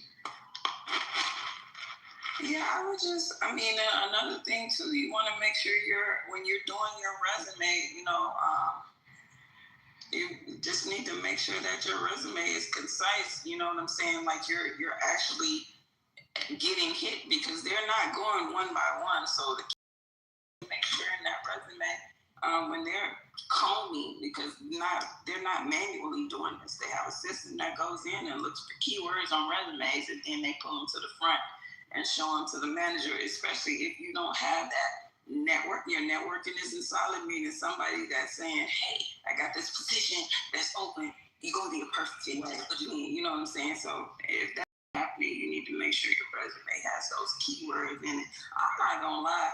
When I was in there, I would go and tailor my resume to every position that I'm applying for. I literally have, it's funny that you said that. I literally have like 25 different resumes. I ain't like, exactly. All of them not the same. Let me go in and make sure you know. Right. I'm tailored for that position. Yeah. You know what I mean? Hey, do any of you guys do data audits or tech audits or hardware? What do you mean by that? Because I've done the audits before, but what are you asking for in specific? Like, you can take a hardware that's made by a different or adversarial country and make sure there are no backdoors. Not me. No, I don't. I mean, yeah, so I've done the lab work, but more importantly is I know some of the best in the industry. If you're willing to pay, I can put you on. No, I got a budget. It just they have to be DOD certified. Oh yeah, I'm talking about people that the government already know about being the best. Yeah. I mean, I already got a couple. I was just curious because I was hearing that I can't keep up. I'm not as fluent in that conversation you guys are. But this cipher. Let me make sure I'm following you. Send me your email on the back channel, and we can call it. These are people I used to work with, so I want me bridging the gap between you and them is whatever you want to do with it once you get that bridge. Yeah. It was just a curious inquiry. It's not like I'm starved looking for them. I mean, I got some people, but I mean, I just wanted to know if y'all had those skill sets because that's something else that is a big market, is a big push. But I didn't realize how important it is to. You said what? I've done red team in the past. What's that? I don't know what that means. Penetration testing. Okay. So hardware, right? Hardware, network, software, all of that shit. I've done red team in the past. Hey, Cypher, say that name. What are you looking for again? So I don't know the name of it, but I think my brother just said it's called red team. But basically, you're testing the hardware to make sure that there's no data leakage, like they're not streaming shit to their game. We're not talking about cybersecurity. I'm taking some classes on that shit. That's what I said, but I'm trying to get with it. So you want to make sure that no one is able to do what to your hardware? Get it? So basically, like for instance, the EHAM vehicles, like the eVTOLs that we have, they have flight telemetry and data surveillance and shit that they give to the host country, but we have to verify for CFIS and other government and intergovernmental agencies that they're not using adversarial tech in South America, so that it is cleanly held by the host country and that there are no backdoors that's even on their Wi-Fi. Because I even told my guys that when they talk to them in Thailand, tell them they got to switch from that Chinese G5 shit to Starlink type shit. Like, you know what I'm saying? And we're going to have to strip it down and do all this other stuff to make sure that no data breach or no backdoors to Beijing. So the car would have a transmitter. It's transmitting. Mm-hmm. Okay, and so that's where the security would go to what is transmitting, unless you're trying to. Okay. And this is unmanned drones too. So this is like unmanned flight drones. So they have LiDAR, all kinds of sensors, flight telemetry sensors, and data stack. It's already built into the hardware too, and it's collecting that data country owns the data cleanly. We just have to make sure that there's a third party audit that that verifies that. Okay. Miss Erica, Miss Erica, you work in private security? Miss Erica? No, I'm not in cybersecurity. No. I have a question for Cypher. I'm old and I don't know all about all of this stuff, but I was working computers back in the late 90s, right, for the city of New York. And I was wondering about what you said about going into back doors, because I had to do that for the city. And does that leave us vulnerable to things like worms and viruses? Yeah, absolutely. That's the reason why he imposed those tariffs on Chinese tech companies, all that other shit. And there's already like rigorous layers for tech companies and companies to sell their goods and services in America. But it's even more. I mean, I learn more as I go deeper into this, what I'm doing. But I'm finding out that there's a real reason why they have to watch them, because China and them and others, but mainly China's some sneaky motherfuckers, because they do have the ability to critique. That already happened. That already happened. Can I say something real quick? Can I say something? Let me say, yes, you can. You can. Give me a second. That already happened, family. They did a 60 Minutes interview with one of the former FBI directors, where they had found that China not only had a lot of the government computers, the infrastructure with water, it was water, power, and something else. So, yeah, that already happened. You can go ahead and not this, sister. No, that's 100%. I mean, because that's why there's so many things about that. Anything that comes into the country, they start doing the tariffs and all other stuff, and there's a lot of hold up and extra, things that they got to look at, because you could be wearing a cheap watch, a phone, headphones, even Bluetooth, anything, laptops, all that T-Move shit and stuff. That's what I wanted to ask you about, the TikTok thing. Because while I was working for the city of New York, and this is pre-Trump, y'all, I want y'all to know this. While I was working for the city of New York at DOE, they told city workers that they could not download the app. TikTok, no, because that's the backdoor. That data, I can see everything. I experimented with a social media network system back in like 2010. And I had motherfuckers around the world. My back door, I could see what device you were on, how long you were on it. You know what I'm saying? Like, I could see everything.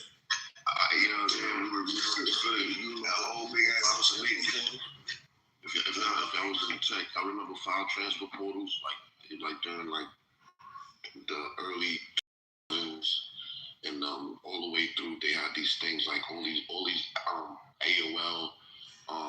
Yahoo, they all have these things called file transfer portals.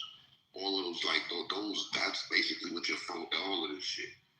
And that's how you get those shit. I had this program that when I used to be in the hacking shit, games and shit, bulletproof. And if I knew you had that game in your computer, I'm gonna get in your computer. And that's how it works for FTP files.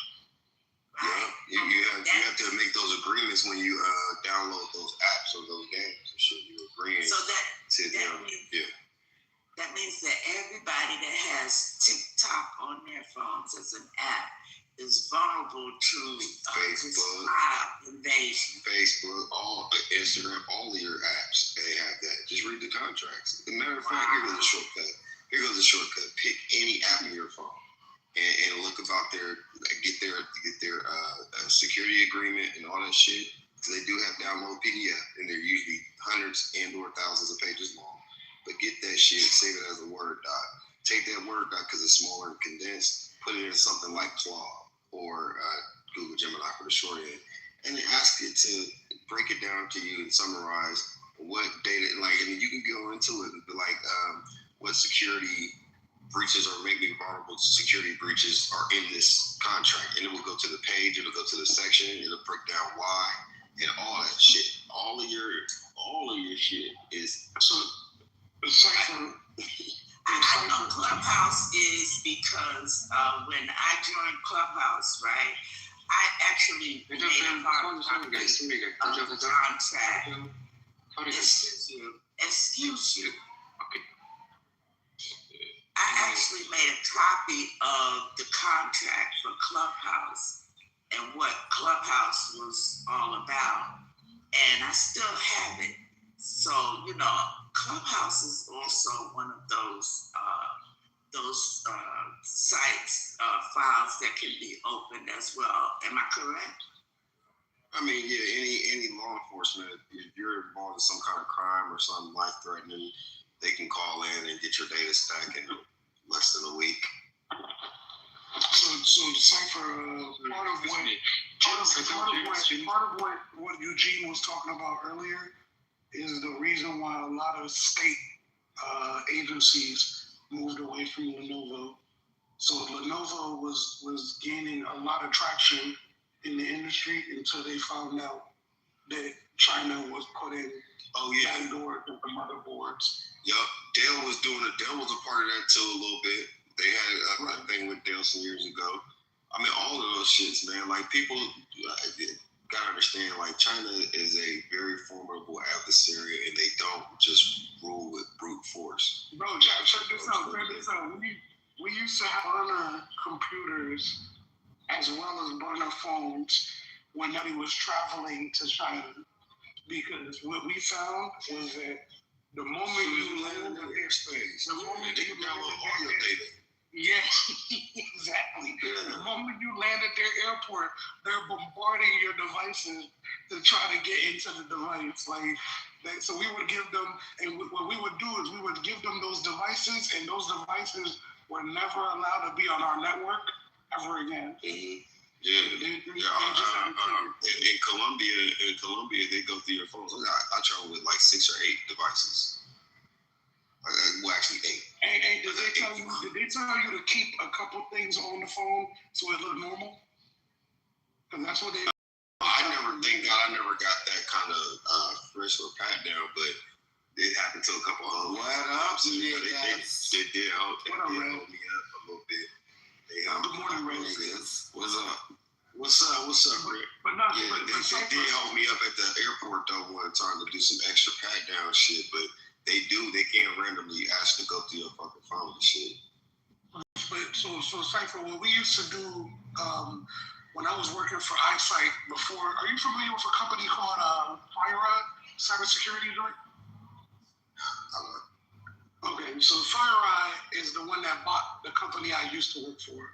They purchased, this is when they were doing their crazy purchase. They purchased Mandiant, they purchased iSight, and then they purchased another one, and then they became the largest or the second largest cybersecurity firm in the country when they did that. And when people were traveling to China, we used to give them a burner phone, but we would ask them to take a couple of pictures, put it in an email, and then download it to the burner phone.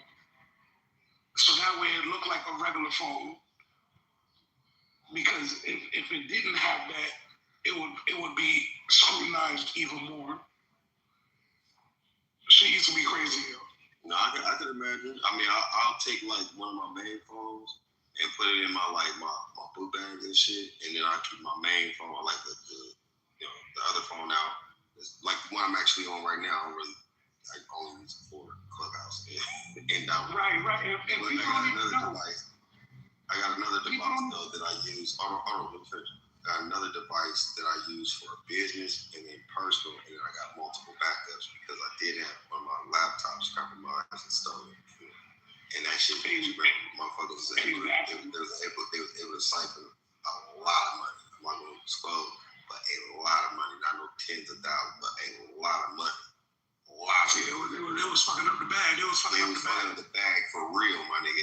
And it's still, I'm still feeling it a little bit low key. Have you ever gone to Black Hat in Vegas? the convention? I've never been to Vegas. I've seen 85% of the United States. I've never been to Vegas. When you get a chance, if you get a chance, go to Black Hat at least once. At least once. But like when I got into the whole cybersecurity thing, I learned that you don't do job interviews. When you go to Black Hat, you fuck around and just have conversations, and people just, if they feel like you're a good fit, you just go. But you're there for the conference. Oh, yeah. You know what I mean? You're there for the conference. But networking events is always great places to go. Yeah. That's how I learned about the way that China, like the minute you get into Chinese airspace, they're bombarding all of your devices. Now, on top of that, they have something called a sniffer. A sniffer. I've heard of that.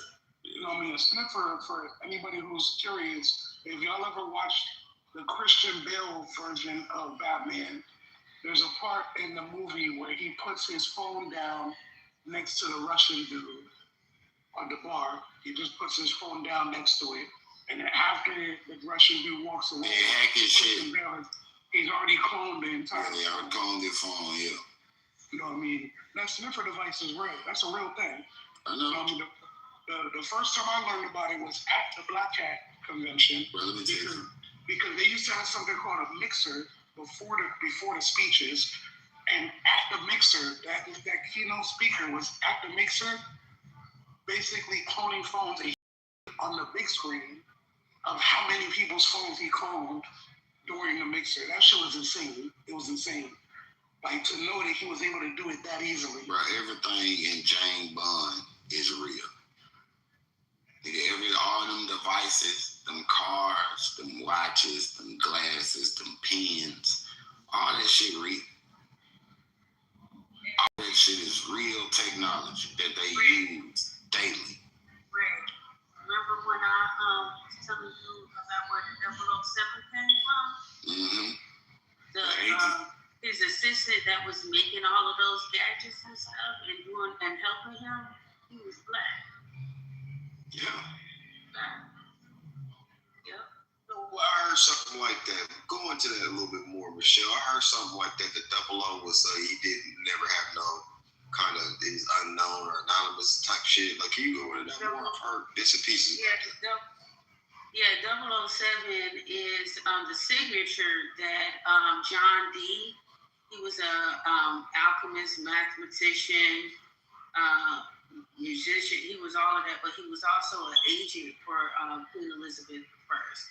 And whenever he signed his letters to her, he put the 007. The 00 means for your eyes only. Like drawing glasses without the other little line coming down on the other side for your eyes only. But to us, it looked like a 007. Yeah, it was a 7 for, well, you know what the number 7 means in mathematics. So that's where it came from. That's where it, well, according to scholars, that's where it first appeared. And that's where they got the movies for James Bond. Yeah, creating an agent behind, working for the queen, working for that lady. Yeah. It's the whole goddamn... So that confirms always us. Does that confirm that, you know how they say that they can't do anything unless it's somebody that looks like us that's allowing them or giving them keys to us? Right. That's right. Yes. Right. We're behind all of the inventions. Right, because even when I was doing the study, because the study on it, the scrying black mirror that they had, it came from Mexico. And the person that was doing the scrying through the mirror was Edward Kelly, which was the assistant of John D. And Edward Kelly, is the typical whitewashing because if you see that he's white, they make him appear white in some drawings, but one drawing I found, which was the oldest one, he was black. He was a black man. So they got some explaining to do. You know what I mean? Well, that's because, baby, in our DNA, we have the genius gene. It's on the number 9 in your strand of DNA. They don't have that. So they have to use what they have, and we are what they are using. They know we can invent and create. Yes. I'm sorry, love. I didn't mean to interrupt you. Were you complete? I apologize. Well, you know, when we're getting into this, we have to get into it all. Okay, just think about what's happening to us now. The AI, the facial recognition, the iris scan, the fingerprint, index fingerprint scan. All of these things are the technologies that they're using, and they're using to monitor the entire human race. I forgot what I was about to say now. No, don't forget what you were about to say. I forget it was based on the first day she said it's too late. I already hit the blunt. I'm sorry. Hey, was Miami attacked? I heard Miami was attacked. That's true. Miami was not attacked, bro. It wasn't attacked. It was not attacked. I heard you say South Jersey too. It wasn't attacked, but I am on the beach, and I literally just took some pictures of the, I don't know if it's all or ship further out. I'll send you Michelle's pictures. Well, I don't know if I can put it on my PCR, but I found it odd because I was like, I know you could even have like one oil tanker or maybe even a cruise ship that may sit out in the water for a minute. But these look different, so I'm gonna send you. So Prophecy, what was that first part of what you said again? If you can remember right before I interrupted, I was about to say something to you, but I forgot. Nah, it just skipped my mind now. But How y'all both forget? No, because the way that it ended was we now know why they created all of these things. You know, we have the genius gene is what I was saying. Oh, okay, that's what I was about to say. Okay, so y'all remember Scooby-Doo. I think that the hand behind white supremacy is a nigga. I would not be surprised. Not them taking off the mask and they saying, like those dark kids, you pesky kids. Yes, it's gonna be a nigga. Not too much on Scooby-Doo. Not too much on Scooby-Doo, though, because that was a true story. I'm saying, we can all relate. Y'all remember them saying that was a true story. Scooby-Doo. You the worst, bro. You the Those worst. pesky kids. Those mentally pesky kids. Those kids was grown people that was really solving crimes with a dog in the 60s. Right, a bloodhound in the 60s. Man, it was a great game. What bloodhound?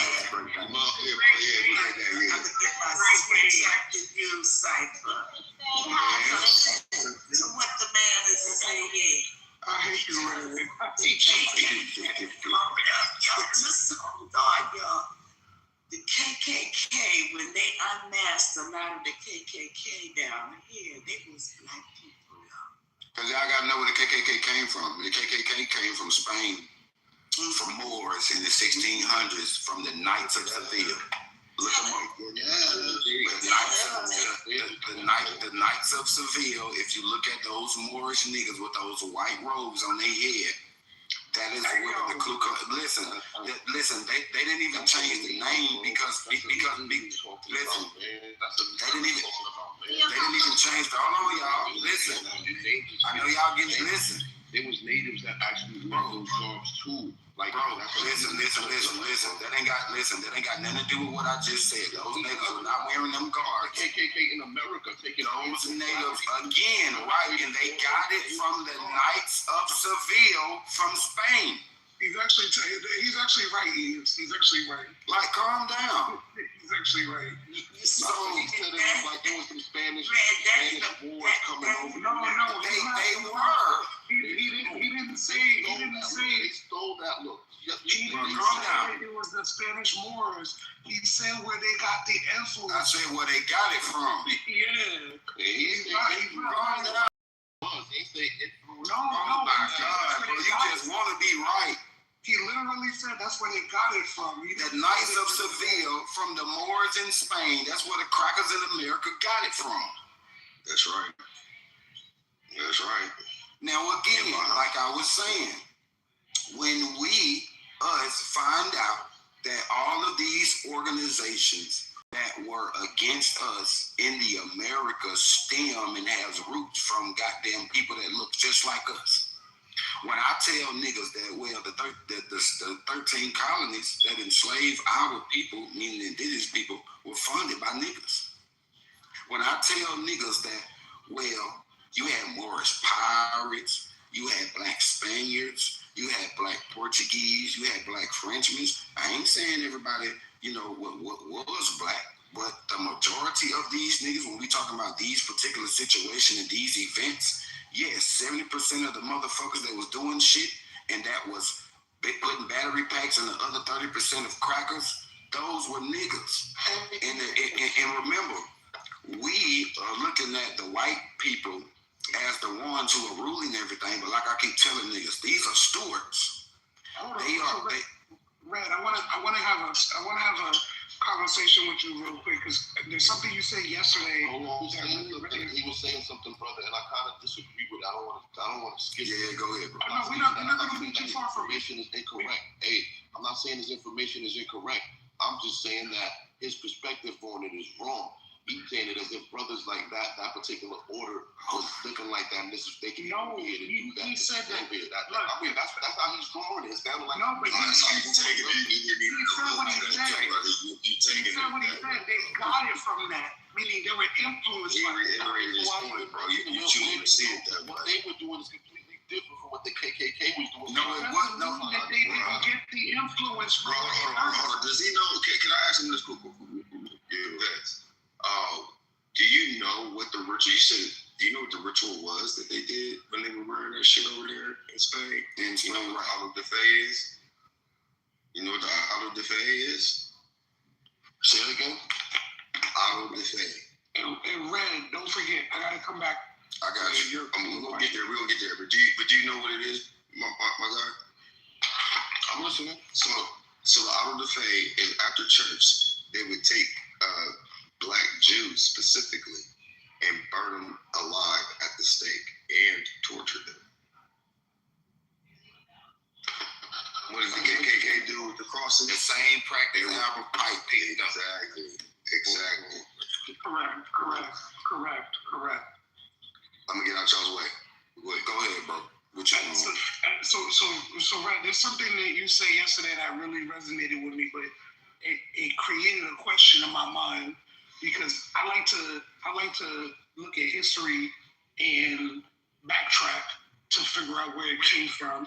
So one of the things that you were mentioning was the holy sites and how those were in the Americas, right? Now, the way that they tell certain stories sound like they're from the other side of the world.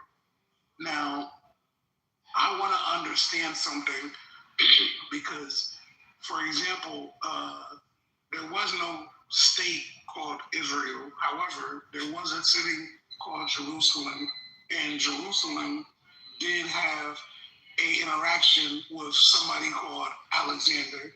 Alexander actually marched through Jerusalem in the conquest of him going after the Persians when he went to conquer the quote-unquote known world. I want to understand if all of these holy sites were really over here in the Americas and not over there. I want to know where you position these individuals who had these different campaigns in certain lands where the lands are known and we're able to backtrack those lands to connect to certain lands. Okay, so when you talk about Jerusalem, when you talk about even Alexander and where the Crusades took place, even the elephants. No, not the Crusades. That's true. That's no. I think you're talking about. So you specifically talking about Alexander. Right. There's a reason there. Okay, so watch this then. So those libraries that they said Alexander burned, there was no way that those libraries could be anywhere else but in the Americas. And let me tell you why. The Vatican was the 12th temple. The first 11 temples, 11 churches, 11 libraries, 11 what I would say holy sites that held our records, alchemy records, practices, lineage records, history of the earth, history of animals, different species, and how to do all of this shit with the different elements. And all of these things were in these temples that were burned in the Americas that the Vatican had to take control of in order for the 12th church, the 12th temple, to take power and spread the narrative that they had. So when you look at the story of Alexander, you can't find anywhere where those temples or those places were. But where you can. One moment, brother, because I will tell you this. I am not a novice to history. I am an avid historian. You can find the burnt rocks of the city or the library of Alexandria and when it was burned down and whatnot. You absolutely can find that. And what I wanted to understand is if we believe that the Library of Alexandria is here instead of there, because you know that. But listen, they naming a library after a nigga that it didn't belong to. No, right. But hear me out though. Alexander, during his conquest, he created an Alexandria everywhere that he went. Everywhere that he went. You know what I mean? Now, I never heard him say. Okay, so watch it. Okay, look, hold on. No. I'm about to do something. Bro, just walk with me. No, I'm gonna do something real quick. Go ahead. No, I ain't saying that. Go ahead. So what I gathered from what you were saying yesterday was either A, there's a hidden part of the story that they're not mentioning where he got on the ship, because you never hear about Alexander getting on ships. You never hear that. So either A, he got on the ship, or B, that story doesn't line up. Because he created Alexandrias everywhere that he went. Everywhere that he went. You know what I mean? Okay, so look. So let me read something to you. There are at least 14 cities, towns, and villages named Alexandria in the United States, including locations in Alabama, India, Kentucky, Louisiana, Missouri, Minnesota, Nebraska, New Hampshire, New York, Ohio, including West Alexandria, Pennsylvania, South Dakota, Tennessee, and Virginia. Alexandria, Virginia is the most prominent location in the, what they say? I lived in Alexandria, Virginia. We're right. So Alexandria, Louisiana, a major city in the States. Alexandria, Minnesota, known as its lakes and community. Multiple locations, names is used across various states and villages. So what are you talking about? No, what I wanted to understand from you is I wanted to understand, are you like when you're shifting world history, are you also shifting the characters in world history? Does that mean that? No, I mean, does that mean that? Listen, let me finish. You put Alexander. Listen, hold on. I'm making a point. You put Alexander the Great over here. I never mentioned him in my point of none of that because, from my understanding, we don't even know if he was real or not. Okay. I see why you're saying that, but he definitely existed. I mean, there's different cultures. I can see why you said that. No, but there's different cultures that acknowledge his existence, including... Yeah, just like Charlemagne. I mean, different cultures acknowledge Charlemagne, but there's no real evident proof that Charlemagne exists. Different cultures don't believe... Because I personally don't believe that Charlemagne was real. Personally, I don't believe Charlemagne was real. I've told people that before. Actually, Michelle, she's still on stage. I told her I didn't believe it. But remember, all of the royal lineages are supposed to stem from Charlemagne. Yeah, but Charlemagne comes from the stolen timeline where the years that were right. Charlemagne is the great-great-grandson of King Childeric, and King Childeric's tomb was raided by Napoleon. So if y'all want to say that, y'all can go ahead and say all of that ain't real. because right, because I don't think Napoleon was real. They say it's real because Luther just got robbed of Napoleon's fucking jewels last year. So I mean, Napoleon not being real is crazy. My bad, Michelle. Listen, I'm not gonna go as far as to say that Napoleon's not real. Yeah, that is crazy. I'm not gonna go as far as to say that Napoleon's not real. The reason why I say Charlemagne is because I look at technological advancement during the reign of Charlemagne and how there was no technological advancement whatsoever during the reign of Charlemagne. And because he did not like any of that type of stuff because he deemed it all witchcraft. I did a big deep dive behind that motherfucker, and he was killing motherfuckers left and right if you was caught doing any type of shit like that. All of those. I have to look into that more. All of those people were created to get conquer Napoleon. To get listen. No, listen. That's real black history. No, real quick, Red. I didn't go into this believing that you were wrong. I went into this trying to understand because I'm like, yo, does that mean that the Alexander story that we're told, you know how they say Alexander conquered the known world? You know what I mean? Et cetera, et cetera. I was going into this with the idea that either the story is being told incorrectly or it's not right. You know what I mean? Now, if you're telling me, because yesterday, y'all was dropping some bombs yesterday. I don't know if y'all realize that. Y'all was naming shit in fucking Utah and everything everything was biblical. Yeah, like listen, bro. So the reason why I was, because I mean, you brought up the whole Alexandria thing, but I was just solely speaking to the physical places that they mention in the Bible. You can't really find them in Africa, but you can find all of these places in. I mean, even Wakanda. That's not true. No, that's the boy chill. That's the boy chill. Where is it?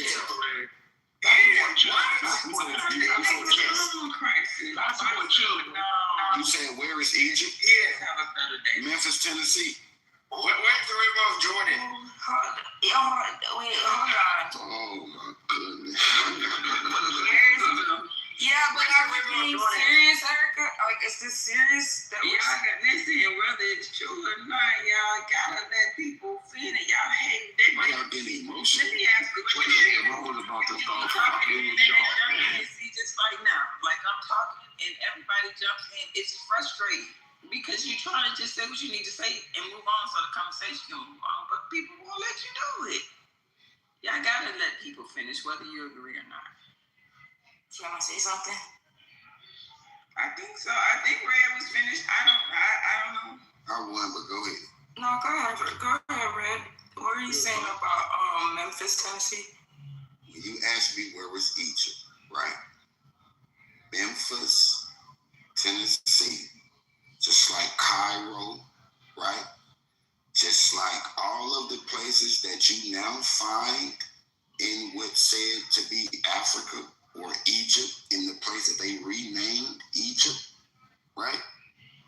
All of these places were in the Americas. God, we have pyramids. God, stop the cap, bro. Everywhere.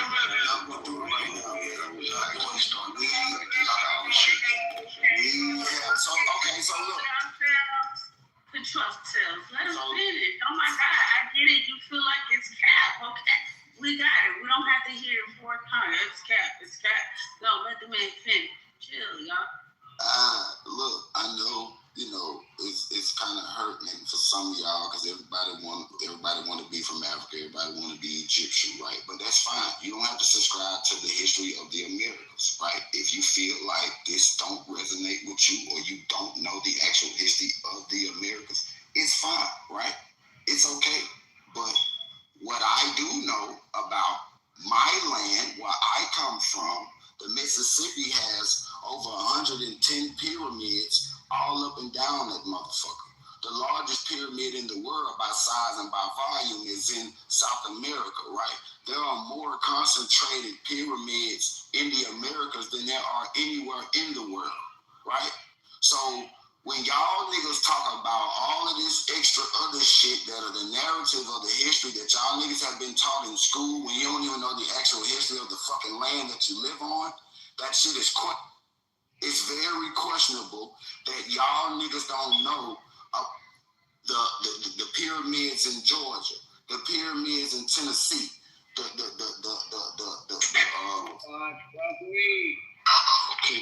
coffins and the mummies and shit that was found in the banks of Louisiana. Mummies, nigga. You goofy as hell. I know. He ain't like that. But again, you know, I'm sorry you feel that way. But if you don't know the history of the Americas, then I suggest that you go research, because to call me cap and to say that I'm lying without actually looking into what I'm saying and the information, that makes you more ignorant. And if you have questions, just ask questions, right? So the Great Pyramid of Giza is older than Circle. I was waiting to talk.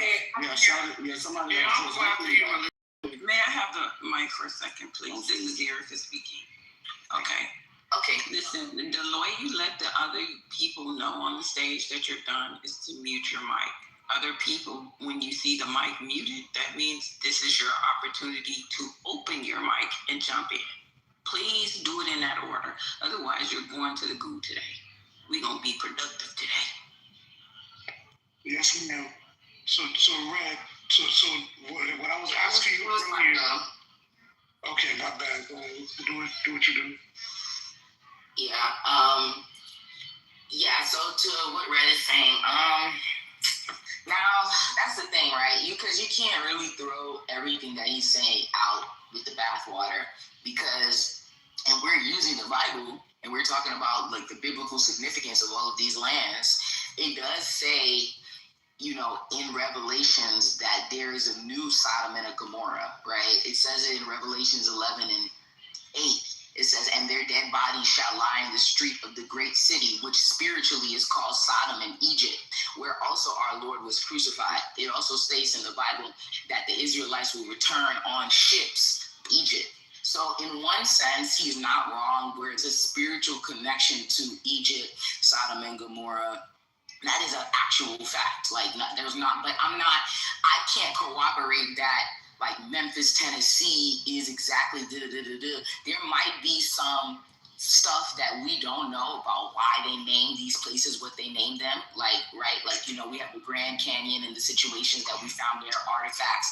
But the reality of it is that the Bible is symbolic. It's a repetition of things that have already happened cyclically. So even if there is a new Egypt, there is still an old Egypt. And that old Egypt is located where we know it as Egypt, right? Because we know by the rivers, the Euphrates, the Nile, all of these things, they're geographically located in that area. So it's not just the name of the land. There's also different rivers and things like that are talked about, like 5 different rivers, the Tigris, the Euphrates, Gihon, all of these things that are located in specific places. We don't have a Nile in America. We don't have a Euphrates in America. We don't have a Gihon in America, right? We don't have specific geographical markers that tell us where these actual locations are. They are where they really are over there, right? But we do have this spiritual symbolism that America does have. Look at your dollar. There's the all-seeing eye of Horus, which is Egyptian, and a pyramid on your motherfucking dollar. If you go to Washington, D.C., what's the first thing that you see? An Egyptian obelisk. So he's not wrong in the symbolism sense. You know, we spiritually are, an extension of Egypt. Look at our laws. Where do you think they got democracy from? That wasn't from Rome. They got that shit from Egypt. So he's not wrong in that sense. But if we're talking about tracking geographically what's really happening, we do have to be clear that majority of the fighting and the things, certain lands that are in the Bible are located in the Middle East. And then also as far as Africa goes, Africa's in the Bible. You know, they weren't through the Exodus, through Egypt. They also, if you know the history of how the Bible was spread, the first man to be converted to Christianity was an African. Never reached Greek hands, it was an Ethiopian, which was a black man, an African. So, and then lastly, Sudan has the most pyramids in the world, more than any other country. Sudan has the most pyramids in the world. But it doesn't mean, and this is my last point, 2 points. It doesn't mean that United States and Western America didn't have a similar culture. That's not so, because we see pyramids all over the world. There was some sort of interconnectedness between all of these civilizations, which is why they were in contact. And I think Nikola Tesla's pyramid recreation shows that the pyramids, in some sense, were maybe not just fucking burial ground. They were free energy networks that connected the whole world. And lastly, and I'm done, the issue with trying to make America the United States, America, Egypt, and all of that stuff is the Younger Dryas. About 10,000 years ago, the world had to reform due to catastrophic flooding, and it started in the United States. That's why there's so many missing artifacts, and people can't figure out what happened. There's no history prior to 8,000 years ago. We have physical artifacts that have been found, but we have no written history prior to that time because of the Younger Dryas. So there's a lot of things that have come into play that make United States like an extension of Egypt, but not the original Egypt.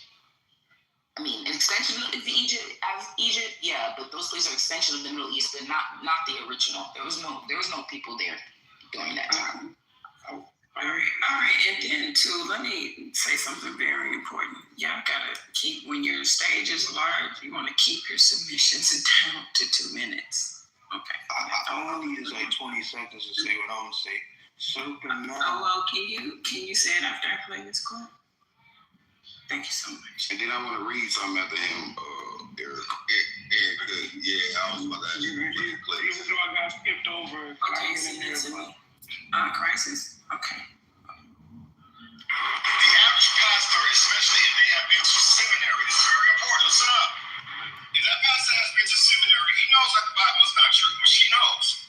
What happens when you go to seminary, you find out, for the most part, how the Bible came together. First, you find out the Bible is not a book. Latin word for, what is it, I can't say it in Spanish, but it's a Latin word that translates into books. But it's not a book with an author, a plot, an ending, beginning. No, it's not like that. The Bible is a collection of ancient writings from predominantly anonymous people. Over time, through socio-political or whatever reasons, these writings were manipulated, some other writings added to, some subtracted. You have 1st and 2nd Maccabees, Gospel according to Peter, Book of Enoch, Gospel according to Thomas, and the list goes on and on. I'm not going to mention the Council of Nicaea because a lot of us got that kind of like twisted. We don't have the proper information. From what I gather, that was not when they created a Jesus or something like that. But understand that the Council of Nicaea was very important because matters of doctrine was being discussed. So the ending that we end up with, the 66 books, was by design, people. The concept of hell, like you read the New Testament, does not exist in the Old Testament or Hebrew Bible. Sean, why is this important? Because Christianity hijacked the ideas of ancient Israelites, and they tried to fulfill the prophecy of ancient Israelites in what we call the New Testament. Now, Jews, it's like hell.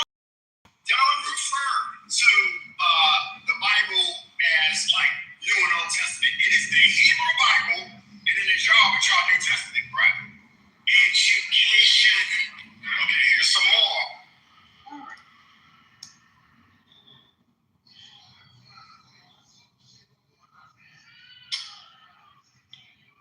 So look, that's it.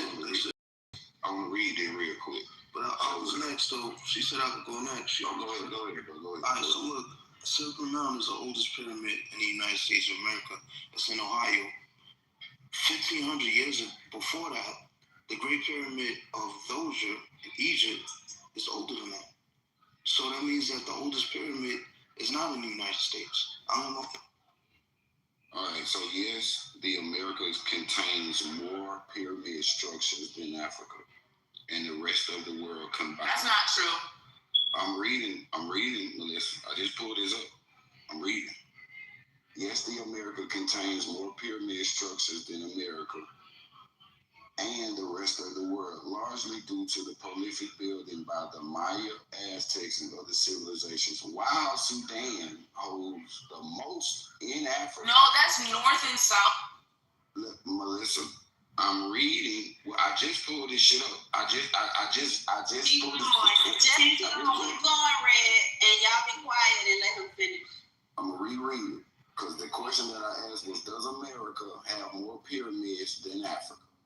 Yes, the Americas contains more pyramid structures than Africa and the rest of the world combined, largely due to the prolific building by the Maya, Aztecs, and other civilizations, while Sudan holds the most in Sudan holds the most in Africa with over 200 to 255. This notes America's leads global in total count. America's thousands of pyramids were built across Mesoamerica and South America. Africa, Sudan has the highest concentration in Africa, approximately 200 to 255, followed by Egypt. Purpose: American pyramids often serve as temples to deities or burial sites for kings.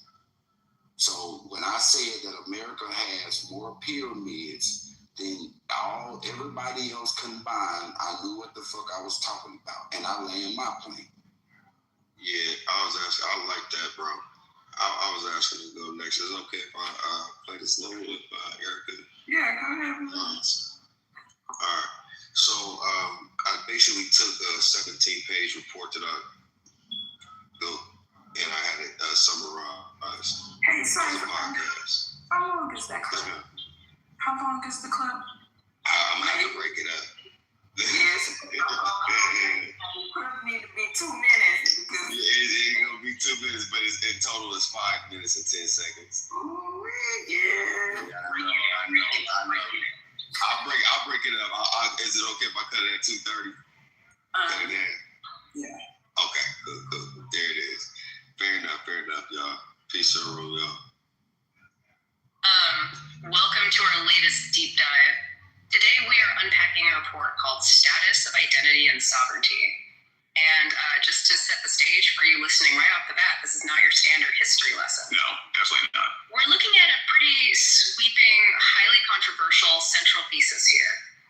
The argument is that the transatlantic slave trade was not just a random capture. Right. The report claims it was actually a targeted, highly aware displacement of a specific ethnic group, the Hebrew Israelites. Specifically the tribe of Judah. Exactly. And the core argument is that European powers knew exactly who they were extracting. Which is a massive pivot from the usual narrative of anonymous economic exploitation. But I want to be super clear up front. We are imparting the claims of this report to you impartially today. We aren't taking any political or historical sides, just conveying the ideas they present in the source material. And those ideas are pretty massive. The ultimate goal of this document is actually legal reclassification. They want to take groups currently labeled as descendants of chattel slavery or melanated indigenous Americans and move them out of the domestic minority category. Right. Shifting them to the status of a displaced national identity under international law. So let's look at the evidence they claim supports this. They use this phrase, convergence evidence nexus. Which is basically a fancy way of saying they are cross-referencing maps, laws, and scripture to make their case. Where does the legal paper trail actually begin? Well, they start with Portugal. The Manuelian Ordinances of 1521. This was a decree that explicitly deported Jewish populations, specifically those refusing to convert to Christianity, to São Tomé and the West African coast. Wow, so doing the math, that is almost a full century before 1619. You have a European superpower legally shipping Jewish populations to the exact region that becomes the epicenter of the slave trade. Right. And then the report pairs that 1521 law with a map from 1747 by Emmanuel Bowen. It's known as the Negro Land map. Which is wild because if you zoom in on the slave coast, the extraction zone, it actually labels a specific region as the Kingdom of Judah, or Wida. Yeah, so the argument is that the colonial powers didn't just stumble upon nameless people. The map suggests they recognize a sovereign kingdom. Meaning the term Negro wasn't just a slur, but a legal mask. A way to cover up that specific Judah identity. And that brings us to the sociological mechanism the report leans on, which they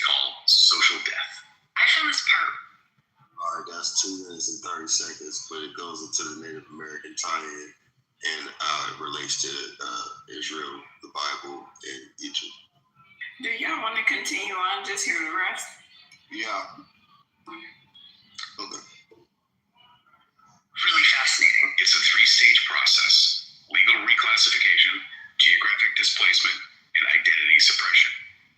The source uses a really interesting biblical analogy to explain how this works, citing Joseph in Egypt and Daniel in Babylon. Exactly, because when the Babylonians captured Daniel, they didn't just lock him up, they renamed him Belteshazzar. You kill the name to kill the lineage. Forced assimilation. The report argues this is standard imperial operating procedure. They actually cite the Critical Review from 1783 and John Ogilvy's Africa from 1670. Both of which explicitly documented Black Portuguese Jews living on that West African coast. Right, so the argument is that the Negro classification was a legal construct created to erase that known identity, much like Daniel was erased into Belteshazzar. But the scope of this report gets even wider. They don't limit this to the transatlantic trade. They pull in the indigenous peoples of the Americas too. Yes, relying heavily on John Ogilvy again, but this time his 1671 book, America. He argued indigenous peoples were the 10 lost tribes and identified the Americas as the biblical land of Arsareth. And they cite physical evidence too, like the Los Lunas Decalogue stone in New Mexico and the Bat Creek inscription in Tennessee. Right, artifacts containing Paleo-Hebrew scripts. Now those are heavily debated in mainstream archaeology, but this source uses them as proof of a pre-colonial presence to build a case for a global diaspora. So why does all this reclassification matter to you today? Really, civil rights versus sovereignty. Right, because if you are a minority, you're asking a government for equal treatment under their laws. But if you are a displaced nation, you are arguing for the restoration of a stolen estate. It moves the argument entirely to international reparations and territory. And there's a timing element to this as well, the prophetic window. The closer. Exactly. They track the 400-year period from 1619 to 19, correlating it with the prophecy in Genesis 15:13 regarding a 400-year affliction of Abraham's seed. Leaving us with a very provocative legal question. If this identity was legally deconstructed 400 years ago, does the expiration of that timeline open a new door for reclaiming national status today? It definitely forces you to look at those old maps differently. It does. But here's something else for you to mull over. If international tribunals actually accepted this legal framework, it wouldn't just rewrite history. It could fundamentally invalidate centuries of modern global treaties and essentially force the United Nations to redraw the world map from scratch. Now that is a truly staggering thought.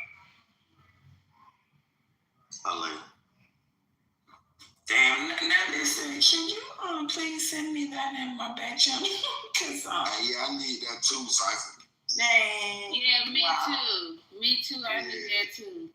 It's a 17-page long document. I just put it in Google and made it an audio. When a white woman says it, y'all believe it. But when a black woman been saying it for 2 years, nobody fucking believes it. I don't think you ever said that. I ain't never heard you say Yo, me and Michelle chat. I'm gonna go back and screenshot it. Me and Michelle was just talking about this literally 2 days ago, bro. I know I said this 1,000 times. Nah, Cypher said it first. Never heard you say I know, man. Y'all start giving a black woman her credit. Y'all always doing this to me. Melissa say a lot of shit, but I ain't never heard her say this. I'm about to screenshot me and Michelle's chat right now, bro. Good shit. Thank you, That we ain't gonna take it from you. You be saying some good shit, but I ain't never heard this particular shit. Right. Me that word. I ain't gonna lie now. Man, where you get that from, Cypher? Is that propaganda? What is that, boy? No, I created the report. It's 17 pages long, and I took it to Gemini 3 and turned it into an audio summary. Nah, that was me and Fifth. Right, I'm gonna screenshot it. Okay, what did I say? Oh my God, Melissa, it's okay. No, I didn't say You said it on the stage. I did say it on the stage. How many times have I told y'all E1B1A and the time?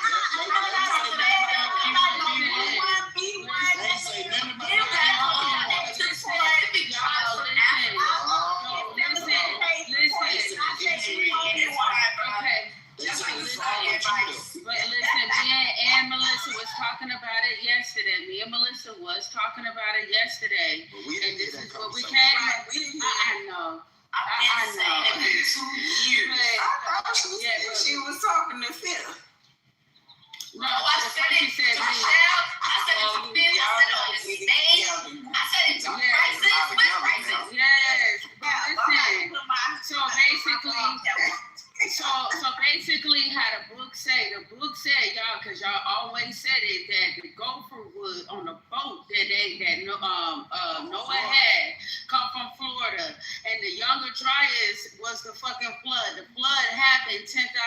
500 years ago. So the motherfuckers over here, they was trying to save themselves from the flood, and they went over there to the Levant. That's where they landed. That's why there's no history in the Americas prior to 8,000 years ago, 10,000 years ago. It was all washed away by the Younger Dryas. So they made you a believer. That's what it sounds like you're saying. They made you a believer because at first it starts against all of this. Starts against what? What are they saying? That we're supposed to, the homeland is over there, or is it? It's here. We were trying to get here. When we landed over there, we was trying to get back here. If the 10 tribes was here and you only got one tribe over there, then them niggas had to come from over here. If you got everybody else that's here.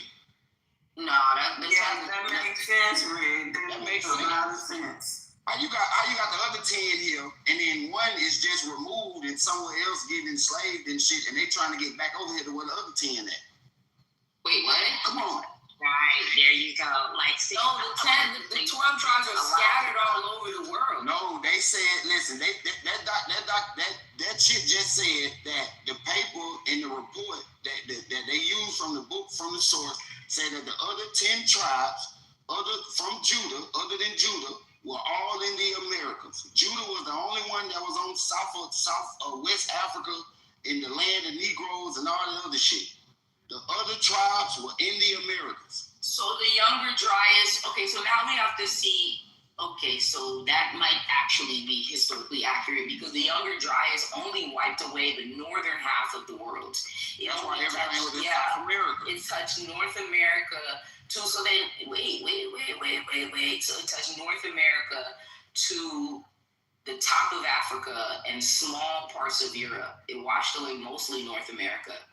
So, okay, I could understand some shit like that. You getting it, Melissa. Let me just say something that's a gross misinterpretation, right? There's no such thing as a Judah in West Africa. And that's what they said on that audio. In West Africa, you have Wida Benin, not Judah Benin. But what happened is the mapologist that said that made a misinterpretation. There was no Judah in West Africa, and that's the whole reason for you. Mapologist. Yeah, mapologist that is Windsor. That's not the person who created the map. That's the person who studies. Yeah. All right, so I just wanted to say something, if y'all can hear me. Make no mistake that they know that all of, like, don't think that they haven't written themselves into your stories, maps, locations, names, places that you used to call things in even languages because they wanted to trick you. I keep telling people the greatest lie ever told is that Black Americans came out of Africa. Africa came out of us. You understand? Like, I do solely believe that there were parts of Pangea where the world evolved over time, just like now. The world is still evolving, right? It's moving, it's making more islands, more land is starting to appear out of the oceans and coming to surface. I do believe, like, at the surface level, what would that be if there was no water? A Grand Canyon, right? So it means that, yes, we still all connect on the surface. There's just water levels that make you have to use a boat, if that makes any sense. If the Grand Canyon was full of water, that would be what called to us a sea, right? But then there's parts of the Grand Canyon where when you go, you can clearly see that all of that stuff, the carvings over there, that's not from water. It's because people were carving stones out of it, and there's still whole statues that are carved from ceiling to foot that are over 80 feet tall out there that is still stuck to the actual rock bottom. So, and you can see the openings on some where they took the whatever sculpture or statue that they sculpted, that hole is right there. But they don't take you on that tourist side. The tourists don't get a chance to go there. Americans, people have made you to believe, and this is why I just call you Americans or the indigenous or the people of Huma, is because this is who you are. This is how everything else stems from you. Every artifact, everything that they have to bring themselves to what a civilization is came out of the Americas. The majority of it came out of the Americas. Tibet, Ethiopia. These are places where they had grand central informational houses, right? The churches and the cathedrals been here for years. Within those times, those were our electronic and our systems to make light, our systems to do certain things. Bell breakers, the reason why they don't have bells, these people are evil. They have done everything within their willpower to make you forget who you are. Without you, they have no power. There's a difference between the Homo sapien and the Homo centaurian. So they make you believe that you're a Homo sapiens, that you don't have any gifts. You're a regular ass motherfucker like them, and it's not true. This is why everything that they do, almost every educational line that you have, including everybody else in the world, has been made to fool you. This is what the Council of Jesuits in Nicaea was made up of. People who were made to continue this destroying factor of your image so they could take upon your image and make sure that these images are constantly portrayed to you and everybody else in the world. This is why when it comes down to books and people get excited about really old books, is because these old books show how wizards and people of alchemy and people that had different gifts, different intuitions, different abilities to, just in the ethers, feelings, Reiki, whatever it was, that their natural gifts that came from these groups of individual people. They did everything to destroy you, from chemical warfare to inoculation to sterilization. These are things that they have done. And this is why even with the Epstein files, it's just putting another damper on some of the other knowledge that many of other people have been speaking about this, doing this for years, way before we were even born, are constantly silenced. Because they are the people that are looking at us receive the Epstein pedestal or the Pizzagate files and things like that and saying they're not even going to listen. I remember being that person trying to tell everybody, and nobody wanted to listen. So you got to start diving more deeper into. All right, thank you. Hey, peace and reparations to the room. Hey, Grand Rising Erica. Thank you to the host. You know it. I'm actually doing a new one, and I should have said it then. I'm trying it, but I got to learn it and get it instilled. This wealthy awakening. But appreciate y'all for hosting and doing the space. Thank you to the panel for participating. Most importantly, though, thank you to the audience for for listening, because without you all, we just be talking to each other. To the title, Should Americans Support Donald J. Trump Actions? I'm kind of torn on this now, because some of them I do, some I don't, but I drive for these gas prices crawling up, and it's not cool. I think someone's off from mute. I think it's Cypher, and his mic is giving me feedback. So, yeah. But I don't know, y'all, because they ain't doing too much now. Some of this stuff I agree with, but some I don't. And it's getting kind of out of hand now. And something else had happened yesterday. I forgot about it. I'll look it up. I mean, he has done some good as well, but he's also fucking up, which every president does. But it's what are the fuck ups for me? I'll say that part first. And lastly, when we're talking about a president for the country we live in, you kind of gotta support him. So, I mean, he's our president, regardless of what it is, So, I would, it would behoove y'all to support him, unless we're gonna overthrow his ass, which I don't even agree with, because whoever they replace him with gonna be bringing in so many immigrants. But yeah, I like that. So what did he lie about, though? Because I'm confused. Because I'm noticing on the news and even in this room how the sentiments, they change so quickly based on people's emotions and not based on logic. And I literally remember not even a few weeks ago, the remnants of King Trump, of all of this, like the men were just screaming for Trump. Everybody was screaming for Trump, even white men with their Trump bumper stickers are on TV now, peeling them off of their cars. Where did he not tell you that he was fucking gonna fuck with Iran? Like his last presidency told you he literally killed Qasem Soleimani, which was their main general. He put heavy sanctions on their oil, right? The Senate and the House are both red, and they gave him congressional approval to do what he wants without having to contact Congress as far as military escalation goes. So why are people confused? 43 cents where I live, Melissa. I don't give a fuck about none of that. 43 cents. 43 cents. I mean, it sucks, but that's the repercussion of war. If you voted for Trump, you did not do your due diligence. I, for one, skipped out on the vote. I didn't vote this year. The title says, should Americans support him? I didn't vote for Trump. Yeah, it doesn't. Okay, I'm not talking to you then. So, I mean, I'm talking to the people who voted. So, what do you respond? I didn't vote for him. Oh, so you did vote for him. Okay, well, then let me finish. Oh, then, okay, I would like to finish. Thank you. Yeah, I'm not talking to any one specific person, but it feels as if people are feeling butthurt about the choice that they made. And then last time I checked, I didn't call any one specific person. I said the sentiment in the room has been, if you happen to be one of those people who voted for him, don't be butthurt now. You made your choice. There's nothing that he's doing in this current presidency that he didn't set up in the last one. I feel that a lot of you just didn't do your due diligence. And as far as supporting Donald Trump, you voted for him. I mean, you support him. So the question becomes, should the people who didn't vote for him support him? It says Americans. It doesn't say people who voted for Donald Trump. Americans. We all run the country. He's the president.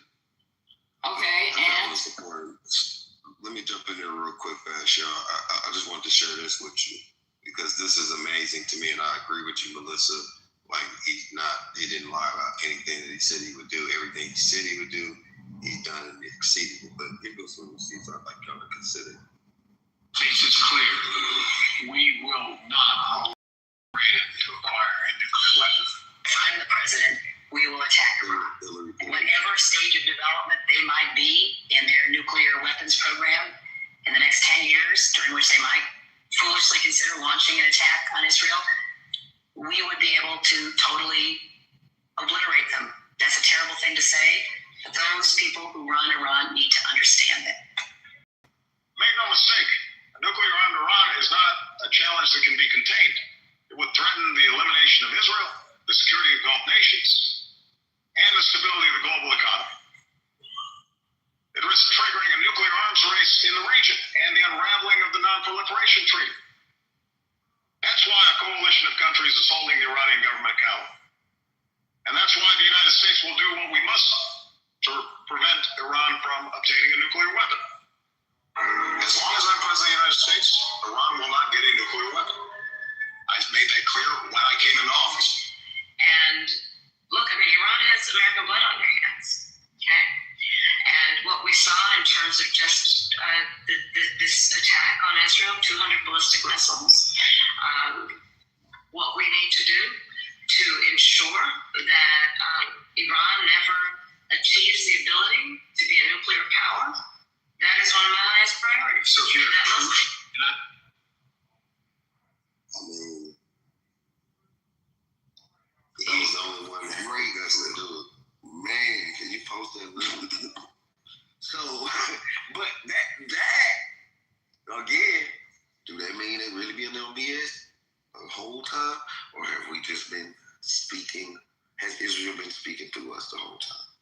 I mean, so I get it. I think no matter who we was with, some conflict was gonna happen. After hearing that, but. The point is, I don't know where y'all live. This shit, I don't even live out here in Nashville. I'm working out here. This shit 43 cents. Right? That's why you can't blame Trump. Man, this shit. Exactly.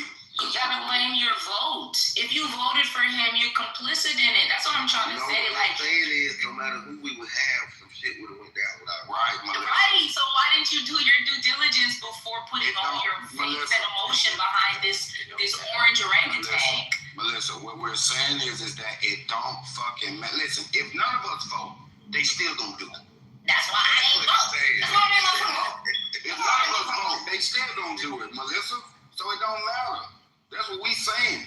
It's America's foreign policy, the foreign Iran because Iran threatens America's national security, and it's not about being Muslim because Saudi Arabia is an ally of America.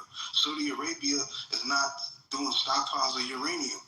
Saudi Arabia is not behind Hezbollah or Hamas trying to attack Israel. It's Iran that's doing that. That's the reason why they want to attack Iran. And all of them said they would do it. Hillary, Biden, Trump, Obama, all of them.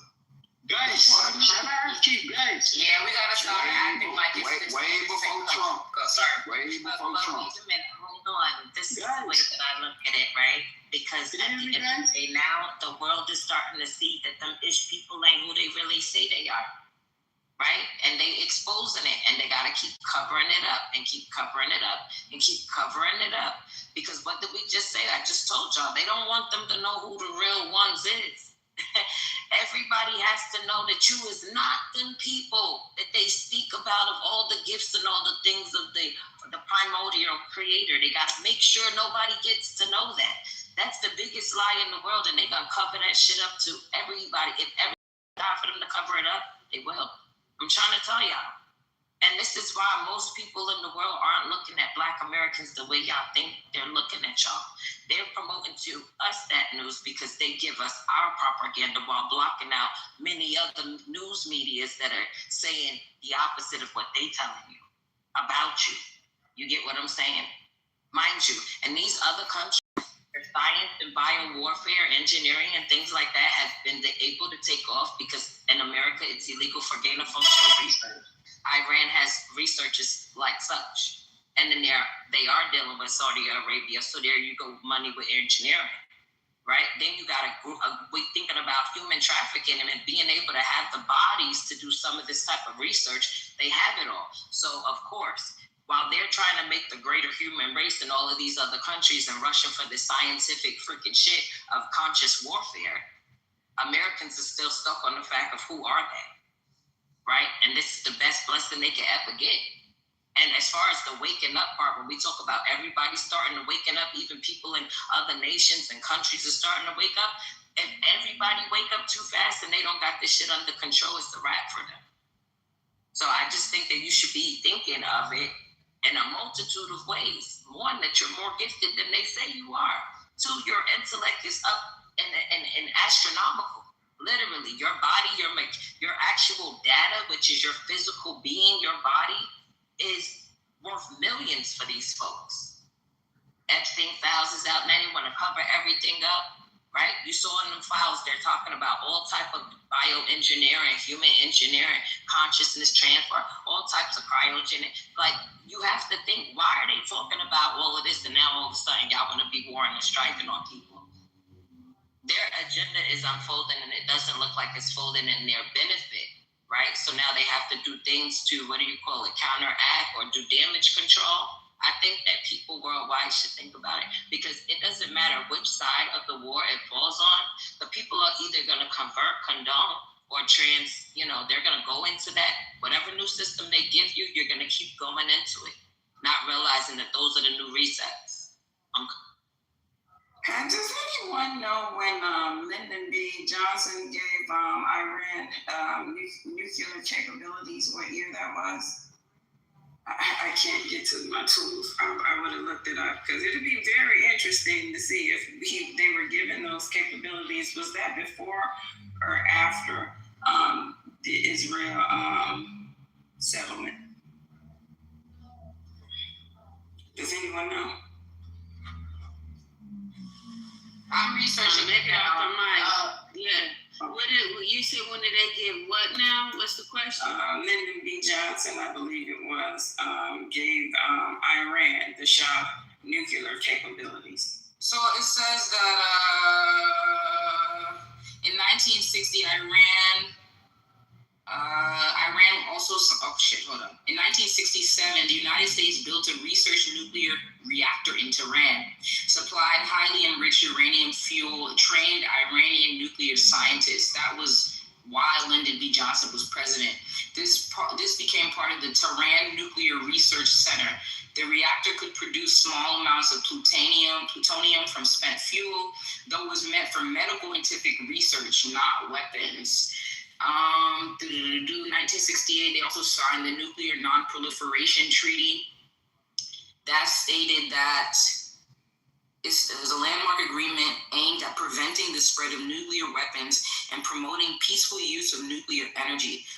Opened for signature in 1968, entered in 1970.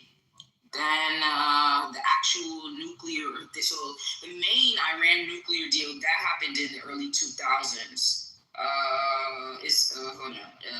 The JCPOA, the Joint Comprehensive Plan of Action, was agreed upon July 14th, 2015, between Iran and all the P5 plus United States, United Kingdom, France, Russia, China, and Germany. The UN Security Council endorsed the deal on July 20th, went into play January 16th. So it's low-key been the same thing, right? Because of where they are and the access to oil and advanced, like where they are regionally, like it makes sense for them to help transport uranium and different things between countries, which is what they've been allowed to do. Under this deal, they stated that they do not have nuclear weapons. But if you allow someone to have all the pieces needed to make a nuclear weapon and all the materials needed to literally shoot a nuclear weapon, they have access to all the substrates needed to build it, even though they say they don't have it, what do you think they're going to do? They're going to quietly build nuclear weapons, even though they say they don't have it. And that's what's been happening. That's what we're trying to avoid. Okay, so we basically went over there working with them, and then they just started making shit that they weren't supposed to be making. Precisely. Wow. Yeah, well, try to be on our side.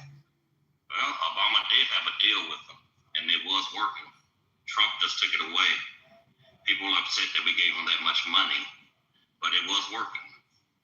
Yeah. Trump said, I'm not going to deal with any deal that Obama made if I make it in office. As soon as he made it in office, he took that stuff away. They said, okay, fine. Trump removed the Iranian nuclear deal from 2015 because of the simple fact that, like, if you give someone access to uranium, plutonium, and the metals needed to build a nuclear weapon, what do you think they're going to do with it? As much as this is the same shit that happened with the sanctuary states. It worked under Obama because Obama was lenient with the sanctuary states.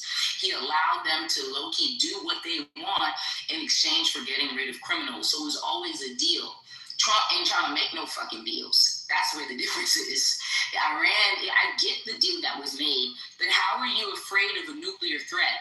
But then you're allowing them to pass uranium, plutonium, and all the substrates needed to build a nuclear weapon between them and other countries.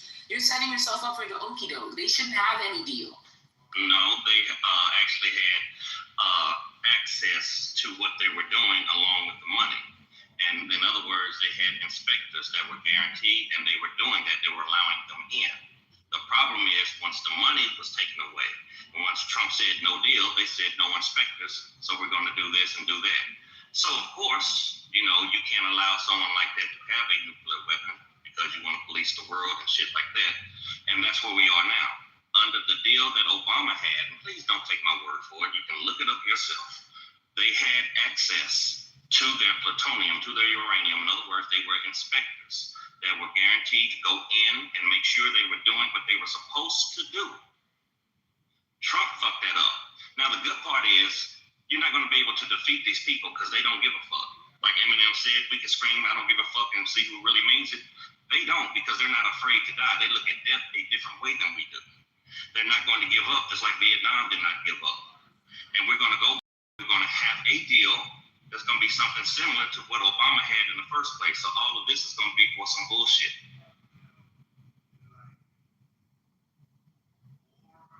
You should go and leave the country, brother. Sound like you hate America. Say what now? Can I drive another? Sound like you hate America. No, I didn't say anything about hating America. But America's not above. I said that. I was like, let me say this. Let me say this. That ain't how it sounded to me. I literally just played a whole fucking clip where Obama, Hillary, and Kamala Harris definitely said what they would do to Iran. And Biden would say that too. And Biden too. This is the only man that had the nuts to actually strike him. And he did it twice. We lost 6 people. They lost 1,000 plus. And we're not hitting schools, hotels, and shit. Well, supposedly they hit the school because it was designated as a military installation 10 years ago. However, all their shit has been air bases, military defenses. Them motherfuckers are hitting hotels in Abu Dhabi and shit, my nigga. Like, I think you got a bit of a bias because you don't like somebody you never met. And I get it. From your lens, you have your right to your opinion. But if you're going to make factual statements or voice an opinion, at least be a little bit more accurate, because it's greater than just a one-sided situation with a Republican that you don't like who used to be a Democrat. I like to make a statement really quick, because this is something that I found on social media, and I thought it was crazy because I was like, oh, really? So the statement says Barack Hussein Obama is the reason President Trump had to bomb Iran. Never forget that. And then it says Barack Hussein Obama's weakness and appeasement created the monster that President Trump had to destroy. 8 years of cash pallets to Iran, the disastrous nuclear deal that funded their terror machine, ignored red lines on chemical weapons, and emboldened the Ayatollahs to the point they believed they could attack Americans with impunity. Obama's strategic patience let Iran build missiles, arm proxies, and plot against us while he lectured the world about diplomacy. Then came Trump. No more apologies, no more payoffs, just decisive action when Iran crossed the line. He authorized a strike that took out their top general, crippled the Navy, and reminded the regime that American lives are not bargaining chips. The meme nails it. Obama's failure forced Trump's hand. Never forget who empowered the mullahs and who had the guts to end the threat. I just wanted to read that. That's what I seen. I'm sorry I was going slow. I don't have on my glasses. I couldn't see. But okay, go ahead. See, I'm sorry, go ahead. The reality is that that's a sovereign country. That's a country of people that are on this planet living their life. So Barack Obama understood you can't stop no country from developing uranium and enriching and doing what they want to do. You ain't no person that just can tell other countries they can't have. And just be over here because Israel mad and Israel starting mass and backed by the UK and they doing all that they doing over there and totally breaking all these rules for a long time. 1948 and just keep moving forward. So Barack Hussein Obama understood that this is a free country. If we don't do the smart thing and work out a deal, that amazingly Iran was like, okay, we won't develop some nuclear energy and ballistic missiles with some nuclear energy attached to them, and we won't develop this weapon, this nuclear weapon. They agreed to that. They said, come on in, man. You can see everything we're doing, but you're not going to stop us from enriching. You're not going to stop us, but we agreed to that. They agreed to that in front of the world, and that was emotion. That was brilliant by Barack Obama. But Trump, his infatuation with demeaning this black man, this brother, this person, this Barack Obama, can't stand. Okay, his whole mission is designed to be anti-Barack and Barack Obama. Say what? Barack Obama. Okay, man, you go ahead and do that later. But the point I'm saying is this. So that was the reality. Anyone that's been keeping up with life understands that. Anyone that's been watching this, not some Johnny come lately, is now going to just start quoting some talking points for that side. of this situation that is crystal clear that. So now what he understood is that that's not Iraq. What he understood was that's not. Say what? Oh, okay, I forgot. You can only stomach 30 seconds. I'll land with 2 minutes. That's what it is. 2 minutes. Okay, everybody in there just talk. It's okay, Erica. I understand. No, it's just 2 minutes. I think you just came in, but the rule was made earlier. And really quick, I'm not on anybody's side. I was just presenting some information that I found and I gave pause to. No, I get it. And I said, that's what I said. I didn't say you was on any side. I was talking about side from the other. But I'm saying, you just quoted some information that I ain't mad at you for reading what you saw and what you found. But what I'm saying is, the idea that people would put information out there, you gotta be careful with the information you get. You gotta dig. I ain't mad at you. That's good because you're waking up this conversation. I'm not mad. It's not emotional on that level. I'm saying, but as far as the actual facts and digging past the surface of what is out there and getting down to the actual facts, especially for those like the Jerrys or whoever that have been watching and keeping up and understanding this whole thing, like a lot of people around the world have been doing. They're not gonna be fooled by, oh, we in there to save Iran. What the hell are you talking about, bro? That's not why Trump.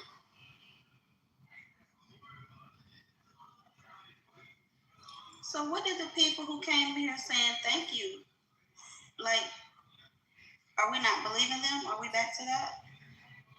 They don't want to hear it. I don't know what the fuck we're talking about.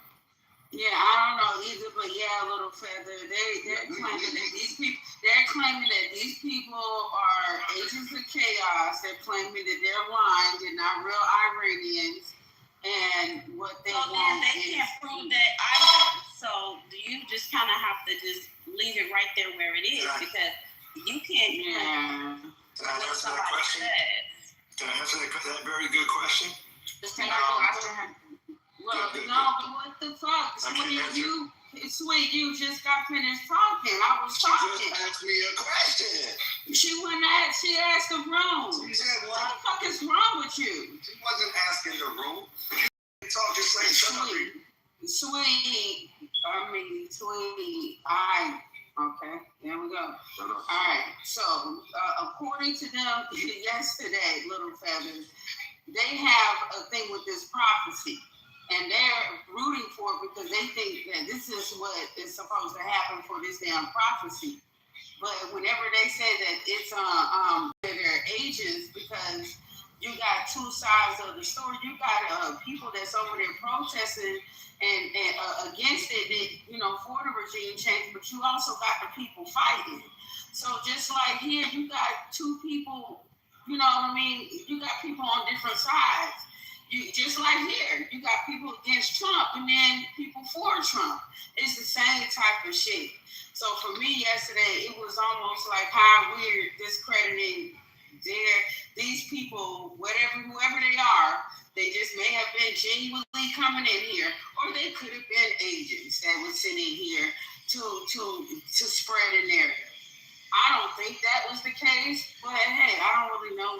I don't think that was the case either because Michelle, you were asking like detailed questions. Most time, a agent will try to give you answers like El Normal and trigger you into a argument or a debate. These people were answering your questions and giving life experience of their own, and we can't negate that because we don't like what people do it to us. Oh yeah, you're right. I did want to say that, I think that we should believe what the people are saying. I don't know if you guys heard what that young man said yesterday. He was talking about the movie Not Without My Daughter. I don't know if anybody's seen the movie Not Without My Daughter. And that's a movie that's super old. They've been dealing with an extremely oppressive regime since the 1970s. And I just don't think people understand that if America and democracy is not the superpower, albeit all of the issues, I don't know if you want that type of oppressive dictatorship to spread around the world. Like, do we really, if the people of Iran are saying they want their government to go away, why do we have the right to, why do we have to pretend like we're being peaceful for them when they're saying what they want. Like I don't think people understand that the Middle East, even from a prophetic standpoint, wants to conquer the West. They don't like the West and the people who live in the West. That's including you, that's including me, right? And according to the prophecy, that's why they keep calling Trump King Cyrus, is because King Cyrus was a king that freed them from oppressive dictatorship during Islamic rule, like Persian rule. He was technically, I don't think Trump is King Cyrus, to be honest, but the way they see him is as somebody who's freeing them from oppression. That's what King Cyrus did for those people. And if you go into the lineage of the people who have been holding the title Ayatollah, they are the direct descendants of the people who the Jews, quote unquote, were supposed to kill off. They weren't even supposed to be fighting the Jews at any point. They weren't supposed to be here. So I mean, as much as we want to call for peace and things like that, I think we should realize that if America doesn't stop the spread of, Islamic extremism, I don't know if we want the future of the world to be underneath that type of oppressive dictatorship. Like the people don't want it. Well, I said this yesterday. I have people, and what the news point.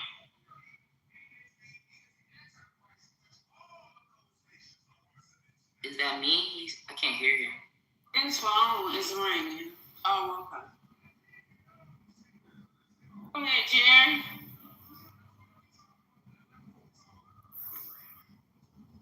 Jerry. Oh, he bleeped out. I mean, yeah. Are you able to hear me? No, we didn't hear nothing. Can you hear me now? Yeah, we hear you now. Okay. Like I said yesterday, I have people there.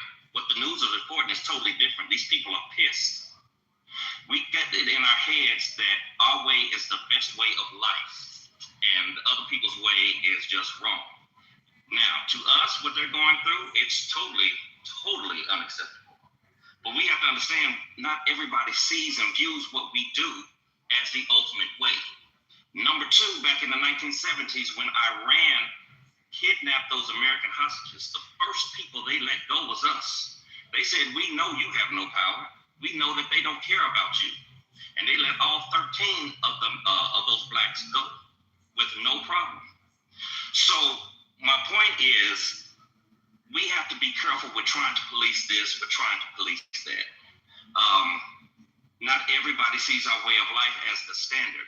And again, people over there are pissed. People over there are upset. What you're seeing on the news and them saying, oh, you're liberating us, we're happy. That is not what's being said on the streets. You check out some of these other news networks that are not CNN or Fox News. You check out these other ones over there, and you will see a totally different story. Well, we weren't talking about somebody that you know, because you said, I have somebody over there. I thought that's what you was talking about. I did say that. I have people over there. So like I was saying, there's always two sides of the story. Because you got people that want it and you got people that are pissed off. You got two sides of the story every single time. So at this point, what are you supposed to do?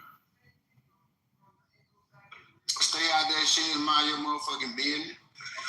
Say, beat me to it. Mind your motherfucking business. Leave them folks alone to their own whatever the fuck going on and coming to them, leave them to it.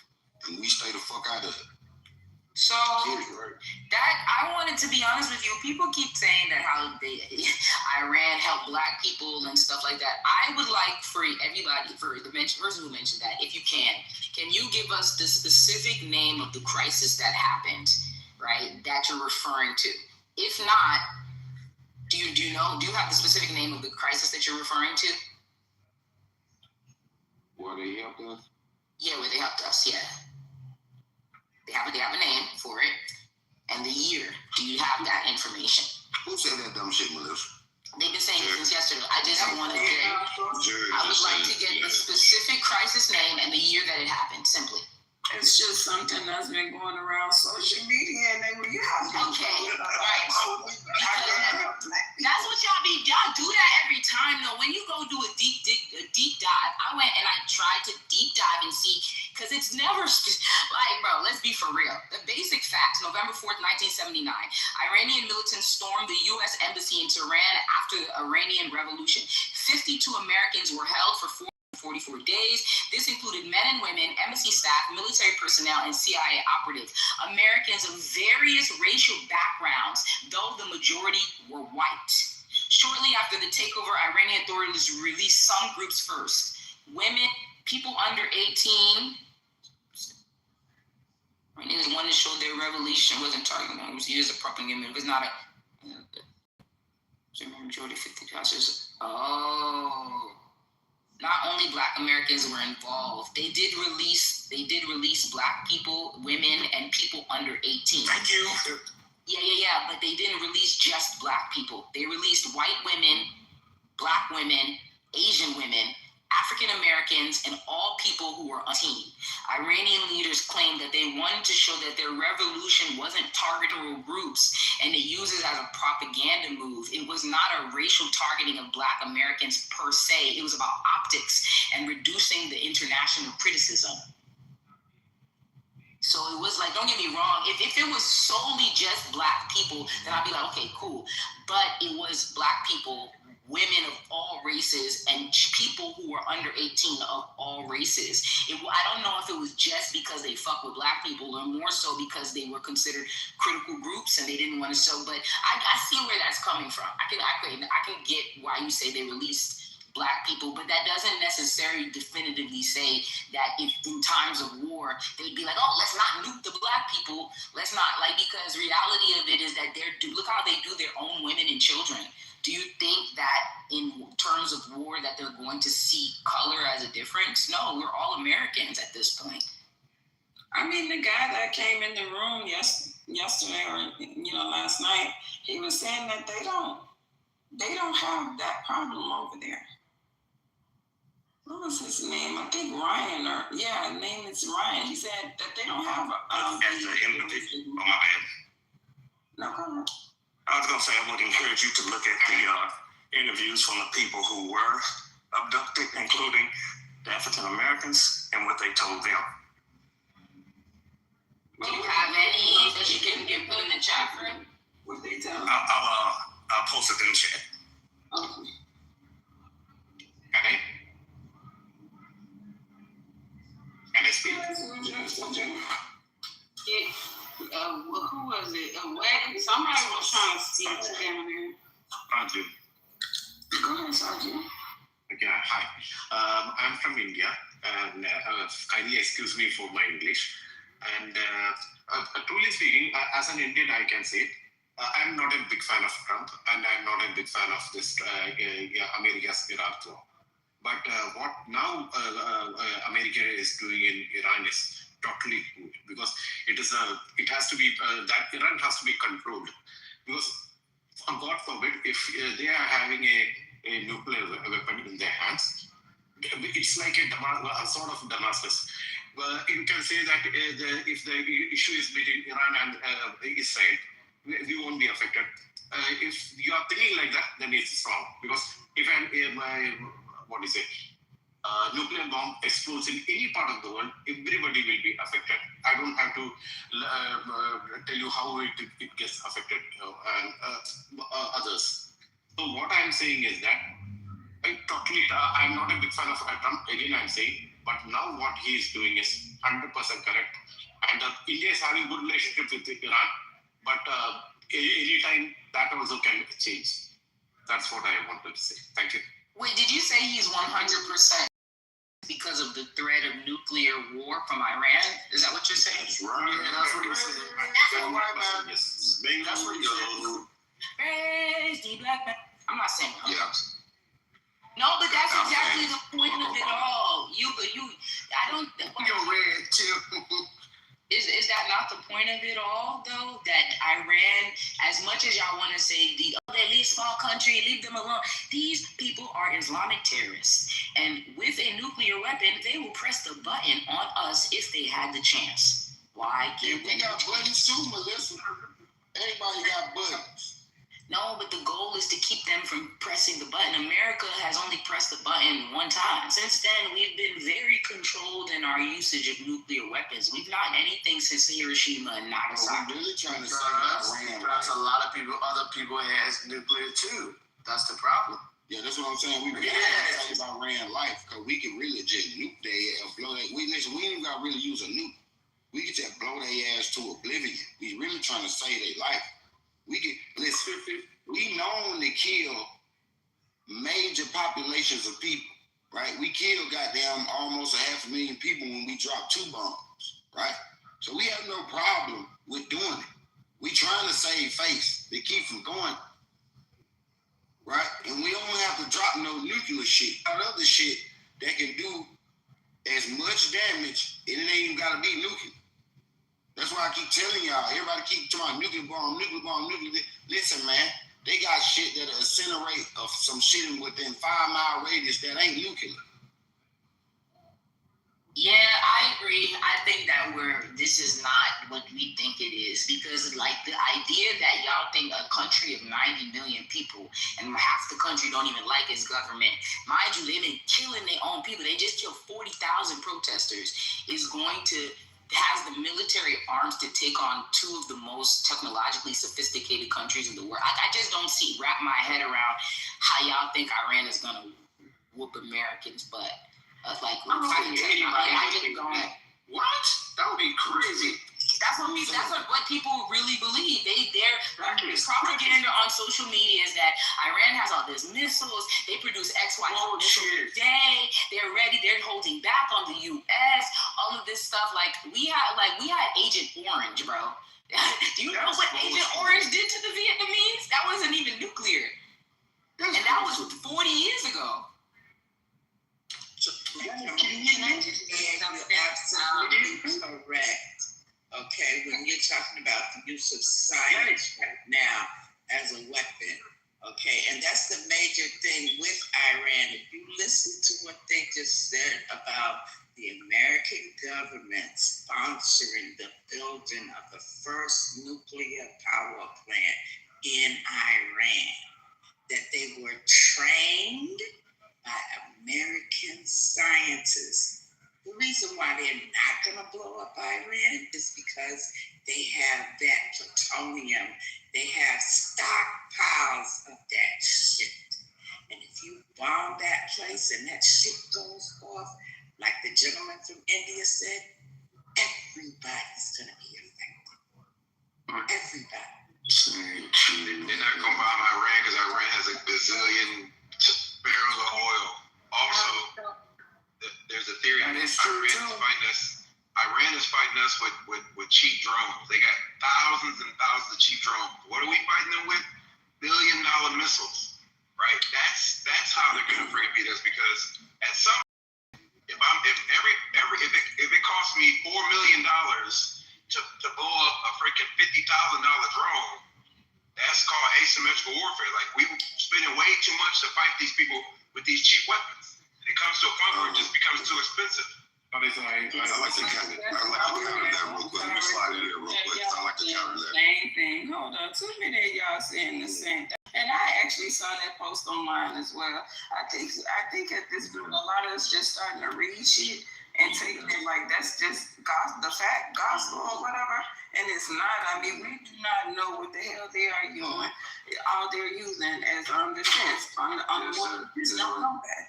Can I give you so I like to slide in there too real quick, bro. So what the brother just said, there's the other side to it. What they're doing is actually hitting all of their depots and launch sites and operators. They're not trying to hit out all of those drones. What they are able to do is disable some of them, but they understand they're sending in the waves and clusters, and now they're also using the cluster bombs. But the thing is that we could sustain ourselves reload and everything. The next thing that they're going to do is ground troops, eliminate ground strikes to get all the operations. They're basically, notice there's not a lot of talk about innocent people dying. It's about the military installations. They're preventing them from being able to defend themselves and fight back. They're going to plummet them until they have no other means. So they're going to bring in some ground troops through their proxies and through Israel and American Joint Task Force to go over there and surgically remove certain installations that have a stronghold and also find those caches in the tunnels in those fucking caves. And they're going to do what they do best. But at the end of the day, it's none of our Black American business.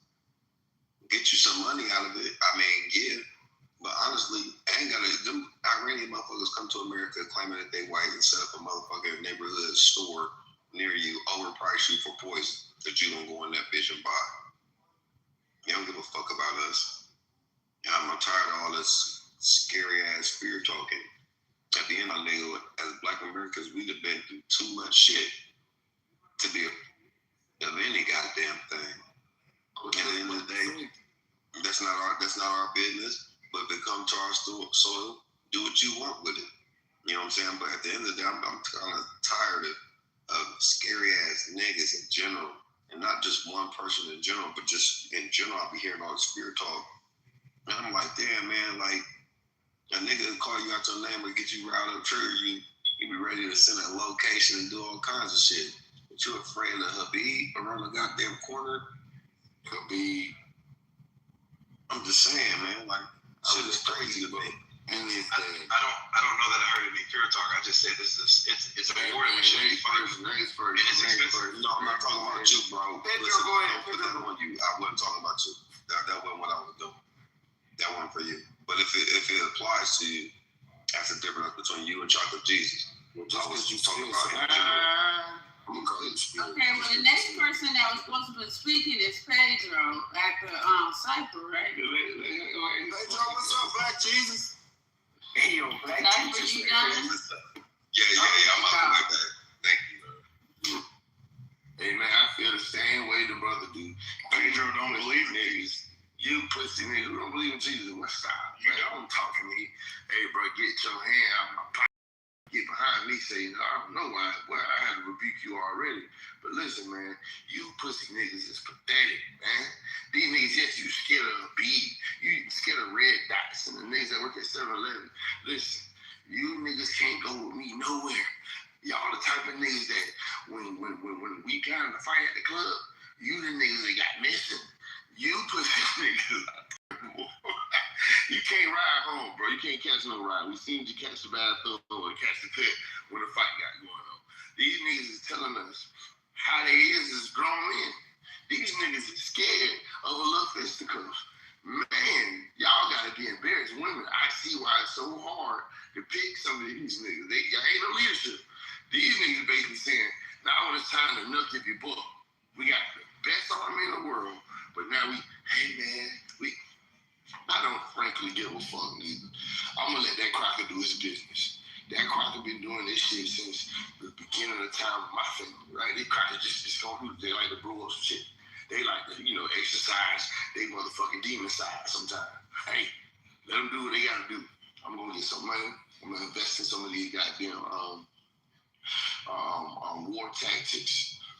People that's oil, selling weapons. You know what I'm saying? Get in there where I can get in there. That's how I was raised. But you pathetic that sounding like y'all ready to help this goddamn red. You sound like y'all ready to help this sand nigga. Oh, well, they got this. If they do this, man, this shit really supposed to be over this weekend with all this airstrike shit. Probably around next weekend, they gonna be down there on the ground, boots on the ground, running the doors, finish it off. We done been taking out all the leaders. Them niggas done be getting grenades, fuck nigga, they killing everybody. Trump got a plan like he killing everybody on his list. I really would want the Democrats to. Y'all might be getting some shit, some Mickey's slipping y'all drinks too. I don't think he go this power trip he on. I I think this shit gonna stand back over home. We're gonna start seeing a lot of these Democrat people get out of there. He gonna start taking them out, bro. My boy is going crazy with the checklist. He making a list and he checking it twice. If your ass had anything to say about orange face, your ass is getting blasted, bitch. Woo! Thank God for America. And goddamn, thank God for me being able to make some money doing this bullshit, man. Y'all stay out of these people's business. It have been 7 fucking days. Y'all didn't talk about nothing but this war. And none of y'all investing no money in it. My. You gotta try to wait, man. Nigga, I invested in coffins. Pedro 2028. Yes, please vote for Pedro. Please. My. Black Jesus for president. I got a battle with sheep, man. They tried to beat me this morning, man. So I got a battle with sheep. Hopefully Eugene not in the room. So I can. Hey Pedro, you know the next vice president. He done put forth removing the property tax for homes, residential in Florida, right? Yeah, Ron DeSantis. Yeah, he done put forth that proposal to remove the property tax. You know how much this shit's about to pop off out here? I'm not gonna give Ron DeSantis the black tag. He is a Spanish boy that thinks he white, but I kind of fuck with him, so y'all don't do too much to my governor. He ended property taxes in Florida. We just waiting on it. Exactly, we waiting for that. Don't move y'all fuck ass down here, neither. We do not fuck Florida. This shit gonna be flooded in 5 years anyway. Relax, man. Relax. Y'all know that's red. They your funk ass in Georgia. Relax, man. Don't be. You remember that movie, Talladega Nights? Don't you be putting them fruits on me, Ricky Bobby. I'm ready, Bobby. Hey. If you ain't first, you last.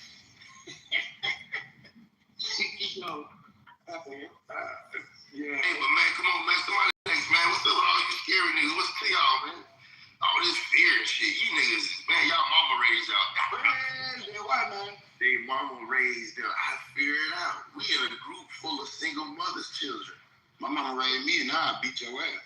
Yeah, but you scared that sand niggas.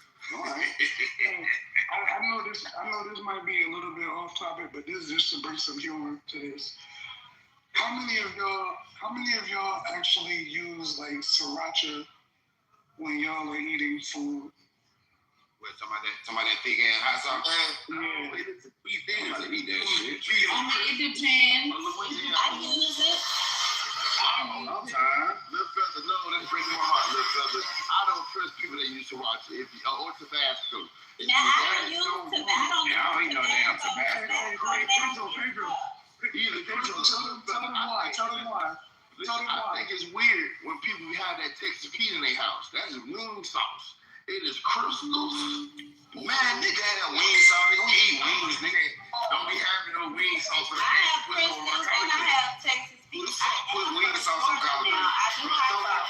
But no, listen, some people only be having wing sauce on, so I got hot sauce. That's not hot sauce. That's not hot sauce. I can't put Texas Pete on my motherfucking greens. Yeah, you have to have crystals. Nigga, you ain't eating collard greens every day.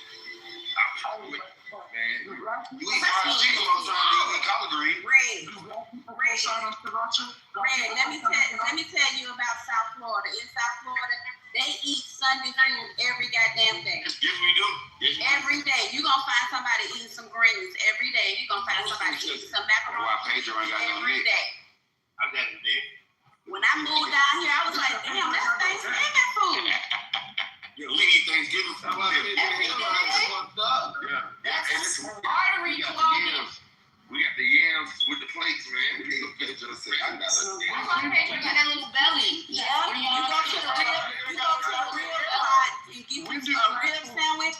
You can go and get you a real plate and they put yams on that. This the same That's too much. When the start with this nigga food, we got a spot called Fried Ribs on the boy Trick Daddy, man. You get some fried ribs, some collard greens. Bro, that shit's overrated, Pedro. Don't do that. That shit overrated. What like that, man? That shit is Nah, that spot is overrated. Full head. I don't think you from Florida. When did black people start co-signing on sriracha sauce? Nobody co-signing co-signing on that shit. You just I didn't co-sign you just trying to get us to say something about that shit. We don't eat that shit. It's like man, I don't eat that shit when I go to the Mexican restaurant. It's like pumpkin pie. Niggas don't eat no pumpkin pie. Niggas with no pumpkin spice in his cabinet. Who the fuck got pumpkin spice? No, some niggas be saying, "Oh, I like pumpkin pie." Man, them niggas, listen, and those are the niggas that drink eggnog. What's wrong with eggnog? Not too much on eggnog, bro. Eggnog is black. Eggnog. These niggas are the worst. Nigga, I'm a white kid. Nigga, don't drink no motherfucking eggnog. Yeah, we do a fight, and you know I know some Puerto Ricans, so well, y'all might want to drink regular eggnog. Right, y'all niggas ain't drinking regular eggnog. Well, I mean, well, we got 20. We call it clemas. Clemas. Y'all drunk ass Asians, they put a little eggnog. Hey, barbecue. Barbecue, that's what it is. Oh, listen, bro, that barbecue is gas. That is jet fuel in a bottle. Don't drink it. That's why y'all mind fuck with yourself. That's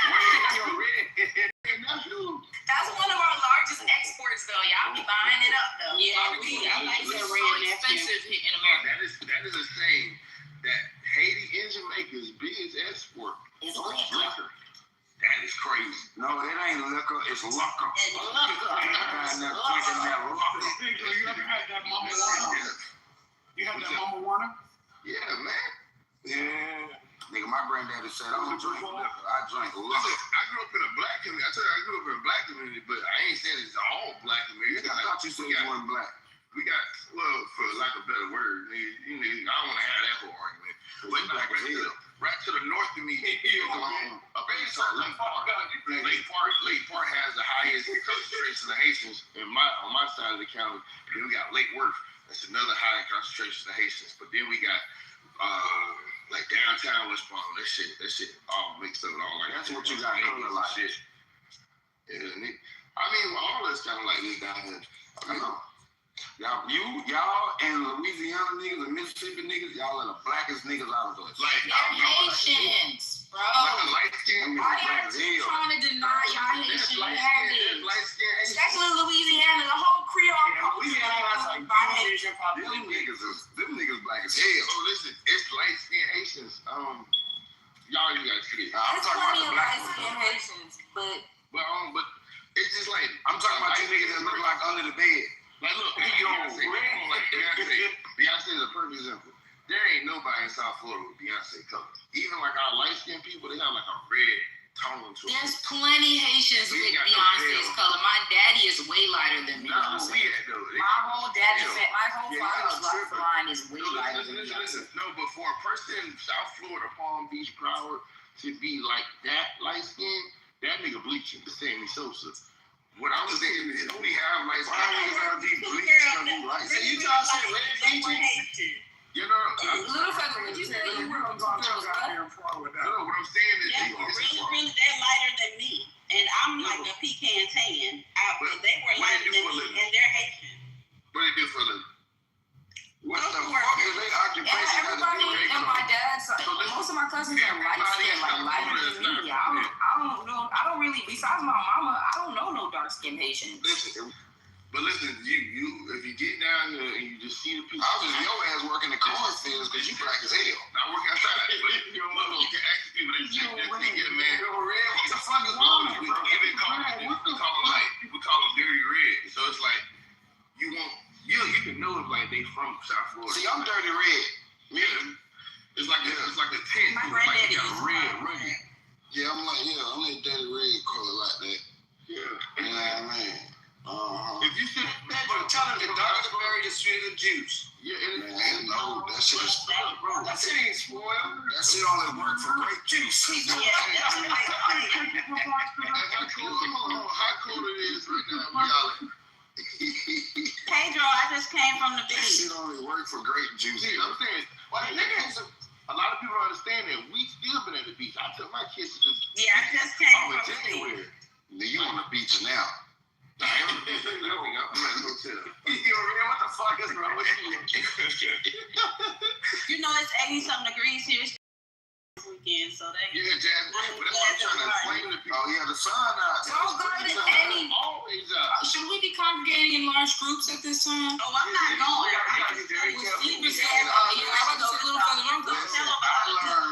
Listen, I learned. Jazz in the garden. I'm not. I don't go to the big groups like that. We don't run on the same thing, y'all. Tell you what I learned. These niggas done been in large groups. Hey, Joe. Floridians, they don't grab the ball in their hands and throw it back like a football. I learned when you stand. Y'all a whole different country. I learned when you stand in a large group with niggas, you start to get a tan.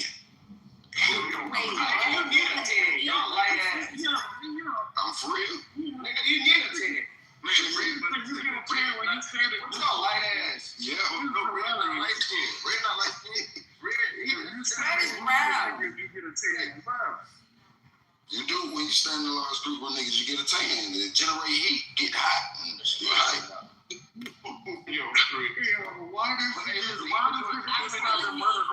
take this shit on the road? Because he didn't come yet. Even COVID though, Florida didn't listen. We wasn't on motherfucking lockdown. That's the reason why I'm here now. Georgia didn't either. Yeah, Georgia, Louisiana, Florida. But nobody listened. Everybody was outside. We was outside. We was outside. Home Depot wood went up because everybody was doing projects around their house. But let's come on, y'all seen that news. A lot of them niggas in New York, y'all felt me.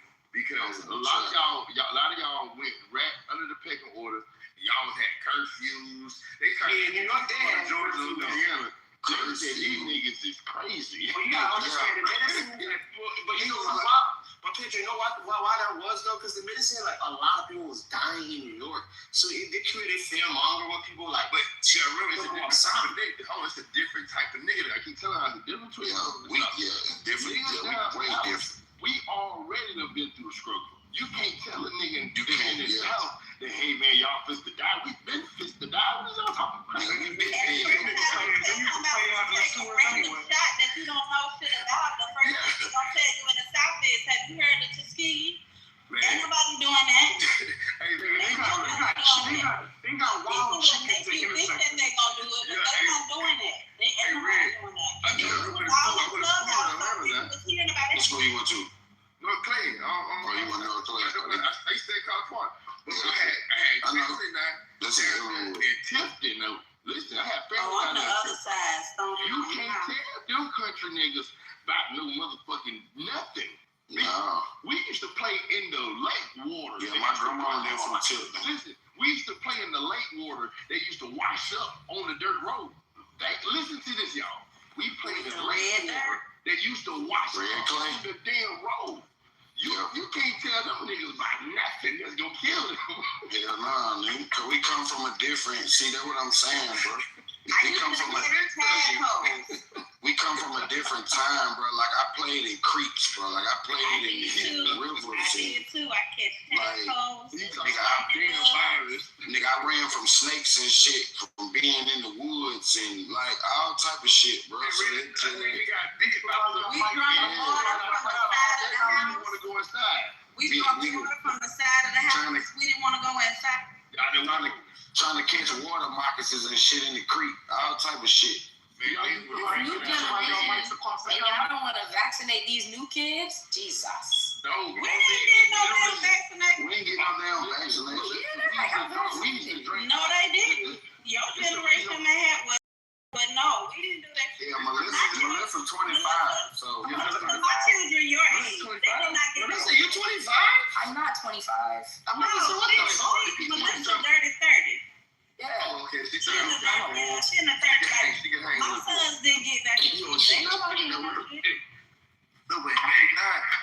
my generation was the last generation to play outside. Everybody born after me was a computer. When you were born, Melissa? Listen, the thing. I was born in 92. Born. Okay. Okay. Oh, she just made it. She just made it. For real. Remember, this is why I keep telling people. The things that we did growing up from the 80s to the 90s, niggas' parents are supposed to be in jail in today's Hell yeah, bro. Listen, hey, look, being 2 pounds. Remember the commercial on a bicycle on handlebars with my big cousin? No. I was 5. We was playing football with kids. Do you know where your kids are? No. Listen. I asked my mama about that shit. I said, like that used to come on when they used to be asking, do you remember? Do you know like where your children are? And my mom used to look up and be like, shit, I knew y'all was was outside and y'all was supposed to be in the goddamn house before the street light came on. So that what I did, motherfucker. Do y'all remember that we would meet up at one person's house? Everybody had a bike. And we would get it out early in the morning. We may have maybe $1 or $2 on us because that's gonna get you everything. Listen, $2. You running from one part of the city to the next part of the city. That's what I was asking. $5 you can feed the whole gang. $5 the whole city. We rich. Y'all got $5.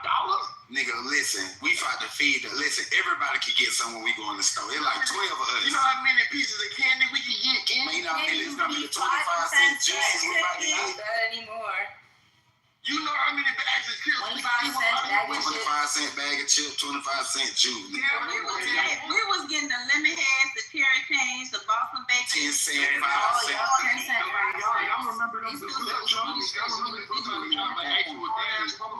Don't let somebody have a daddy or uncle that's in the game and he done gave that nigga $5 to $10 or $20. That's what I'm saying, bro. We about to feed the whole game. We straight. You waiting for the ice cream man. Hey, we got $20 waiting on the ice cream truck here. Your uncle said he got a pickup truck and y'all don't feel like getting on the bike. Y'all throw the bike in the pickup truck and everybody in the back of the pickup truck. Now they talking about seatbelts. We didn't come up with seatbelts. Seatbelts? I used to be sliding on the back of my bed. I ain't started using seatbelts until I got my children. I ain't gonna lie to you. I ain't started using seatbelts until I got my children. Hey, Red, this ain't really nobody uncle for real. He just be talking to little Derek mama. He just pull up over there from time to time. We on the back of this man's truck. We don't really know Mr. They just song everybody know from the hood. Everybody outside slanging in the back of the goddamn. I seen my mama talking to him one time. So look, hey, my brother fell out the pickup. Let me ask y'all something. Right up out of that motherfucker. But I used to ride just like that too. I got pictures of myself with sitting in the back seat, standing up. I used to hang with my. This how I know, like, listen, let me ask y'all something. This how I know, like, if y'all really grew up like that, what was the ultimate punishment back then? You know, to not be able to go outside. Yeah, you can't go outside. You can't go outside. My mama felt sorry for you. You can go everybody else outside play. You couldn't come off the porch. You had to let everybody else outside play. Red, check this out, man. I'm mad as a motherfucker. Red came to the door that same day. It's like it was clock. That's why they're like, damn, bro, you can't come outside.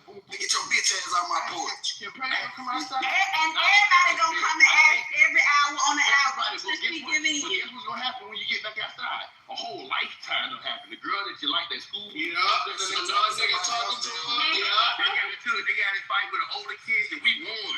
And then little Derek Daddy, he had gave us $20. Bro, they done blast. We bought everybody some.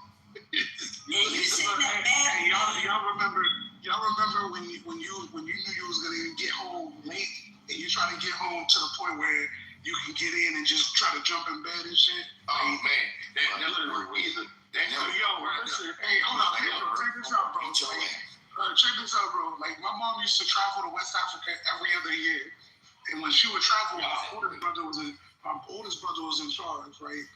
I thought I was able to get into the house and get in bed because he was out already at the time.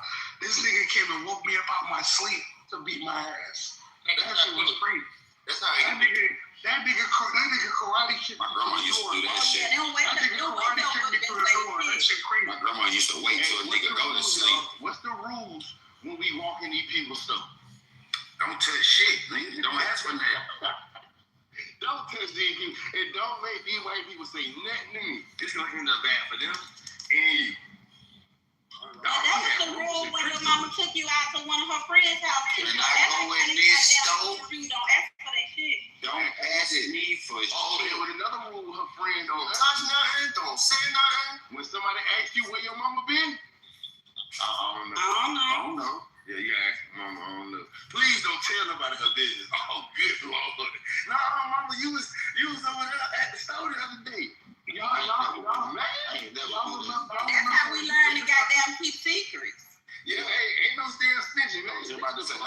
we keep secrets. And y'all remember when every phone in the house was connected to the same line? Yeah, dial-up connection. Hell yeah. You know house phones. Remember that dial-up where you took up the phone? Bro, I thought I was rich, bro, because I had my own line. Rotary.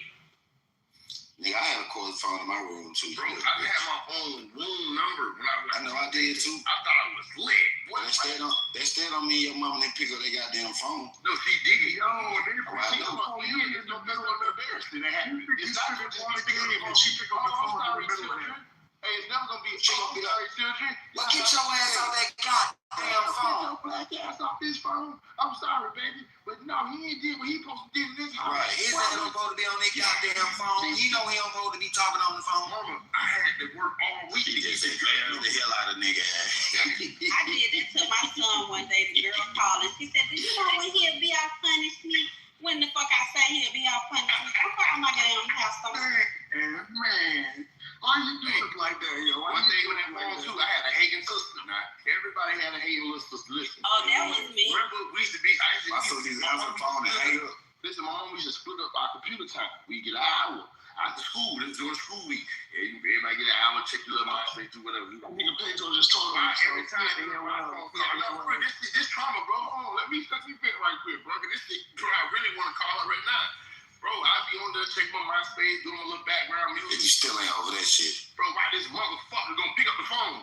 Bro, you know this. Bro, I got 30 minutes left on the computer. Why you picking the phone? Traumatized, bro. Auntie Sarah called. She gonna make it. Not the dial-up. You want the dial-up. You want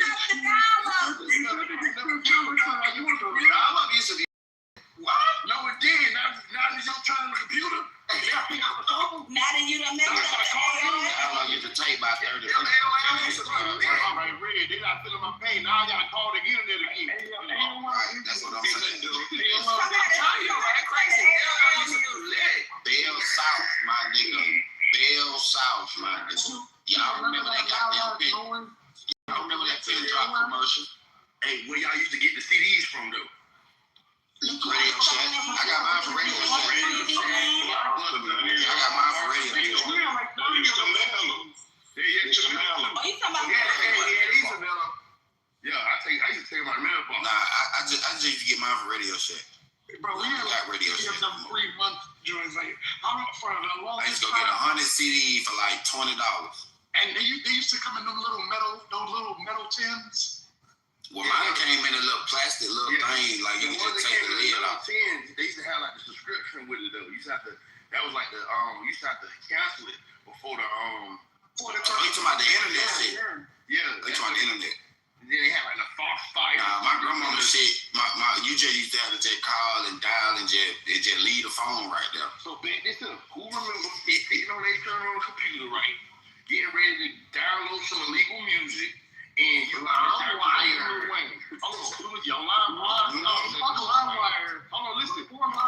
You finna push play on this new Lil Wayne that you've been downloading for 2 days, right? Now you go to push on that hustler music. Okay, what is that Lil Wayne hustler? This early 2000s, boy. Guess what happened though?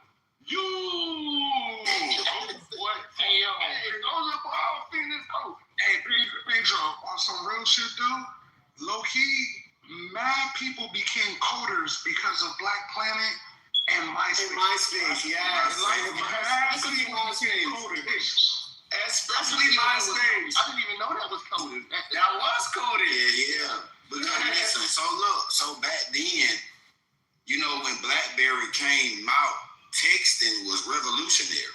Yo, that was crazy. Full keyboard? You know what I'm saying? Yeah, full keyboard, and you could text a nigga like, you ain't even gotta call a nigga now, like you ain't gotta waste your minutes. And this was when BlackBerry was like, texting was free, because remember, texting used to be 10 cents a message. Yeah, you forgot about the sidekick. The sidekick. That came out. I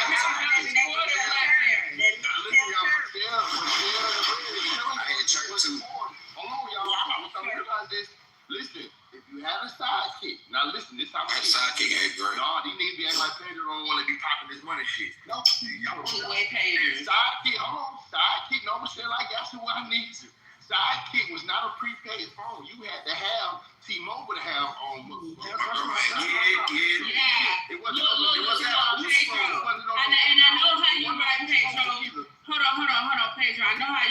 I've been with T-Mobile, and I'm still with T-Mobile since 2003. Since 2003. Yeah. Yeah, nah, for real. I'm still with T-Mobile too. It was look, that real shit, cause Bell South turned to Sprint, right? Back in the day, before Sprint used to be Bell South. Everybody had Bell South. Yeah. Everybody that was in the South had Bell South or AT&T. It was the same thing, really. Yeah. But when like they just mentioned, a lot of people didn't have T-Mobile. You had to be willing to pay for that shit. And to have that plan back then, we talking about damn near 25 years. That was $100 bill. That's when the Beeper building. The Beeper store. And $100 No, it wasn't. I wasn't paying $100. I was paying 30 to 40. And when I first got with T-Mobile. Individual phone plan. I'm talking about to get the phone. Remember, you used to have to get on the plan. The phone. Yeah. Because before that, you had the little Nokia. Yes, because before that, you had the little Nokia. I did. I had church in high school. Well, in 2003, I wasn't living at home, so I was getting to the bag. Okay, I was having 20 years old. Do you run the Nokia 3310? So that means somebody with a sick game? Yeah, I was like you got original 90s kids. So look, so listen, when it came to the church, I was in 11th grade, 12th grade when I had church. I had every goddamn church flip phone known to man. Like, nigga, I would come home, I had like 30 of them bitches in my drawer. Like, I'd come home, get a phone, take the chip out. This one you could just take the chip out and put it in the phone, and that bitch would work. Nigga, I'd come home and switch phones every day and go back to school with a different phone and goddamn. Every day, nigga, I'll walk down the hall, stand in the middle of the hall and mash a button, nigga, and make the whole school go off. Because I had everybody's church number in the school. So I'll criminal business back in I'll fuck around and goddamn That's real. We had the same shit. We said Utah numbers, Texas numbers. Yeah, Texas numbers, all type of numbers. Yeah, I ain't gonna lie. They went on to steal drugs, so let's just keep it above. Let's keep it above. You think Red steal drugs right now? They had the next steal church. Went on to have a career. You already said because listen, I'm gonna tell you what else you had. You had a NASCAR jacket. Hold on. You had a race car jacket. You had a next tail church. And you had a girlfriend that used to put a lollipop in her ponytail. I'm just gonna tell you what it was, bro. Man, that's some Florida shit. We ain't doing that shit, nigga. Y'all didn't have NASCAR jackets? Damn, nah, too hot for that. Nah, we had NASCAR ready for us to have that. Listen, we had church. We heard little Boosie talk about it, so we had to have one. Yeah, see that? Nah, that shit too hot for it. But like, nah, we did have the church because, you know, like Shop Boys and all the niggas in the hood, G's, everybody making like a rock star. Everybody making making songs and shit about my net tail church. And then ringtone. And then ringtone. So goddamn. If you had a ringtone on your net tail chirp, nigga, when somebody call your ass, nigga, you were doing something. Yeah, you get the ringtone was like $3 a ringtone, man. It was, man. It was new ringtone. That's what I'm saying, nigga. Ringtone was like $3 a pop. Niggas cracked that shit because we found out niggas was doing it off the computer. Yeah, but that was after the fact. That was years after. Before then, nigga had to buy. And then when you had that color tune when you want music playing. Oh man. Yeah, when you just let that bit ring, you just let the whole song play. Call a nigga while we in school to his while we in school, so you just hear the song, hear the ringtone. That shit crazy, bro. You like call my phone, bro. Bro, we come from some primitive time. Hey, I don't even have no ringtone on my phone no more. I got the standard ringtone. I'm not gonna lie though. Hey, listen though. I ain't gonna lie though, bro. That was the bedtime. Yeah, that was the best shit. That was the best day. When prom didn't cost $10,000, everybody went. Yeah, when we went to the prom. Yeah, now nigga, people going to prom with Lamborghini. I like, man, they going to get Giraffe. All type of dumbass shit. Dumbass shit is doing these things. Right, bro, listen, even rich kids, bro, I was telling my they not even dancing at the prom. I said, bro, even the rich kids went and got a little Sears dress or a Kmart dress or if you this was big shit, if you went to the mall and went to like Macy's and got a dress. Nigga went to Harris. Nigga went to Harris. But even the dudes went unless everybody went to the same place to get their tux. Yeah, exactly. Unless it was your prime. Damn, I remember I didn't even have a tux. I used to go to other people's prom. You went to KG or you went to Harris? Yeah, and got me a little button up and a little tie. You went to KG or you went to Harris? Come on, man. My big cut, he had to go to Big and Tall. Yeah, that's what I'm about to say. Big and Tall for the big niggas, but like K&G had the shit that the tux, cause K&G got tux too. Yeah, and they got the shit that they got the extra colors and the extra flavor that the other tux shit might not have. K&G with the Muslim brothers with a little style though too. They got all type of handkerchiefs and bows. That's what I'm saying. They got the investigators. Yeah. If somebody going to a K&G, they is a fly Muslim or a pimp or both. Nah, for real, everybody, all the niggas shop in K&G. No lie. That shit stood around right here on the street, nigga. Niggas are going for. They got some nice shoes in there too. I bought 3 of them. Yeah, hey, bro, another thing, bro. Having a car was cool. It didn't matter what car it was in high school. Having a bucket was you. Nigga, if you had a doom buggy in high school, nigga. Pick up a girl. You could pick up a girl. Nigga. You was you the leader of the pack. You was doing it. It didn't matter what kind of car you had. You the leader of the pack. Bro, you can have a fucking humbug. The goal was to be able to pick females up. Nigga, listen, look, the only reason why I wanted to get my license was because girls kept telling me, like, you gotta come pick me up. You gotta come get me. So I'm like, well, I gotta do something. Bro, I gotta do something about this shit. Nigga, as soon as I turned 17, nigga. Bro, listen, hey, women, this is crazy. I know y'all wanted to be independent, but there used to be a time where in order for me to date you, your mama and daddy had to know who my people was. Y'all remember that shit? Like, remember? That was her girlfriend. Yeah, like, damn, what I'm supposed to say? She asked you who were you? Yeah, you right. No, exactly, Pedro. I mean, you got goosebumps. Like, my daddy want to talk to you. What you want to It talk should still be like that. Is it still like, it ain't like it? Nah, these gas flaws. These people don't know who their kids thinking out there. Oh, these kids out here, they're fucking funny. They're being not fun. Oh my God. See, look though. But look though, Pedro ain't lying though, cause like back then, like I used to ask my dad, could I have company? Like, could I be like, Dad, could a girl come over? He'd be like, yeah, but I gotta talk to her mama first. Then my daddy crazy ass be like, well, shit, what her mama look like? My dad asked me like, shit, what her mama look like? You know what I mean? So yeah, I used to have to ask my dad, like, it didn't make sense to sneak girls and shit in the house, and I could just ask my dad to have a company. It was checks and balances, bro. Yeah, and I could just ask my dad to just have a company. He ain't gonna do nothing but say shit. As long as I talk to her mama say cool and shit. Yeah, she can come over here, I don't care. Straight like that. Cause if anything happened with these folk child while she in my house, I'm responsible. So my mom need to know she over here. Yo, Pedro, you remember how I started working in the pool? Yeah. Fuck yeah. I don't know about y'all, but did y'all used to get dropped off at the skating ring or the mom? Hell yeah. Listen, we didn't have. My mom never let me go. They get 2 rows of rental cars now, right? I was driving then. I used to go to the skating. But no, and then I used to drop my boys off. And we didn't care who mama dropped us off. We get in the fight. Yeah, drop us off. If we know we fine, we getting dropped off. But listen, this how you know if this your real homeboy.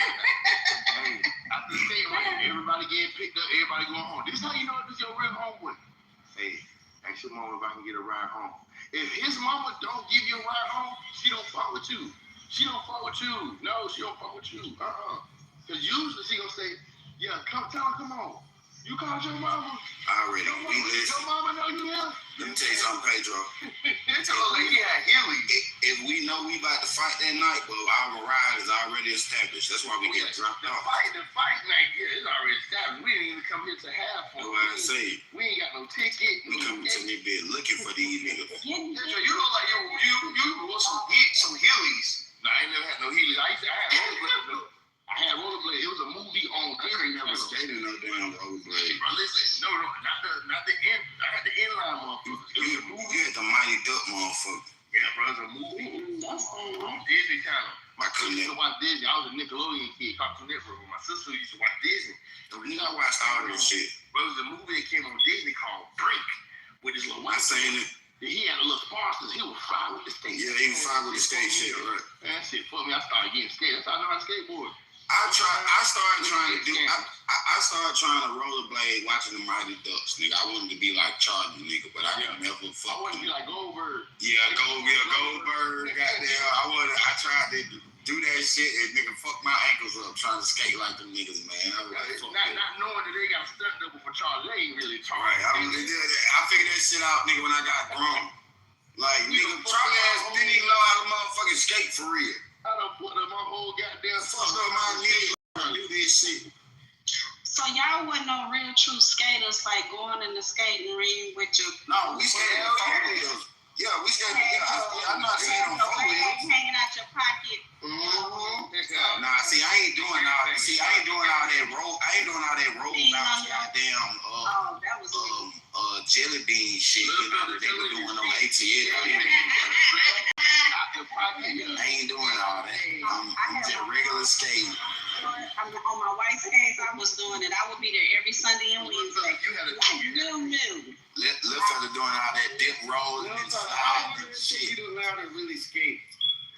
I started when I was a little girl, like you got to do that shit when you live. Way back when. Yeah, I know. When you skate outside with the iron wheel. Mm-hmm. So you got to damn near kill yourself first before you learn. Yeah. You got to damn near die. You know what? I thought we was the only folks that had a skating ring. We had Roller World. We used to go there and whoop ass and Yeah. We used to go there and fight, boy. That shit was like gladiator schools with wheels. That was the first thing I don't know if y'all had. We had teen clubs in South Florida. That's what it was, nigga. Listen, Decatur skating ring. Listen, let me tell you something. Decatur skating ring, because look, let me explain it to you. Yeah, that's why I went to Decatur. You got Cascade, that's on the west side. That's the west side. Decatur. You got Skate Town on the south side. Outside, right? That's outside with the big. You got Golden Glide. That's on the west side. Right?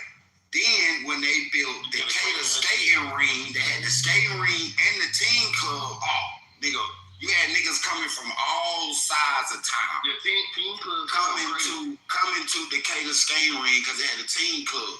The skating ring ended at I think 8 or 9, and then the teen club shit started from 9 to 12 or some shit, midnight. Crazy, bro. Man, that shit used to go down in that hole.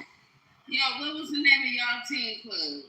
Decatur skating ring. We had one. Our teen club was called Tinted Windows. You had to be between 16 and 19 to get in. I was shit when that hole. You had to be between motherfucking 13.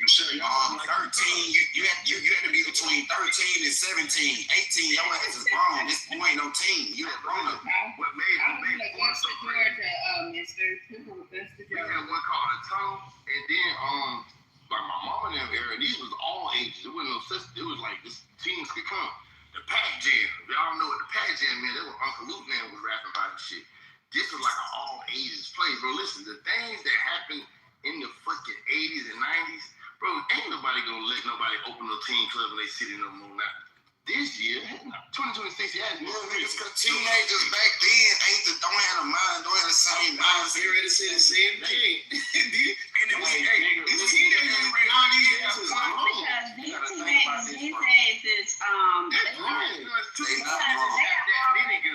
they are already LBGT. You got two girls fight. You got girls fighting because another girl stole your girl. You got guys like the guys with the purses and the dresses and it's different. So look, crazy nowadays. So let me explain the difference between and they be shooting now. They be having weapons and shooting.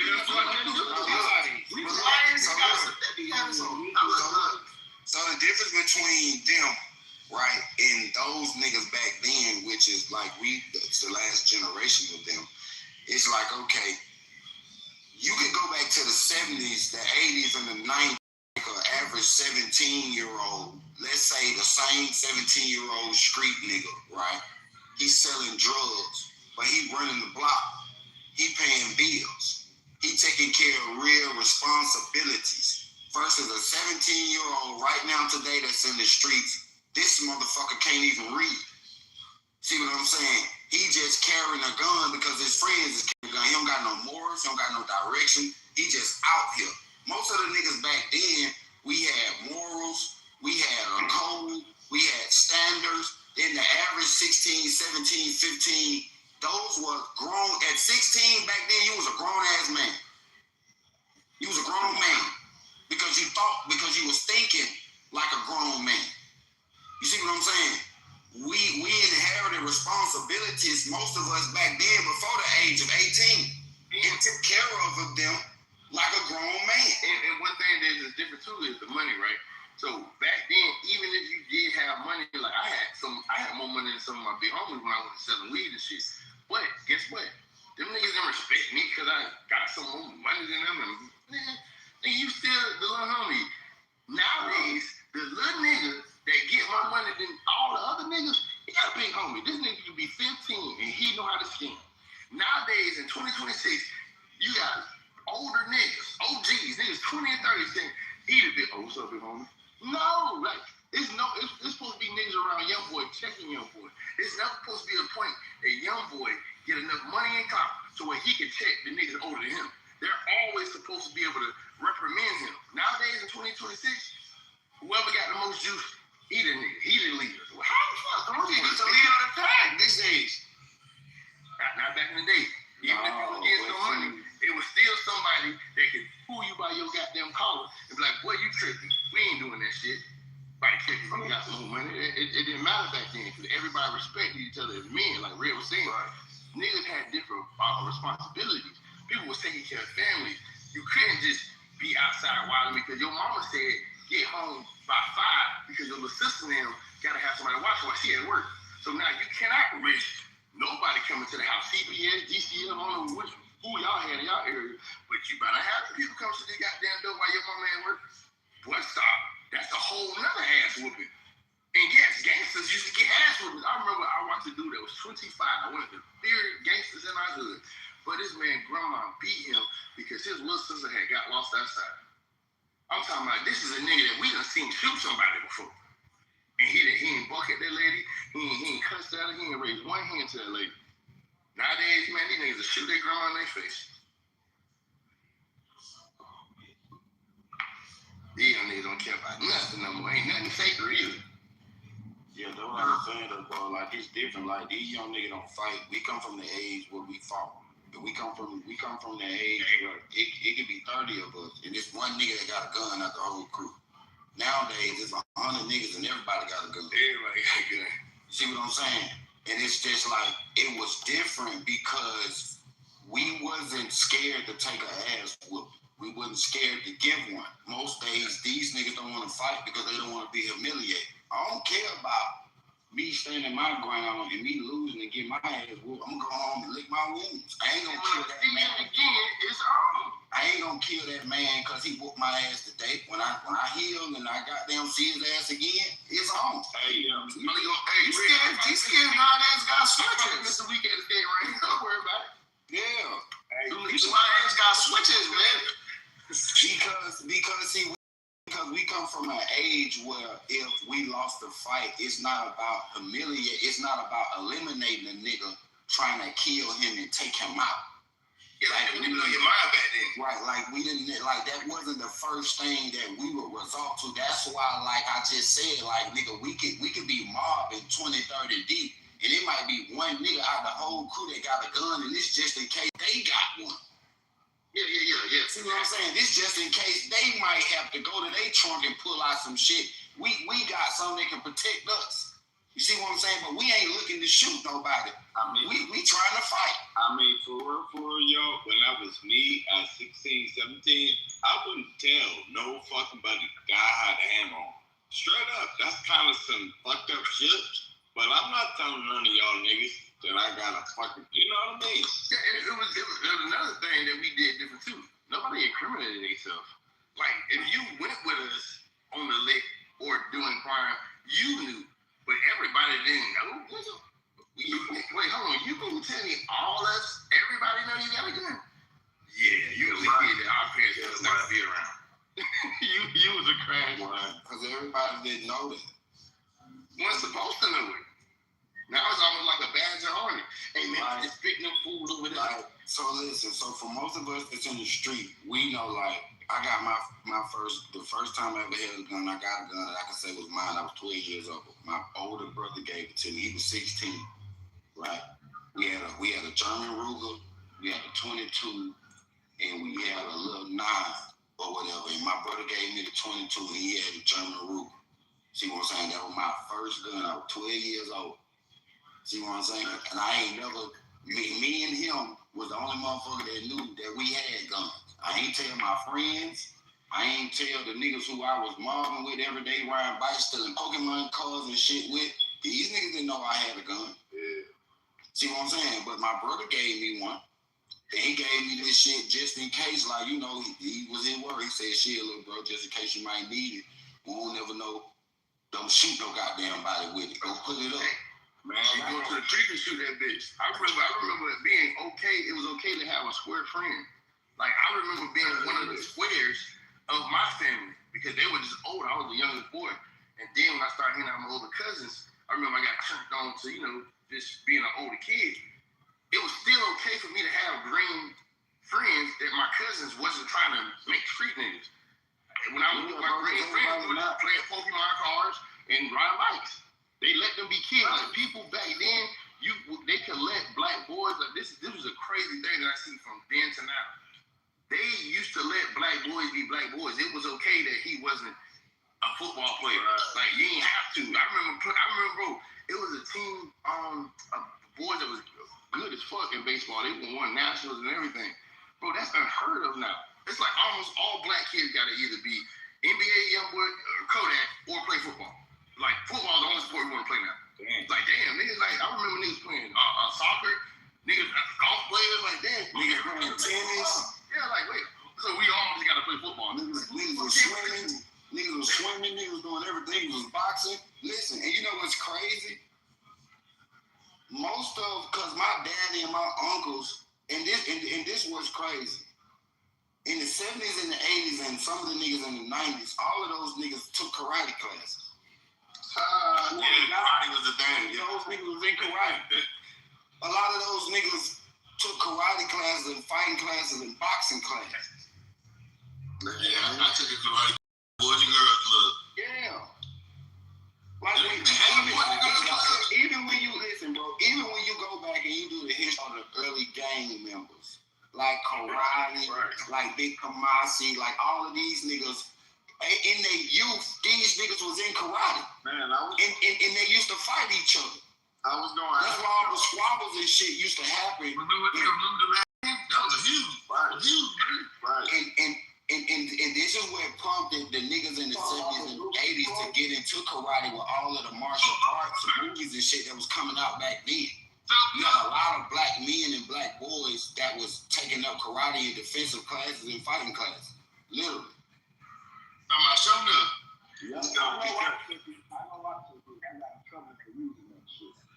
Yeah. And I was just saying, like, a lot of these kids and shit today is not even, like, into nothing. They're sissified. But social media. And I say this shit all the time, like, man, these kids, they can't fight. They punk as shit. One thing I do like about them, now I'm gonna give them some praise with their hairstyles. I've never seen so many black kids comfortable with their regular hair. Like, bro, my son and his friends, them niggas don't comb their hair, they don't brush their hair. Yeah, my son like that too. Yeah, they might get an edge. They got them nappy phones, they get the shape up, and that's it, man. Bro, listen, back then, that was unheard of. Like, nigga, you get some waves, or you get your pick, and it's out. Like, you ain't want to have no nappy hair. But then I started thinking about it, because I was telling myself, man, no, man, you gotta get your hair right.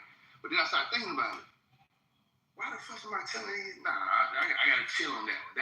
That's something I can get behind. Like, they don't care as long as they got a crispy edge and they fresh, they don't give a before God look on the top. That have to be napping. It's like, My son them told me. That is them being in that natural state. Like, okay. Yeah. I fuck with it. Yeah, you can't control your kid's hair. You know, that's what, what's the name? The singer, what was it, Black guitar singer? You know, he made the song. You know, they basically judge us by how our hair is. And he was saying, that's not smart. What the fuck we're doing? You know? Yeah, that was just something I had to get past. It was like, I grew up in a generation of, man, where I had no waves 360, boy, 360, Jesus, where I had, bro, you know how long it took me to get them waves? I thought your ass was going to have no hair pretty soon. Man, I don't give a damn. I had no waves. I had on 360s. You had on chemicals in your hair all night. When you came to school with them 360s, man, you was like the Super Saiyan, boy. You were. Let them girls run their hand through them little bumps. Guess what? Your ass been front of these ball pretty soon. Hey, man, he used to use a whole can of grease to get them things. That's why you about to be ball pretty soon. Hey, whoever finished the whole can of grease, you just got another one before it ended. Nobody ever finished that one with can. Yeah. Most niggas that use wave grease back in the day, they're ball as fuck right now. Hey, fuck you. I still. No, that's a lie. My dad used to use it, and my dad got full head of hair. I still got a little fade. I still do a little fade. He got lucky, Michelle. All them motherfuckers like, he should use that wave grease. That ball is fuck right now. Man. What's in it that makes it? It's the chemical. Hey, I know he ain't talking with that new millennium hairstyle. It's the chemical. That's the new shit. That's the new shit when you cut off all the sides, nigga. You cut off the sides and you braid the top. That's some new shit. You got the top braid and cut off the side. That's some new shit. You like you a YN haircut. What put it on? I'm not that. We're going to do that. No, that's something that we would have did. I came to school in the early 2000s with that right there. Shit. But that's because y'all was cutting everything off and leaving that patch right in the front right there. Or you might just put a line straight down the middle, like a little part. Straight down the middle. If somebody explained to me that Dallas, Texas shit with a tag, that is the ugliest shit I've ever seen in my life. What the hell? Showing the full haircut and leave the back. Leave a shag at the back. That shit is ugly. Boy, you is crazy. Remember the little pretty boys that used to have a rat tail? My son has a rat tail. My son has a rat tail, and I didn't tell him to get it. I don't know where he got it from, but he asked for a rat tail and a hot tail. Hey, still doing a rat tail? Yeah. Dad, you got a rat tail too? I probably like it on free. Yeah. Goddamn rat tail. Y'all be breaking y'all beard hair and shit like that? No. That's a violation. We is not Dub C. This is not the West Coast. This is not the West Coast connection, brother. Yeah, bow down. Hell no. My uncle had a longevity because I really remember my uncle. He was like the last player in the 70s, and he didn't realize it was the 90s and 2000s yet. And he used to have a fucking Jerry curl. I'm talking about with activator. He used to have a spray bottle with everything. I'm like, nigga, what the fuck? This nigga out of man slick back. This nigga is stuck in the 70s. The curls. He was a war veteran. So when he was war, he's always say, hey man, they make me shave my hair. And then, you know, I vowed to never, as soon as I get out, I said, I'll never cut my hair again. It's like, but damn. You still using old products, bro. You still got a conk, not a perm. You got a in the cabinet. Nigga, they got a full perm kit. Matter of fact, let me show y'all my son here. Oh, I'm about to say bad, Red. I thought you were about to say matter of fact. I had a Jerry curl. Oh, nah, hell no. Hey, Red, I thought you were going to come on out with it. Hey, what Total Bowl at? This is conversation. I wonder what kind. I bet Total Bowl had a curl. He had them Ice Cube curls. Them Easy. He had the soul glow. I used to flatten out iron my hair and rock it like last week. Back in the day. I had a homie that was rolling 60. And he used to do that. They used to think he was so weird. I thought he was weird too when I first met him. But he used to have this shit like DJ Pooh and them boys, like in a roller kit. Like this nigga was a real deal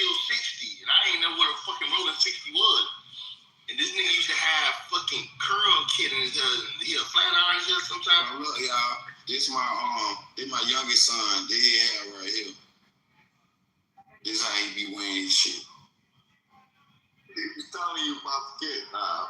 Oh yeah. See, that's how my son. That's how I'm with it here now. Yeah, that's the young nigga. That's the young nigga hairstyle. Not mine. Getting them heads clean. Hey, they can't even say nothing because they love Boondocks. He look like a Boondock. Yeah, he do like old music. Yeah. With my baby boy.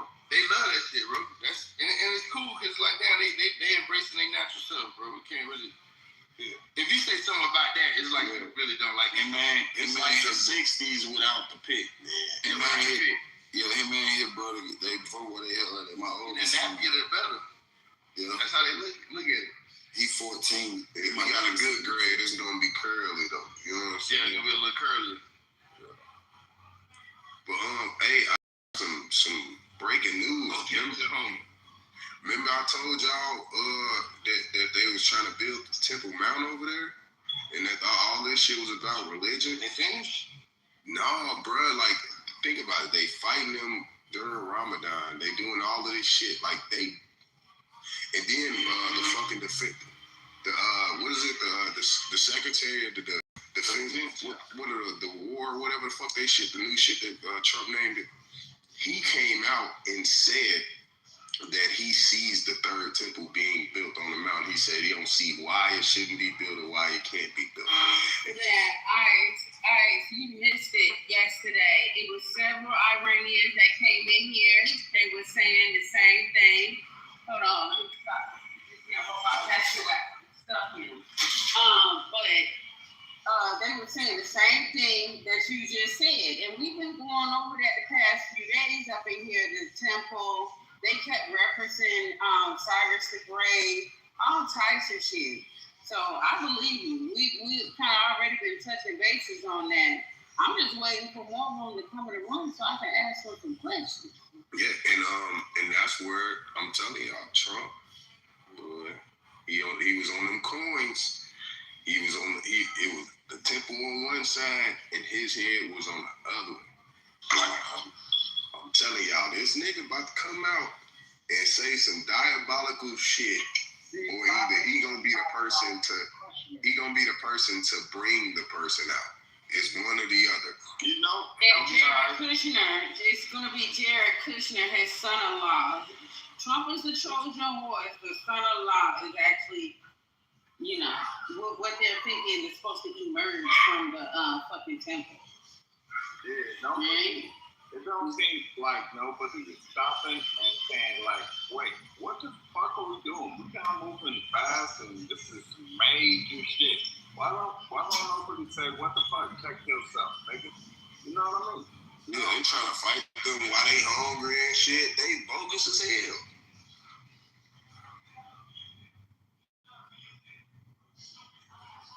But hey, one thing I can say is they ain't going out without a fight, but they also saying that their missiles and the different things that they have is coming from China and Russia. They said there's no possible way that Iran can have any of that technology. It's not possible. I disagree with that. Well, Iran ain't like no super. Yeah, they ain't no bitch, bro. That's how you fuck up. Thinking you could just bitch. Listen, and y'all niggas fuck up with thinking that they can beat America.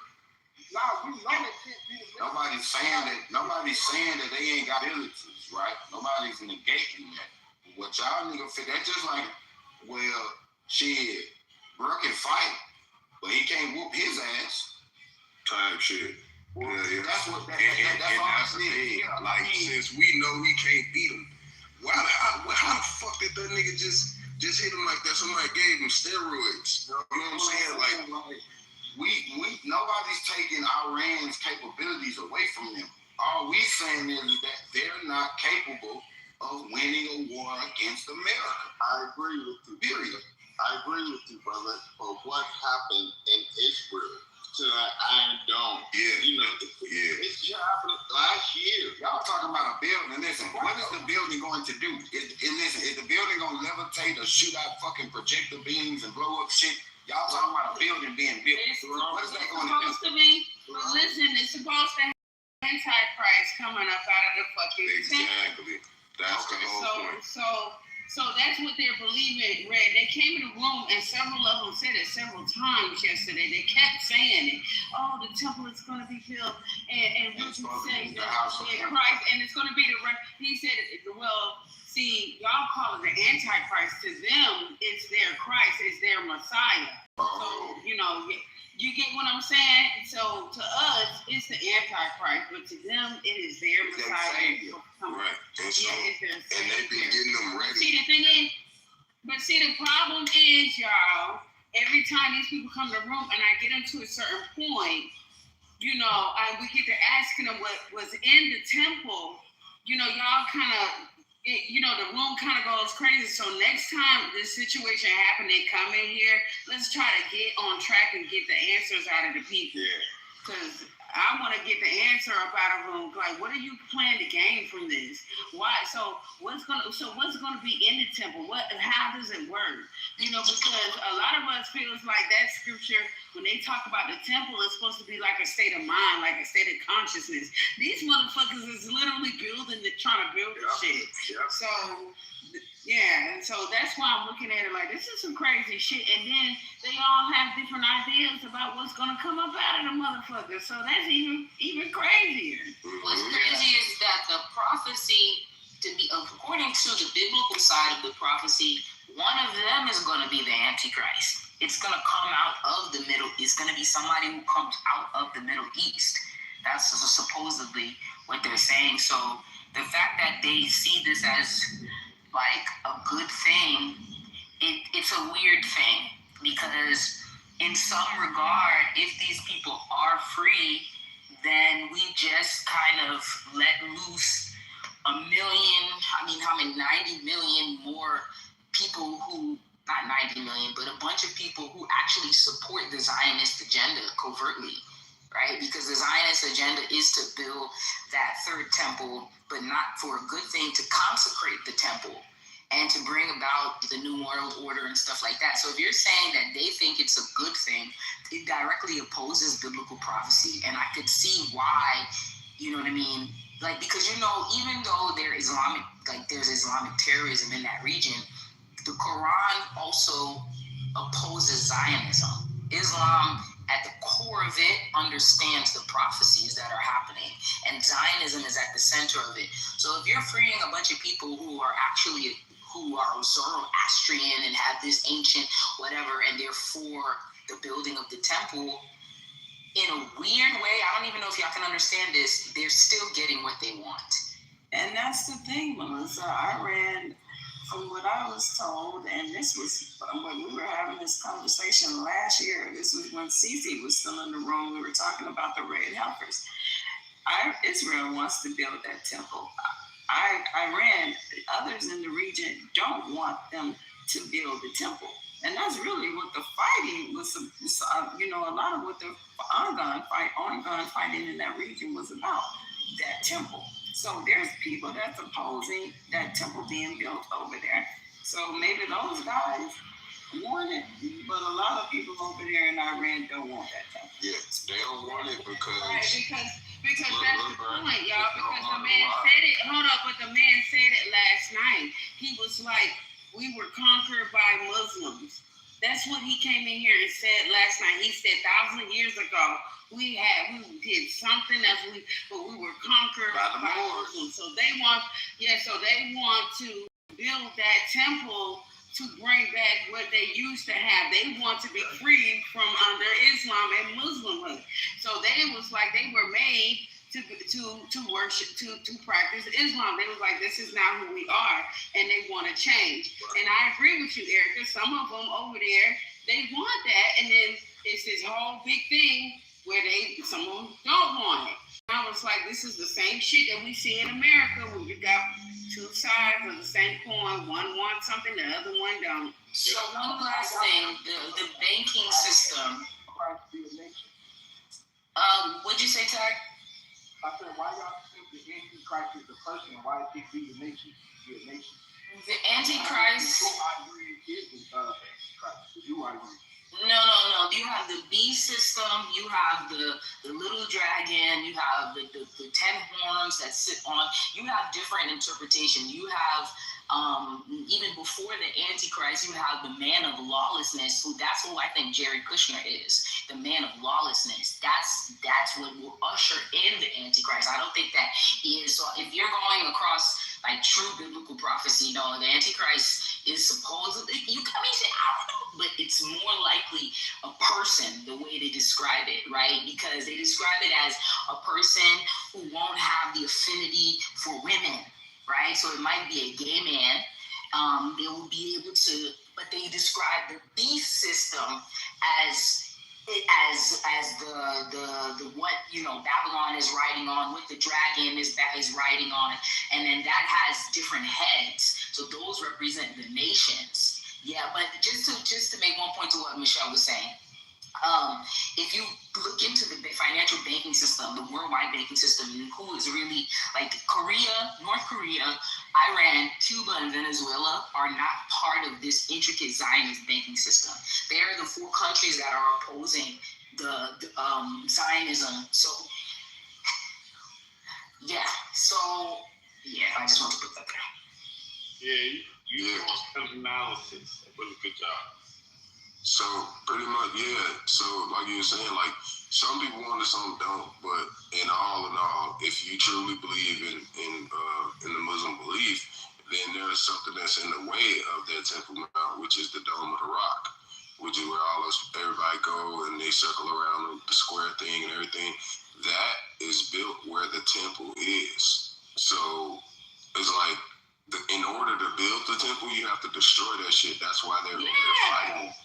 I'm about to say, what the hell? This is crazy shit right here.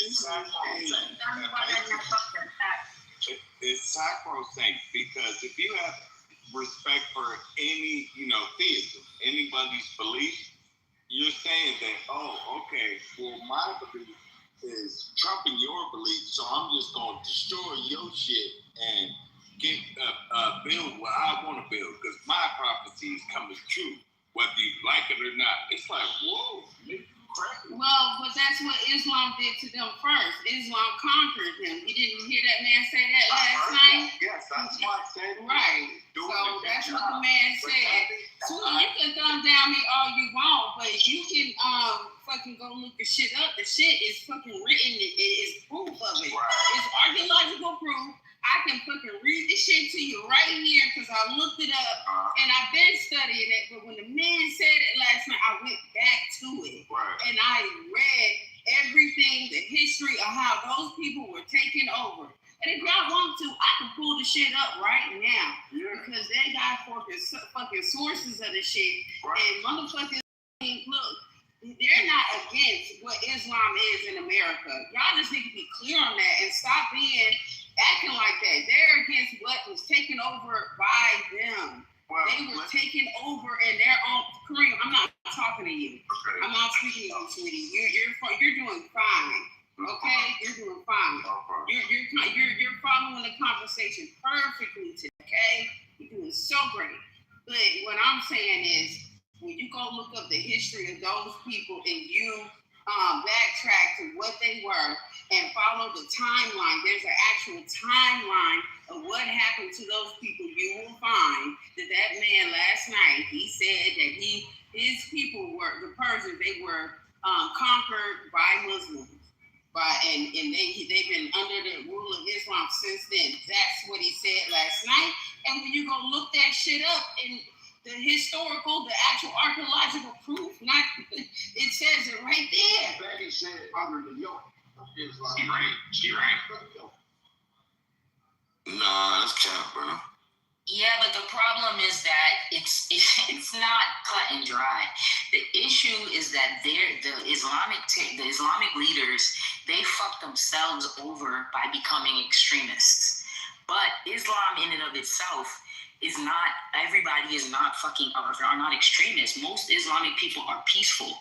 What Islam at the core of it is a threat to Zionism and threat to democracy. So on one hand, no, we do not want America to fall, but also we have to be very careful what happens after the fact. Yes, these people are calling for the the overthrow of their government, But if we look at all the other countries that we went into in the last 50 years, 100 years, Libya, Afghanistan, Haiti, Iraq, Cuba, Jamaica, all of these countries, what has happened after the fact? They've become even worse. Yeah, and so it's like it's a double-edged sword. You as an American, you don't have any right to wish the downfall of America, because it's not a good thing. It's really not. But also, we have to be very, very careful about America's political alliance with Zionism, because these countries are Islam in and of itself, and these countries are a threat to the one world order. So it's like all this shit is happening at one time. But I still think what Trump is doing is more beneficial for Americans than it is not beneficial. Well, see, Melissa, I'm not denying y'all that, but listen, I'm not denying y'all that, Melissa. I'm not denying y'all that, but at the same time, they are under a different type of Islam, like we discussed last night. Yeah, the 12 those people are, so they're against that. There are so many other different fractions from what y'all are saying. So if these people are saying, like, this is what we used to do, we don't want to be conquered people anymore. And I'm not on anybody's side. At this point, this is something that's out of my control. You know what I'm saying? What am I supposed to do about it? I can't get over there and go save those fucking people. But for people that are offended that the fact that those people say they don't want to be under that type of rule no more, no matter how it does, whether America goes over there or not, and the people do the shit themselves. You know what I'm saying? People got to get out of the whole thought that it's against their religion. And that's all I'm hearing when I hear is people like Sweet, because he's down in the comments being a little girl, acting like a little girl with this shit. You know what I'm saying? But when you say what you say, Melissa, I know what you're saying. But those people within itself, they don't feel that way, because it's not the same Islam that everybody else is rooting for. It's a different type of Islam. And I feel like you guys are failing, not you guys like you, Melissa, because me and you, we're on the same page. It's everybody else they're not getting the point. Wait, everybody ain't getting the point. Just say some people. That was kind of disingenuous. I'm sorry. Well, I apologize. I'm not saying everybody, but a hit dog should not. Shit, see, that's a lot of time. Shit. I don't know about y'all. What the fuck are we talking about? It sounds like a chihuahua or something. One of those amplified. But y'all go ahead, because I got this timeline pulled up. Yeah, I got it pulled up. 16, 13. No, after that statement. I'm starting. Because my timeline, I started it off from Cyrus the Great, 559 to 530, right? But then it talks about the first major foreign conquest of Persia was Alexander the Great. He defeated Darius III, right? Who conquered Persia, right? And then after that, other major conquest of Persia was Arab Muslim caliphites of 651 CE. So that man said last night, he said thousands and thousands of years ago, this happened to us. That's what he's talking about. Then after that, you got the Mongol Empire from the 1200s. Then you have the Ottoman Empire. I think Melissa brought that up last night. Turkey, Middle East, North Africa, parts of Europe. Then you got the after that, the Qajar dynasty, the Raza Shah. That one, well, that's what I'm saying. Like, this shit go back thousands of years. It's just not this simple. It's literally, look, this is how simple it is. They're Muslim. They are communists. The Jew, God damn it. They're Muslim. They are the fake Jews. They are at war. Both of them are fucking wrong. Both of them are wrong. They keep instilling and motherfucking pillaging, right? So at the end of the day, and this shit is in Revelation. So it talks about the king of the north and the king of the south. You know what I'm saying? So these people gonna fight after. That's cap, bro. Okay, these people are gonna fight. They're gonna lose. They're gonna lose horribly. They're gonna build the temple, like they're talking about doing right now. When they build the temple, that is where they will usher whom they say is the Messiah, according to prophecy. That person that they deem to be the Messiah is actually the Antichrist. So it's literally that simple. I think that we all of the people and what they believe and all that don't they building the third temple. So hold up. So do they believe it's the Antichrist coming, or is that what we believe is coming? It's in the Bible. It's in the Bible. Okay, no, that's not answering my question. I'm asking a straight up question. That's why I understand what you're saying. Be quiet so you can answer, man. Calm down. Answering. So it's literally simple as they don't care about all of those extra details. None of that matters. What they're doing as a whole, as from China to Russia to America to anybody else that ain't even Christian, that this shit is going on. That's what they're down there for. They're there to build the temple. It don't matter who believe in it or not. They don't. Obviously, they're in a different religion stance, so they're gonna believe in the Islam religion.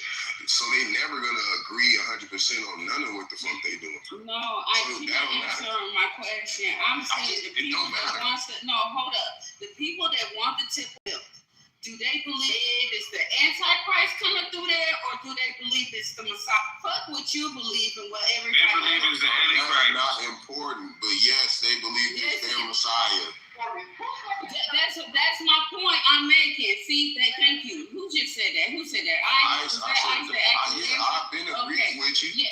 Yeah. Okay, thank you. Because I'm just trying to get that clear so everybody else will understand. Because this is the same. The fact that we're having this conversation again and people not getting that part that what you said, those people think it's their Messiah, while everybody else think it's the Antichrist. Or it is, whatever the fuck y'all want to believe in, but I just wanted to make sure that point got across. Some people know who they are. They know it's an Antichrist. Well, I'm going to say this right as a warning. When people say about Muslims and say, "Oh, everything's just peaches and cream," they just came in and everything was cool. They just came in, just wanted to be Muslims. When we look, this thing, the Muslim conquered these countries. Yeah, sub-Saharan slave trade is cool. So when they lie and say, "Hey, everything was just cool back then," right now it's kind of extreme right now, but back then it wasn't. They're like literally just either they're lying about it or just ignorant about what happened. You think these people just came up here, Muslims invaded and conquered Persia, right? Now I'm looking at it, a drawing. They came in on horses and weapons. they annihilated these people, And if you didn't convert, you're out of here. You're gone. If then they created a culture, like if you're one day say, "Hey, I don't want to be a Muslim anymore," you're going to meet your maker in that moment. So this is the thing about what they was doing. It was not peaceful. It was by force. They annihilated your culture, annihilated your existence, and whatever you was doing at that time period is gone now. You're wrapping your head up. You're gonna follow them or die. Those were the options: convert or die. Especially back then at that time period. So all the Muslims don't come off the mic at once. Yeah, well, and that's the thing about it. The truth. I don't care if people like it or not. That's just the truth about what happened and what is happening and continue to happen. I told you this should have killed 30,000 people just for the hell of it. You know what I mean? He probably would have killed a lot more than that. Because if you buck the system, they gonna kill you. He said right now, me as a Muslim, I can't really take any offense to it because, in studying history, being a lover of history, knowing what I know about Cyrus the Great and what happened in Iran, and I appreciate the lady, because obviously Cyrus the Great was 1300 AD, but she was like, no, it was 500, so I appreciate the correction on the dates, but all right, so the analysis of the history. So, all right, I can't say you're necessarily wrong because when Islam came, yeah, it did change things. But here is the operative word. You had, there was no compulsion in religion. That's what Islam brought to the world, brother. That's what the Prophet Muhammad, peace be upon him. That's what changed him from other so-called religious leaders. He said, look, you can do what you want to do. You don't have to do what I say. But we are taking over shit. So you choose. Do you want to get out or do you want to lay down? Yeah, same thing happened with Christians. Everybody did it. But, I mean, that's really like, y'all got to think about it. At the end of the day, if you believe in that, that's what you believe in. The people that's fake or don't want to believe in it but practice it, it's crazy to even like us really have a conversation about. If they fake, they fake. Just like with the Jewish people that are supposed to be over there, right? They are fake. So at the end of the day, all the shit that they're trying to do and put on this rouge to build this temple and fight them people and do all this shit is to keep up their fake facade. So, I mean, all that matters is the real motherfuckers and what's really going on and who they really trying to be. So, like, if you had the opportunity to go back in time and steal somebody's entire, or in the future, steal somebody's entire body of work, like their music, like if you stole all Lil Wayne's songs and you performed them as you was you, like that one dude that did the movie about the Beatles. You know what I'm saying? That's what they're doing. They're stealing the future, and then it's gonna come back and bite them in the ass. But all of it is prophecy. So yeah, that's where we at.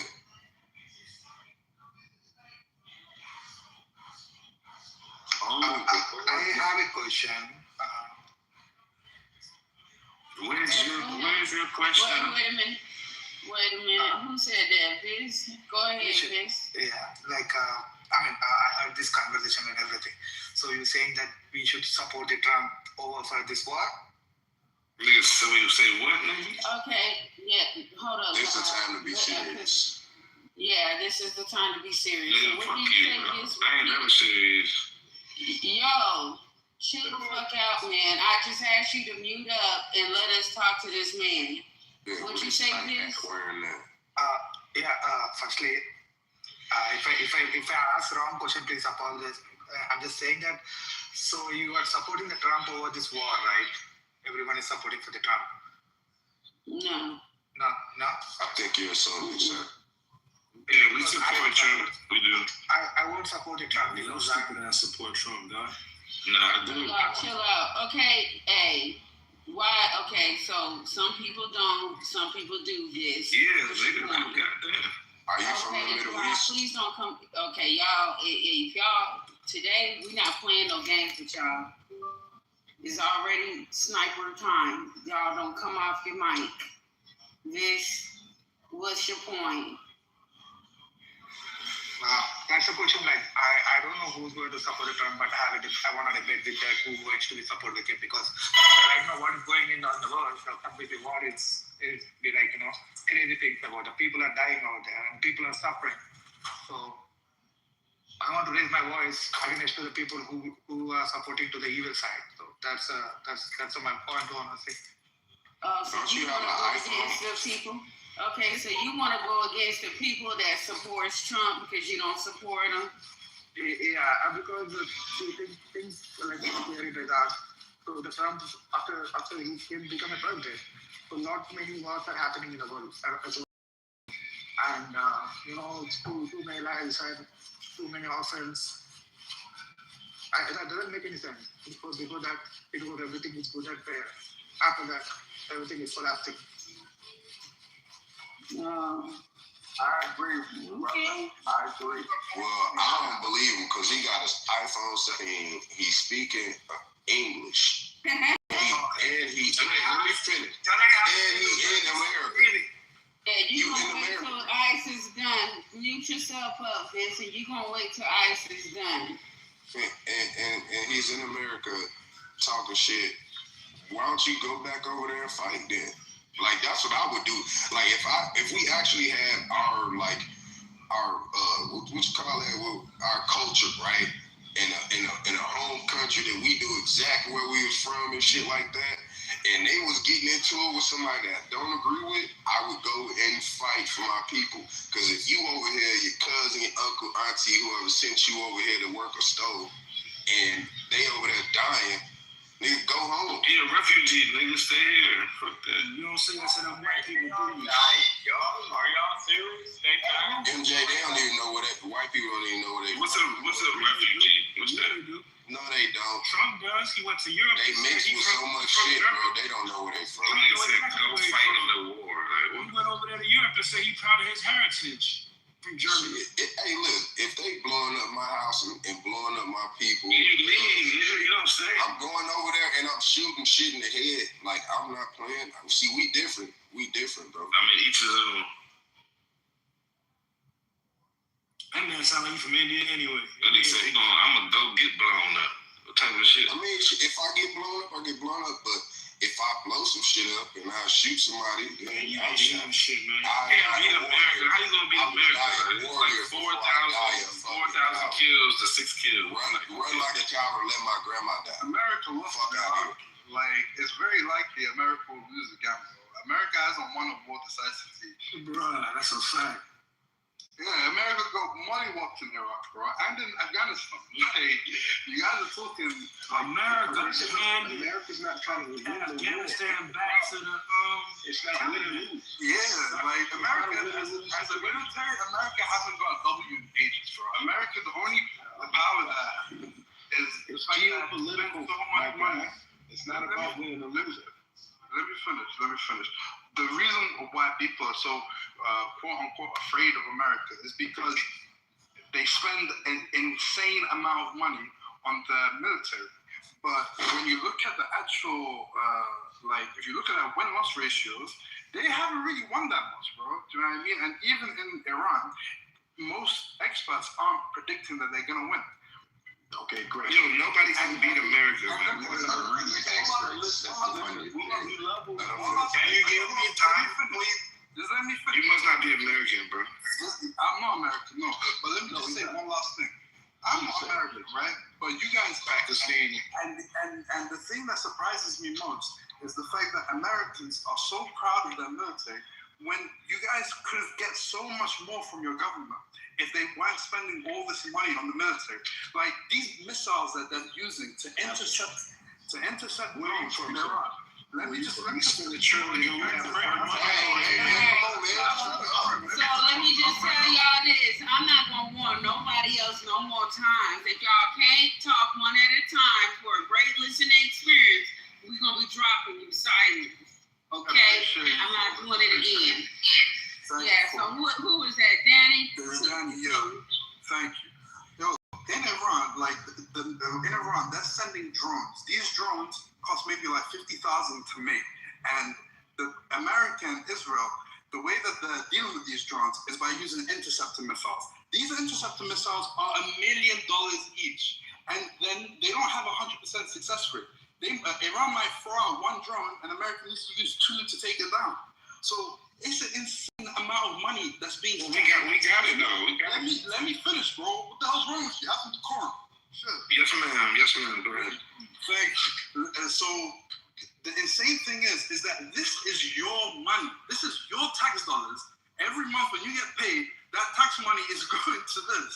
Like, I don't understand how Americans are more pissed off with this. Anyways, I'm gonna let my claim there. Thank you. Can I get in the Can I say something? No, you can wait up because Mr. Wilson and then Vafa, whatever your name is. Yeah, go ahead, Mr. Wilson.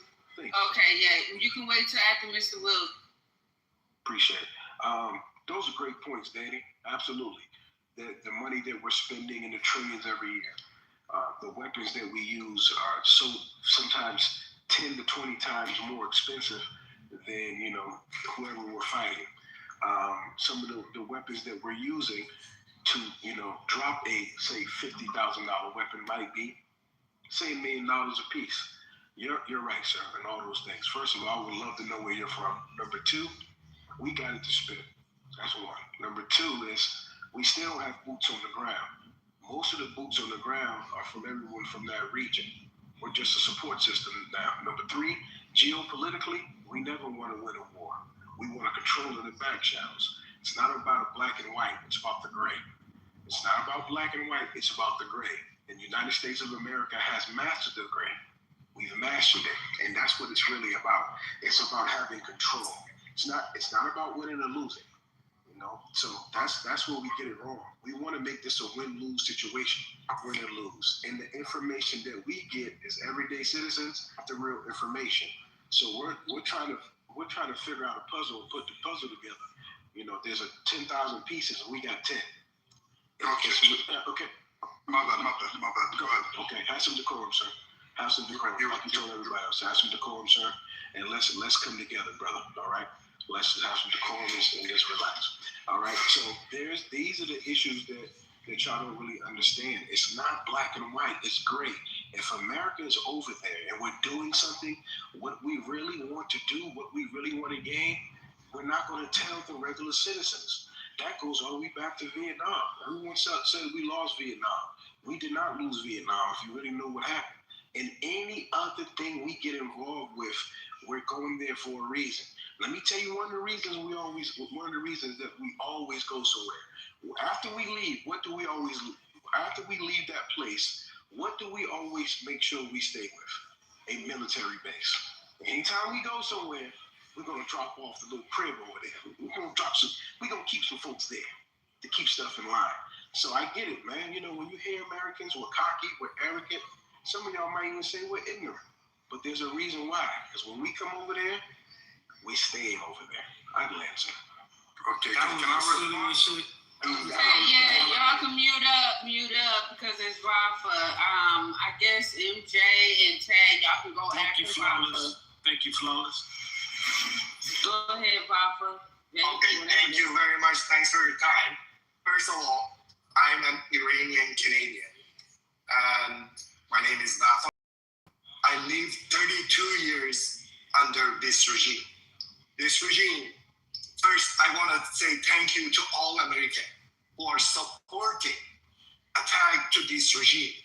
This regime is different than people of Iran, okay? This is the first thing. This regime is based on ideology, and the most important ideology they have is death to America and death to Israel. This is the most important thing they are following, okay? This is first thing. Now, 2 months ago, this regime killed at least 36,000 people in 2 days. Their own people that they rised up to couple this regime. They killed 36,000 people of their own people, my people. Now, some people, they come here or anywhere else, they said, oh, they want to defend their own country. No, they want to stay in power. They want to stay in power to kill American. They want to stay in power to kill Israeli people. If they get to nuclear bomb, they will do the first thing they're gonna